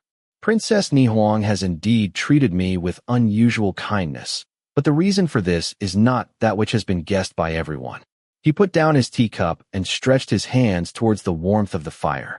Officer Xia, as an officer of the Xianjing Bureau, has unusual methods, and must have thoroughly investigated my background, have you not? Xia Dong nodded slowly and said, That's right. I was shocked to see how young the chief of Jiang Zuo Alliance was. Mei Changsu gazed at the white steam of his own breath and said, The princess is also aware of my identity, and the reason she has treated me so favorably is only this, and none other. Xia Dong raised an eyebrow in confusion. Although Jiang Zuo Alliance is the greatest sect in the world and has some influence, but if you don't mind my saying so, it is in the end only a Jianghu sect. With the princess's rank, as the commander of 100,000 soldiers, could your identity really impress her? When has the princess been impressed? Mei Changsu laughed in spite of himself. I would not dare to think like this. But as I have said, the princess's preferential treatment towards me is due to my identity as the chief of Jiang Zuo Alliance, and that is the truth. Xia Dong frowned. The world is not full of people as intelligent as Mr. Su. Could you speak more clearly? Mei Changsu slowly sat up, took out a few cakes of incense from his sleeve and dropped them into the fire, then picked up the small stove he had been cradling all along, lifted its lid, and placed a few fresh pieces of burning hot coal into it, then wrapped his hands around it again and shifted to a more comfortable position on the long bench, finally saying with a smile, Although the weather is dismal, with a fragrant stove and good tea at hand, this is quite pleasant. If Officer Xia is not in any rush, would you be willing to sit a while longer in this pavilion and listen to a story? Chapter 36. Xia Dong's gaze lingered on Mei Changsu's pale complexion and only lowered after a long moment. Before she had arrived at the residence of the Marquis of Ning today, she had wondered what kind of a person this Suzhou was, but now that she had finally met him, she realized that he was even deeper and more profound than she had imagined from the rumors. Xia Dong's answer. Since Mr. Su has such leisure, Xia Dong is of course happy to listen. Mei Changsu nodded in her direction, then turned his head, turning his gaze away from his only audience and towards the twilight-lit sky outside, and began to speak at a steady pace, neither too quickly nor too slowly. Once, in a certain kingdom, at a certain time, there was a mighty lord who guarded the kingdom's border with his army, and who was much favored by the emperor and trusted beyond measure. One year, the daughter of this lord entered the capital, and the little princess stayed at the palace, where she came to know many of the children of the royal family and relations. One of these children was the only son of the great general of the court, who was her elder by 2 years, a lively and mischievous boy, proud and willful, and the two spent much of their time together. The Grand Empress Dowager saw the two innocent playmates together and decided to arrange for their marriage. Although there was no deep friendship between the lord and the general, the match was an appropriate one, and neither families objected. Who could have guessed that, a year after the engagement, the great general was involved in a rebellion, and both father and son lost their lives? Although the lord was far away at the border and had had nothing to do with the case, he could not avoid being implicated due to the ties between the two families. The emperor began to grow suspicious of him, and in all matters whether military or otherwise, no longer treated him as freely as before, and 2 years of this wearing and tearing began to affect his military strength. It was at this time that the neighboring kingdoms suddenly launched a furious attack on the border, and the lord lost the first battle and lost his life in the second, leaving behind his orphaned daughter and young son, his army without their general, and a grief of unfathomable depths in all their hearts. At that time, reinforcements had not yet arrived in the south, and the situation was growing desperate, when the 17-year-old little princess rose up and went to battle in her mourning clothes, leading the army in her father's stead, and after a blood-soaked and hard-fought struggle, managed to secure the kingdom's border. Officer Xia, wouldn't you say this little princess is truly an extraordinary lady of our age? Xia Dong's eyes were hidden as she sighed without speaking. It was as if she had been transported back to the day she had arrived in the south with the reinforcement troops, and seen on the city wall this young lady, dressed all in white, her face full of unswerving determination. Although she was 10 years her senior, although she had ample experience and knowledge of worldly affairs from her years in the Xianjing Bureau, after going through those days of hardship and perils together, She only had 2 words to describe her feelings for the strength of this young lady: deepest respect. Were it not for the barrier of blood and betrayal between them, the friendship between Xinjing officer Xia Dong and Princess Ni Huang would have undoubtedly been every bit as strong as the life-and-death brotherhoods often forged between young men. Mei Changsu only briefly glanced at her expression and then went on. The danger had been averted for the time being, but the situation was far from stable. The princess had established her authority with one battle, and the soldiers of the border army knelt to her without exception. The court could not find anyone better suited to the position, and so allowed her to retain the temporary post of commander of the border army. Over the next 10 years, as she faced countless dangers alone, people only saw the brilliant power and influence she commanded from her loyal army, while no one noticed the suffering and pressure she kept within her heart. Most do not even know that, just 2 years ago, she once again came face to face with a dangerous situation from which there was almost no escape. At this point, Xia Dong was visibly horrified. Why have I never heard of such an event? Mei Changsu's calm gaze did not waver, as he continued in his steady tone. The princess and her generals and troops are skilled in field battles, excelling in both defense and offense, and are bold and powerful masters of the art of warfare. But they have one weakness, and that is battles fought over water. Xia Dong was fairly familiar with the Yunnan army, and couldn't help nodding in agreement. The danger at the time was because a certain master in a neighboring country had designed a particularly ruthless battle over water.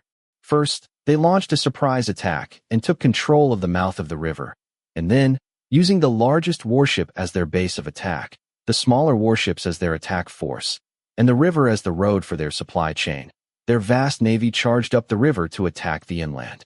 Although it was a dangerous gamble, it had the desired effect. If the princess put her whole strength into attacking the mouth of the river, the enemy's navy would be free to wreak havoc on the inland. But if she met the enemy head-on on the water, she would be fighting the enemy's strength with her weakness. And despite the fact that there was no lack of talented generals in her army at the time, none could devise a plan to defeat the enemy. As the sole commander, one can only imagine the worry in the princess's heart at that time. At this point, he coughed a few times and stopped to take a sip of tea. Xia Dong's question, what happened next? She was listening intently, and seeing him pause, couldn't help herself. Mei Changsu's answer. Just when the situation seemed hopeless, a young man appeared in the camp, claiming to be an expert in water battles, and begged for an audience with the princess to share his expertise. The princess is an insightful and perceptive judge of character, and she made an exception for him. It turned out that this person had not exaggerated in the least, and was truly a water battle prodigy. After half a month of careful planning, he entered the battle himself and defeated the enemy in one blow. Afterwards, when she was writing her report to the palace, the princess wanted to give him the credit and ensure he received the deserved honor and rewards. But for some unknown reason, the person firmly refused to allow the princess to put down his name on the report. Xia Dong's question. Oh, she was surprised. He wasn't interested in the rewards of his work?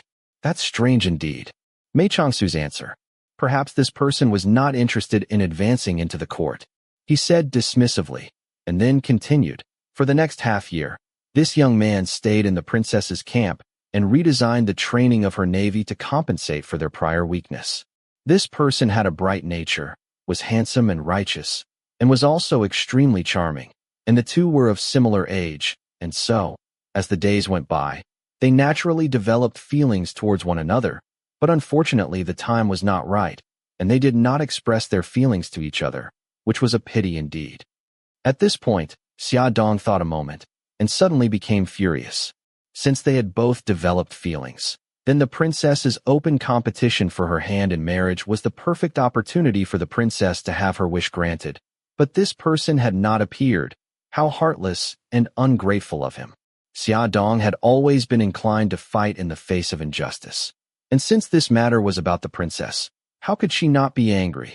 She immediately stood and said with a tight expression, "Who is this person? Where is he now?" Mei Changsu did not directly answer her question, but only lowered his head and continued to tell the story at a steady pace, speaking in a voice that grew lower and lower. One day, half a year later, the young man suddenly disappeared without a farewell, leaving behind only a letter addressed to the princess, on which was written, "The Alliance summons me back. I obey and return." The princess was furious that he had left in such a way and tore up the letter, giving orders that he was not to be followed. But her brother couldn't bear it and sent highly skilled men to follow him all the way back. But after entering Tu province, the young man disappeared without a trace, not leaving behind even the slightest hint of where he had gone. Jia Dong, being clever and perceptive, immediately grasped the key point. Tu province is in Jiang Zuo territory, and in the 14 provinces controlled by Jiang Zuo Alliance. When has there ever been another sect? Mei Changsu neither confirmed nor denied her words, but kept speaking. Another year passed, and the Mu household had still not been able to find a single hint of news about this young man. Although the princess was silent on the matter, everyone in her household felt this person had behaved coldly and unkindly, and couldn't understand the matter at all. At this time, the princess's younger brother came of age, and they had returned to the capital for his inheritance ceremonies, when the court decided to have an open competition to choose the princess's husband, and asked her opinion on the matter. Everyone thought that, with the princess's pride, she would never consent to such a public method, and never expected her to agree after setting a few conditions of her own. Xia Dong's emotions were stirred, and sorrow filled her heart as she let out a sigh, saying with a lonely expression, "Women's infatuation is stronger than men's." Although she gave no outward sign of it, in her heart, she must have been hoping that the young man would take this chance to come forward. Mei Changsu did not answer, but there was a bleak expression on his face. Up until this point, the story was only half over, but who could know in what direction the rest of it would go? The clouds at the edge of the sky had sunk lower and lower. The solstice was not far away, and wind and snow were rising with the night. Xia Dong put down her teacup, stood up, and strode to the edge of the pavilion, looking out. Against the sky full of dark shadows, her tall figure appeared tough and vigorous, and there was no expression on her handsome face, which appeared now to be in deep thought, and now to be simply breathing steadily and not thinking at all. But the calm before the storm never lasts for long, and a moment later, she drew in a deep breath, then turned and strode back towards Mei Changsu, a fiery gaze in her eyes as she said in a furious voice, "Since you know this story, then tell me, since they both loved each other, why didn't he come? Why didn't he come?" Mei Changsu gave her a distressed smile, his face pale as snow, then slowly closed his eyes, murmuring as if to himself, "You ask me this, but me? How can I ask him? Since they both loved each other, why didn't he come? Why didn't he come? Because another person, who had long since fallen into hell, still walked on this earth, and so, he could only struggle in pain and suffer his torment in silence. To that young man, the love between man and woman was as beautiful as pure water, but the friendship between brothers, how was that not also as precious as gold or jade? Even the most carefree, innocent person in the world would not betray that brotherhood, nor wish to bring the slightest shame to a friend. But love has never been something that can be hidden or avoided, and though on the surface, the young man talked and laughed as cheerfully as before, he could not hide the hurt and grief within his heart. Just as, when the princess first saw himself, the chief of Jiang Zuo Alliance, that day at Phoenix Hall, and countless painful questions rose to the tip of her tongue, the strong, calm mask had slipped for a moment, and revealed the turmoil of the emotions beneath. When he had first sent the young man to help Ni Huang, he had indeed not foreseen such an outcome. But now that he was faced with these two hearts as clear and true as snow, how could he let the old wishes and memories of his own heart stand as a barrier between them? Lin Shu's fate had long since been filled with trouble and misfortune, and for the sake of a marriage agreement made in their youth, he had already brought Ni Huang many years of grief. Now, with his frail and weak body, his fragile lifespan, and a future full of hardship, he no longer had even the slightest energy left to spare on rekindling a childhood passion. And therefore, the reason he had waited and prepared for Xia Dong's arrival today was for this matter of the heart. "Officer Xia." When Mei Changsu opened his eyes again, there was only peace and warmth in his gaze. He gently turned to look at Xia Dong, his voice steady and serene. "I do not know the princess well, so am not at convenience to say some things, And the reason I have waited for you here today and told you this story is because I would ask you to carry a message for me. Although the princess has hesitated all this time and has not asked me directly, I know the questions in her heart.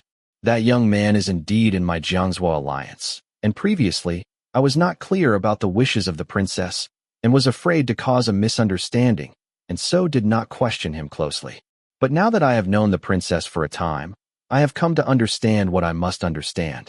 Please ask the princess not to worry. The wishes of this person's heart have certainly not faded in the least compared to her own, and it is only that he is currently held under certain responsibilities and cannot enter the capital at present.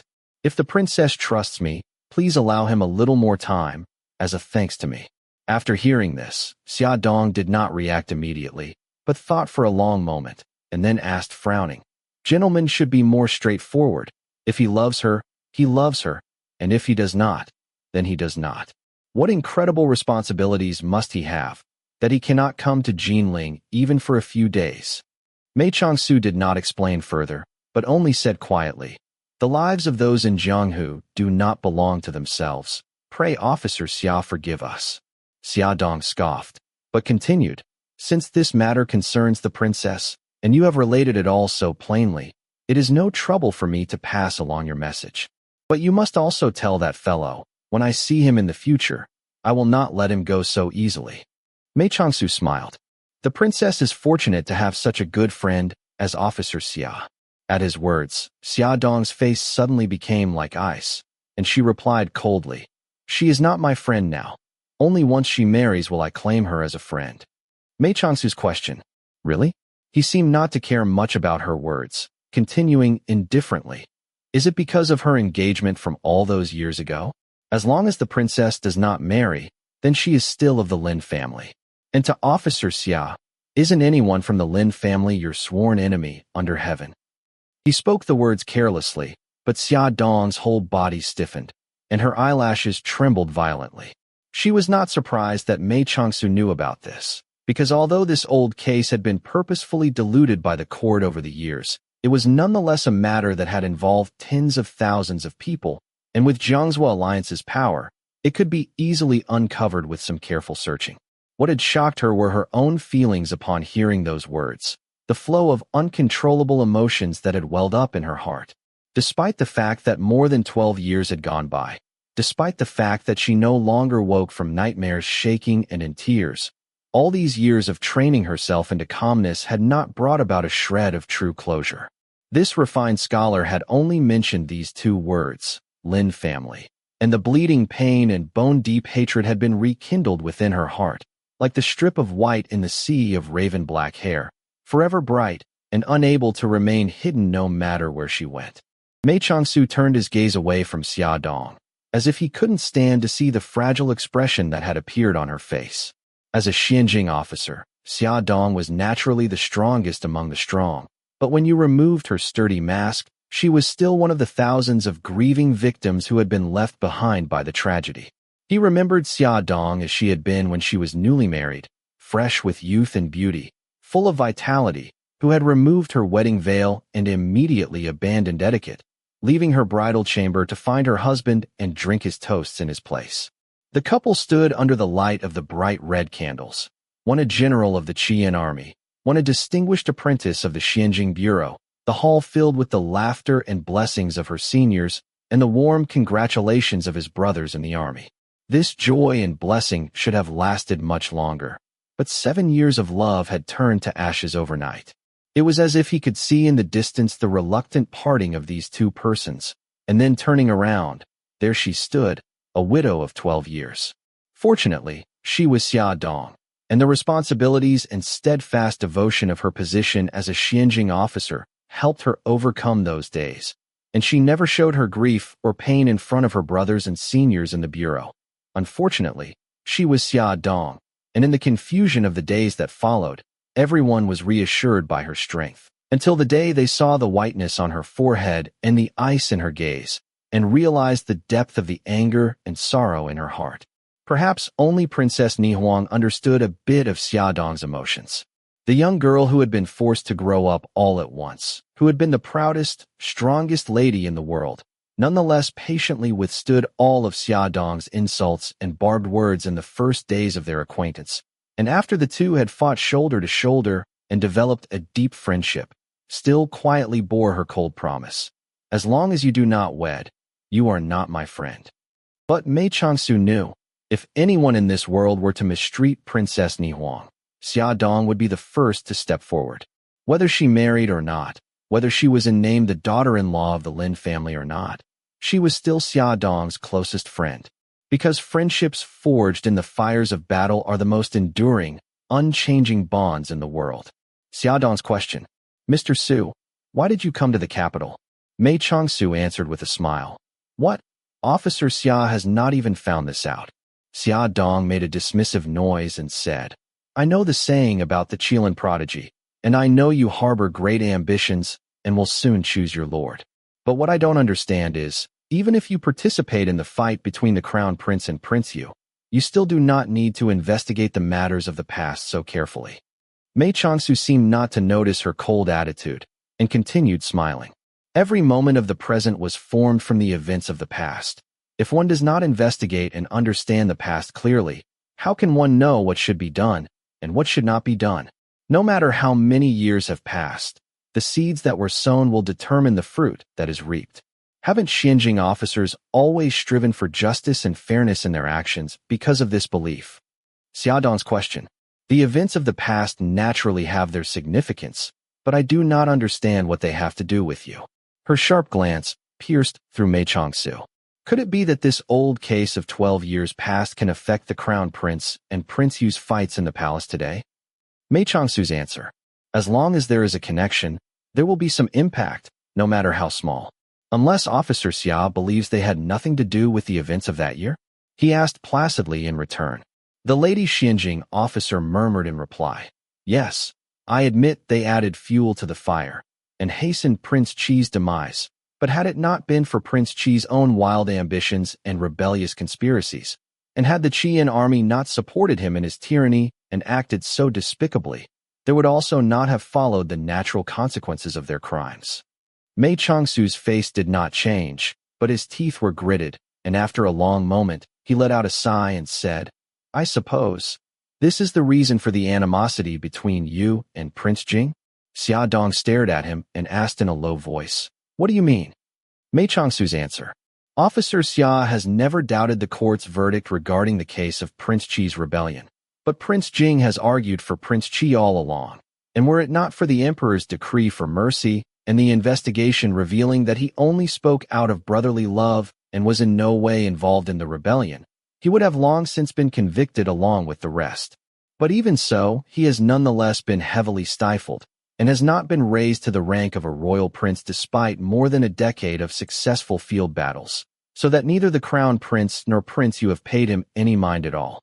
The two of you hold opposing views, and whenever you see each other, if the matter is carelessly raised, it would be difficult to avoid conflict. So you have both avoided meeting face to face whenever possible. He met Xia Dong's gaze. Have I guessed correctly? Xia Dong gazed back at him steadily, now as if examining him closely, now as if she had no other intention, but did not deny it in the end, and answered calmly. His Highness Prince Jing is a prince, and I will not provoke him if at all possible. He chooses to ignore the truth and is biased towards traitors, but His Majesty has already decided to be generous, so what can I do? Mei Changsu turned and filled her cup with hot tea, saying, So according to Officer Xia, it must be Prince Jing who is wrong? Xia Dong's answer. Of course it is Prince Jing who is wrong. Her gaze was hard as iron. Since Mr. Su has purposefully investigated this old case, do you know who was responsible for the investigation of Prince Qi's rebellion? Mei Changsu's mouth tightened imperceptibly, but when he turned his head, his expression was once again serene as a cool breeze, and he said smiling, Surely everyone knows this. It was the current head officer of the Xinjiang Bureau, your teacher master, head officer Xia Jiang. Hearing the name, Xia Jiang, Xia Dong's gaze became respectful, and her tone took on a new confidence. Since teacher began his work in the Bureau, he has assisted His Majesty and investigated countless cases under imperial command, and has not made a single mistake to this day. If Mr. Su continues to speak of the case with doubt, I will consider it as disrespect towards my teacher. Mei Changsu's answer. I would not dare.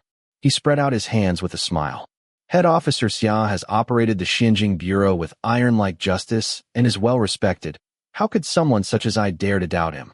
It was only that as we spoke, we suddenly mentioned Prince Jing and came to this point. Pray, Officer Xia, forgive me. Xia Dong's question. Mr. Su is a scholar by birth. How have you come to be interested in Prince Jing, who has always kept far away from the palace and the court? Mei Changsu turned his gaze slightly, and he said, I will not speak in riddles before Officer Xia. Prince Jing is a highly skilled martial fighter, a good military leader, and is a prince with no threat to the crown. He is undoubtedly an asset to anyone who could recruit him, no? Xia Dong looked at him for a moment, and suddenly burst into laughter, laughing until tears ran down her face. Mei Changsu's question. What? Have you found my words amusing? Xia Dong's answer. Are they not? She gently wiped away the tears in her eyes and sat upright again. Although you are the Qilin prodigy and know everything there is to know under heaven, although you hold the world's greatest sect in your palm, with countless eyes and ears under your command, you investigate and understand the things of the past, but you have not understood the heart within a person. Mei Changsu's answer. Was I wrong? Prince Jing has been tightly suppressed by His Majesty, and his consort mother has no special honor or favor in the palace. So even if he is not interested in glory and riches, for the sake of the future, he should put his skills to good use now and make a decision. If he continues to watch from the sidelines, when the dust has settled, he will be of no use to anyone. Xia Dong laughed coldly. You are a strategist indeed, only caring about merits and drawbacks, and not paying attention to a person's heart. I do not dare to comment on anything else, but this I will say. No matter whether you end up choosing the crown prince or Prince Yu as your lord, you will never be able to recruit Prince Jing into either of their camps. Mei Changsu's question. Oh, he asked with a faint smile. Officer Xia is so certain? Nothing is certain. The situation is always changing, and the hearts of men naturally change as well. Prince Jing has spent many years defeated and hopeless. Perhaps he would not so easily let go of such a golden opportunity. The corner of Xia Dong's mouth turned down, and she turned her head, as if unwilling to continue the conversation. Although she was angry at Prince Jing Shao Jingyan's stubbornness these many years, at least the love and devotion he bore for his eldest brother Prince Qi and his friend Lin Shu ran true and deep, and the fact that he had never thought to distance himself from them out of fear of being implicated in their crimes had allowed Xia Dong to retain a shred of respect for him, and so she disliked Mei Changsu's cool analysis, and didn't answer any further. But Mei Changsu's chest warmed when he saw her reaction.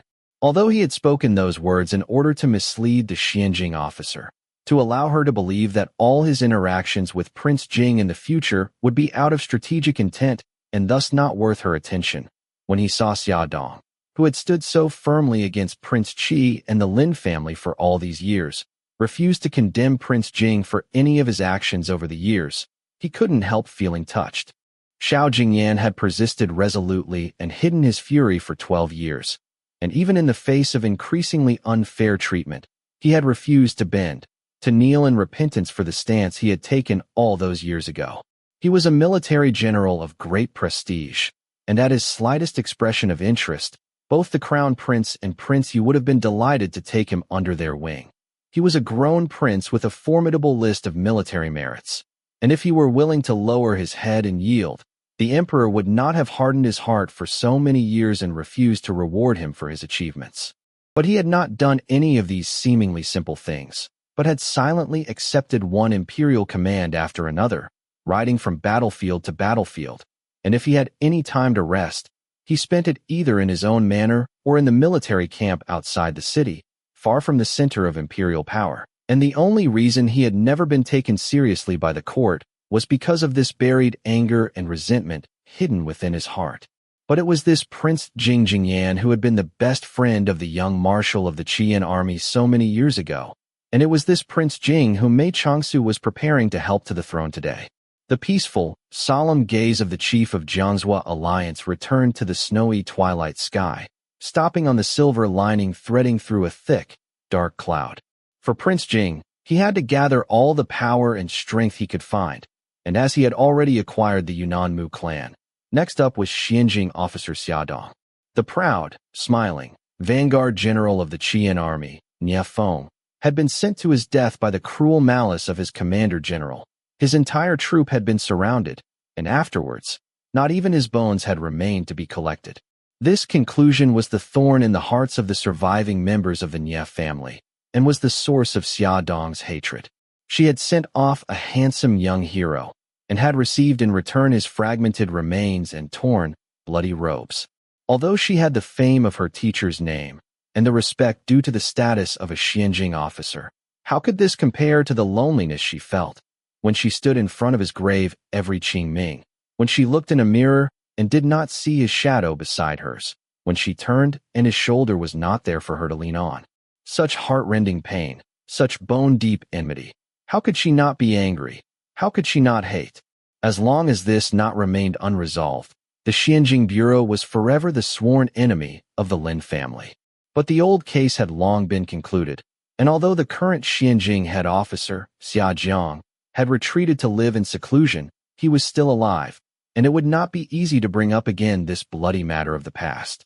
They could only take things one step at a time, and make their plans slowly and patiently.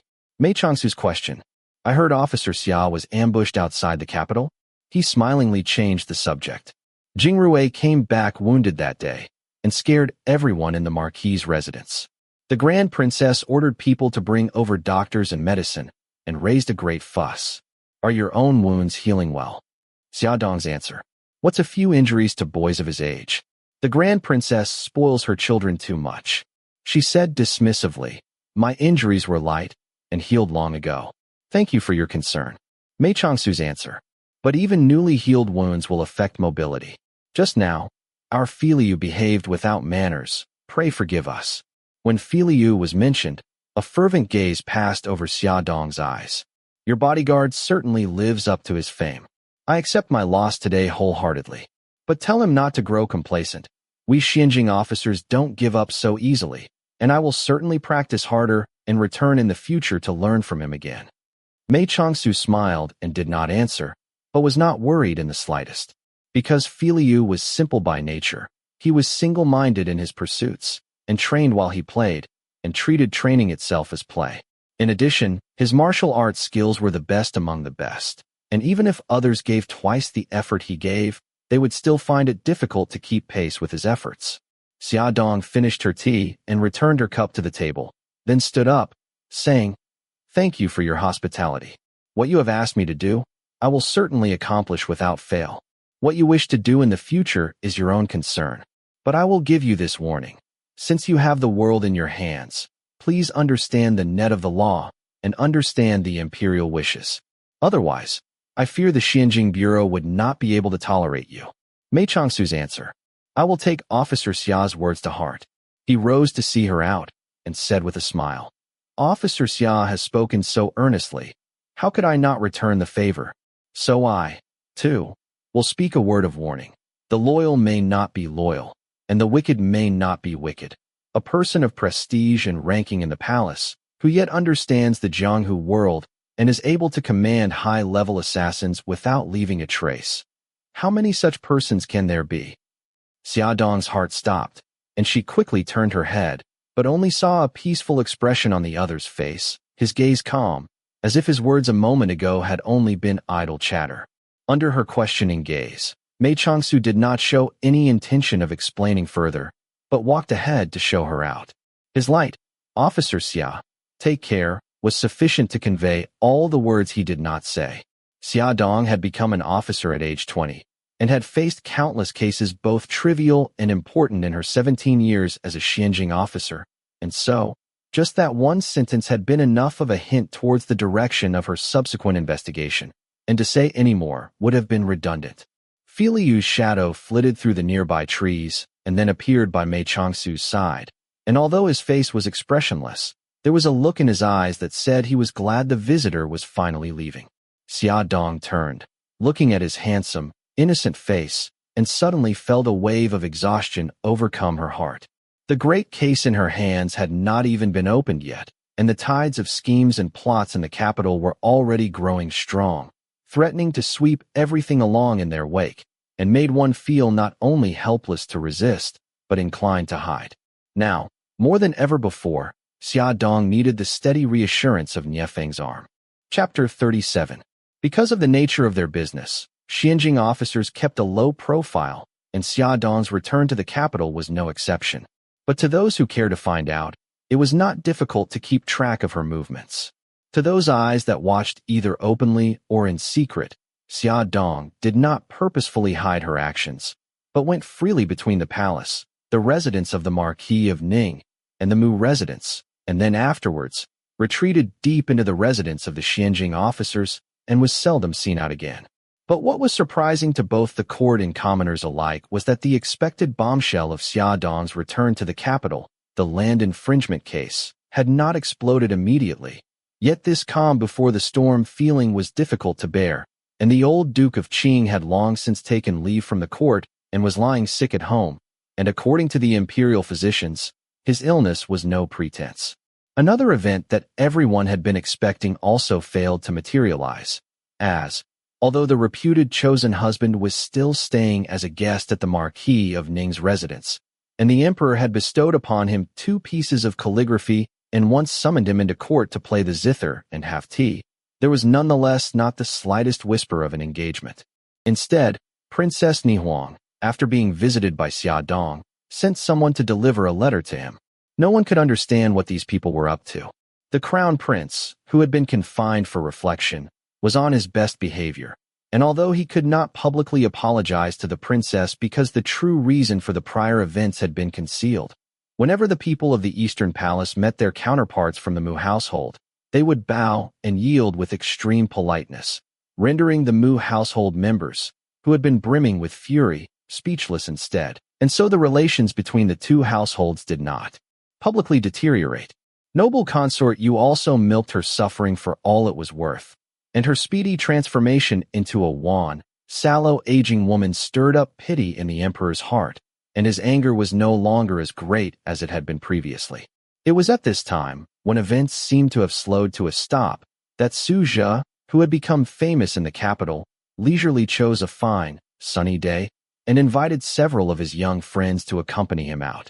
Mottled white walls and crumbled ledges with the occasional gap in the walls, on which crawled a splendid mess of rose and ivy vines surrounded them. Looking around, wild grass and half-dried lotus ponds filled the view as far as the eye could see, along with collapsed rock gardens and promenades covered in spider webs. Only the outer wall, which was built along the sloping grounds, still stood firmly, surrounding this little manor which had been neglected for far too long. In the middle of the manor, there seemed to be a silhouette of a curved flower bed, which no longer held any flowers, but was instead overrun by weeds on yellow, withered soil. It was on this wasted ground that several people stood in splendid clothing, forming quite a contrast to their surroundings as they looked around, as if in admiration of the desolate view. If it were not for the fact that you can see the spire of Chongyin Tower if you look up, I really wouldn't know where I am. The speaker was the son of the imperial uncle, who stood handsomely with his fan despite the fact that it was winter. I never thought there was such a desolate place in the city of Jinling. Brother Su, how did you find this place? I did not find it myself. The young man who replied smiled ruefully. I only found an estate business and said I was looking to buy a manor in the city, and their boss recommended this place, and said it was very good. Very good. Xiebai echoed the 2 words, looking around dazedly, his gaze stopping at the half-collapsed flower bed not far away. He said it was very good, and you believed him? Didn't you look at the place before you paid? Or is Jiang Zuo Alliance really so rich nowadays? Yin Yujin fired off his questions, expressing his disapproval. I sent Filiu over for a look. He said it was very good too. Very good. The echo came again, and Filiu's figure flew by and disappeared into the maze of collapsed rock gardens, where he seemed to be playing with keen interest. Yin Yujin crossed his arms and fixed his gaze on the refined gentleman. Buying a house through an estate business and only sending a child over for a look before paying. This was how the Qilin prodigy worked? He really was different from normal people. Really, this place isn't too bad. Mei Changsu smiled. At least the location is good and is overall appropriate, and as it has not been lived in for a while, it's no surprise that it has deteriorated to this degree. I have only to have it cleaned up a bit, and it will be quite beautiful. And anyway, Filio likes it too. Don't you think so, Jingrui? The person who had not spoken a word until now gave an affirmative as if in agreement. Xiaobai's question. What? He came closer. It's obvious Brother Su has been tricked into buying this place. So why do you look even more dismayed than he does? Yin Yujin glanced over at his friend and did not join Xiaobai in teasing him as he had so often done before, but continued slowly hitting his closed fan against his palm and wandered a few steps away, as if to inspect the manor more closely. But he had not gone far when, with a sudden, "Oh," he disappeared. Everyone jumped in fright and ran over to the place where he had mysteriously vanished, and Xiao Jingrui's agility being the best, he naturally arrived first, shouting all the while, "Yujin! Yujin!" Yin Yujin's answer. "Here." A muffled voice drifted up from below ground. "Give me a hand up." After Xiao Jingrui had pulled him up by the wrist, the son of the imperial uncle's splendid robes were caked with dark soil and withered grass, and as Xiao Jingrui brushed him off, the air filled with dust. Xiaobai's answer. "It's a dried-up well, looks rather cold and dark." He carefully pulled aside the grass obscuring the mouth of the well and peered down. "The well platform has completely eroded. It's no wonder you didn't notice it." Yin Yujin brushed at the grass stems in his hair, looking unhappy. "It's a good thing I was quick and caught the edge." "What terrible luck," Xiao Jingrui said thoughtfully. "It's good luck that it was you who fell. If it was Brother Su, he definitely wouldn't have caught hold of anything, and would have fallen straight to the bottom." Yin Yujin gritted his teeth and looked at his ungrateful wretch of a best friend, and said angrily, "What do you mean it was good luck that it was me who fell? You heartless." Mei Changsu had also come over to help him brush off the dirt, and asked warmly, "Are you injured?" Yin Yujin's answer. No. How could an expert like me be so easily injured?" He laughed and waved his arm carelessly. Xiaobai nodded his agreement seriously. "That's true, he's very good at hanging off objects in midair. You could often find him dangling in the air back in those days in Shuren Court." Filio had also appeared at some point, and was staring with wide eyes at Yin Yujin, who was looking quite pitiful indeed. Xiao Jingrui's answer. "It's difficult to know what dangers there are in a desolate yard like this. We had better walk on the stone path on our way out," he warned, and then turned to look at Mei Changsu. "Brother Su, you should walk in our footsteps," Xiaobai said with a smile. "You are being too careful. However bad this place is, it still cannot be full of wells." Mei Changsu smilingly spoke up for Xiao Jingrui. "One cannot be too careful. Although the wild grass is dense, if Yujin had been more careful, he might not have lost his footing. The ground is uneven here and has been covered by grass. It would indeed be better to return by the main path." The words of an elder carry weight, and after his suggestion, everyone returned to the main path, and slowly continued on to the areas they had not yet seen. But no matter where they went, the manor was just as desolate. The courtyard was not large, and they quickly arrived at the back door, which was closed firmly with a thick steel lock. Aside from Filio, no one wanted to walk back through the courtyard, so Xiaobai, who was in front, stretched out a hand to pull the door open, but as soon as he pulled, the entire door came loose. Yin Yujin shook his head. "Good heavens, it's deteriorated to such a state. I suppose only those brick buildings are still acceptable. There isn't a single place that doesn't need fixing." Xiaobai added, "The doors and windows of the buildings also need changing. Even if they have not rotted, they are far too filthy. Brother Su, how could someone like you live in such a crude manner? I hear there's a good place in the eastern part of the city." Mei Changsu cut him off with a smile. "Never mind. The money has been paid. What more is there to say? As Yujin said, our Jiang Zuo Alliance isn't wealthy enough to buy a few manors in the capital and have them sit empty." Xiaobai added hurriedly, "You would not need to pay for the manor in the eastern part of the city," His Highness said. Xiao Jingrui sounded a bit fed up. "Xiaobai, Brother Su will handle this himself. Why are you saying so much?"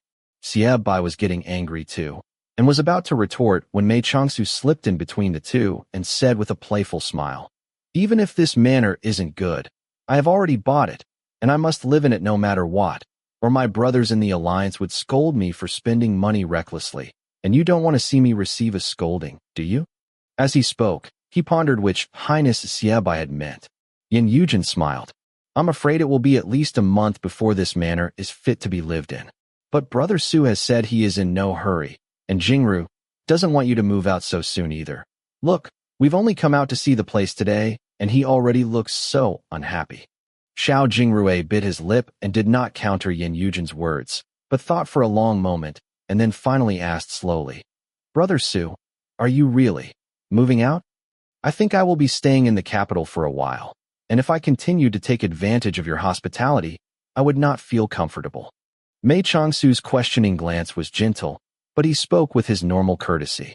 Xiao Jingrui said with melancholy, Snow Cottage is our guest cottage and doesn't affect the main residence. What disturbance would it be? Mei Changsu smiled faintly. I know the Marquis and the Grand Princess would not mind, but it is still not too convenient. Although his words were simple, they hid a deeper meaning. No one present was stupid, and remembering that he would eventually become an important advisor of one of the palaces, they understood what he meant by the inconvenience, and silence fell over the group. Yin Yujin's joyful laugh broke the solemn atmosphere. Moving out is good too, and anyway it's not far. As for me, coming here to visit Brother Su is even more convenient than going over to the Xie residence. But although this place isn't big, it is still a whole manor. How could you and Filiu live here alone? You should find some servants and guards. I've never liked being waited on, and Filiu has always taken care of himself. But we do need some people to take care of the place, and that won't be difficult to arrange. As for guards, there's Filiu for one, and for another, I have some friends staying in the capital at the moment, and can invite them here as guests. Xiao Jingrui remembered that Yin Yujin had mentioned that the 4 expert fighters who had escorted them to the capital had not left, and understood, and though he still felt a little upset, he was also greatly relieved. It would be good to have a few more people, but who knew what Yin Yujin was thinking, as he grinned mischievously. Such a forsaken place like this may be full of goblins and witches. Brother Su, you and your friends must be careful in the future. If you ever see a beautiful woman knocking on your window in the middle of the night, you must stand firm and avoid even opening the window for a closer look, in case your soul is stolen away. Xiaobai scoffed. If you don't even take a look, how would you know it's a beautiful woman? If an evil spirit can change its appearance, of course it would choose a pretty one. Otherwise, if it chose the looks of the Minister of Appointments, Minister's son, then it might as well just keep its original appearance. The whole capital knew of the coarse features of the Minister of Appointments, Minister's son, and the young masters Xiao and Xia thought of his appearance and couldn't contain their laughter, though Xiaobai scolded through his smiles. Judging people by their appearances? How cruel of you. You think you're so handsome, but what has Minister's son done to you? Yin Yujin huffed and threw open his fan dashingly and gave it a wave, turning to face the wall with a pleased look on his face. Spirits and goblins, listen well. If you must change your shape, then take on my appearance, and I guarantee you will be praised for being handsome and elegant. His words would have been amusing any day, but especially at this moment when, although his face was handsome, his entire body was covered in soil, his hair a tangled mess of grass and roots, and his appearance so far from being handsome and elegant that it should rather have been described as a wind-blown chicken's nest. His 2 friends couldn't help bending over in hysterical laughter, and even Mei Changsu turned his face away, his shoulders shaking gently. Xiaobai had laughed until he choked, and now spoke through his coughs. How could this enthralling manner of yours be learned in such a short time? You'd better ask Brother Su to clean up one of the cottages just for you, so you can come and stay a few days and let those goblins and spirits have a nice, long look. Yin Yujin turned to Mei Changsu with a very serious expression. I won't keep talking to you. Those 2 have been bullying me since I was young. I'm used to it. Mei Changsu nodded solemnly. Yes, I also feel that they are bullying you. Xiao Jingrui punched his friend in the arm, feeling his heart much lightened after this episode of laughter. Hurry up and go change your clothes. It wasn't easy acquiring the reputation of the capital's fanciest embroidered pillow, so you'd better hang on to that title. Yin Yujin sighed dramatically and brushed at his soiled clothing, but he had only just begun when his hands suddenly froze.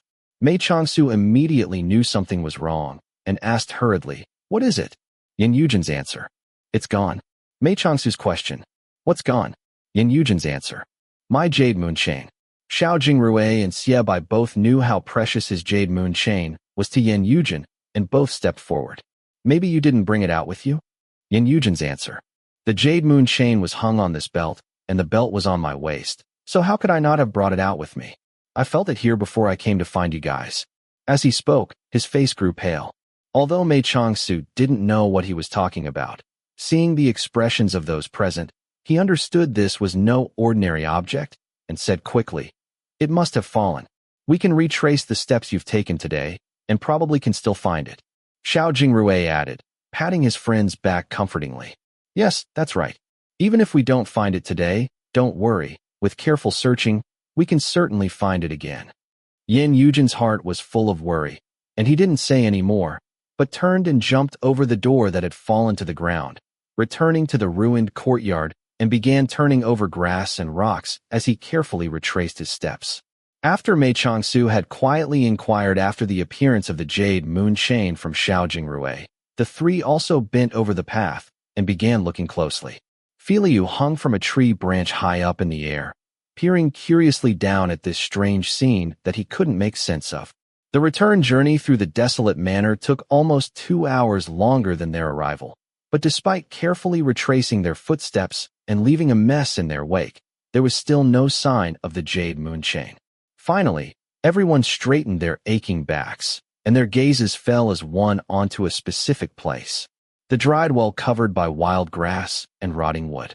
Siebai said uneasily, "It won't be such a coincidence, would it? It would be difficult to search inside the well. Even if there's no longer any water, there's probably still a thick layer of mud." Xiao Jingrui's brow creased, and he gave his younger brother a shove, then turned and patted Yin Yujin's shoulder with a smile, then said lightly, "What's so difficult about an old dried well? Let me go down, and I can definitely find it for you." Yin Yujin understood his good intentions and returned a faint smile.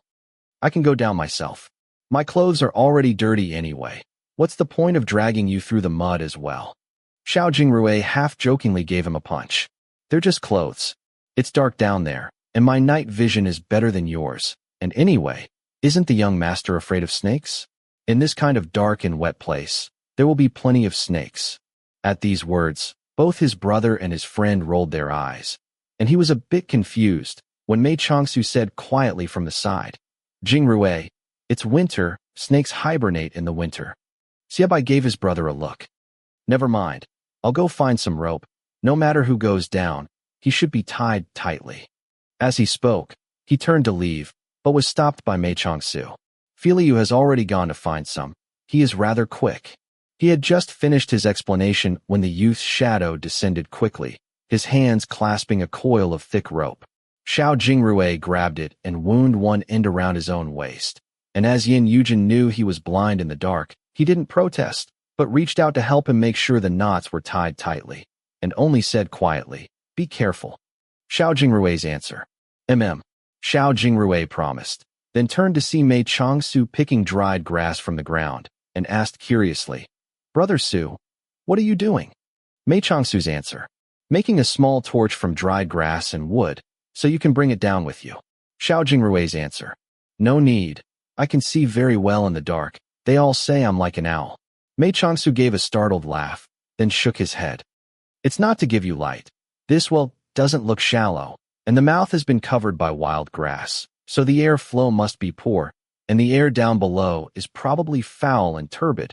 If the torch goes out down there, then you cannot stay long, or it will be easy to suffocate." The masters Yin and Xia were badly frightened, and hurriedly bent down to help pick wild grass, and the torch was quickly prepared. Mei Changsu took out a small flint stone from Filiu's person and lit the torch, then handed it to Xiao Jingrui, who was slowly lowered into the mouth of the well. Xia Bai and Yin Yujin held onto the rope tightly, letting it slowly down, while Mei Changsu knelt by the mouth of the well, following the descent of the bright light. Since the jade moon chain was an ornament hung from the waist, it was naturally quite small, and although Xiao Jingrui had gone down for quite some time, he only kept calling for them to let him down further, as if he had not found anything yet. Xiao Jingrui's voice drifted up from the bottom of the well, echoing against the mossy walls and coming out slightly distorted. "Stop. I've reached the bottom. The mud is really quite thick. It's difficult to search down here. It might take me a while, and the torch is just about used up, so if you see it go out, don't worry. Yin Yujin bit his lip, worried, and was about to continue when an arm fell across his shoulder, and he turned to see Mei Changsu's smiling eyes. Mei Changsu's answer. Don't worry, the torch has been burning steadily all along. It should be fine. Looking into that knowing gaze, Yin Yujin couldn't help lowering his eyes, saying quietly, Jingrui has always loved being clean. Mei Changsu smiled. It is only the mud of the well, and will easily wash off. He doesn't mind. What are you minding for? Is the jade moon chain very important to you? Yin Yujin nodded. It's an heirloom handed down in my family. My grandfather gave it to me before he died. Mei Changsu was still smiling faintly. So, finding something important to his friend is also very important to Jingrui. Yin Yujin looked at him for a moment and suddenly smiled, then crawled to the edge of the well and called down in a loud voice. Jingrui, since you have this rare chance to do a favor for me, you better look hard down there. Xiao Jingrui's cheerful curse drifted up from below. Damn you. Just wait till I get out and shower you in mud. Mei Changsu couldn't restrain his smile, and Xiaobai also shook his head with a grin, and the mood lightened considerably. After a long while, there still seemed to be no sign of success. Yin Yujin called, Jingrui, if you can't find it, just come back up, there's no need to stay down there. Xiao Jingrui's voice echoed up, a bit longer. But the sound had not yet faded when suddenly he shook, and a surprised, oh, sounded from below. Yin Yujin was terrified, and leaned half his body into the well, shouting loudly, Jingrui, Jingrui. A reply came from somewhere down the well. I'm all right. Yin Yujin couldn't help scolding. Then what did you do that for?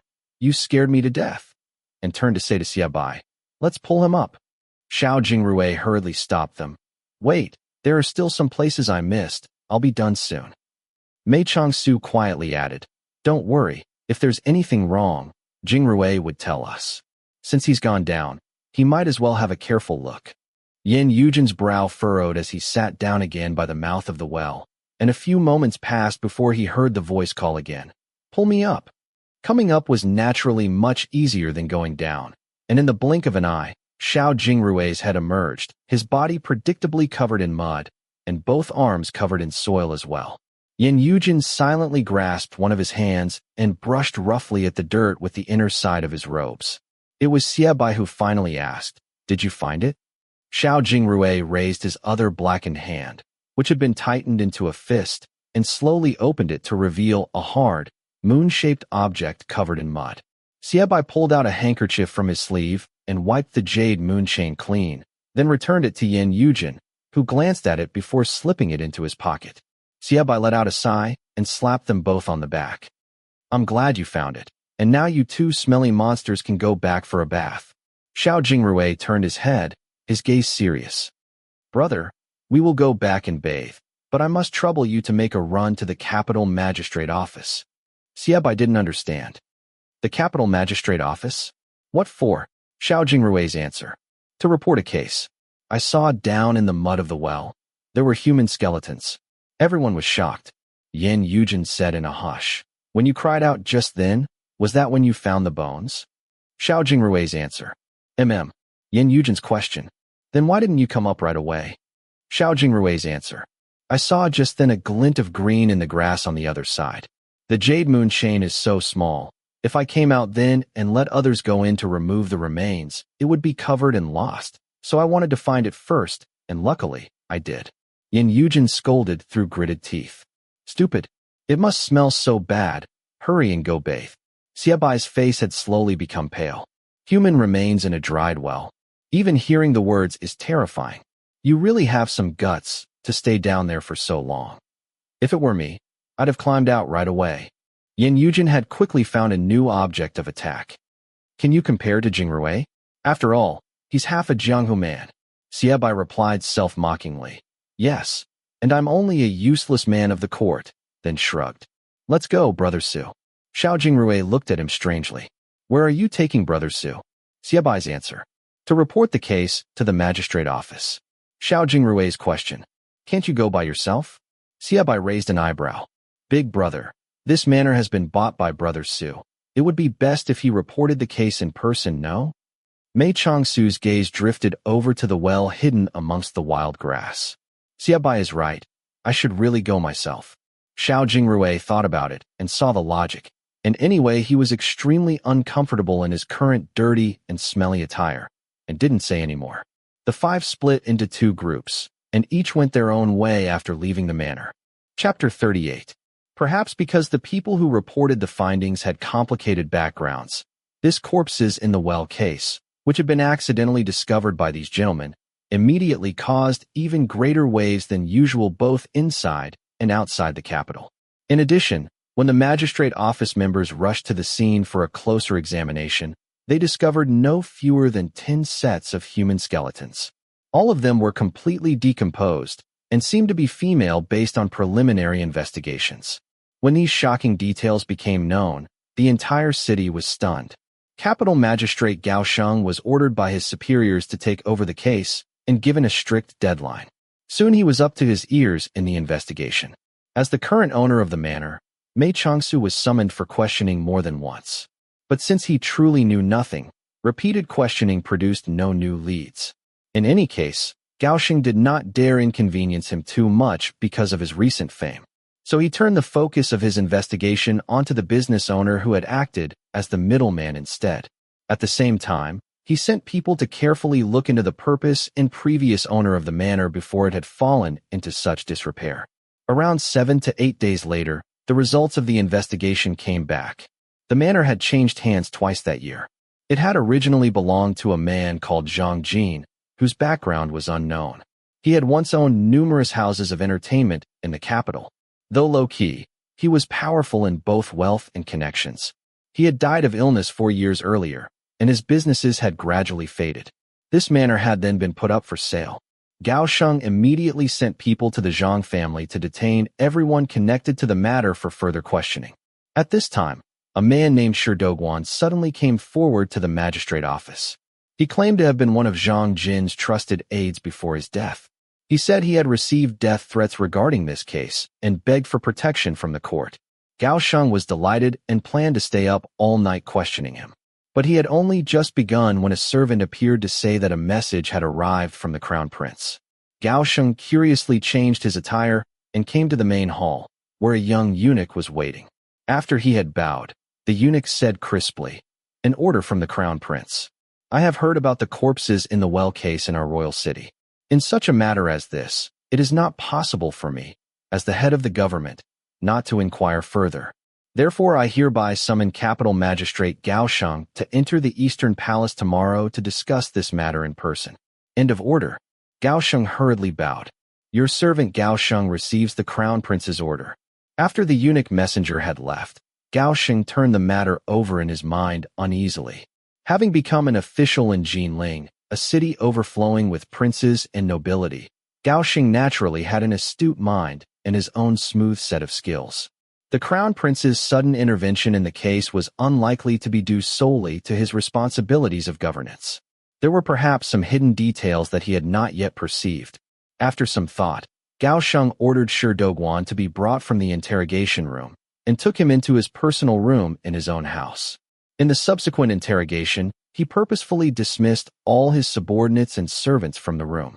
As Gao Sheng was questioning Shi Doguan late into the night, a lantern also burned in the study of Prince Yu's residence far into the early hours. Prince Yu Xiao Jinghuan paced back and forth. This Shi Doguan really has a list of names on his person? Are we certain of this piece of news? A middle-aged person dressed in gray stood before him and said with assurance, "Your servant can guarantee it." That manor is called the Lawn Manor. It is nominally the private residence of Zhang Jin, but in reality, it was the secret venue for his business. Some officials of the court did not dare to openly enter certain houses of entertainment, so they relied on Zhang Jin's private arrangements. No matter what request the customer had, he was able to fulfill it. Over time, it was not unusual for some of those who enjoyed themselves too much to make a miscalculation and accidentally kill the girls they had taken for amusement. The corpses found are part of that group. 5 years ago, when Zhang Jin died, those kinds of exchanges were halted. It was just that no one could imagine he had disposed of those corpses so carelessly, or that he had actually recorded the events in writing. A dim light grew in Prince Yu's gaze. So the names on this list. They are all people of renown and repute, and some are even important members of the court. Prince Yu asked, our side. I think there are people from both sides, but the person in gray gave a hidden smile. His Highness the Crown Prince and his people have much more reason to worry. Why? When your servant found Sherdogwan, he would not hand over the list. But to gain my trust, he told me a few of the names of those guests who had taken the lives of those girls. One of them is Lu Zhijing. Prince Yu's eyes shone, and he let out a great laugh. Lu Zhijing is really on there? Haha, the Crown Prince must be panicking. Lu Zhijing knows what he has done, and your servant believes he will tell the Crown Prince everything and beg for protection. Your Highness, why did you not take Sherdogwan into your residence, but let him go to the magistrate office? What if the Crown Prince? Don't worry, Prince Yu said coldly. The Crown Prince still has not yet managed to control the capital. Gaoxing may not look like much, but he is no ordinary official. No matter how the Crown Prince pressures him, he will still be able to withstand it for 2 to 3 days at least. The person in gray asked, Your Highness, meaning is, our intervention must not be too obvious, or my father Emperor will become suspicious. Prince Yu gazed at the light before the window, his eyebrow raised, and motioned for the person in gray to draw close. He whispered a few names in his ear, then said, I must trouble you further tonight to go in my place to speak to these people in secret. Ask them frankly whether they have had interactions with Zhang Jin in the past, and whether they have killed anyone. If they are honest, I will naturally find a way to keep them safe. But if they lie, then they will deserve their punishment when they are found out. Yes, Your Highness. As long as these few are not on the list, I don't care about anyone else being found out. If we are not willing to sacrifice a few of our people, how could we catch the great wolf? The person in gray was accustomed to his careless abandonment of his pieces and did not comment. He only answered, Yes, Your Highness, before withdrawing. Prince Yu paced a few more times around the room, deep in thought and appearing uneasy. After a long while, he was heard saying to the lamp on his desk, Mei Changsu bought the Lan Manor and uncovered this case. Perhaps this is no coincidence. Since he has done this, is he trying to show that he is leaning towards me? He was alone in the room and appeared at first to be speaking to himself. But not long after he had spoken, the thick velvet curtain on the eastern side of the room trembled gently. The soft, clear voice of a woman said quietly, Not necessarily. Perhaps he is only settling a personal grievance, and the matter has nothing to do with Your Highness. Following the words of this beautiful voice, a graceful, elegant figure appeared. From her appearance only, her looks could not perhaps topple kingdoms and countries, but paired with her dainty air, she could indeed stir the hearts of any who looked upon her. Prince Yu turned to her. Although his expression still looked slightly uneasy, he quickly recovered his composure. Banruo, have you discovered anything? Qin Banruo pursed her thin red lips, paused, and said, Is His Highness aware that Lu Zhijing once served as the governor of Yi Province? This I know. Prince Yu's mind turned quickly. Yi Province is within the area controlled by Jiang Zuo Alliance. Have they had conflicts in the past? Lu Zhijing is a rare talent, and has therefore become a trusted confidant of the Crown Prince. But his uncontrollable lust is not something that can be easily changed. I have found out that when he was in Yi Province, he forcibly took a pair of twin sisters into his residence. Their older cousin was a lowly member of Jiang Zuo Alliance, and he begged his lord to personally ask Lu Zhijing to return his younger sisters. Lu Zhijing consented, and then returned to his residence and first violently raped the sisters before releasing them from his manor. The 2 young ladies committed suicide in shame. But Lu Zhijing denied his crime, and Jiang Zuo Alliance could not find any proof, so they could only watch him evade the law. Thus were born the seeds of this case. But these events were never made public, and few know about them. Prince Yu waited a long while. Then, seeing that the young woman had no intention of continuing, he asked in surprise, There is only this bit of enmity. Qin Banruo replied, Your Highness feels it is not enough? Of course not. Prince Yu could not believe it. Lu Zhijing is the Minister of Revenue and the Crown Prince's trusted advisor. Would Mei Changsu make an enemy of him just for the sake of the sisters of one lowly member of his alliance? Qin Banruo was silent for a moment, then said, Does Your Highness truly want to recruit Mei Changsu? Why do you even need to ask? Of course I do. Then your highness should better understand how Mei Changsu works. Prince Yu said, you mean? To your highness, those two sisters may not mean much. But to Mei Changsu, it was a great insult and offense. Jiang Zuo Alliance was able to quickly become the greatest sect in the world not only because of their skills in the Jianghu world, nor because their loyalty and chivalry has captured the hearts of commoners, but most importantly, because they have carefully honed their power and authority over the years. If Jiang Zuo Alliance had not appeared to personally request this favor, then they would likely not have cared even if Lu Zhijing had behaved even more cruelly. But it was precisely because Lu Zhijing looked down on this Jianghu sect and paid them lip service before enacting this grotesque drama that he committed the great taboo against Jiang Zuo Alliance. Naturally, his actions were regarded as provocation. Prince Yu was listening closely. So that means Mei Changsu was only enacting a personal revenge and was not trying to favor me at all. Qin Banruo said, I do not dare comment on this. The actions of this person recently are a mystery, and I have not yet been able to interpret them clearly. Qin Banruo sighed lightly. The first time your highness expressed a desire to recruit him was in the 7th month, correct? Yes. The crown prince's invitation could not have been much earlier than that of your highness. From the information I have gathered, when he received the invitation from the capital, Mei Changsu was a Jianghu man through and through. I cannot find any evidence of any interactions or relationships with any persons from the court. But afterwards, Mei Changsu on the one hand declined the offers of the crown prince and your highness, and on the other hand left the heart of the Jiang Zuo Alliance and finally moved into the capital. What is he trying to do? He probably knows that talents who gain the attention of the crown prince and myself only have two roads to choose from. As the chief of Jiang Zuo Alliance, this top-ranked gentleman of the Langya lists has led a contented life. Why would he want to choose a dead end? But the road he is walking now, does your highness think it is a way to survive? Prince Yu was startled and stayed silent. Qin Banruo continued, right now, is the Duke of Qing the heaviest stone in your highness' heart? Xiao Jinghuan's eyebrows furrowed. Banruo, why do you ask what you already know? Most of those in the military have remained neutral, and the few military officials that are truly loyal to your highness are the Duke of Qing's people. If he falls, then there will remain in your hand only quills and no swords. This I know. Prince Yu sounded impatient. You don't need to say any more. From Mei Changsu's actions so far, he is very familiar with the power balance in the court. It is impossible for him not to know how important the Duke of Qing is to your highness. Even if Xie Bai was right, and they only came across the accusers on the road by accident, if Mei Changsu had the slightest inclination to favor your highness, he should not have gone out of his way to make sure those two arrived safely in the capital. Following her steady words, sweat broke out over Prince Yu's forehead, but he only silently clenched his fist and did not say a word. Qin Banruo lightly wiped away the sweat beading over his hairline, and another sigh escaped from her cherry-red lips. When he made that choice, he offended your highness and seemed to favor the crown prince. And so at that time, I confidently told your highness that it was very likely that, on entering the capital, Mei Changsu would choose the crown prince. But, Prince Yu spat out the word but could not continue. But his actions now have truly exceeded my expectations. Banruo lowered her head and arranged the tassels on her sleeve.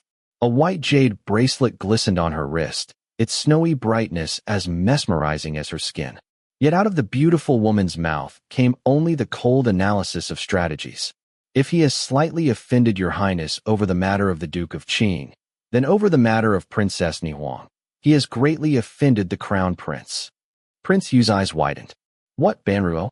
You think that Mei Changsu engineered the matter of the princess?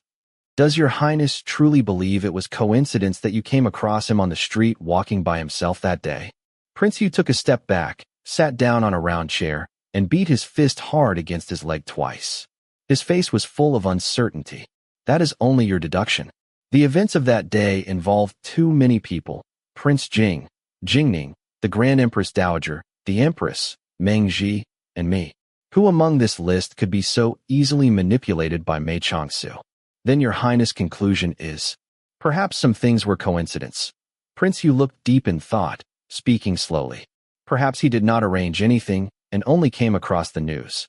Or perhaps he was not attacking the crown prince at all, but only wanted to save Nihuang. What could not be denied was that, although Prince Yu had underestimated Mei Changsu's control over the situation, his guesses regarding what had truly happened that day were not far from the truth. Qin Banruo thought for a moment and, agreeing that it was unlikely Mei Changsu had been able to single-handedly control the matter of the princess, nodded her head. But now I realize that I have been careless. Prince Yu smiled coldly. Contact Duan Jin tomorrow. I have some news the crown prince should hear, and make sure she acts as naturally as possible.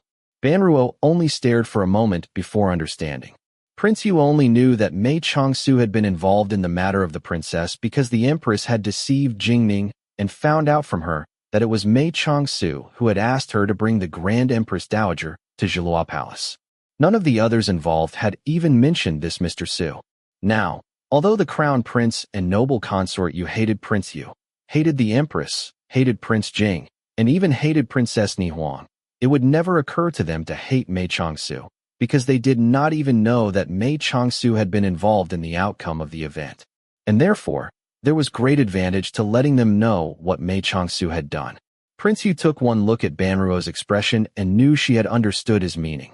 He said, smiling, "It is said that Baigan has a 7-chambered heart, but I see that Banruo has more than 7. Qin Banruo smiled sweetly and looked neither humble nor proud. Her beautiful figure shone under the light like jade. Prince Yu felt his heart stir, but when he reached for her hand, she stepped aside lightly. "You are still unwilling?" Xiao Jinghuan said with a small frown. Qin Banruo said indifferently, "Although Banruo has experienced much, I once swore to my Shifu that I would not wed in this life. Pray your highness forgive me."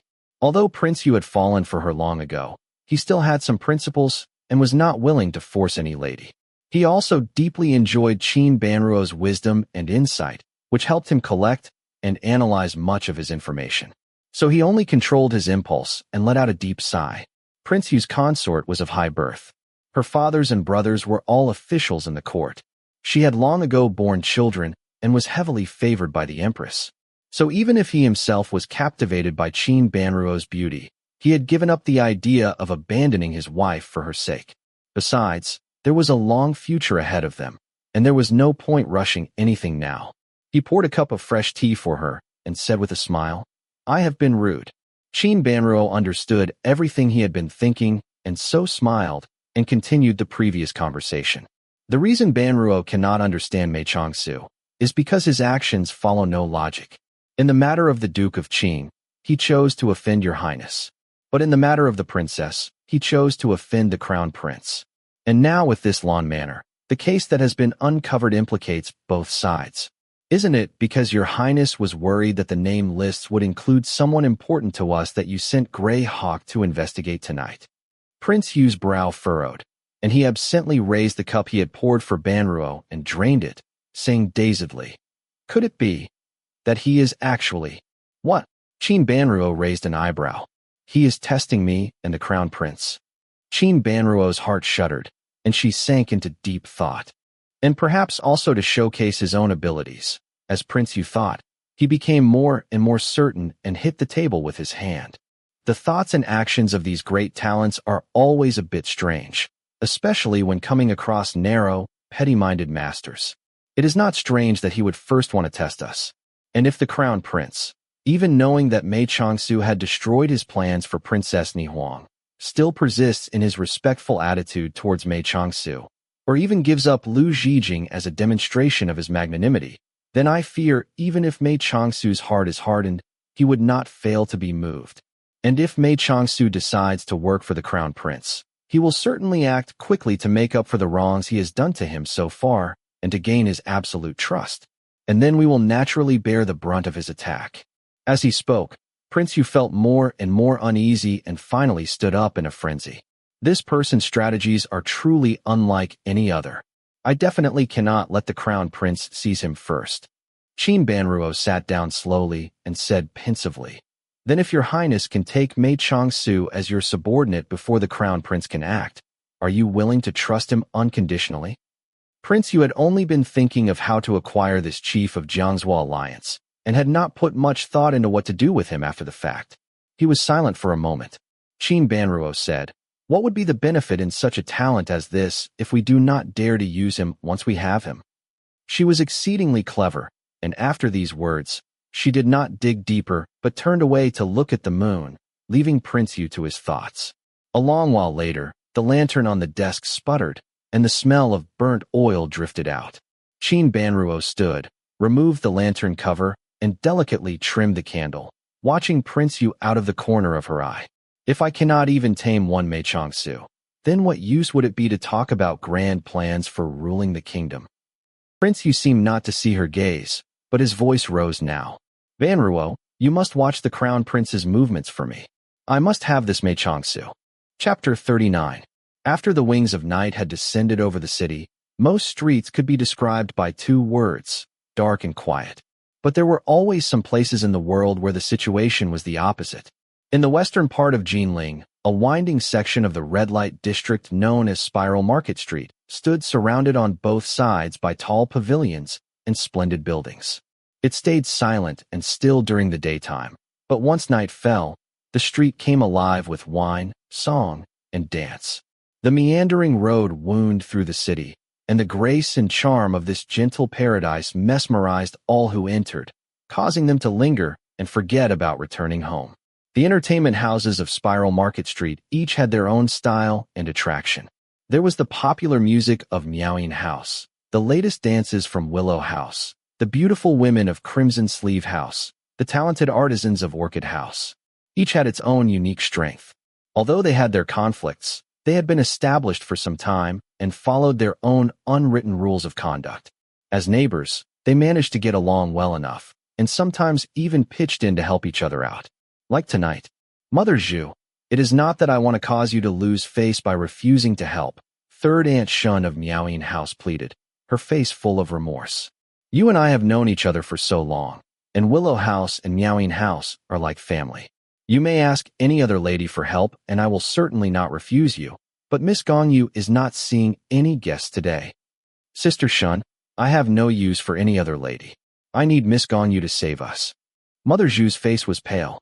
She was close to tears, and if she were not being held up, she would have long since fallen to her knees.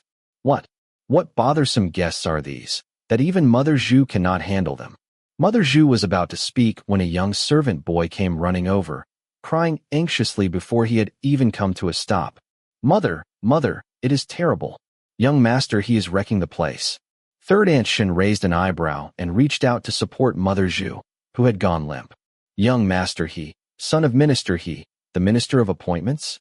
Yes, it is that brat. Mother Zhu stamped her foot. He came in drunk tonight and insisted on seeing our Xinliu. But Xinliu was keeping company with Master Qiu, son of the Earl of One. He refused to take no for an answer, refused to see any of our other ladies, and started raising a fuss. Third Aunt Shin's face grew serious. It is not his first day out. How can he not know the rules of these places? Is it not because he is used to relying on his power? The Earl of One may be a nobleman, but he has no place in the court, whereas minister he holds all the power of the Ministry of Appointments. This young master is used to being waited on hand and foot, and got impatient after a couple of hours. Third Aunt Shin sighed. Such is the way of the world. Had you not better try to convince Master Qiu to let him have his way? Mother Zhu let out an AI and said, Master Qiu has loved Xinliu for a long time. How could he be willing to let go now? He came first, and as he refuses to leave, I cannot force him to leave against the rules. Not to mention our girl Xinliu also cannot stand young Master He. What about Xinyang? She is sick. She cannot even get out of bed. Third Aunt Shin frowned, deep in thought. Sister Shun, I am begging you. If Miss Gongyu is willing to just show her face, young master he would certainly be delighted, and our business tonight will be saved. I will do anything for you in the future. I will be forever in your debt. All right. You do not need to say things like this. Third Aunt Shin gripped Mother Zhu's arm tightly as she was about to kneel. It is not up to me. Which of these popular ladies does not have her pride? I do not dare give you an answer. I must first ask you. Sister, take me to her. I will ask Miss Gongyu myself. Oh, all right, follow me. Third Aunt Shun took Mother Zhu by the arm, and the two had just turned around when they both halted in surprise. A lady dressed in a yellow dress and a splendid green outer garment stood before the fence and said with a small smile, I have heard everything. I was just about to pay a visit to Sister Xinyang to see how she is doing. Since Anne is experiencing some trouble, it is no problem for me to help out. Third Aunt Shun went over to her and said quietly, "Can you handle it?" Gong Yu laughed coldly. "Is it not just he Wenxin? I have my ways." She was the leading lady of Miaoyin House, and even her own mother could not control her. Hearing her words, Third Aunt Shun did not say any more. She only ordered Old Man Turtle to arrange for a sedan and saw them out herself, watching as servant girls followed after to wait on them. When they arrived at Willow House, the place was a mess. Fortunately, the rooms reserved for noble guests were situated at the back and divided into many small courtyards. Aside from the disturbance to the neighboring rooms, the people of Willow House had managed to control the situation. The glamorously robed youth at the center of the frenzy was the notorious He Wenxin. Although he was not ugly, his arrogant and aggressive nature made it difficult for anyone to like him. Gong Yu only gave him a glance before a fierce expression crept over her face. "Miss!" Mother Zhu was nearly in a panic and cried out softly. Gong Yu's eyes skipped over the comical scene. With a small smile playing on her lips, she slowly stepped into the courtyard. Mother Zhu immediately gestured for everyone who had been fighting He Wenxin to step aside. The young master who had been frenziedly smashing things left and right suddenly felt the opening.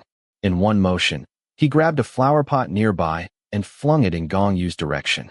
Amidst the startled cries of the spectators, Gong Yu twisted and quickly slid to her left, neatly dodging the flower pot, all the while crying out weakly and falling to the ground. "Miss Gong Yu." Mother Zhu was so frightened she felt as if half her soul had departed. She ran over to help her, asking desperately, "Where are you hurt?" As soon as He Wenxin heard Gong Yu's name, a light came over his eyes. He stared for a moment at the beautiful, charming lady of his dreams, whom he had yearned for but only seen a few times. A smile spread across his face, and he hurried forward to lend a hand, saying, "How did Miss Gong Yu come here? You must be scared. It is all the fault of these stupid servants." Gong Yu was shivering, but she pushed away He Wenxin's hands and said lowly, "I came to the wrong place." "No, no," He Wenxin replied quickly, then asked, "Where is my lady going?" "Oh, I have no business tonight, and was just going to visit Sister Xinliu." Mother Zhu hurriedly cut in. "That girl Xinliu is receiving a guest. Could Miss wait a bit?" "Oh, in that case, I will return to Miaoyin House and come another day." "Aya." He Wenxin saw that although the heavens had not sent him a pastry, it had dropped a beautiful woman before him, and he was much appeased.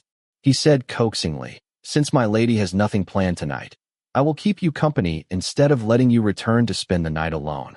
Come in quickly." He was making his eager invitation when he suddenly remembered that this courtyard had just been rendered to egg yolk pulp by himself and was not a suitable place to host his beautiful guest. So he quickly glared at Mother Zhu and said, "Hurry and prepare your best courtyard for me. I am going to accompany Miss Gong Yu to drink and admire the moonlight." Mother Zhu looked up at the cloud-filled sky. What moon was there to admire? But of course these words could not be spoken aloud. Since his temper had been controlled, the important thing was to prepare the place quickly. So she said with a smile, "The Spring Bridge cottage is still empty and is the most comfortable and the most elegant of all the cottages. Would the young master and lady care to go there? Hurry, and take us there." He Wenxin impatiently grasped Gong Yu by the arm. "Miss Gong Yu, shall we go?" Gong Yu lowered her head, once again brushed aside He Wenxin's hand, beckoned one of her serving girls over, and silently walked on ahead. Although young master, he was not bright by nature. He understood that this leading lady of Miaoyin House had always been like this, and so suppressed his emotions and followed her out of the courtyard. The Spring Bridge cottage was located a little to the east of Willow House. To arrive there, one had to first cross a lake and wend through a peach orchard. But with such beautiful company, He Wenxin did not notice the long journey and was beaming the entire way. Just as they had passed the lake and walked onto the clear stone path, Gong Yu suddenly halted and said in a low voice, "Pray the young master go ahead, and Gong Yu will follow." He Wenxin stared blankly and immediately asked, "Where are you going?" "When I fell just now, my robes became dirty with mud. I want to go change." "No worries," He Wenxin said. "I admire beautiful ladies, not what they wear. You do not need to go to the trouble of changing." Gong Yu's eyelids fluttered, and she said gently, "Since I will be accompanying the young master for a drink, Gong Yu is not willing to harbor any imperfection in her appearance. Pray the young master forgive me." In the face of these words from such a beautiful woman, He Wenxin had nothing to say. He just smiled. All right, all right, all right. But I will not go ahead. I will wait here. Once you change, we can go together." Gong Yu turned a gentle gaze on him and smiled without speaking, then turned quickly and disappeared into a small building to one side.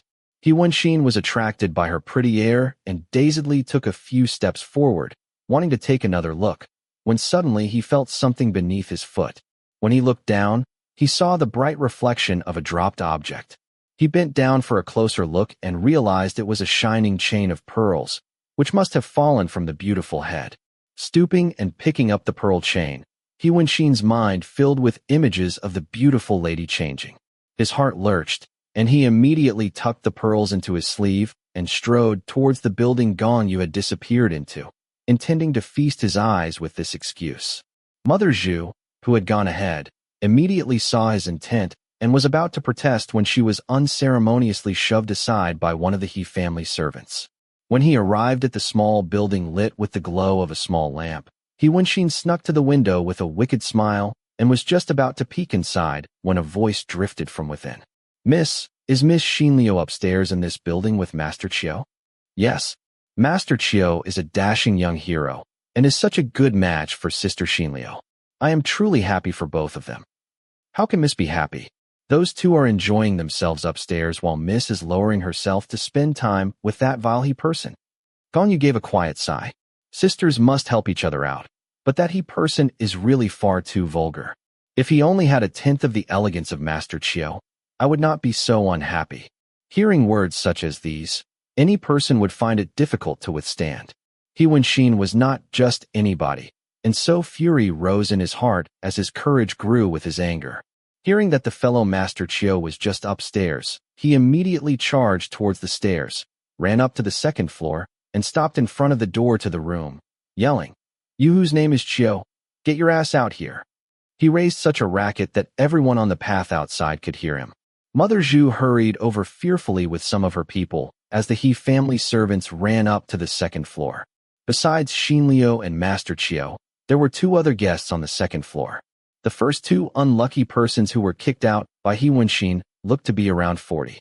Even if He Wenxin had had even lower intelligence than he already did, he would realize that these were not the people he was looking for. He had just arrived at the third door when it suddenly opened, and a handsome youth in his 20s jumped out, shouting loudly, "Who is raising such a racket?" He Wenxin's vision grew red, and he charged forward with a punch. But Master Qiu was also a noble son by birth, used to the pleasures of food and drink, and not used to being bullied. Plus, he had drunk a little wine, and the beautiful woman he loved was standing behind him, so he was not going to just stand there. He immediately threw a punch in return. The two had not had much training in martial arts. Normally, even if they were involved in fights, they rarely had to get involved personally. Now their fighting had no skill or style, but resembled a street brawl, and was quite ugly to behold. Mother Zhu, who had hurried over, was almost in tears of panic and was about to shout for her people to pull them apart when the He family servants rushed over to help their master subdue his opponent. Although Master Qiu also had servants, they had been invited elsewhere for drinks and had not received the news.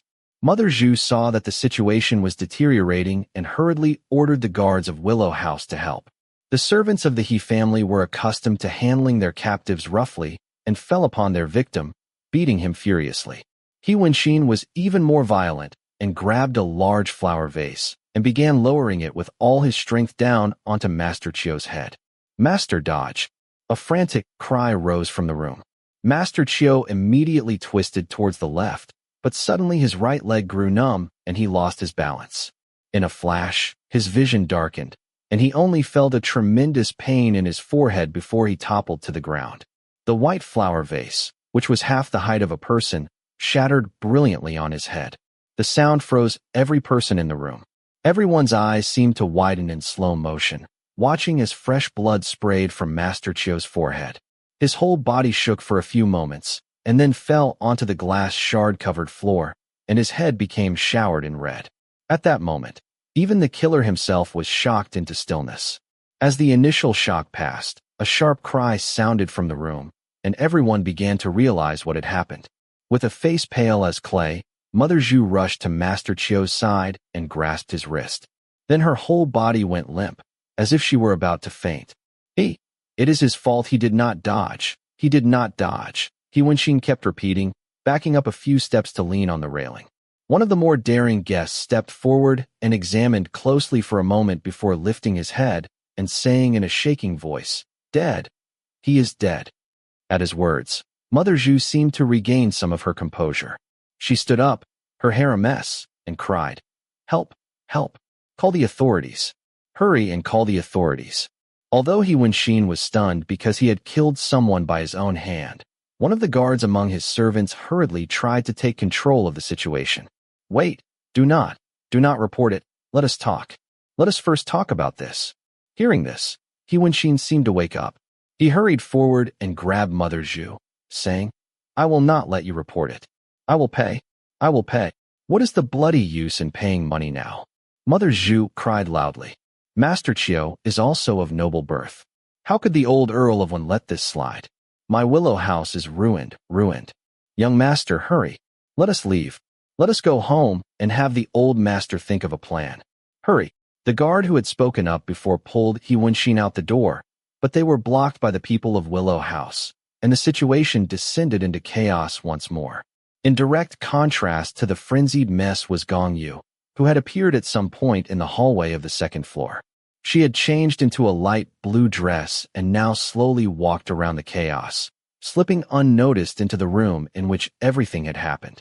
On the ground in the room sat a beautiful young lady. Her face was stunned and fearful, her eyes dripping with horrified tears, her body shaking so hard that the chattering of her teeth could be clearly heard. She was obviously in shock over the bloody events that had taken place before her eyes. Gong Yu walked over to her and knelt, gently patting her back, and said, "Sister Xinliu, do not be afraid. It is all right. Nothing will happen to you." Her voice was clear and sweet and brought a strange comfort with it. Xinliu shakily lifted her head to meet her eyes, and then fell into her embrace, sobbing loudly. As the chaos outside the room continued, Gong Yu lightly stroked the long hair of the person in her arms. As her gaze swept across the bloody corpse by the door, a cold smile slid across her lips before her face became expressionless once more. Chapter 40. Prince Yu's mood had been very good these past few days. Ever since he had sent Grey Hawk to confirm that none of his most vital supporters were involved in the corpses in the Well case, he had been preparing to calmly enjoy the show of the Crown Prince's panic. The Minister of Revenue, Lu Zhijing, was young and vigorous. He managed to acquire vast sums for the Crown Prince through mysterious avenues every year and was thus a highly valued gold mine of the Crown Prince. Now, watching as this treasure chest was about to be destroyed, Prince Yu was so delighted that he often woke from sleep in joy. His cruel laughter rang out too many times to count. What he had not expected was that his laughter would soon turn to ashes. The same trouble was about to descend upon his own head. Although the situation was not as serious, it was still enough to cause him great distress, so that he was no longer in any mood to laugh. Your Highness, I am begging you. The 3 generations of my family only have this one heir. The purple-robed minister kneeling in the receiving pavilion of Prince Yu's residence, tears flowing freely, was the Minister of Appointments, He Jingzhong. His son Wenxin had beaten to death Qiu Zhengping, the son of the Earl of Wen. Afterwards, although he had successfully escaped home under the protection of his servants, he could not hide forever. The next day, the capital magistrate office sent people over to arrest him. He Jingzhong had relied on his status as a minister of the first rank to refuse them entry. But who would have guessed that this little 8th-ranked constable from the government office would be such a character? He was not ruffled in the least by the refusal.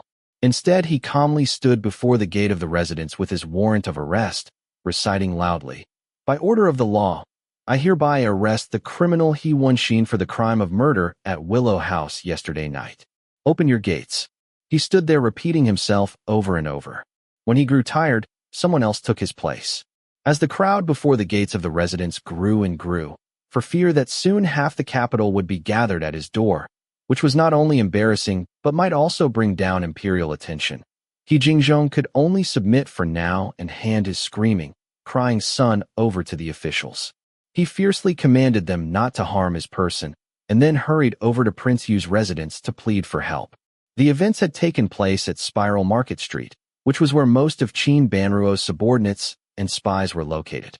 Naturally, she was able to quickly gather the details of the case and report them quietly to Prince Yu. As soon as he heard that the murder had taken place in front of numerous witnesses and there was no shortage of evidence to be produced, Xiao Jinghuan also became distressed. He paced a few times around the room in silence, his brow furrowed and his face full of worry. "Your Highness." He Jingzhong saw Prince Yu's expression and grew even more panicked. He wiped his tears before saying, "Your servant knows I have not taught my son well, and he has indeed brought disaster upon us this time. But pray your Highness remember your servant's devotion and loyalty these many years. I am no longer young and only have this one son, who is the pride and joy of my elderly mother. If anything happened to him, I fear she could not take it. Your Highness, your Highness." Prince Yu glared at him coldly, wondering if he was worth the trouble.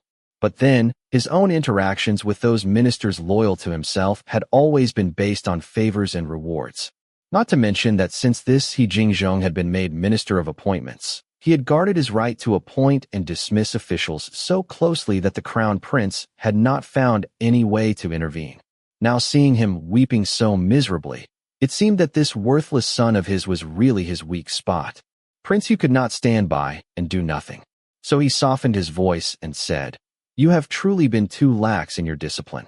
In this capital city, right under the foot of the emperor, how can one act so rashly and violently? If he had killed a commoner, so be it. But the victim is the son of an earl. Although he has no place in court at the moment, he still stands in the shadow of his ancestors' prestige. So the Earl of Wen has the right to take this to court.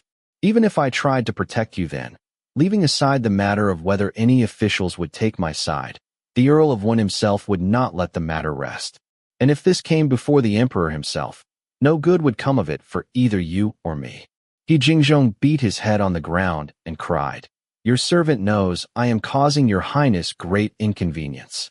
But if it were only a matter of killing a commoner, how would your servant dare to trouble your Highness? It is because the victim was a member of the Earl of Wen's household that your servant knows he has no power in this matter and came to beg your Highness for help. Highness, you know that the Earl of Wen has always been a coward and fears to make trouble. If your Highness personally appeared to persuade him, I expect he would not dare to refuse. You speak simple words, but is this a simple matter? You love your son. Does he not love his? When a man has been incited to such fury, is there anything he will not dare to do?" Prince Yu scolded, and then took a breath. "You need to calm down. They will not sentence him to death the day after his crime. Why are you panicking? Your servant is afraid that once the capital magistrate office passes the sentence, the situation will be difficult to recover." "The capital magistrate office?" Prince Yu laughed coldly. "You think the capital magistrate office wants to deal with your case? Gaosheng must be having a terrible headache." Prince Yu was not wrong, and if Gaosheng could hear him now, he would certainly cry out in agreement. First, there was the corpses in the well case, which had so greatly agitated the crown prince, and now there was this murder case which implicated one of Prince Yu's beloved ministers. If one were to look for the person in the capital with the greatest headache at this moment, it was likely one would have to look no further than this lowly third-ranked official of the capital magistrate office, Gaosheng. He Jingzhong wiped his face with his sleeve and took a deep breath. Your servant was truly too panicked. Perhaps your Highness does not know, when the capital office sent their men over to make the arrest, they were not inclined to give even the slightest bit of face to me or to take any consideration of our feelings. And so I was worried. This is where Gaosheng is outstanding. Incredibly, Prince Yu was smiling in admiration. This case involves you on the one hand and the Earl of Wen on the other, and therefore may be raised to a higher authority at any moment.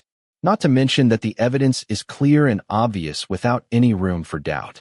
So he must be decisive and fast in his arrest, because if he delays and you send your son away, the responsibility falls to him. And then how could he answer to the Earl of Wen? Now that he has arrested him, he can take his time and first assess carefully which way the wind is blowing. Because if he sentences your son to death, then it does not matter how much he has offended you now. But if he absolves him of all crime, then he has done you a huge favor, and you would no longer care how he offended you when he came to arrest your son. So, do not think that being a magistrate official in Jinling is any easier than your post of Minister of Appointments. He Jingzhong was well versed in the art of politics. It was only because he had been so shaken by his son's arrest that he had failed to make the connection. Now on Prince Yu's prompting, he immediately understood. The anger that had arisen as a result of Gao Sheng's cold action subsided, and he bowed and said, "Your Highness is truly wise beyond measure. Your servant has been foolish. Never mind. You do not need to try to appease me. Your case is difficult, and at this moment, I cannot think of any solution." Prince Yu turned and saw that he was about to cry and beg again, and hurriedly waved a hand. "Go pay a visit to old Master Ji and come up with an idea, and then I will see whether it is feasible." He Jingzhong saw that Prince Yu's tone had softened, and joy rose in his heart.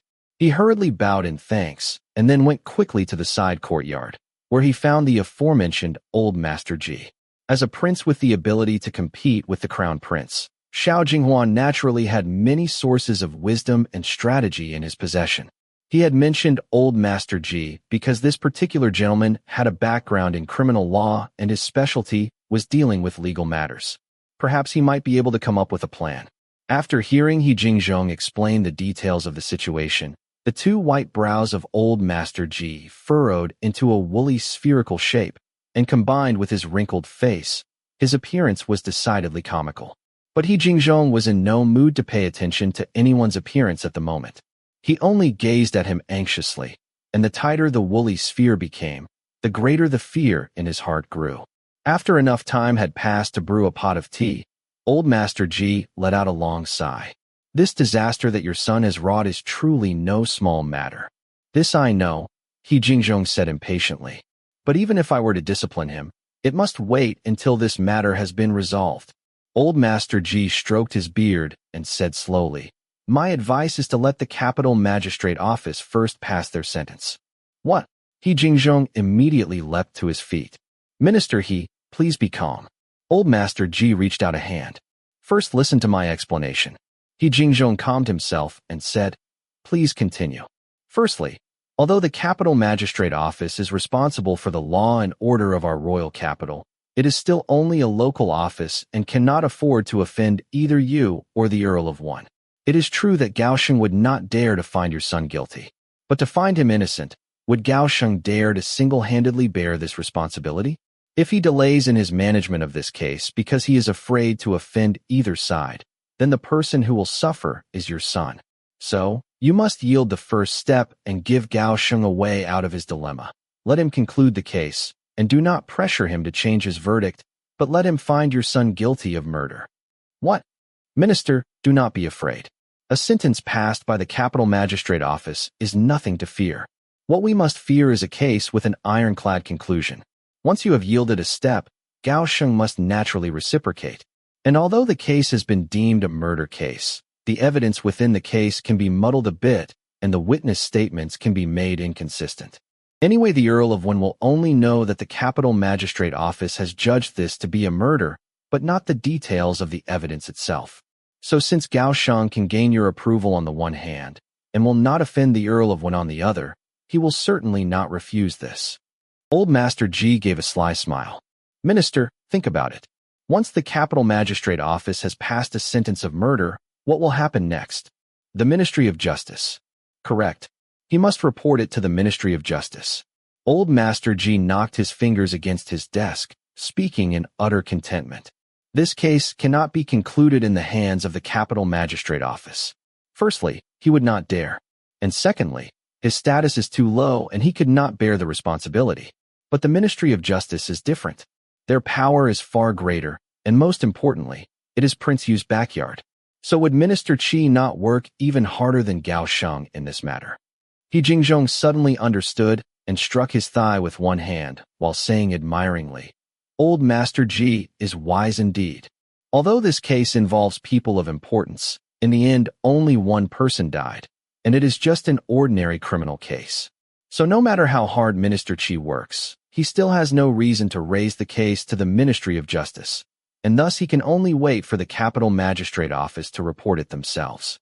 If they report a case with an ironclad conclusion with evidence piling up like a mountain, then there would truly be no hope.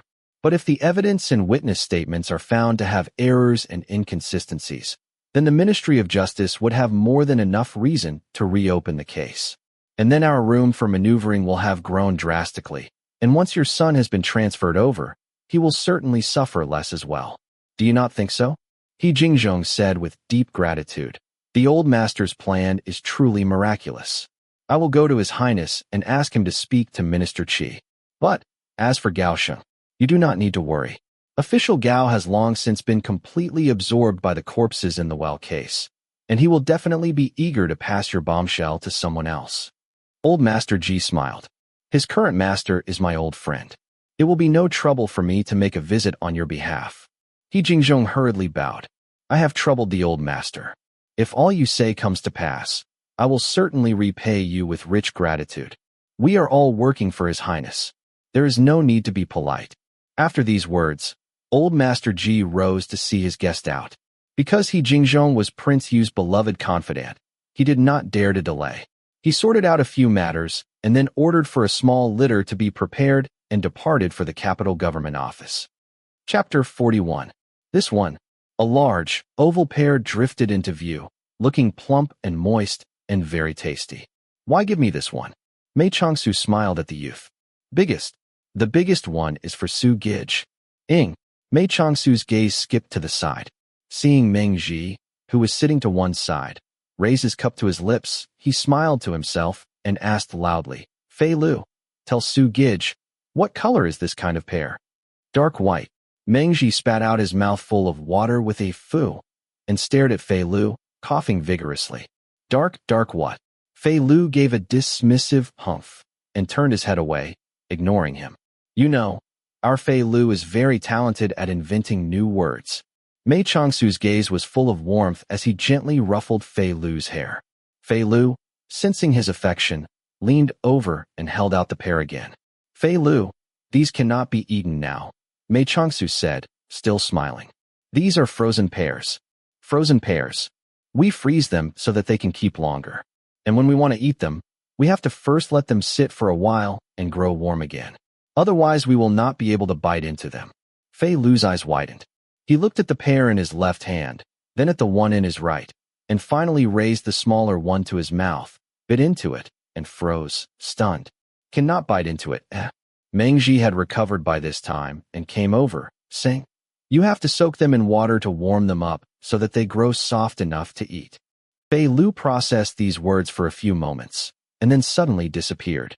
Actually, that pear is not the biggest I have seen. Meng Ji shook his head. Is not the biggest sphere-shaped object in the capital at the moment the head of capital magistrate Gao Sheng? Mei Changsu could not help laughing. Meng Dage certainly has an amusing way with words. Even if Officer Gao had not come across these troublesome matters, would not his head still be larger than a pear? Meng Ji could not hold back a laugh either. You are one to talk. You bring two such difficult cases to him, yet you yourself are keeping idle. Watching you tease Fei Lu, I know you are in a good mood today. The two were currently in an elegant little tea house in the southern part of the city. It was near the main streets, but not too noisy, and each tea room was its own single bamboo building, decorated tastefully. Ever since the corpses in the well case had been reported to the court, everyone in Jinling knew two things. 1. There were corpses in the well in Lan Manor, and 2. The newly famous Su Zhu was looking for a residence. Lan Manor was an abandoned wasteland and now had become the scene of a vicious crime.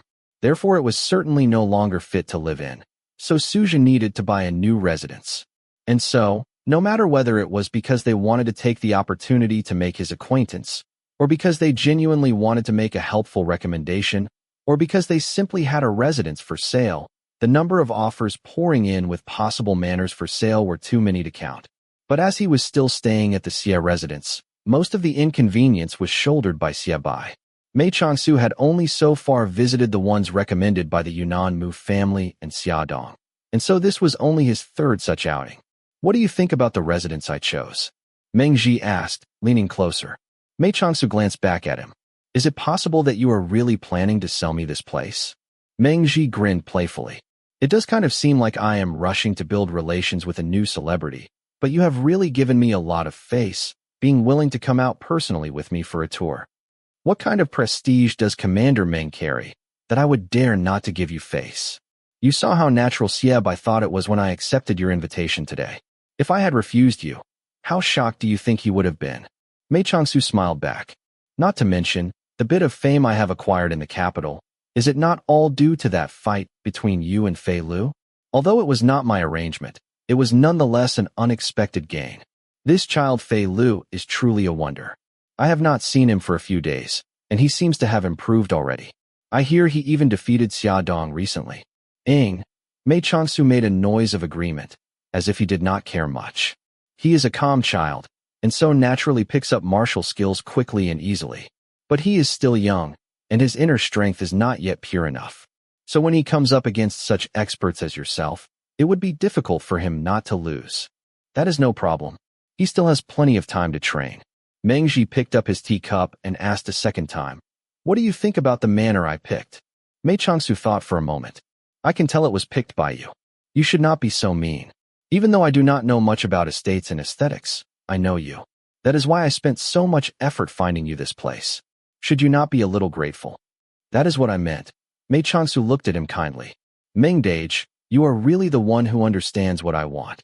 Meng Ji had originally been feeling quite satisfied with himself and proud of his work. But now, faced with such blunt words of gratitude, he was a bit embarrassed. He scratched his head, saying, "I do know the scenery of this manor is not the best. The scenery will have to be redone.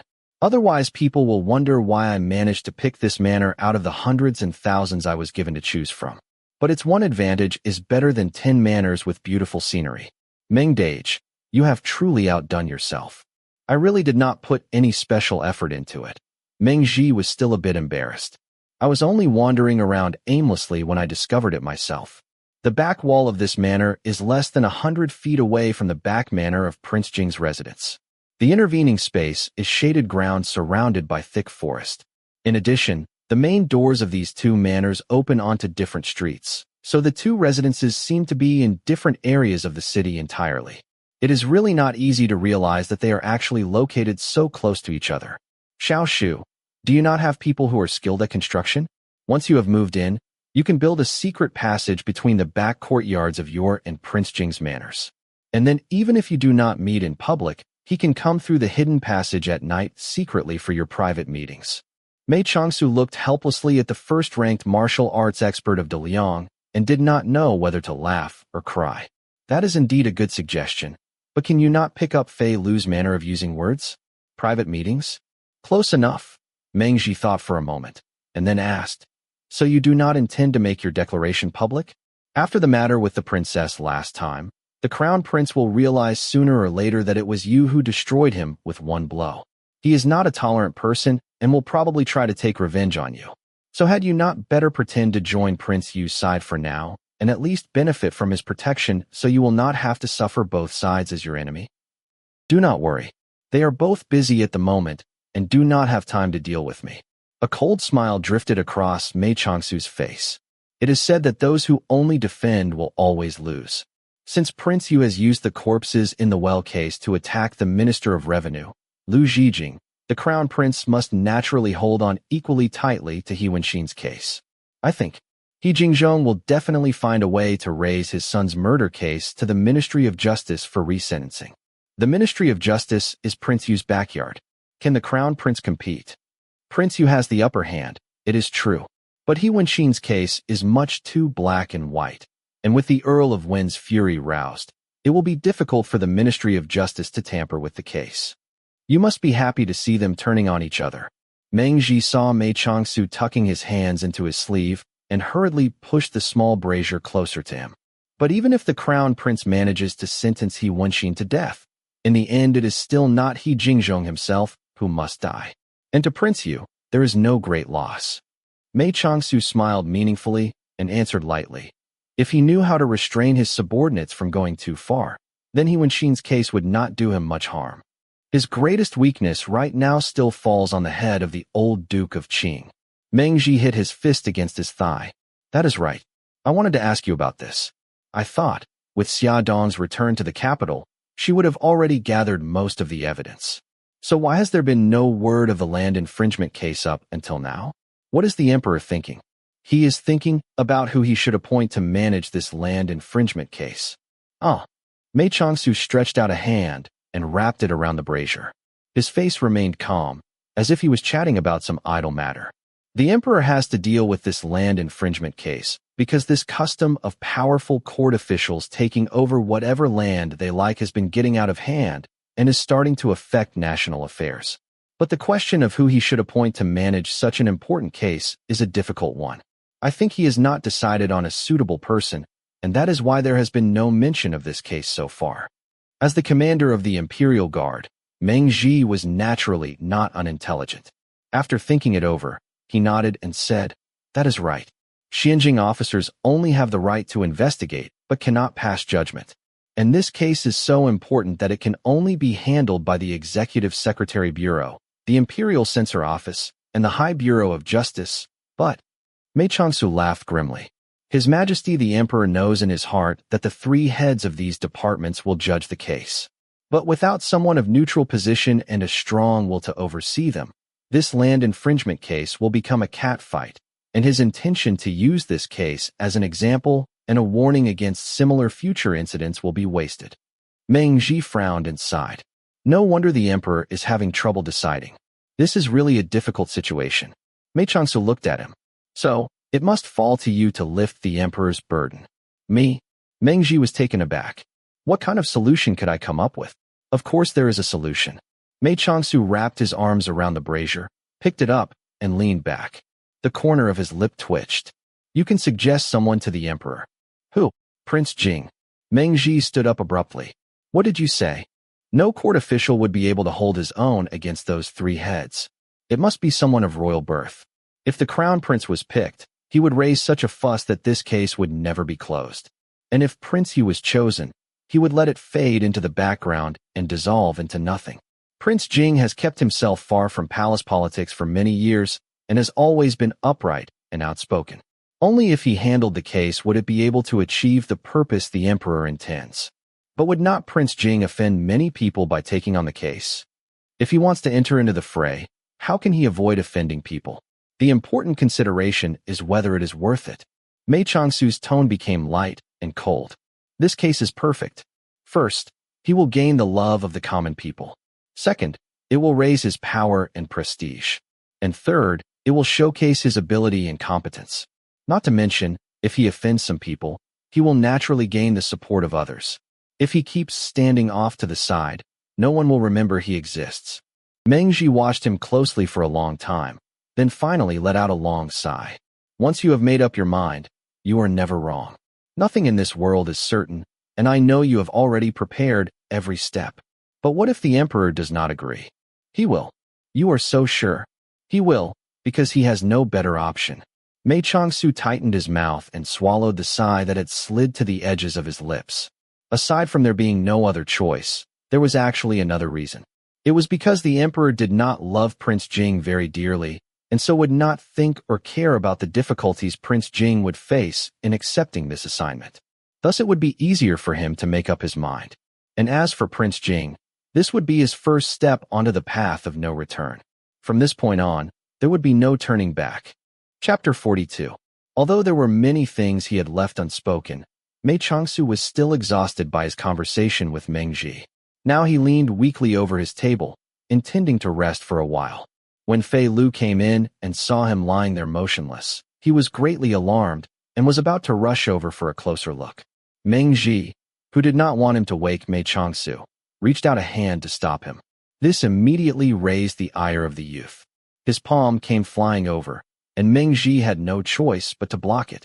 As the two exchanged several blows as quick as lightning, although the disruption was not great, the frail and lightly slumbering Mei Changsu was nonetheless jolted awake.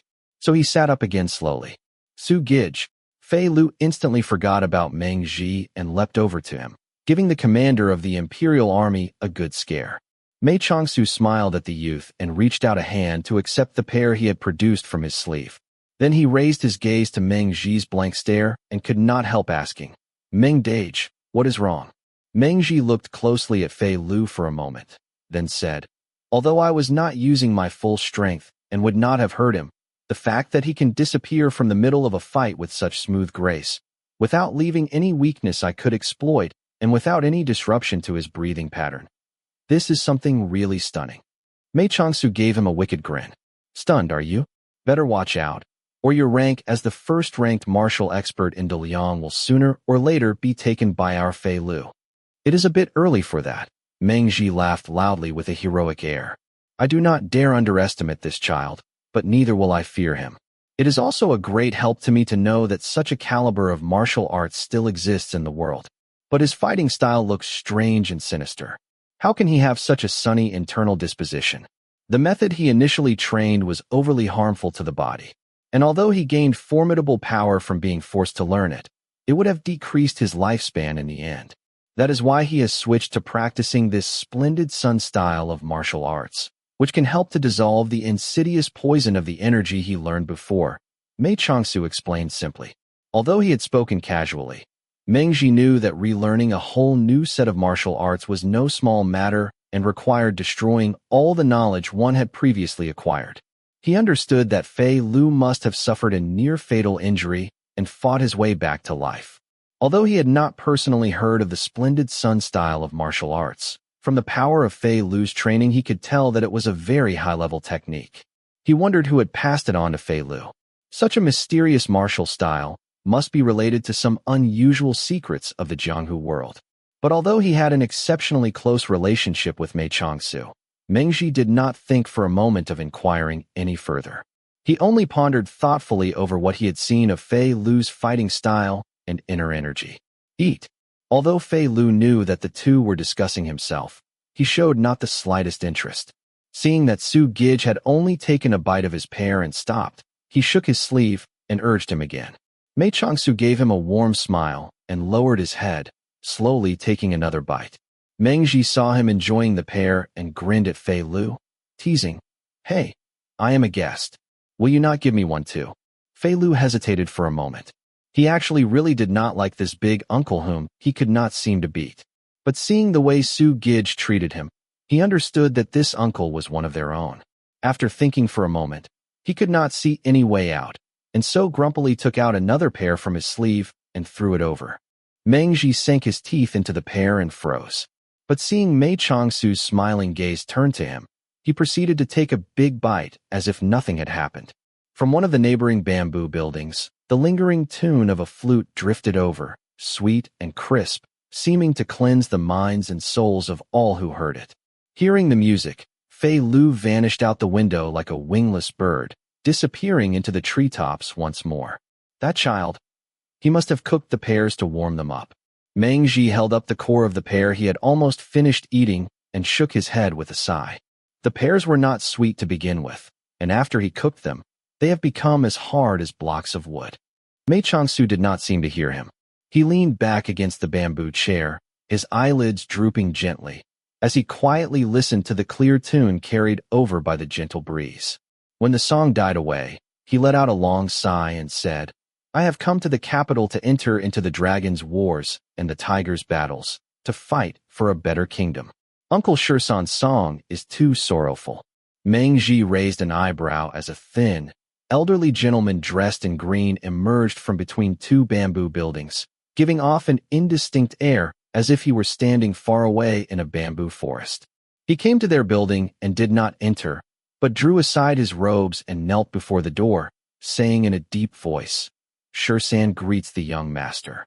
I was thinking of the past, and my heart filled with grief, and so unintentionally disturbed the young master's mood. Please punish your wretched servant. Mei Changsu looked at him. His gaze betrayed a hint of nostalgia, and he said in a low voice, Uncle Shirsan truly knows my heart. You do not need to stand on ceremony here. Please rise. The old gentleman rose solemnly and entered. He looked upon Mei Changsu's thin, frail figure and seemed to tremble, moved beyond words. Meng Ji was an old member of the Qian army and knew that Lin Shu's mother had been close friends with an imperial musician. He had also lived in Jinling for many years and was therefore familiar with the name of the famous composer of Miaoying House, Mr. Shirsan. but he had never before put these two persons together. Now, seeing the scene before his eyes, he understood and was shaken. Mei Changsu composed himself, and then raised a hand and gestured for Shan to come closer. At the same time, he turned to Meng Ji and said, "Meng Dage, this Mr. Shan is an old member of our Lin household. So from now on, I must ask the great commander to take good care of him here in Jinling." Meng Ji understood his meaning and nodded. "Miaoying house, right? I will make sure to take care of it. I thank you in advance." Mei Changsu laughed lightly. "Meng Dage has been here for a long time, and what we must now discuss is not entirely within the confines of the law. So perhaps the commander should not stay?" Meng Ji made a dismissive noise. "I want to listen to your secrets. What are you going to do?" Mei Changsu slowly lowered his head and did not speak for a long time. Then finally he said, "When it is necessary, I will not hesitate to use your power. But no matter what, I still wish for you only to help me perform certain tasks that are without risk. After all, it was not easy for you to have ascended to the place you hold now." Meng Ji looked at him steadily. "Do you want to hear the truth? Meng Dage, I really do value my current position and identity very much. And if you had not returned, I would say that these things could be considered important to me." Meng Ji's gaze was firm and unyielding as iron. "But, Xiao Shu, since you have come back now, there is no way that I can remain uninvolved." Mei Changsu briefly closed his eyes. When he opened them again, his expression was once again calm as water. He did not look at Meng Ji, but turned to Mr. Shan. "Uncle Shan, the matters I have asked you to look into, have you investigated them?" "Yes," Mr. Shan answered respectfully. "Qin Banruo of Crimson Sleeve House was apprenticed to a princess of the Hua tribe, whose nation was exterminated 30 years ago. She is now one of Prince Yu's most trusted advisors. I have discovered that 15 concubines of various court officials are also her subordinates. As for the list of names, her spy network is deep, but Gong Yu has succeeded in infiltrating her network with some of our people. So as soon as the young master gives the command, I am confident that we will be able to destroy her power." Meng Ji raised an eyebrow. "Controlling the court officials through their concubines? Prince Yu has even more tricks up his sleeve than the crown prince. Do you think the crown prince has any fewer?" Mei Changsu threw him a glance and turned away again. "Do not touch Qin Banruo for now. There are some things that I cannot tell Prince Yu myself, so I must trouble her to pass on the messages. I have 2 pieces of news here. Go back and discuss with Gong Yu how you can allow Qin Banruo to discover them. Young master, please continue. First, everyone believes that the persons behind the attempted murder of Xinjing officer Xia Dong on her return journey to the capital were under the Duke of Qing's orders. But it is not so. The assassins were actually employed by Tianquan Manor and were under the direct orders of the manor's chief, Zhuo Dingfeng. Second, the elderly couple who came to the capital to make the initial accusation are aged and frail, but they were still able to avoid assassins sent by a wealthy household and managed to flee across 4 provinces to Jiang Zuo territory. This was not because they had good fortune and met some righteous protector, but because there were people secretly guarding them." Mei Changsu stopped for a moment. The corner of his mouth tightened. "And the people who were protecting them from the shadows to ensure that they arrived safely into the capital to make their accusation were also hired by Tianquan Manor." "What?" Meng Ji, listening off to the side, had broken out in a cold sweat. Although he knew he should not interrupt, he could not help himself. How could that be? With only these 2 seemingly unrelated pieces of information, it is easy to become confused. Mei Changsu smiled. "Let me explain it to you. When I mentioned Tianquan Manor, who among the court did you immediately think of?" "Of course the Marquis of Ning, Xieyu. Since the 2 families came to share a son, their relationship has become incredibly close.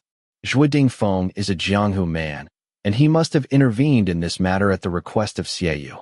Think about it. Xieyu used the Zhuo family to escort a pair of accusers into the capital to make a case against the Duke of Qing.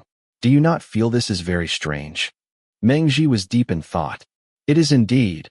Although Xieyu has always maintained a neutral front, his heir, Xie Bai, has openly sided with Prince Yu. So why would the Xie family escort people into the capital to accuse the Duke of Qing, who is one of Prince Yu's important supporters? Unless..." Meng Ji gasped, suddenly understanding. "Unless Xieyu is actually supporting the crown prince." Mei Changsu gave a small smile. The land infringement case of Bin Province is not difficult. Even someone mediocre would have been able to easily investigate the matter. But the emperor had to send Xia Dong.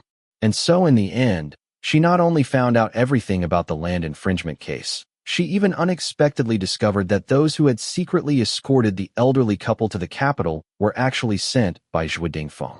Like you, she naturally immediately thought of the Xie family, and also immediately realized that Xie Yu was actually the crown prince's right-hand man. But Xie Yu still very much wants to keep a foot in both boats to preserve his advantage. And so he cannot let Prince Yu discover the role he played in the land infringement case.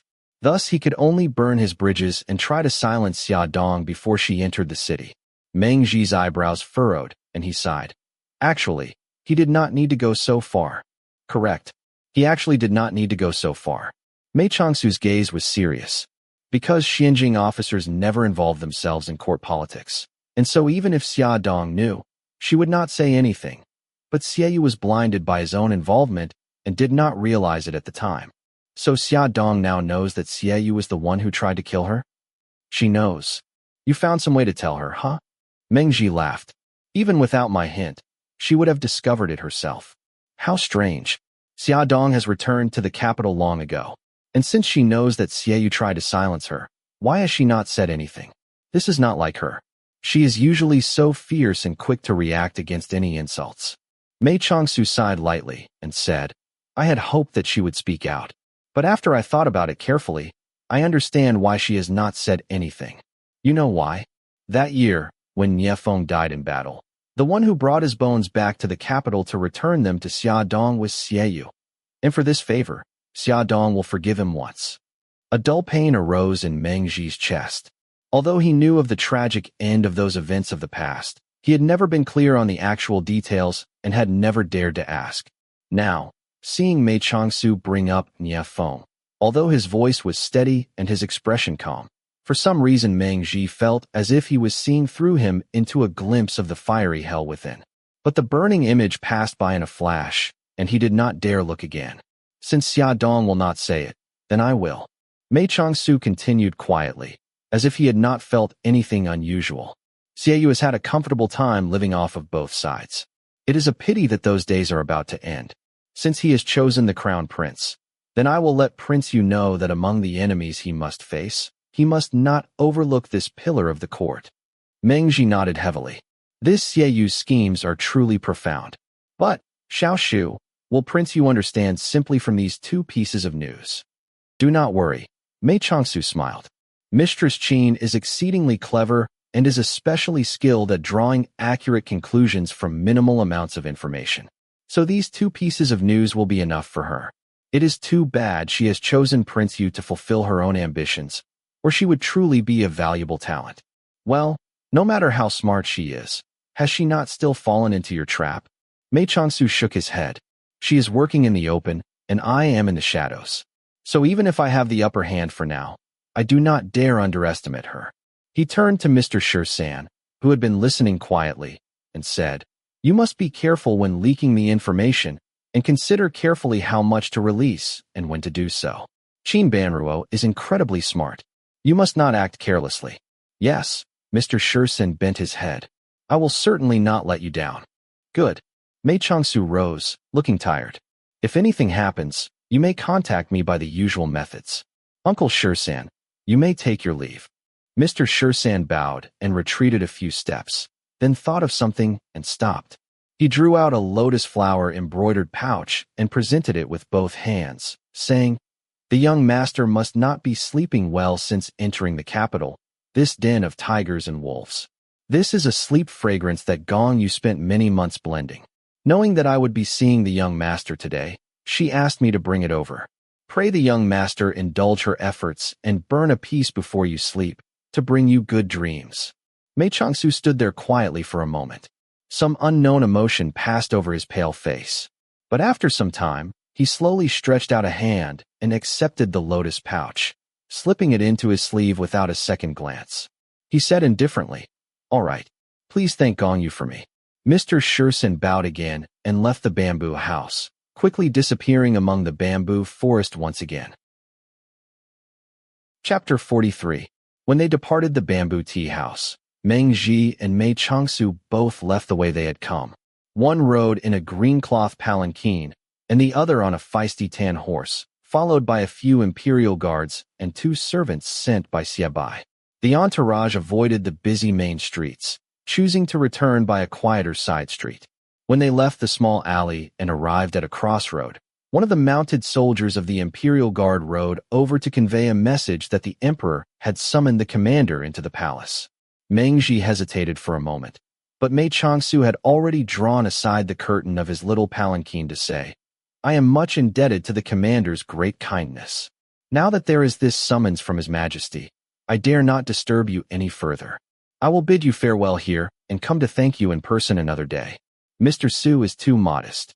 Meng Ji saluted, turned, and ordered his imperial guards to carefully escort Suja back to the Xie residence.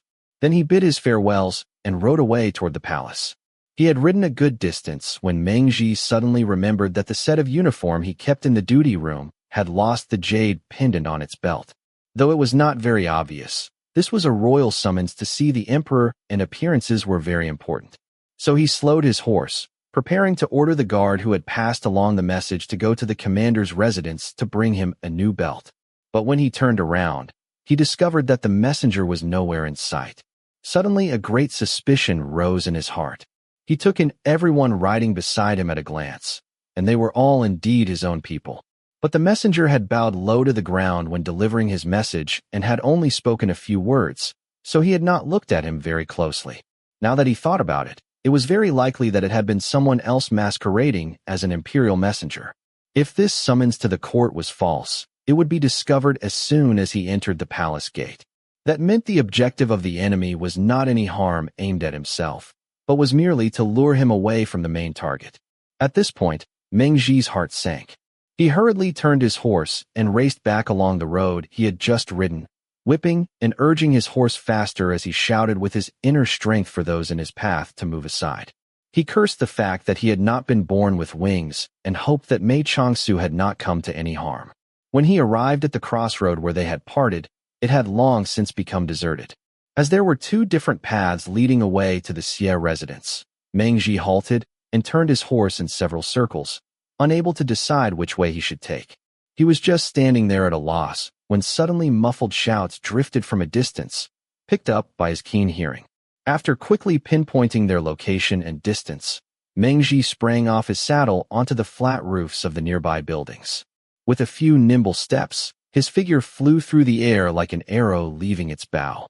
A few moments later, he had arrived at the chaotic scene, and as he glanced around, his heart filled with fear and fury. Mei Changsu's little palanquin lay on its side on the road. The roof of the palanquin had shattered into powder on the pavement, and the porters and attendants lay around it. Whether unconscious or dead, it was hard to tell. Even the few guards he had personally left behind were no exception. In the center of the street, Fei Lu was exchanging furious blows with a person dressed in yellow. Their fighting strokes were so ferocious that the guards standing around had no chance to join the fight. Meng Ji had no time to look any closer and quickly scanned the road all around him, but found no trace of Mei Changsu. In a frenzy of worry, he leapt down with a shout, sending out his fiery waterfall of light and preparing to join Fei Lu in bringing down the enemy.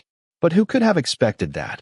Although this move made the enemy hurriedly retreat away, Fei Lu was extremely unhappy and immediately turned and raised his wrist to block it. "It is me." Meng Ji knew that if he started fighting with Fei Lu now, it would give the enemy the perfect opportunity to escape. But Fei Lu was simple in nature and often made errors in judgment, so he did not waste any time with words. He quickly flipped over to the other side to block the yellow-robed person's escape route. Fei Lu saw him go and did not pursue, but turned again and sent another wave of attacks against the person in yellow. He had switched targets twice in the blink of an eye, but the whole process had been natural and smooth, his breathing showing no sign of disturbance. The yellow-robed person could not help letting out a sound of surprise. Meng Ji had already shifted his position and was about to enter into the fight again when he suddenly heard a faint call off to one side. "Meng Dage." When he turned to look, it was Mei Changsu, standing under the eaves of a building on the adjoining street, beckoning him over. When he looked a little closer, He realized it was a spot which had been obscured by another building from the view of the rooftop he had been standing on before. That was why he had not immediately noticed Mei Changsu there. He bounded over and grabbed Mei Changsu's wrist for a quick inspection, then looked him up and down. Seeing that, though his face was pale as white jade, he did not seem to have suffered any new injuries. He finally let out a sigh of relief. Fei Lu is in no danger at the moment. Do not get involved for now, Mei Changsu said lowly, his gaze locked on the two figures flying around the street. I am glad you are all right. With Fei Lu's skills, I am not worried. Meng Ji broke off abruptly. Just now he had been too anxious, and when the person in yellow retreated so quickly after his appearance, he had not paid much attention to his fighting skill. But now, on closer examination, he was quickly growing alarmed. With Fei Lu's talent, he could easily be counted among the top 10 experts in the world, though where exactly on the list he should be placed it was hard to say. Xianjing officer Xia Dong herself had lost to him, and even he himself, the so-called first-ranked martial arts expert in Daliang, could not afford to be distracted or careless, but had to put in all his energy and strength whenever he fought against the youth. So who could have thought that this ordinary-looking person in yellow could actually hold his own against the full strength of Fei Lu's attacks? Mei Changsu looked on silently for a few moments. Then his brow furrowed as he made up his mind. He exchanged a glance with Meng Ji, confirming that they had reached the same conclusion, before stepping forward and saying in a clear voice, General Tuoba, you have come from afar to be our guest. It is all right to exchange a few moves, but now that Commander Meng Ji is here, why not stop and let us find a place to talk? The person in yellow had been found out. Hearing that the person he had just exchanged blows with was Meng Ji, he knew that even if he kept fighting and defeated this nameless young expert, it would do him no good. So he could only step back and retreat from the fight. Fei Lu, hearing Mei Changsu's voice, also did not continue attacking, but stood still, glaring at the yellow-robed person with his fierce, cold gaze.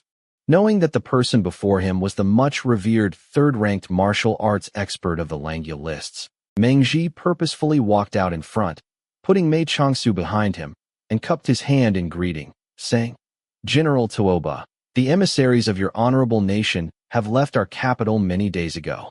How is it that the general has chosen this time to grace us with your presence? Tuoba Hao stood there silently. Because he was wearing a mask over his face, his expression could not be seen. But after a brief cold silence, he raised his fist to his chest and bowed. The embassy of my country returned in defeat from your noble nation, and Bailey Qi, the brave warrior handpicked by our fourth prince, received a hard lesson at the hands of this Mr. Su and is still missing to this day. I would have no face indeed if I did not come myself for a look around. Hearing this, Mei Changsu said with a smile, Could it be that the general has come this time to teach me a lesson on behalf of warrior Bailey? In that case, you have truly wronged me. At the time, I tried 100 ways to decline, but I could not defy an imperial order. The officials of your honorable nation spoke up and aroused the situation, and so I could only reluctantly oblige with a few of my little tricks. I must humbly beg the general's great forgiveness. Tuoba Hao scoffed coldly. I tested Bailey Qi's martial arts before he left. So before I came, I also said that you had no real martial arts skill, but had merely resorted to tricks to gain a victory. But after today's fight, he glanced over at Fei Lu. To have such an expert by your side as a nameless bodyguard, I think you must have some outstanding talent. Mei Changsu smiled ruefully. Fei Lu is still young. How could he be a worthy opponent for General Tuoba? And if I had any outstanding talent, I would not have so shamefully retreated and escaped as the roof of my palanquin was shattered by the general. Hearing this, Meng Ji's face darkened. General Tuoba came to our Daliang without invitation and carelessly attacked a guest of our nation. What explanation do you have for this?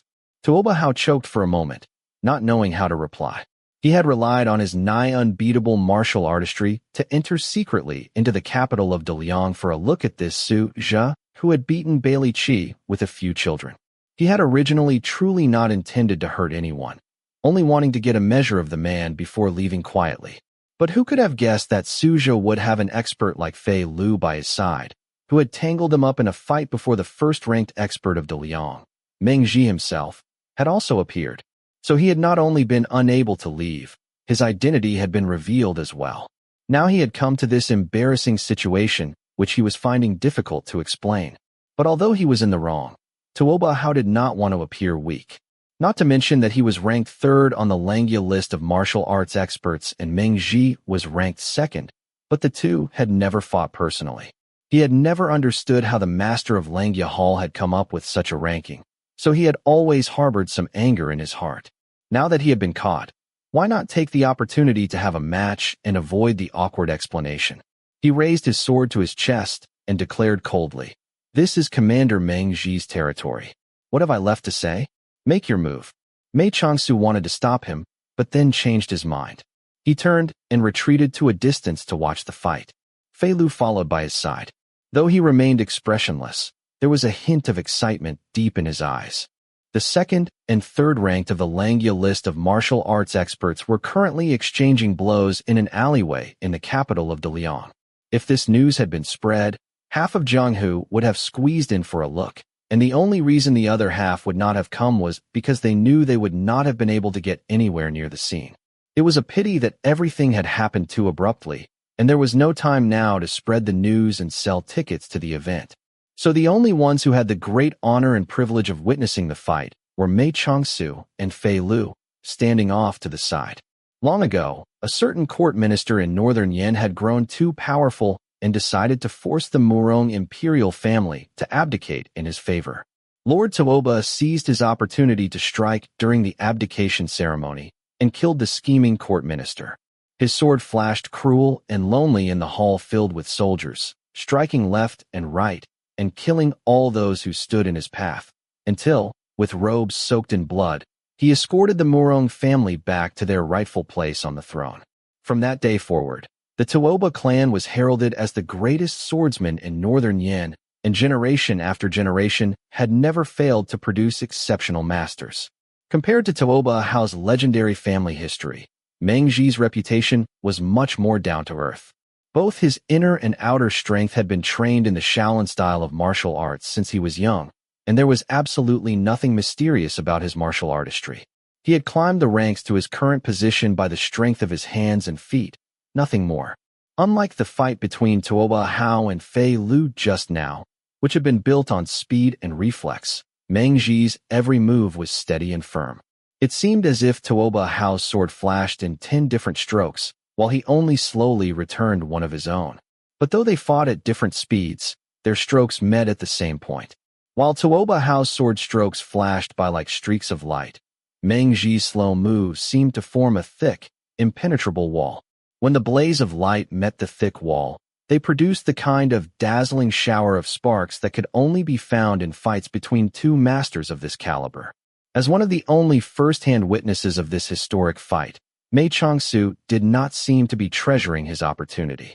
His gaze kept wandering off as if he was distracted, and now and then he would lower his head in deep thought. He plainly was not watching seriously, until the blurred figures suddenly separated and the two each took a few steps back, watching each other carefully. Then he suddenly seemed to remember his responsibilities as an audience member and hurriedly applauded and cheered. On the surface, it seemed as if there was no clear victor and they would have to continue for a while longer. But as Mei Changsu came forward, all the while smiling and saying, "Wonderful," Meng Ji did not tell him to step back, but rather gathered up his energy, as if taking the opportunity to end the fight. Tuoba Hao's expression was hidden beneath his mask, but because the mask was thin, it was clear that he was grinding his teeth and that his eyes had become red. But finally he regained his composure and released the sword in his grasp, scoffing coldly.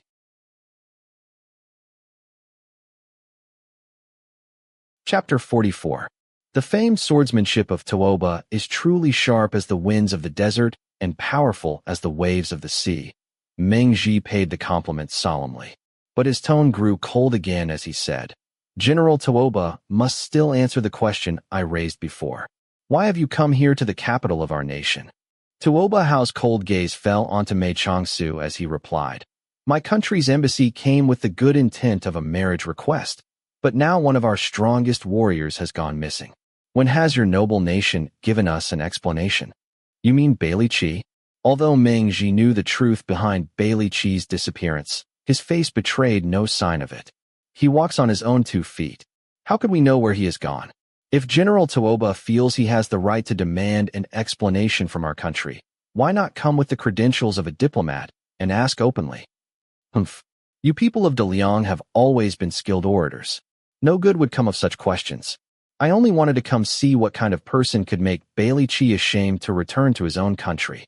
The corner of Mei Changsu's mouth curled as he said, and has General Tuoba's method of seeing people always involved baseless accusations and cracking open the roofs of palanquins. Tuoba Hao said proudly, I never regret the things I have done. Since I have offended Mr. Su, say what you want me to do, but say it openly. Of course Meng Ji was about to say that of course they would first have to arrest him and go from there, but suddenly feeling Mei Changsu pinch his waist, he reacted quickly and continued. Of course we should let Mr. Su, whom you attacked, decide what to do. Hearing these strange words, Tuoba Hao could not help being surprised, and his gaze turned again to Mei Changsu. Whether by rank or by age, the person with the right to make the decisions should have been Meng Ji. Could it be that this Suja's position in DeLiang was so unusual that even the commander of the Imperial Guard would listen to him? The commander has given me another difficult task. Mei Changsu took in Tuoba Hao's expression at a glance and understood why he was surprised. He could not help smiling, but continued lightly. General Tuoba's sword only fractured the roof of the palanquin and did not hurt anyone. He did his best not to harm the servants and guards, choosing not to use any of his killing strokes, which shows that he had no intention to cause any real trouble. But as for the matter of Bailey Qi, I truly know nothing. And if he decided on his own to leave, how could the general have so easily found this out in so short a time? Tuoba Hao was not unintelligent and immediately understood the meaning behind Mei Changsu's words. He had come to find Suja for the sake of Northern Yan's reputation and not because he wanted to get to the bottom of Bailey Qi's disappearance. So he took his cue from him and replied, Since Mr. Su says he knows nothing, I have no reason not to believe him. Please do not worry.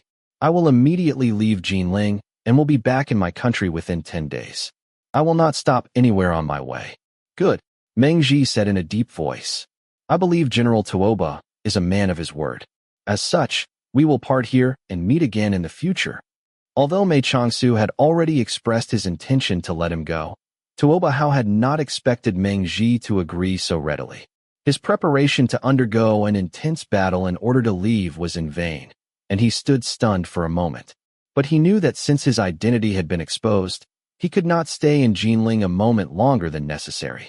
So he quickly regained his composure, clasped his fist in farewell, and did not waste any more words.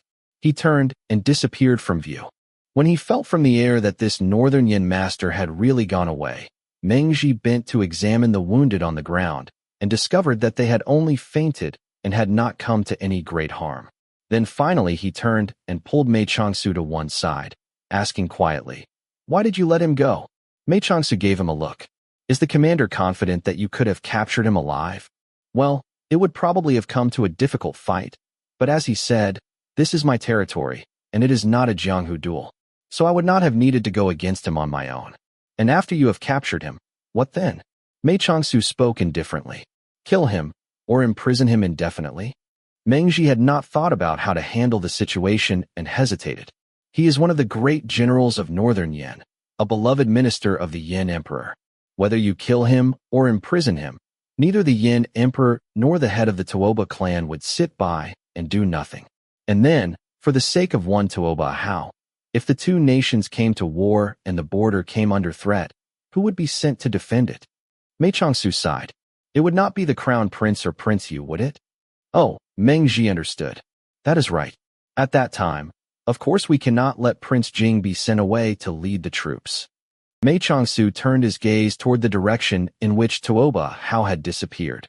A faint expression of annoyance drifted across his face, and his brows furrowed as he said coldly, I have not met him in battle before and do not know what his military tactics are like. Someday, when such a chance arises, I will take the opportunity to try my hand against him. Not bad, Meng Ji smiled. It would be immensely satisfying to meet such a person in battle. When the time comes, do not forget to let me lead your vanguard. Mei Changsu smiled back at him. The momentary fierceness disappeared as he resumed his customary calm, quiet air. Then he turned his head and asked, Were you not summoned into the palace? Why did you think to come back? That messenger was an impostor. I found out on the road and realized it was a plot to lure the tiger away from the mountain. So I hurried back, and thankfully you had not come to any harm. An impostor? Mei Changsu's long brows furrowed. Yes, his acting skills really were not bad. Even I mistook him for one of my men, and so he fooled me at first. If I had not suddenly thought to ask him to do something for me, I would not have realized the trick until I arrived at the palace gates. Mei Changsu took a few steps forward and pressed the tips of his fingers together, seeming to be in deep thought.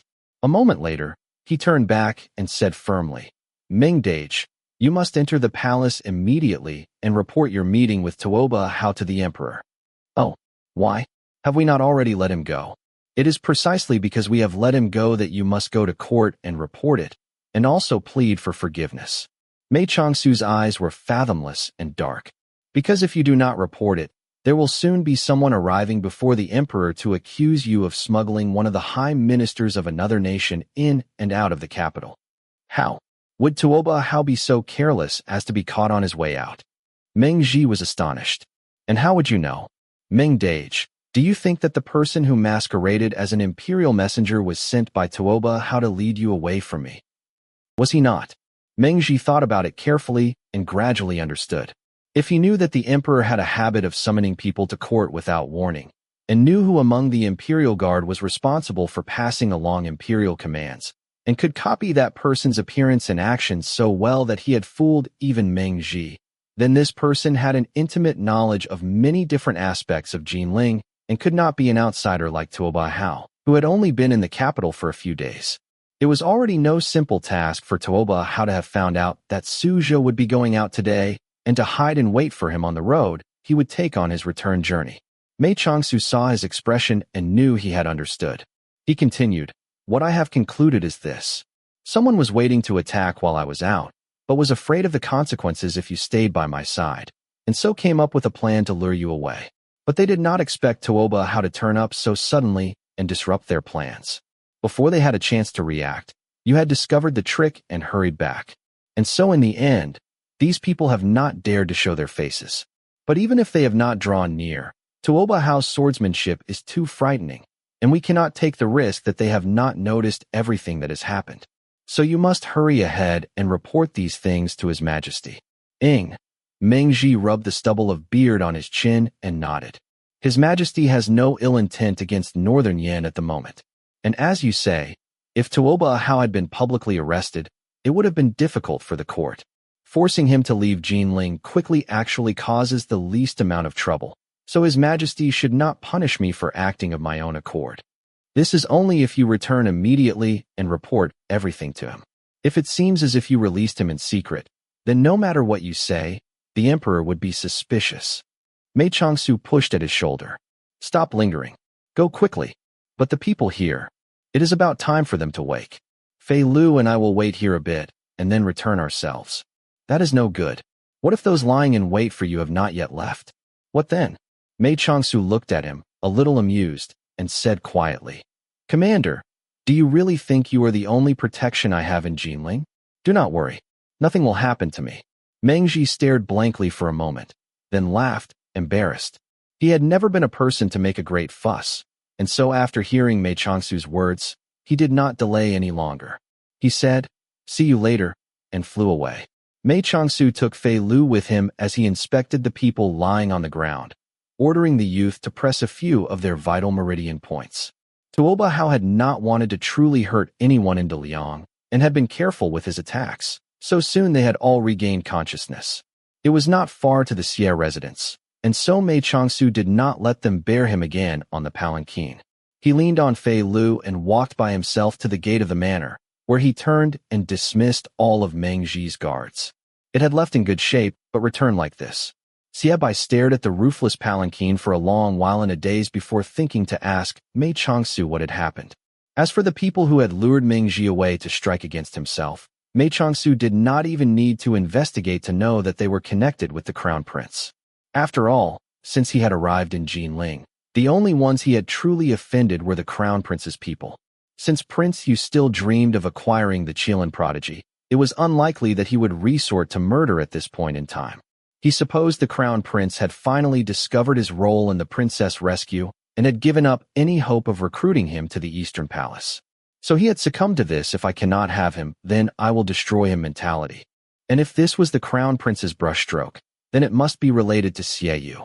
Perhaps the route the palanquin bearers of the Xie residence had taken had also been planned in advance, or the false imperial messenger would not have so easily found Meng Ji among the vast, numerous streets of Jinling.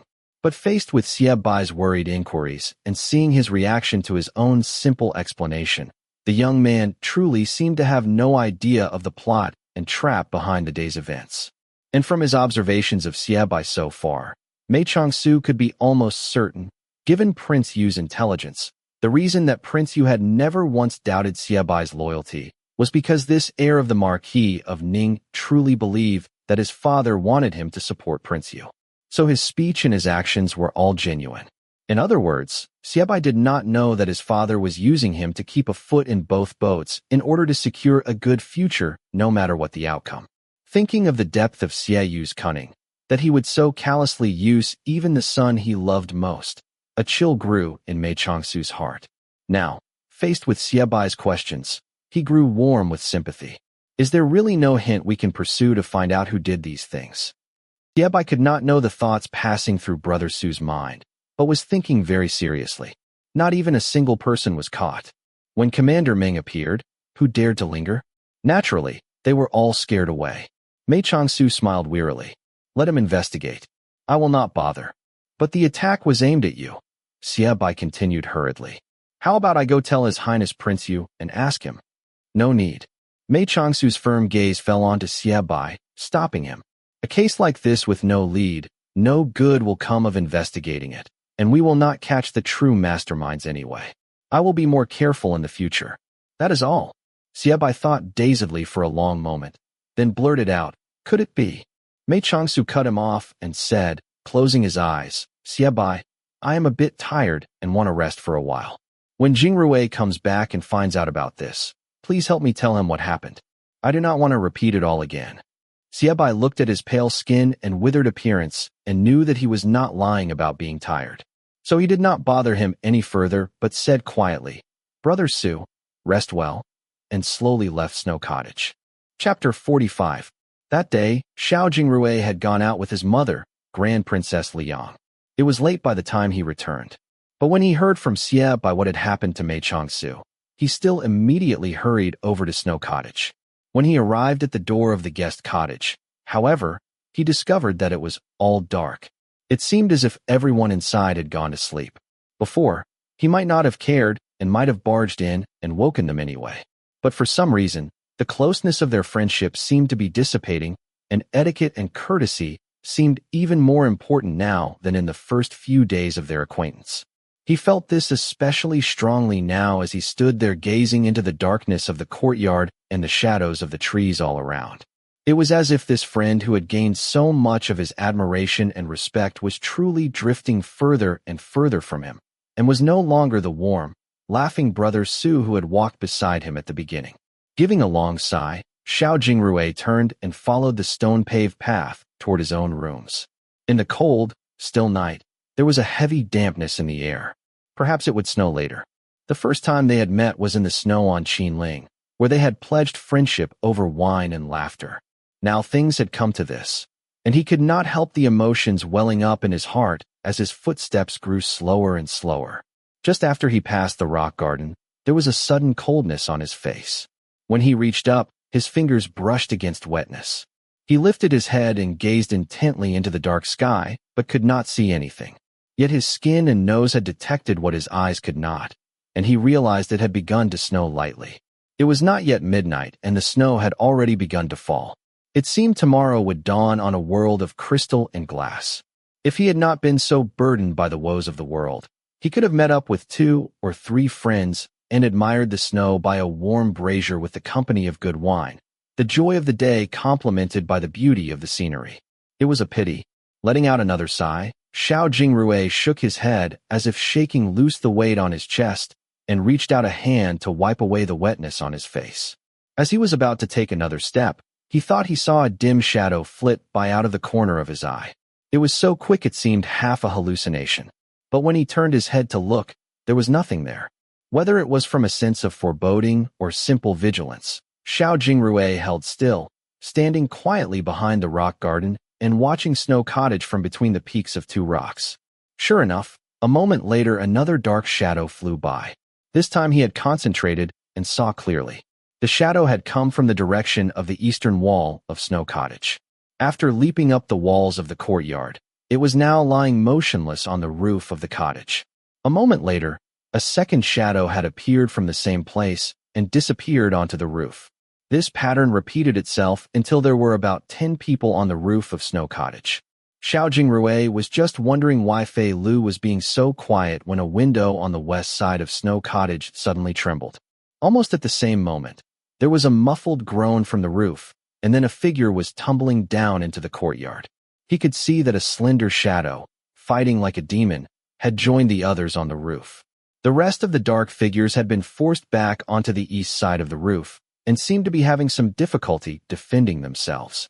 Xiao Jingrui was just smiling in admiration of Fei Lu's skill when, in the next instant, his smile froze on his face. This was because another group of invaders had appeared in his field of vision, coming from the southern wall. They had neatly avoided Fei Lu, who was being distracted by the other group of fighters. Without stopping to think, Xiao Jingrui was already flying through the air, shouting in a loud voice, "Who dares to charge into the Xie residence?" Because he had no weapons on his person, as he shouted, Xiao Jingrui chose one of the fighters closest to him and struck down with the meat of his palm. His opponents seemed to be familiar with the situation in Snow Cottage and had not realized anyone besides Fei Lu was around. They were surprised at first, but quickly regained their composure. One of them made a gesture and two of the others came forward to engage Xiao Jingrui, as the rest charged toward the main building where Mei Changsu usually stayed. Although this leader of the assassins had made a quick and firm decision, he committed two mistakes. First, he underestimated Xiao Jingrui's martial arts. The two black-clothed figures who had been ordered to stop Xiao Jingrui lost their swords by the third move, and by the fourth they had both toppled to the ground, only having managed to slightly slow down this noble son of a marquis house. Second, he underestimated Fei Lu's ferocity. Because Mei Changsu had always restrained Fei Lu from hurting anyone, it had given observers the wrong impression that this youth only possessed rather impressive martial arts skills. No one could have known that on this dark night he would attack like the Reaper himself, his every stroke aiming to kill, not leaving the slightest chance for survival. The speed and cold efficiency with which he was taking care of those around him were frightening to behold. But at the same time, Xiao Jingrui and Fei Lu had also committed a mistake. They had underestimated the abilities of the leader of the assassins. After realizing his disadvantage, the leader immediately ordered the rest of his men to engage Fei Lu, as he himself turned to face Xiao Jingrui's rapidly descending sword. Weapons are one thing, and swordsmanship is another. Because it was a sword seized in battle, it was not the most natural fit. But Xiao Jingrui's skill with a sword was still second to none.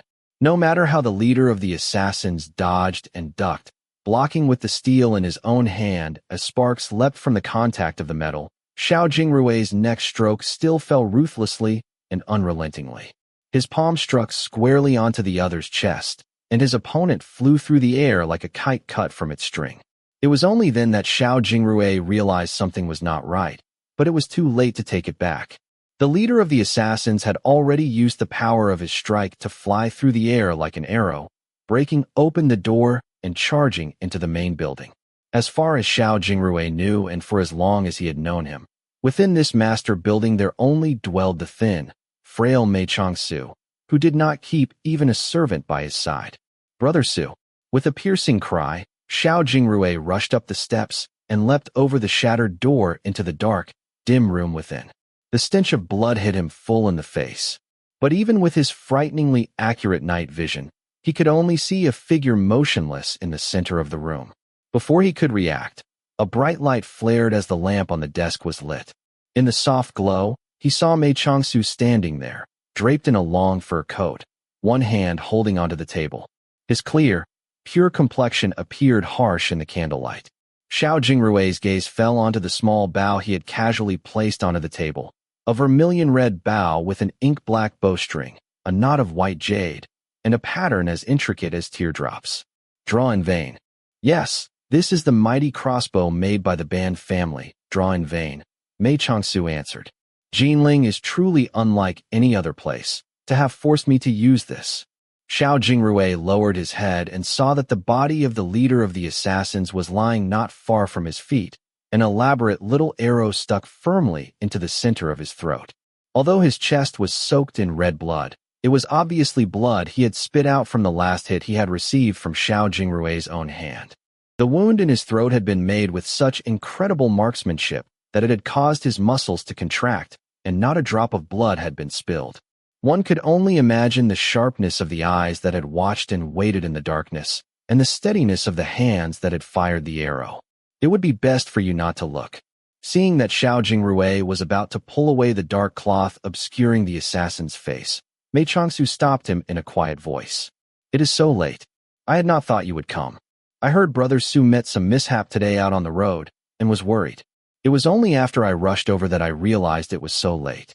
Xiao Jingrui's fingers were already grasping the corner of the cloth, but a nameless hesitation rose in his heart, and he did not immediately pull it away. He was not Xiebai. He had been raised from young in the Jianghu world and knew Jianghu well. He had killed with his own hands and had seen the kind of Jianghu battles that ended with a ground full of bodies. So he was not afraid of corpses, and no matter how gruesome the sight, it would not have frightened the second-ranked gentleman of the Langya lists, the young Master Xiao.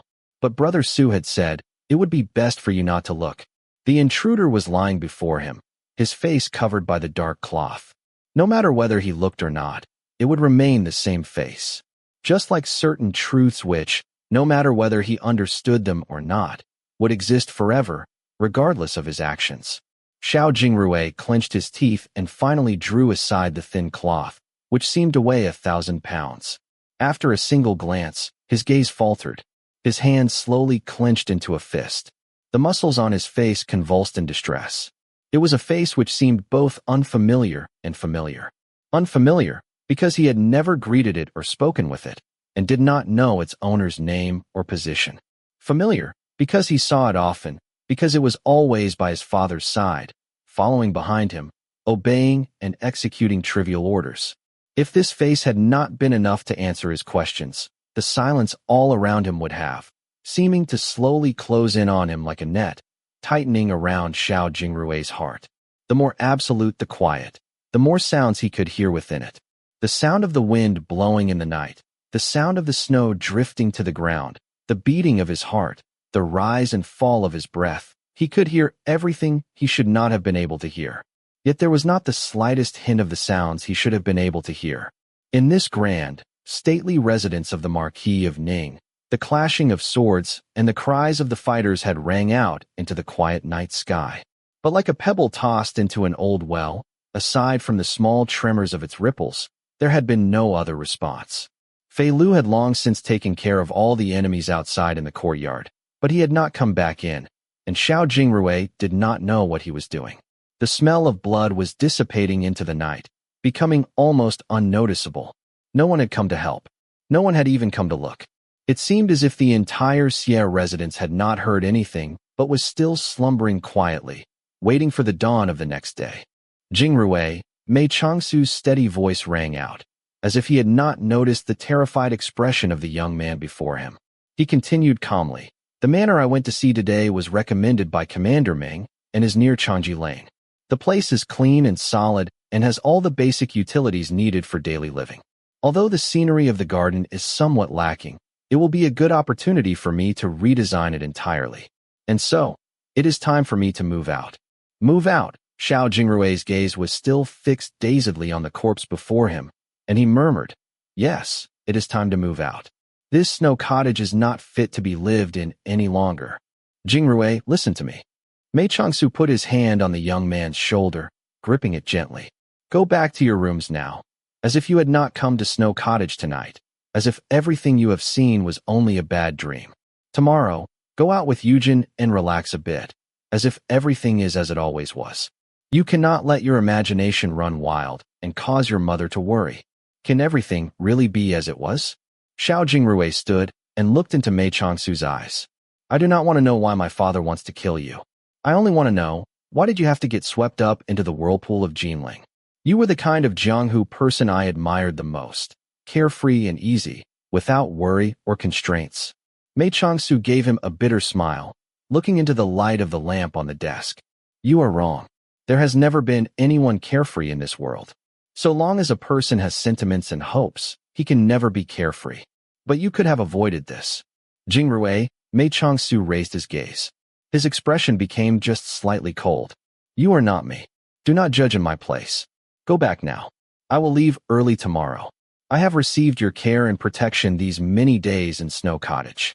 Once I have settled into my new manor, if you wish, you are welcome as my guest anytime. Xiao Jingrui looked at him in a daze and asked, In the future, I can still come? A smile spread across Mei Changsu's face.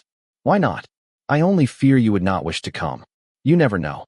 Xiao Jingrui thought about the chaos of the current situation and about how he and his father now stood on opposing sides. He felt as if his heart had been tied into tangled knots and stood there at a loss.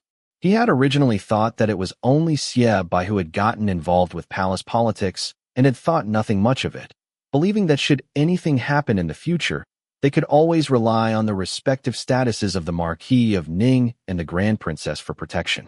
But today he had suddenly discovered that his father was not as neutral as he appeared.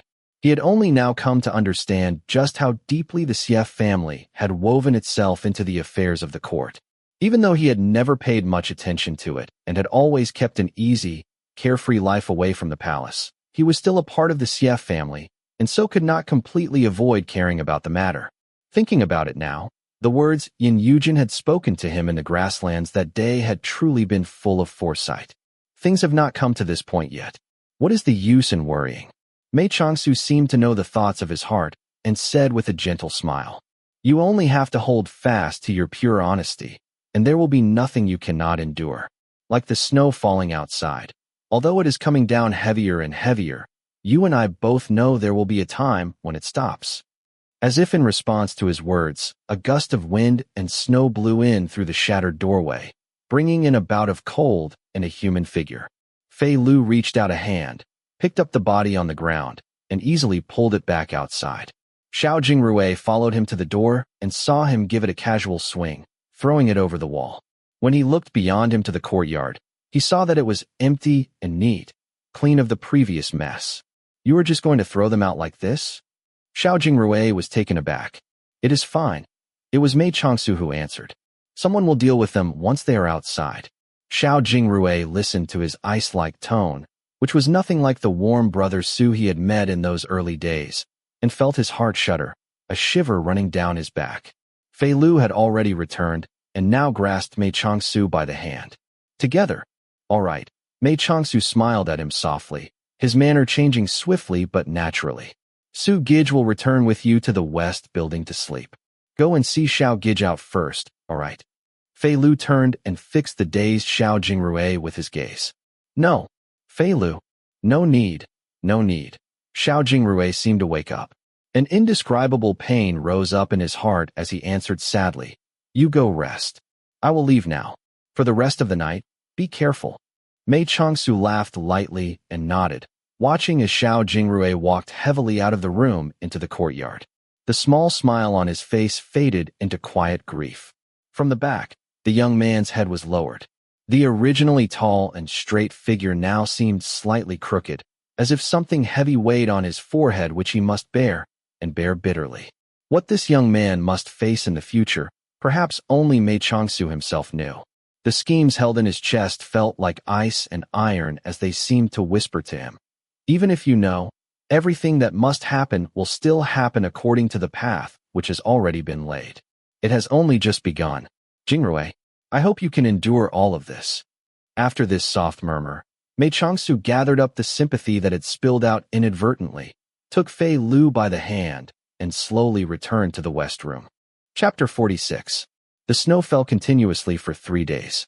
In its midst, Mei Changsu quietly moved to his new residence without purposefully notifying anyone.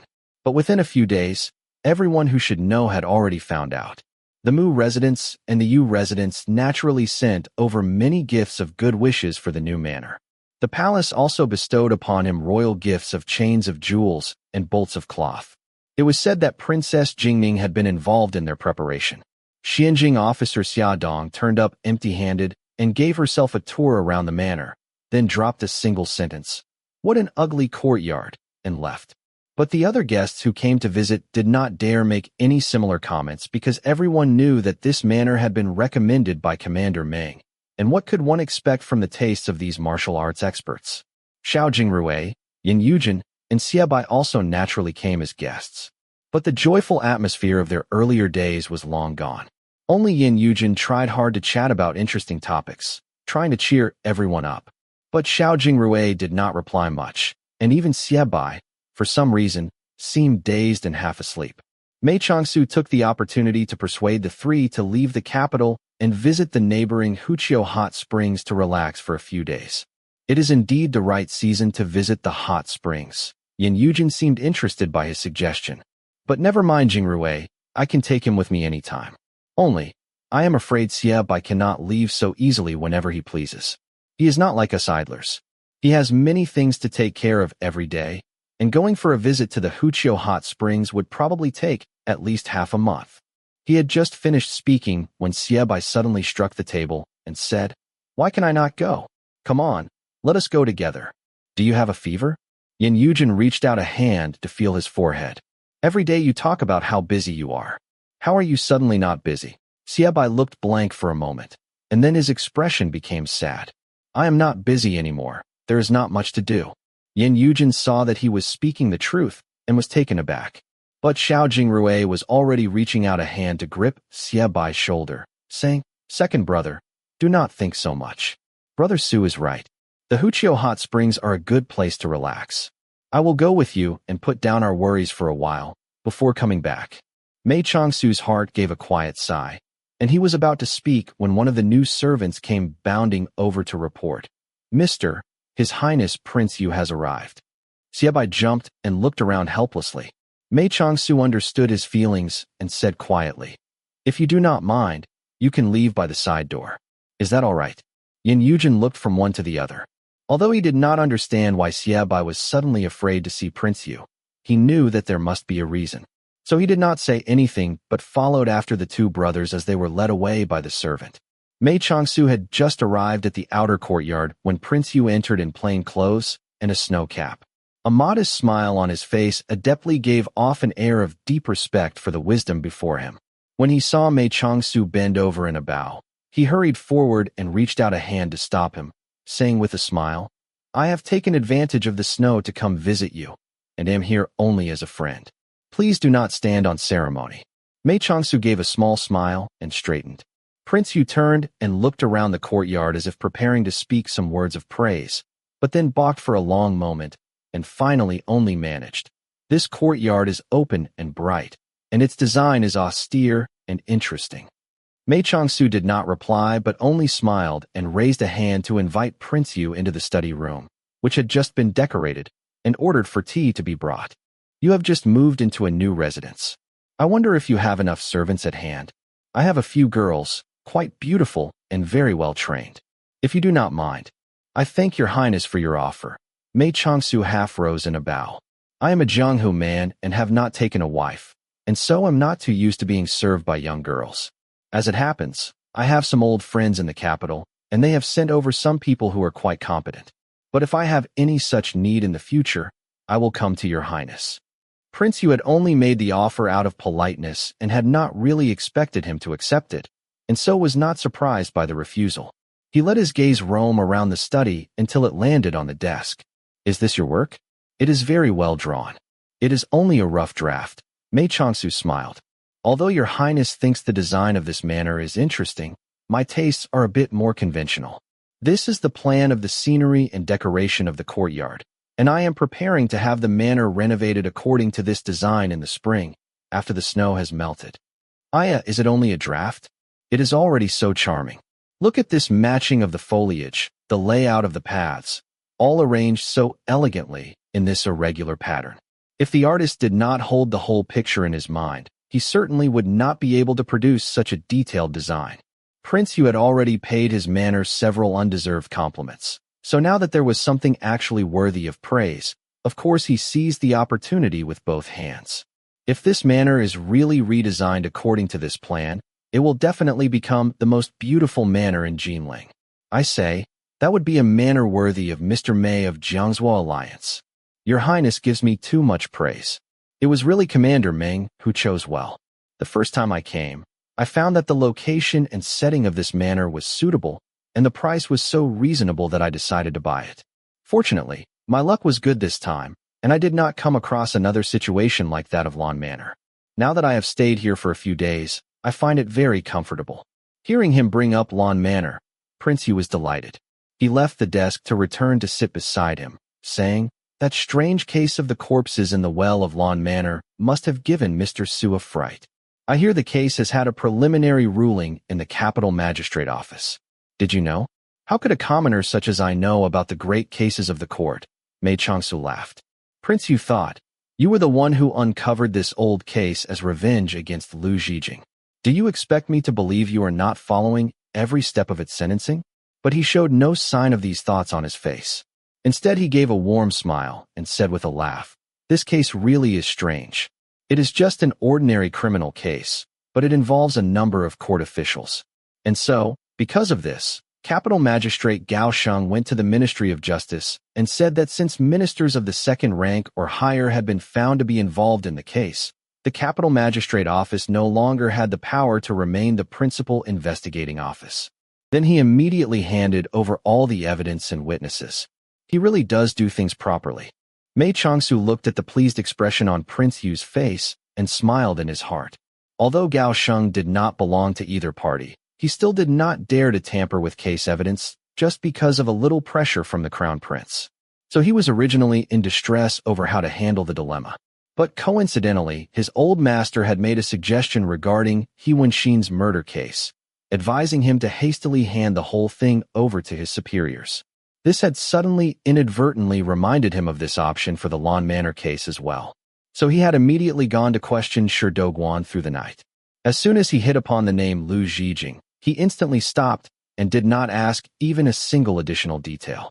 He took the whole case to the Ministry of Justice on the premise of involvement of ministers of the second rank and above. In a single day, he had gotten rid of 2 difficult cases that could have offended important and powerful people. So that night, he finally went to sleep with a light heart. After all this, he could only say that though his luck had been truly bad this year, at least he had managed to preserve his life and those of his wife and children. If he could be transferred to another post in the future, then he would count it an unexpected blessing. Gao Sheng's cautious evasion had played right into Prince Yu's wishes. Now these 2 cases, one to his disadvantage and one to his very great advantage, had both fallen into the hands of the Ministry of Justice, whose head, Qi Min, was quick and clever as well as his faithful subordinate for many years. So Prince Yu could not help being in an extremely good mood. Remembering that Lu Zhijing was an enemy of Jiang Zuo Alliance and that the corpses in the well case had been uncovered by Mei Changsu's own hand, of course he had to come over to deliver his personal gratitude. "I hear the Lawn Manor case has involved Minister Lu of the Ministry of Revenue?" It seemed this Mei Changsu was truly clever. As soon as he heard that the case had been reported to the Ministry of Justice, his expression grew troubled. "I wonder if the Ministry of Justice has the right to investigate ministers of the same rank as itself. You are probably not familiar with the rules of the court. Investigation by a single department is naturally not possible. But as long as the evidence and witnesses are intact, they can report it to His Majesty and request for the head of the High Bureau of Justice to join the investigation. And so 2 departments will investigate one, and then they will no longer be restricted by the problem of the same rank." "I see." Understanding spread across Mei Changsu's expression. But because the case had been investigated in the Ministry of Justice up until now, the head of the High Bureau of Justice will not be familiar with the details. So the whole process will still be mainly overseen by the Minister of Justice. Is that correct? Naturally. Lu Zhijing is a despicable, immoral person, preying on the weak and innocent. The Ministry of Justice will certainly not handle him lightly. Do not worry. Suja had only reported the case and was not the original victim, so telling him not to worry seemed out of place. But after hearing this, Mei Changsu only nodded in silence and did not express any words of protest, as if he was tacitly acknowledging his personal enmity with Lu Zhijing. This made Prince Yu even more confident that he was leaning towards himself.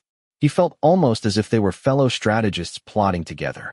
As he grew more and more joyful, a question that he had planned to raise later now came pouring forth. Is Mr. Su aware of the Bin province land infringement case? Mei Changsu lowered his head to take a sip of tea and nodded indifferently. Yes, on the road to Jinling, we came across the couple who made the accusation. Prince Yu suddenly got up and clasped his hands in a formal greeting, saying, "This case is causing me great distress. Pray Mr. Su give me his advice." Mei Changsu gazed at him for a long moment, then said quietly, "His Majesty has finally decided to open this case?" "Yes. Father Emperor summoned me and the Crown Prince into the palace today to ask our views regarding this land infringement case. And finally, he decided to hand the case over to Prince Jing to investigate, with the help of the heads of the 3 departments." Mei Changsu's expression did not change as he asked, "How did Your Highness and the Crown Prince respond to His Majesty's decision?" "Neither of us objected," Prince Yu sighed. The Crown Prince did not protest because he knew that Father would never agree to give the case to him. So as long as it did not fall into my hands, he was already very satisfied. Not to mention Prince Jing has always been upright and just. "And Your Highness?"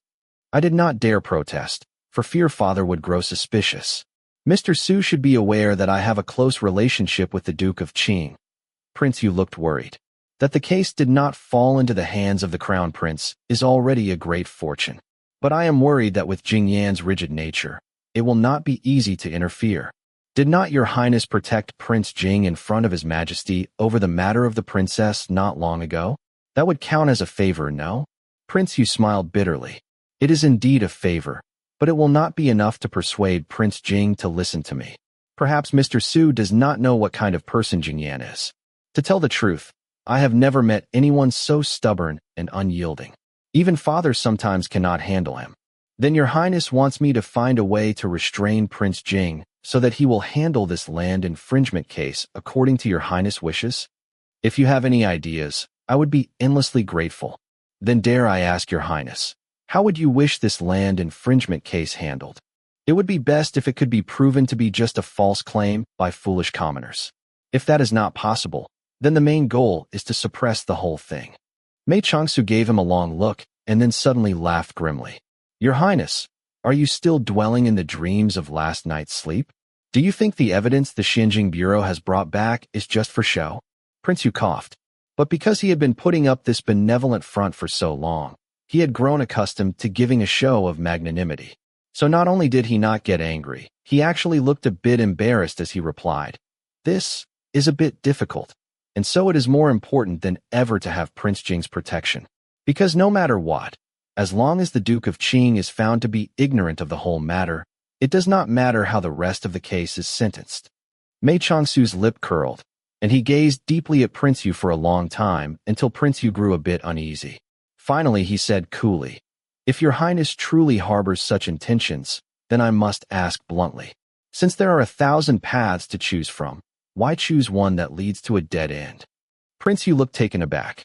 What is the meaning of these words? Your Highness is a wise and renowned royal prince, heavily favored by His Majesty and popular among the court ministers, so that you can even compete with the Crown Prince. But Your Highness has forgotten. No matter how powerful Your Highness becomes, in all of De Liang there is one person Your Highness can never, ever make your enemy. There was a hint of a smile as cold as ice at the corner of Mei Changsu's mouth, and his every word cut like a knife. That person is our emperor, your father. Prince Yu quickly got up, protesting. When have I ever thought to make an enemy of Father Emperor? Then who does Your Highness think is behind the opening of this case? The Crown Prince? Prince Jing? No, it is His Majesty. His Majesty spent so much effort finding someone like Prince Jing to lead the investigation. Why? Is it not because he wants to use this case as an example to put a stop to the current trend of land infringement crimes? When you and the Crown Prince fight, what the two of you care about is the throne. But to His Majesty the Emperor, he still has to govern the nation, and so he will tolerate your quarrels, but would never allow them to interfere with the management of national affairs. When His Majesty sent a Xianjing officer to investigate this case, when he decided to hand it over to Prince Jing for sentencing, it shows that His Majesty already has a predetermined conclusion for this matter in his mind. And if his plan is disrupted because of your Highness' own meddling, then who is the person you will most anger? In order to protect one Duke of Qing, you will lose all of His Majesty's favor. Have you weighed this balance? Hearing this, a cold sweat was breaking out on Prince Yu's forehead, and he sat there in a daze, reaching out a hand to grasp at his teacup and then draining its contents in one swallow. Your Highness, Mei Changsu continued relentlessly, a shred of coldness seeping into his voice. You lost the Duke of Qing long ago. You must understand this. Chapter 47. He had lost the Duke of Qing long ago. Mei Changsu was not the first to arrive at this conclusion, as many of the strategists of Prince Yu's residence had mentioned this at their meeting. But at the time, everyone had focused on the unyielding character of the principal investigator, Prince Jing, and the evidence collected in person by the Xianjing Bureau, and about how it would be almost impossible to overturn this case. So the conversation had dwelt on the practicalities of the issue, leaving Prince Yu with a shred of hope in his heart. But today, Mei Changsu had wasted no time in addressing the heart of the matter and had bluntly pointed out that he had lost the Duke of Qing, not because it would be difficult to protect him, but because he simply could not be protected. Unlike the Crown Prince, Prince Yu possessed a good sense of judgment himself. As soon as Mei Changsu raised this point, he knew that it was the truth, and his keen attention suddenly vanished. His heart sank. In truth, he had no personal sentiment toward the Duke of Qing, but he was the only minister on the military side to publicly support Prince Yu. By the power of his seniority, he could easily raise the support of a number of his disciples and old friends, and so for this reason was all the more valuable.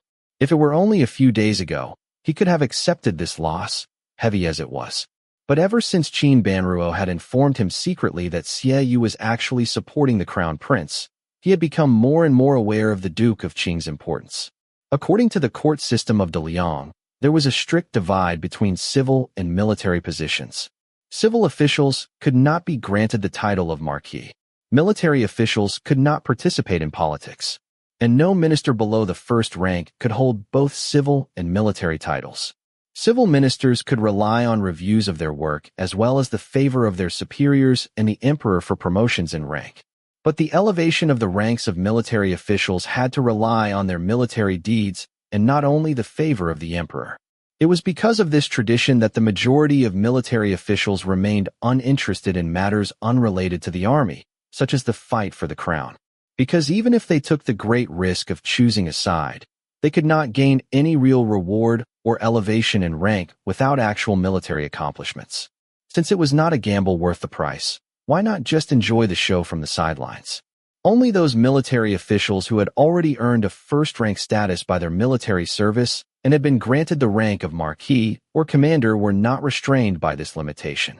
They could receive any titles granted by the emperor, as well as salaries exceeding those of their rank and gifts and rewards to their families and inheritance. Of the military officials in all of De Liang, there were only about 5 of such a rank. And so the choices of these 5 represented in large part the preferences of most of the military officials. Although, of these 5, aside from the Duke of Qing, who openly supported Prince Yu, and the Marquis of Ning, who secretly supported the Crown Prince, the rest seemed to be keeping out of the conflict. Of course, when deciding who would inherit the throne, 8 parts of the emperor's decision would be based on the Crown Prince and Prince Yu's performance in the tasks for which they were responsible and their ability to gain power amidst the 6 departments of the court. But the remaining 2 parts would also take into consideration the preferences of the military. Although Prince Yu was confident that he had the upper hand in the first 8 parts, he knew he had not managed to widen the gap by much. So the remaining 2 parts still had great importance to the overall outcome. Not to mention, the attitudes of the military officials had always been difficult to determine, because most of them took no chances and never betrayed any hint of bias. They shook their heads tight-lipped if anyone tried to ask. Only at the very last moment when the emperor asked them personally would they lean close to the imperial ear to softly whisper a name, not letting the sound carry to even a single bystander. Although this would not gain them any great favor from the newly chosen emperor, it also avoided any great mishaps and was the preferred method of those without much ambition. And so from this, it can be seen how rare and valuable the public support of a first-ranked military official was to Prince Yu. Mr. Su does not know. Prince Yu let out a sigh and confided. I had always believed that I had the advantage over the crown prince in recruiting the support of the military officials, because I had the Duke of Qing as well as Xie Bai and never had to worry about the military side of things. But in the end, after all my planning, I still never could have thought that the Marquis of Ning was actually playing both sides. When he did not openly object to Xie Bai being taken under my wing, I thought he was leaning toward me. But he had actually been secretly supporting the crown prince all along and single-handedly raised up this land infringement case to remove the Duke of Qing. And now I have no way to know the preferences of the military. I fear that when the moment comes, I will fall because of this weakness. Mei Changsu listened quietly to Prince Yu's laments. Aside from nodding slightly, he did not show any other expression. Prince Yu's gaze seemed to flicker at this response, but his expression was controlled. He closed his eyes briefly, then gave a bitter smile and said ruefully, it is my own recklessness. I have forgotten that Mr. Su has a very good relationship with the two noble sons of the Marquis of Ning. I have made things difficult for you with these words. Mei Changsu's expression did not change, and he did not deny it. He only lowered his head slightly. But to my knowledge, although Mr. Su is good friends with Jingrui and Xie Bai, you are also intimate friends with Princess Ni Huang and have even dared to anger the crown prince for her sake. Prince Yu gazed at Mei Changsu and continued. Perhaps that was not your original intention, but as the deed has been done, it cannot be taken back now. If I have guessed correctly, there has also been some ulterior motive to your leaving Snow Cottage amidst the snowstorm in such a hurry. Where have your highness thoughts gone to? There was a hint of something forced about Mei Changsu's light smile. I am only a Jianghu man, without worries or cares, and was not used to the Marquis grand residence, and so moved out as soon as possible. As for the crown prince's misunderstanding toward me, if there is an opportunity, I will be able to explain it clearly to him. Hearing the hidden rejection in this reply, Prince Yu's eye twitched and his brow furrowed in anger, but only for a short moment before he immediately suppressed his fury again. At this moment, it was even more important not to appear as narrow-minded and petty as the crown prince, or he would lose the opportunity to obtain what he wanted. This was what Prince Yu was telling himself. Since Mei Changsu had left Lang province to enter Jinling, it must mean that he had understood in his heart that he could not avoid the fate laid on him by the words of Lang Yahal, and so had prepared himself to choose a master. In these forced circumstances, he would choose whoever seemed the most generous and whoever made him feel safest. And once he had made up his mind and chosen a side, this Qilin prodigy would certainly not hold back. This was because Mei Changsu really valued his Jiang Zuo Alliance too much. If the side he chose should come to lose the fight for the throne, Jiang Zuo Alliance would undoubtedly suffer from the losses of their chief. No matter what, Mei Changsu would not let this happen. So as long as Prince Yu could gain his loyalty and ensure that he had no further contact with the enemy, he could tie his own fate with that of Mei Changsu and Jiang Zuo Alliance. And from then on, he could make full use of his talent and abilities without worry. This was the plan Prince Yu had devised after Qin Banruo had asked him that day. Then if your highness can take Mei Changsu as your subordinate before the crown prince can act, are you willing to trust him unconditionally? And it was a plan he was confident would be able to trap the abilities of this Qilin prodigy and use them to their fullest. But first, of course, he had to catch him in his net. Mr. Su was willing to advise me on the matter of the land infringement case today, and for this I am endlessly grateful. As for the future, I do not dare to force anything. With his warm smile and humble temperament, Prince Yu had perfectly captured the air of a gentle, kindly prince. With your great talent, you will naturally grasp the situation with your singular insight, and what more could I add?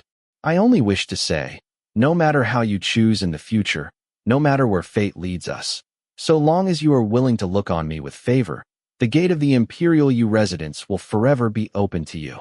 These words were truly dignified and well-spoken. Mei Changsu felt the quietly touched expression he had pasted on his face become a little more natural, and Prince Yu, who was watching his face closely, was delighted. I have disturbed you long enough today and have detained you from your rest, so I will take my leave now. Prince Yu knew that some things could not be rushed, Seeing that Mei Changsu seemed moved, he chose to retreat instead. Smilingly, he rose in farewell, forcing down the distress he felt over the Duke of Qing, and thus showed himself to be quite a character indeed. Mei Changsu also rose and bent forward in a bow. Your Highness braved the cold to come personally to my humble residence. How could it be called a disturbance? The day is late, and by courtesy I should invite your Highness to stay for a meal. But your Highness has 1,000 responsibilities and little time for leisure, and so I do not dare make this offer. I have only offered tea today, and my hospitality is most lacking. Pray your Highness forgive me. After saying this, he lifted a hand as if intending to accompany his guest out. Of course, Prince Yu would have been delighted to stay, but Mei Changsu's words seemed to be asking him to stay and leave at the same time. He could not grasp his true intention. If he made an error in judgment, he feared it would show that he had no mutual understanding with the Qilin prodigy. Many thoughts flew across his mind, but he could not decide on any one of them. So he only slowed his footsteps, hoping Mei Changsu would speak again. Fortunately, the heavens smiled on him. As the two left the study side by side, walking along the corridors to the pavilion at their center, Mei Changsu lifted his gaze to the clouds at the hazy horizon and said quietly, Your Highness Prince Yu does not need to be overly concerned.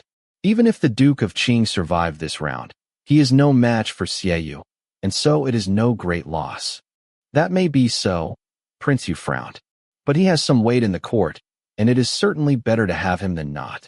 Mei Changsu smiled indifferently. In my humble opinion, I think your Highness should completely cast aside the Duke of Qing and throw your support behind Prince Jing. Support Prince Jing? Prince Yu was really a little shocked. He is a prince and has the imperial edict to carry out his investigation. Who would dare to stop him? Why would he need my support? He would not, if it were only a matter of the Bin province case. Mei Changsu had halted and continued quietly. But your Highness knows that this case is only the beginning, and once it has been judged, there will immediately be an influx of a large number of similar cases making accusations against many more noble houses. Prince Jing has no experience in handling complicated matters of this nature. If at this time your Highness is willing to intervene and help him quickly calm the waves of protest raised by these noble houses and maintain the stability of His Majesty's national affairs, how could Prince Jing not be grateful to your Highness? Prince Yu's breathing slowed, and he suddenly seemed to see a whole new direction that he had not noticed before. A light was growing slowly in his mind. You mean? Mei Changsu continued coolly. What does the Duke of Qing have that he is worth your Highness' lament? Could even 2 Dukes of Qing compare with half of a Prince Jing? Prince Yu's expression jumped, and his face was flushed as he paced in a quick circle.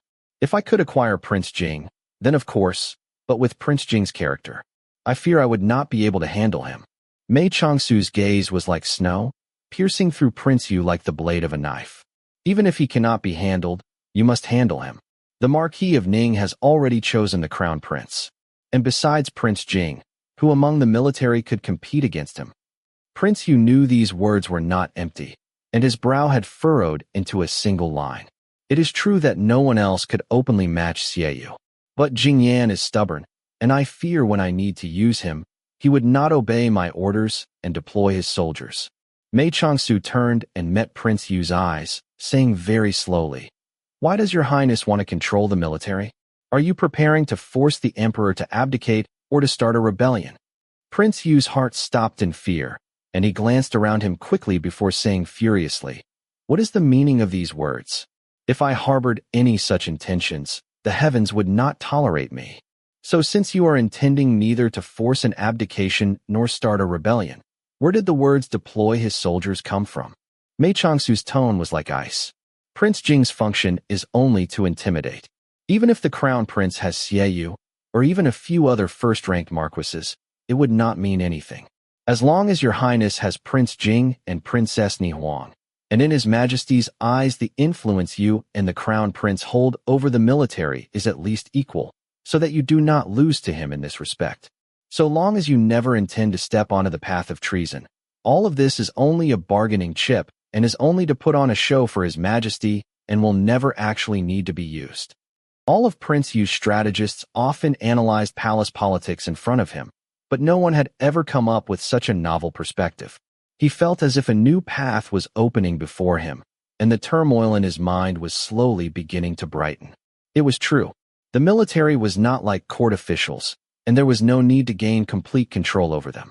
Because with the emperor's personal Yuan army in Jinling and Meng Ji's strict vigilance over the city, there was no possibility of seizing the throne by force.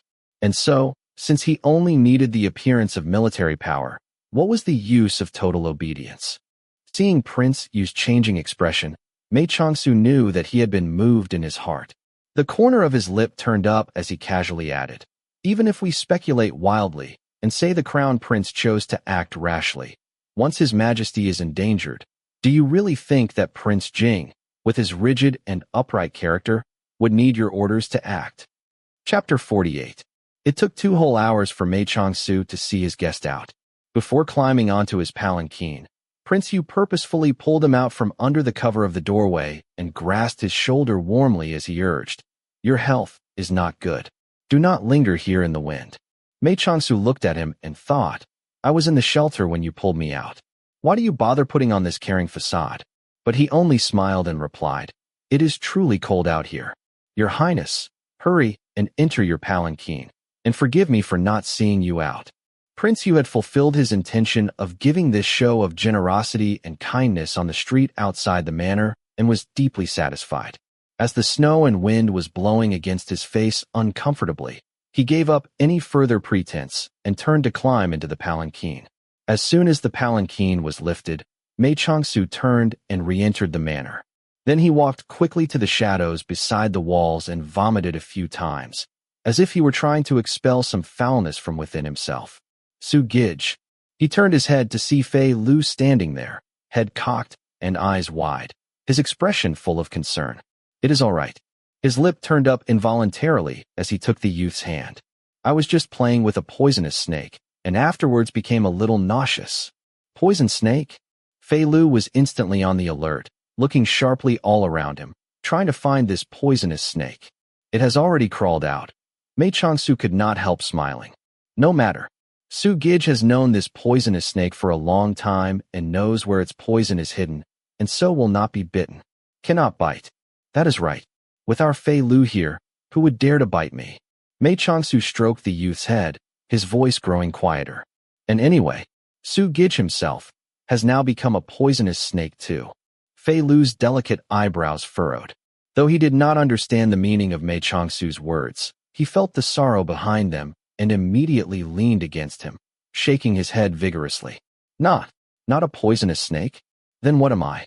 Mei Changsu knew that his emotions had affected Fei Lu, and he hurriedly composed himself.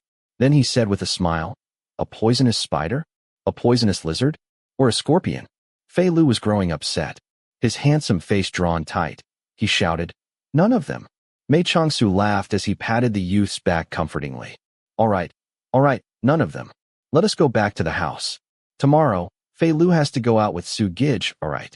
Fei Lu nodded. Hot spring. No, not to the hot springs." Mei Changsu did not wonder how Fei Lu had heard about the hot springs, but smiled as he brushed at the flakes of snow on his forehead. "Have you lost your little wooden eagle yet? Tomorrow we are going to go see Tingxing." As soon as he heard that they would be going to see Tingxing, Fei Lu stopped his half-play, half-training activities for the day and started searching earnestly through every room in the manor. Like all young boys, Fei Lu did not like to clean up after himself, and even a particularly beloved and interesting toy would somehow disappear after a day or two of play. From past experience, it was no use looking for toys that had been lost, because they would usually miraculously turn up from some strange place after a while. But this time was different. Although Fei Lu had some mental deficits, he still knew that they had only just moved in, and so there was virtually no chance of the little eagle turning up by itself in this new manor. So he thought it would be better to look for it himself. "Fei Lu, it is time to eat." "No. Fei Lu, if it is lost, and you still have to eat.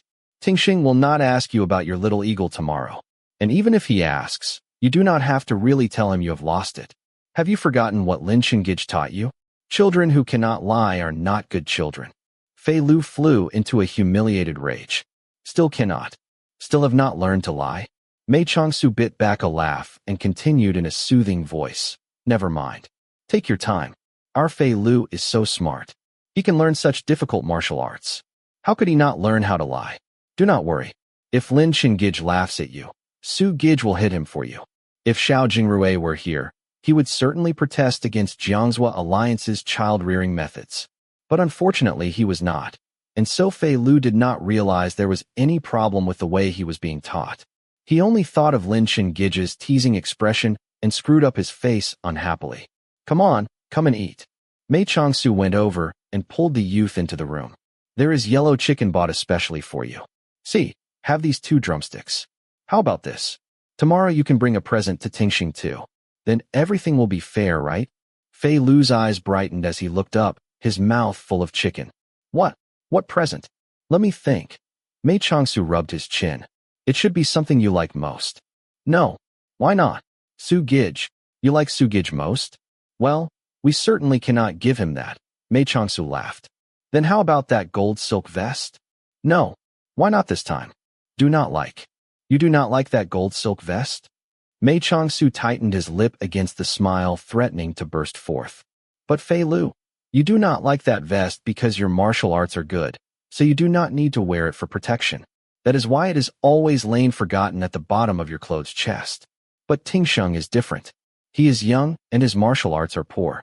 If he were to be bullied, as long as he wore that vest he would not get hurt even if someone hit him. So he would certainly like this gift. Fei Lu's eyes widened as he thought seriously for a moment. But he had always believed Mei Changsu's words without a doubt, and so soon he was nodding. That vest is in the box under your bed. Take it out before you go to sleep tonight, and do not forget to bring it with you tomorrow. With the problem of the present solved, Fei Lu's worries disappeared. With his usual ravenous appetite, he devoured 7 or 8/10 of the dishes laid out on the table, so that by the time he set down his bowl, Mei Changsu had long since retreated off to one side and had finished several pages of his book. The brazier in the house was burning merrily and Fei Lu's cheeks were red, so he took off his outer coat, padding over in his undershirt, and lay down with his head resting on Mei Changsu's knee, idly playing with the fur on his fur coat. This was one of Fei Lu's favorite ways to relax. But he had not relaxed for long when he lifted his head and turned a questioning gaze toward Mei Changsu. Go then. Mei Changsu said the words indifferently and did not add his usual warning of, but do not hurt anyone. Fei Lu's slender but firm figure disappeared into the night. Soon sounds of disturbance were heard from the roof, but they were not very intense and did not last long. Less than an hour later, the youth had returned to the room. His whole body was still impeccably clean from head to toe, carrying only a faint reek of blood in his wake. For the sake of peace and quiet in the future, there must be a strict and violent beginning. No matter who it was this time, they must still receive a warning in blood. Suge's manner was even deadlier than the Marquis of Ning's residence, and those who came in such a way must be willing to pay the price with their lives. In a few days, the traps in the courtyard will be set, and Uncle Li and the rest will move in. Mei Changsu peeled a tangerine and fed a piece to Fei Lu, and then there will not be many people who will dare to come in without permission. How about that? Hearing that no one would trespass in the future, Fei Lu chewed at the tangerine in his mouth. His gaze was full of disappointment. No more trespassers is also a good thing. Fei Lu can paint in peace and quiet. Do you not also love to paint? Also love. How about this? Since you love painting but also love excitement, Su Gij will find a chance for you to fight Uncle Meng. Do you want that? Want? Fei Lu's eyes glowed as he opened his mouth for the next piece of tangerine. All right, the fruit is done. It is time to go to bed. Mei Changsu smilingly pushed Fei Lu upright. Go. And on your way, tell Aunt Zhang to bring me some hot water. Fei Lu obediently got up, reached out an arm to hug Mei Changsu, then went to the side building and called for Aunt Zhang to bring the water. He carried a full basin into his own room and washed his face and his feet. He had just jumped into bed when he thought of something and dragged out a large chest from under his bed. He ruffled in it for a few moments and pulled out a gold thread vest. Then his fingers brushed against something hard. He felt for it curiously and found that it was the little wooden eagle Tingxing had sent him. With one hand clutching the vest and the other around the little eagle, he fell back into bed. His eyes were wide with bewilderment, perhaps wondering how the little eagle could have fallen into the bottom of the chest. He turned over twice in his pillow But before he could turn a third time, he had already slipped into the sweet world of dreams. The next day, Mei Changsu got up early but did not leave immediately. Instead, he stayed in his room burning incense and playing his zither. After he had delayed for some time, enough time for Prince Jing to have finished his morning exercises and dealt with his routine military affairs, he finally ordered for his palanquin to be brought and called over to Fei Lu. "Let us go."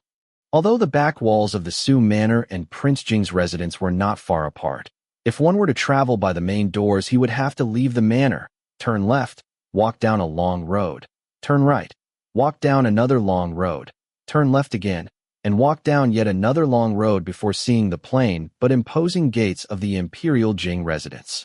Mei Changsu got off his palanquin at the gates of the manor and handed over his notice of visit. After waiting a little while, a military-looking man came out to lead him inside. Prince Jing had not personally come out to receive him, but was waiting inside at Huiying Hall. Because the notice had mentioned visiting Tingsheng, the child had also been summoned and was standing off to one side. Having not seen him for some time, Mei Changsu saw that Tingsheng had grown quite a bit taller. His demeanor was no longer as frightened or cowed as it had been, and he was dressed in clean cotton robes which, although not luxurious, looked soft and warm. He did not look very like his father, Prince Qi, but when he smiled he gave one a feeling of seeing someone familiar. As soon as Mei Changsu and Fei Lu appeared, Tingsheng started to smile. But he had always been quiet and had recently begun to receive rather strict training, and so did not behave as excitably as children usually did. He stood there quietly and waited for Prince Jing and Mei Changsu to finish their polite greetings before stepping forward to bow. Tingsheng greets Mr. and Fei Lu Gij. Prince Jing frowned, as if he did not like to see Tingsheng kneeling to Suzhou. But remembering that he had been Tingsheng's benefactor, he did not say anything. Fei Lu had always been the youngest in Jiang Zuo Alliance, and so was delighted to be called Gij. He immediately pulled out the gold-threaded vest and pushed it into Tingsheng's hands. "For you." Tingsheng only felt something smooth and soft thrust into his hands. When he held it out, he realized it was a vest, but did not recognize the material it had been made with. However, because it was from Fei Lu, he was very happy and thanked him with a broad smile.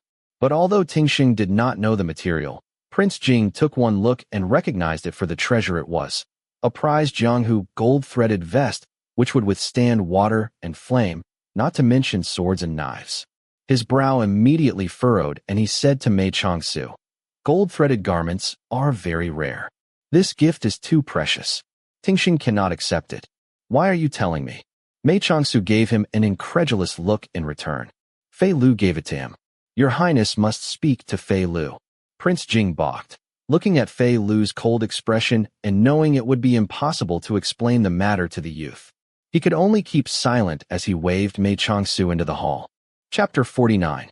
When Mei Changsu left his residence, he had calculated that Prince Jing would have just about finished dealing with his military matters by the time he arrived. But when he entered Huiying Hall, he saw that it was filled with Prince Jing's most capable subordinates. Most of them were familiar faces, although there were a few he did not recognize. All of them were renowned and accomplished veterans of his army. When Prince Jing entered, they all immediately clasped their hands in salute. "This is Suzhou, Mr. Su." Prince Jing introduced him simply, then seemed to think for a moment before adding, "He is my friend. I ask you all to look after him in the future." "Yes, sir," everyone answered together. Mei Changsu smiled and bowed slightly in reply. "Friend?" Well, he could only say he was a friend. It was not as if he could announce to his subordinates, "He is my strategist." "Zhening, I leave you in charge of the rest of the meeting," Prince Jing said to the general standing closest to him, before turning slowly back to Mei Changsu. "There is a meeting going on. I will accompany Mr. Su to the study to talk." Mei Changsu nodded, and the two walked out of the hall side by side onto the green-bricked main path. For some reason, they both remained silent as they walked, neither inclined to raise some topic to lighten the mood. Actually, one did not have to pass by Huiying Hall to reach the study, and Mei Changsu knew that there was another path. But from the scene in Huiying Hall, it appeared as if his visitation request had arrived in the middle of their meeting, and everyone present had been curious to have a look at this recently famous Suzhou. So Prince Jing had obliged by bringing him over on his arrival. He wondered what impression his sickly appearance had given this group of fierce generals. as most people in the military tended to look down on those too delicate and weak to withstand physical hardship. That year, when Uncle Nye had first joined the Qian army, had he not too been dismissed by himself and Jing Yan until he had won several hard victories in a row for the army? His gifted strategies had led to numerous victories against their enemies. This wise soul of the Qian army always seemed to come up with strange and wondrous ways of using their troops.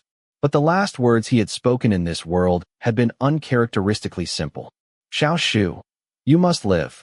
He had said this as he thrust Lin Shu into the snow pit with all of his strength, a charred column of flame pressing down onto his thin shoulders. That pair of bright, clear eyes had held only hope, no hatred, because he had only wanted Lin Shu to live. And as for what he would do after he survived, Nye Zhen had held no demands. But although the dead make no demands, the living cannot forget. "Is Mr. Su feeling unwell?" Prince Jing's voice drifted over from one side. "You look very pale." "It is nothing. It is only that I feel it is even colder today than it was yesterday. Of course, today is the winter solstice."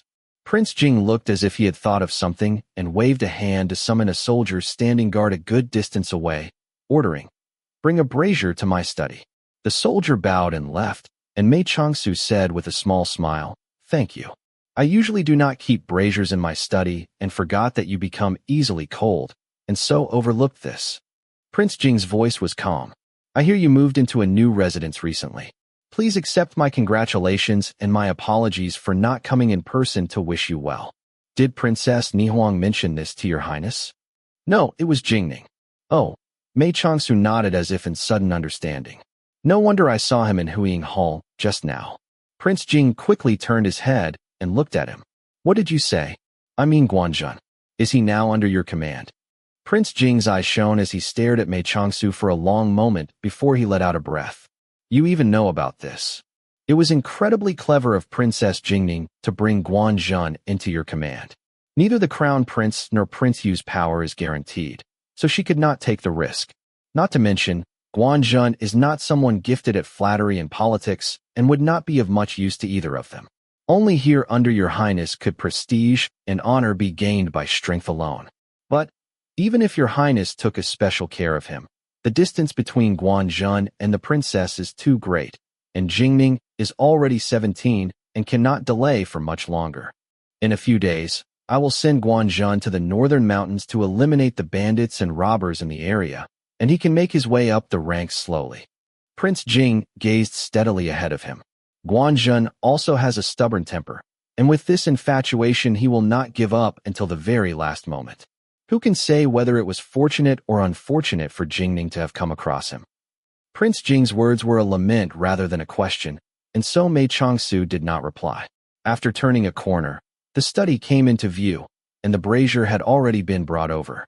But it had clearly not been there for long, and the coldness of the air within the room had not completely dissipated. So Mei Changsu found the chair nearest the brazier and sat down. But when he raised his head, he caught a glimpse of Prince Jing, whose gaze had just flitted across the old chair by the southern window, and a pain rose in his heart. That was the place he had always used to sit in. But though objects did not change with time, people did. And even if he wanted to sit there now, he feared Jingyan would not allow it. Once tea had been served and the customary courtesies observed, the conversation immediately turned to the topic at hand. "Prince Yu hinted that I should find a way to indicate to you.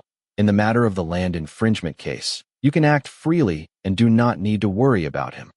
Prince Jing replied coldly, "I was not planning to worry about him." "You received the imperial edict yesterday?" Mei Changsu continued unconcernedly, his tone still peaceful. "It has been a day. Have you had any thoughts? The evidence the Xianjing Bureau has brought back is sufficient, and the case is not difficult to judge." Prince Jing's voice was cold and stern. The Duke of Qing did not only indulge the practice. He is the main culprit, but he is a first-ranked military official and has the right to request for pardon. The case involves the murder of 3 people. He will not be pardoned. He has always been in the capital and was not personally involved in the murders. The village of the Zhu family, Tu Village, have submitted his secret letter as evidence. The secret letter was not in his own handwriting, but rather that of one of the old masters of his household. I invited the old master over last night, And he had already confessed today. He was not very stubborn. Did you really invite him over so politely? There was a look of approval in Mei Changsu's eyes. Your Highness was able to ascertain that this old master was the missing piece of the Xianjing officer's evidence and acted so swiftly and decisively to seize the opportunity. I stand in admiration. There was no trace of satisfaction in Prince Jing's expression. It is because the Duke of Qing thought that his secret letter had already been destroyed and did not know it had fallen into the hands of Xiaodong, or he would have long since killed the old master to silence him. But has your Highness considered that if the Duke of Qing's case is dealt with severely, in many other areas in which blood has been shed there will be numerous cases reported in imitation of this one? Previously the provincial offices would refuse such cases, but now they would not dare. And do you have confidence in handling the great headache that will arise afterwards? We counter soldiers with arms and water with earth. Is there anything that cannot be handled? Mei Changsu had come to visit today originally to encourage Prince Jing not to fear the difficulties ahead. But the way the conversation was going, it seemed that this person still retained his flaw of regarding dangerous terrain as if it were level ground, and so did not need his encouragement. Your Highness' self-confidence is praiseworthy, but there are some aspects worth considering in dealing with the practical matters at hand. Mei Changsu urged seriously. The great noble houses have always kept apart and had their own ways of handling matters. But that is because they have never come across a force against which they needed to unite. If your Highness could show some subtle variation in the way you handle these different cases as they arise, and seem to favor some with a lighter sentence, while punishing others with a heavier one, then the benefit will be distributed unevenly among the noble houses. As no clear pattern can be found, they will not be able to form an alliance. You will be able to halt this trend of land infringement without inciting any great united resistance from the noble houses and stabilize the peasants' discontent while reducing the number of refugees. And so when everything concludes according to His Majesty's wishes, then he will certainly take notice of your achievement. Hearing this, Xiao Jingyan looked shaken, and he was silent for a long moment before he said lowly, "Your words are truly inspired. I had only thought to treat everyone the same, and so perhaps would not have been able to achieve the desired results." Mei Changsu smiled, and then added, "Since Prince Yu wants to lend you a hand, do not be too aloof.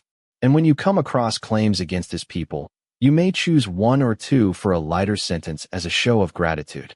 Prince Jing's thick brow furrowed, and he said wonderingly, "He should be using all of his power to protect the Duke of Qing. Why would he take this treasure of his and use it as a gesture of magnanimity to such a piece of rock as me? Because he knows this time he cannot change His Majesty's will." Mei Changsu reached out his hands to the fire on the coals. A faint light shone in his eyes. Without the Duke of Qing, and now knowing that Xie Yu has chosen the enemy's camp, he cannot help feeling afraid. Right now, to him, you are very important. In order to showcase my importance, you have gone to such lengths to remove the Duke of Qing and to expose Xie Yu. Prince Jing scoffed. "I must really thank you." "What? Your Highness is not willing to count this service of mine. It is only, I do not want people to think I am with Prince Yu. I do not want to stand beside the Crown Prince or Prince Yu. Though I must cause you this grievance, I guarantee there will not be anything overly unacceptable for you to do. Besides, you have been suppressed for so many years. People should be able to understand. I do not care about the opinions of people in this world." Prince Jing gritted his teeth slightly, his gaze a little unsteady. "But the dead still have their noble spirits, and I do not want them to see something like this." A rush of fiery heat rose up in Mei Changsu's chest, and it was a long time before he was able to speak again. The souls of the departed do not look only at what is on the surface. They will know your heart. Not to mention, these are only means to achieve an end. To be honest, I understand. It is my own choice and not about feeling wronged or causing grievance. Prince Jing took a deep breath. "I will act according to your arrangements. Do not worry." Mei Changsu smiled, reassured, and turned to a new topic. "His Majesty's will is for your Highness to choose officials from the 3 departments to aid in the investigation?" Prince Jing nodded. "Has your Highness made your selection? Please advise me." Prince Jing answered bluntly. Mei Changsu took out a folded sheet of paper and handed it to Prince Jing. Xiao Jingyan opened it and studied its contents for a long while in deep thought. What does your highness think about these choices? Mei Changsu asked slowly after letting him think quietly for a period of time. Very good. Prince Jing appraised concisely. These people are all worth getting to know well. Mei Changsu laughed. But in the future they will certainly not become your highness wingmen. Hearing this, Prince Jing did not show any surprise, but rather seemed to agree, indicating that he had already understood the meaning behind Mei Changsu's words. In terms of strategists, your highness has me, and that is sufficient. We do not need to worry about the military. In the palace, there is Princess Jingning, and she is not very noticeable, and so is an especially strong source of support. As for the court, I believe your highness does not need supporters, because the earlier you gather supporters, the earlier you will be discovered by the crown prince and Prince Yu. What your highness needs is nothing more than pure, steadfast ministers. Mei Changsu's tone was low, but his every word was clear. The more such ministers there are, the fewer plots and schemes there will be in the court, and the more space your highness will have to uphold your true temperament. Besides, interacting with the people on this list will not make you feel uncomfortable. But these people, it is difficult for any of them to rise in status. Under the crown prince and Prince Yu, it may be so, but I hope your highness will be able to change these circumstances. These people do not lack for ability or intelligence, only opportunity, by their natures. Although they would not be willing to attach themselves to any camp or side in the future, they will nonetheless remember kindnesses done to their person. Your highness only has to interact with them naturally and genuinely. And if there are any plans we must involve them in, I will handle it. You. Prince Jing looked at him dazedly for a long while. Is there such a need for you to do something like that? Mei Changsu gave a small smile. This has always been the role of a strategist. I would not rest easy if your highness had to deal with such matters yourself. I understand. Prince Jing seemed to think of something and said in a low voice, that day, when you sent a letter asking me to go to Jiun Tower and sit for half a day, it was because of this. That is right. Mei Changsu smiled. You two have met already? Yes. I sat there for a long time, and he was very conspicuous. Prince Jing shifted in his chair into a more comfortable position and continued. Everyone goes to Jiun Tower to eat, but he called over the host and asked about the price of every item they sold: wood, rice, oil, salt, meat, vegetables, and eggs. I could hardly fail to notice him. The Ministry of Revenue oversees the national treasury and taxes, which affects people's livelihood and welfare. But it has become a giant cesspool under Lu Zhijing, and this person is the only one left who truly cares to investigate the prices of daily necessities and works solidly and reliably in the department. If he were not the son of the Duchess of Qinghe and of high birth, he would have been transferred away long ago. Mei Changsu sighed. After you met each other that day, did you have an enjoyable conversation? We seemed well suited to each other. Prince Jing looked at him closely.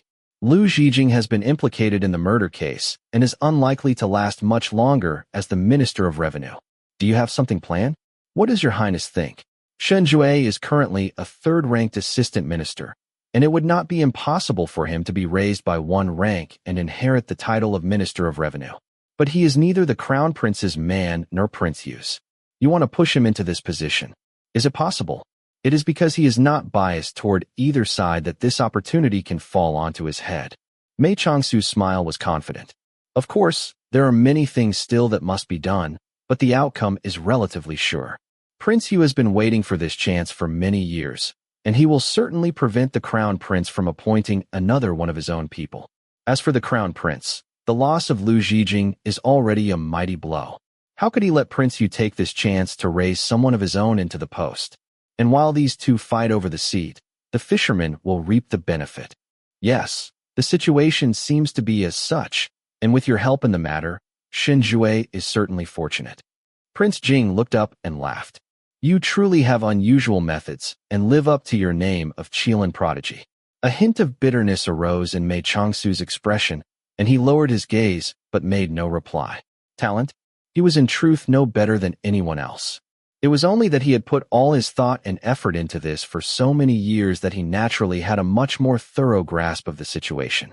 But Shen Jue is truly a breath of fresh air, and it is my wish as well to raise him to this position. Prince Jing turned his gaze to him and cupped his hands in a courtesy. I am grateful for your consideration of my situation. Mei Changsu bowed in return and said, Shenjue is only the first step. In the coming days there will be openings also in the ministries of appointment and justice, and those I favor are all on the name list I have given to your highness. I ask your highness to take this chance while investigating the case together to make acquaintances of and observe these individuals, and to give them opportunities to showcase their efforts so that the emperor will form a good impression of them. They are all intelligent and will understand that your highness is allocating them this work as an opportunity for promotion in rank without your mentioning it explicitly. Shenjue's opportunity is already rare. How could the Ministry of Appointment and the Ministry of Justice also have openings?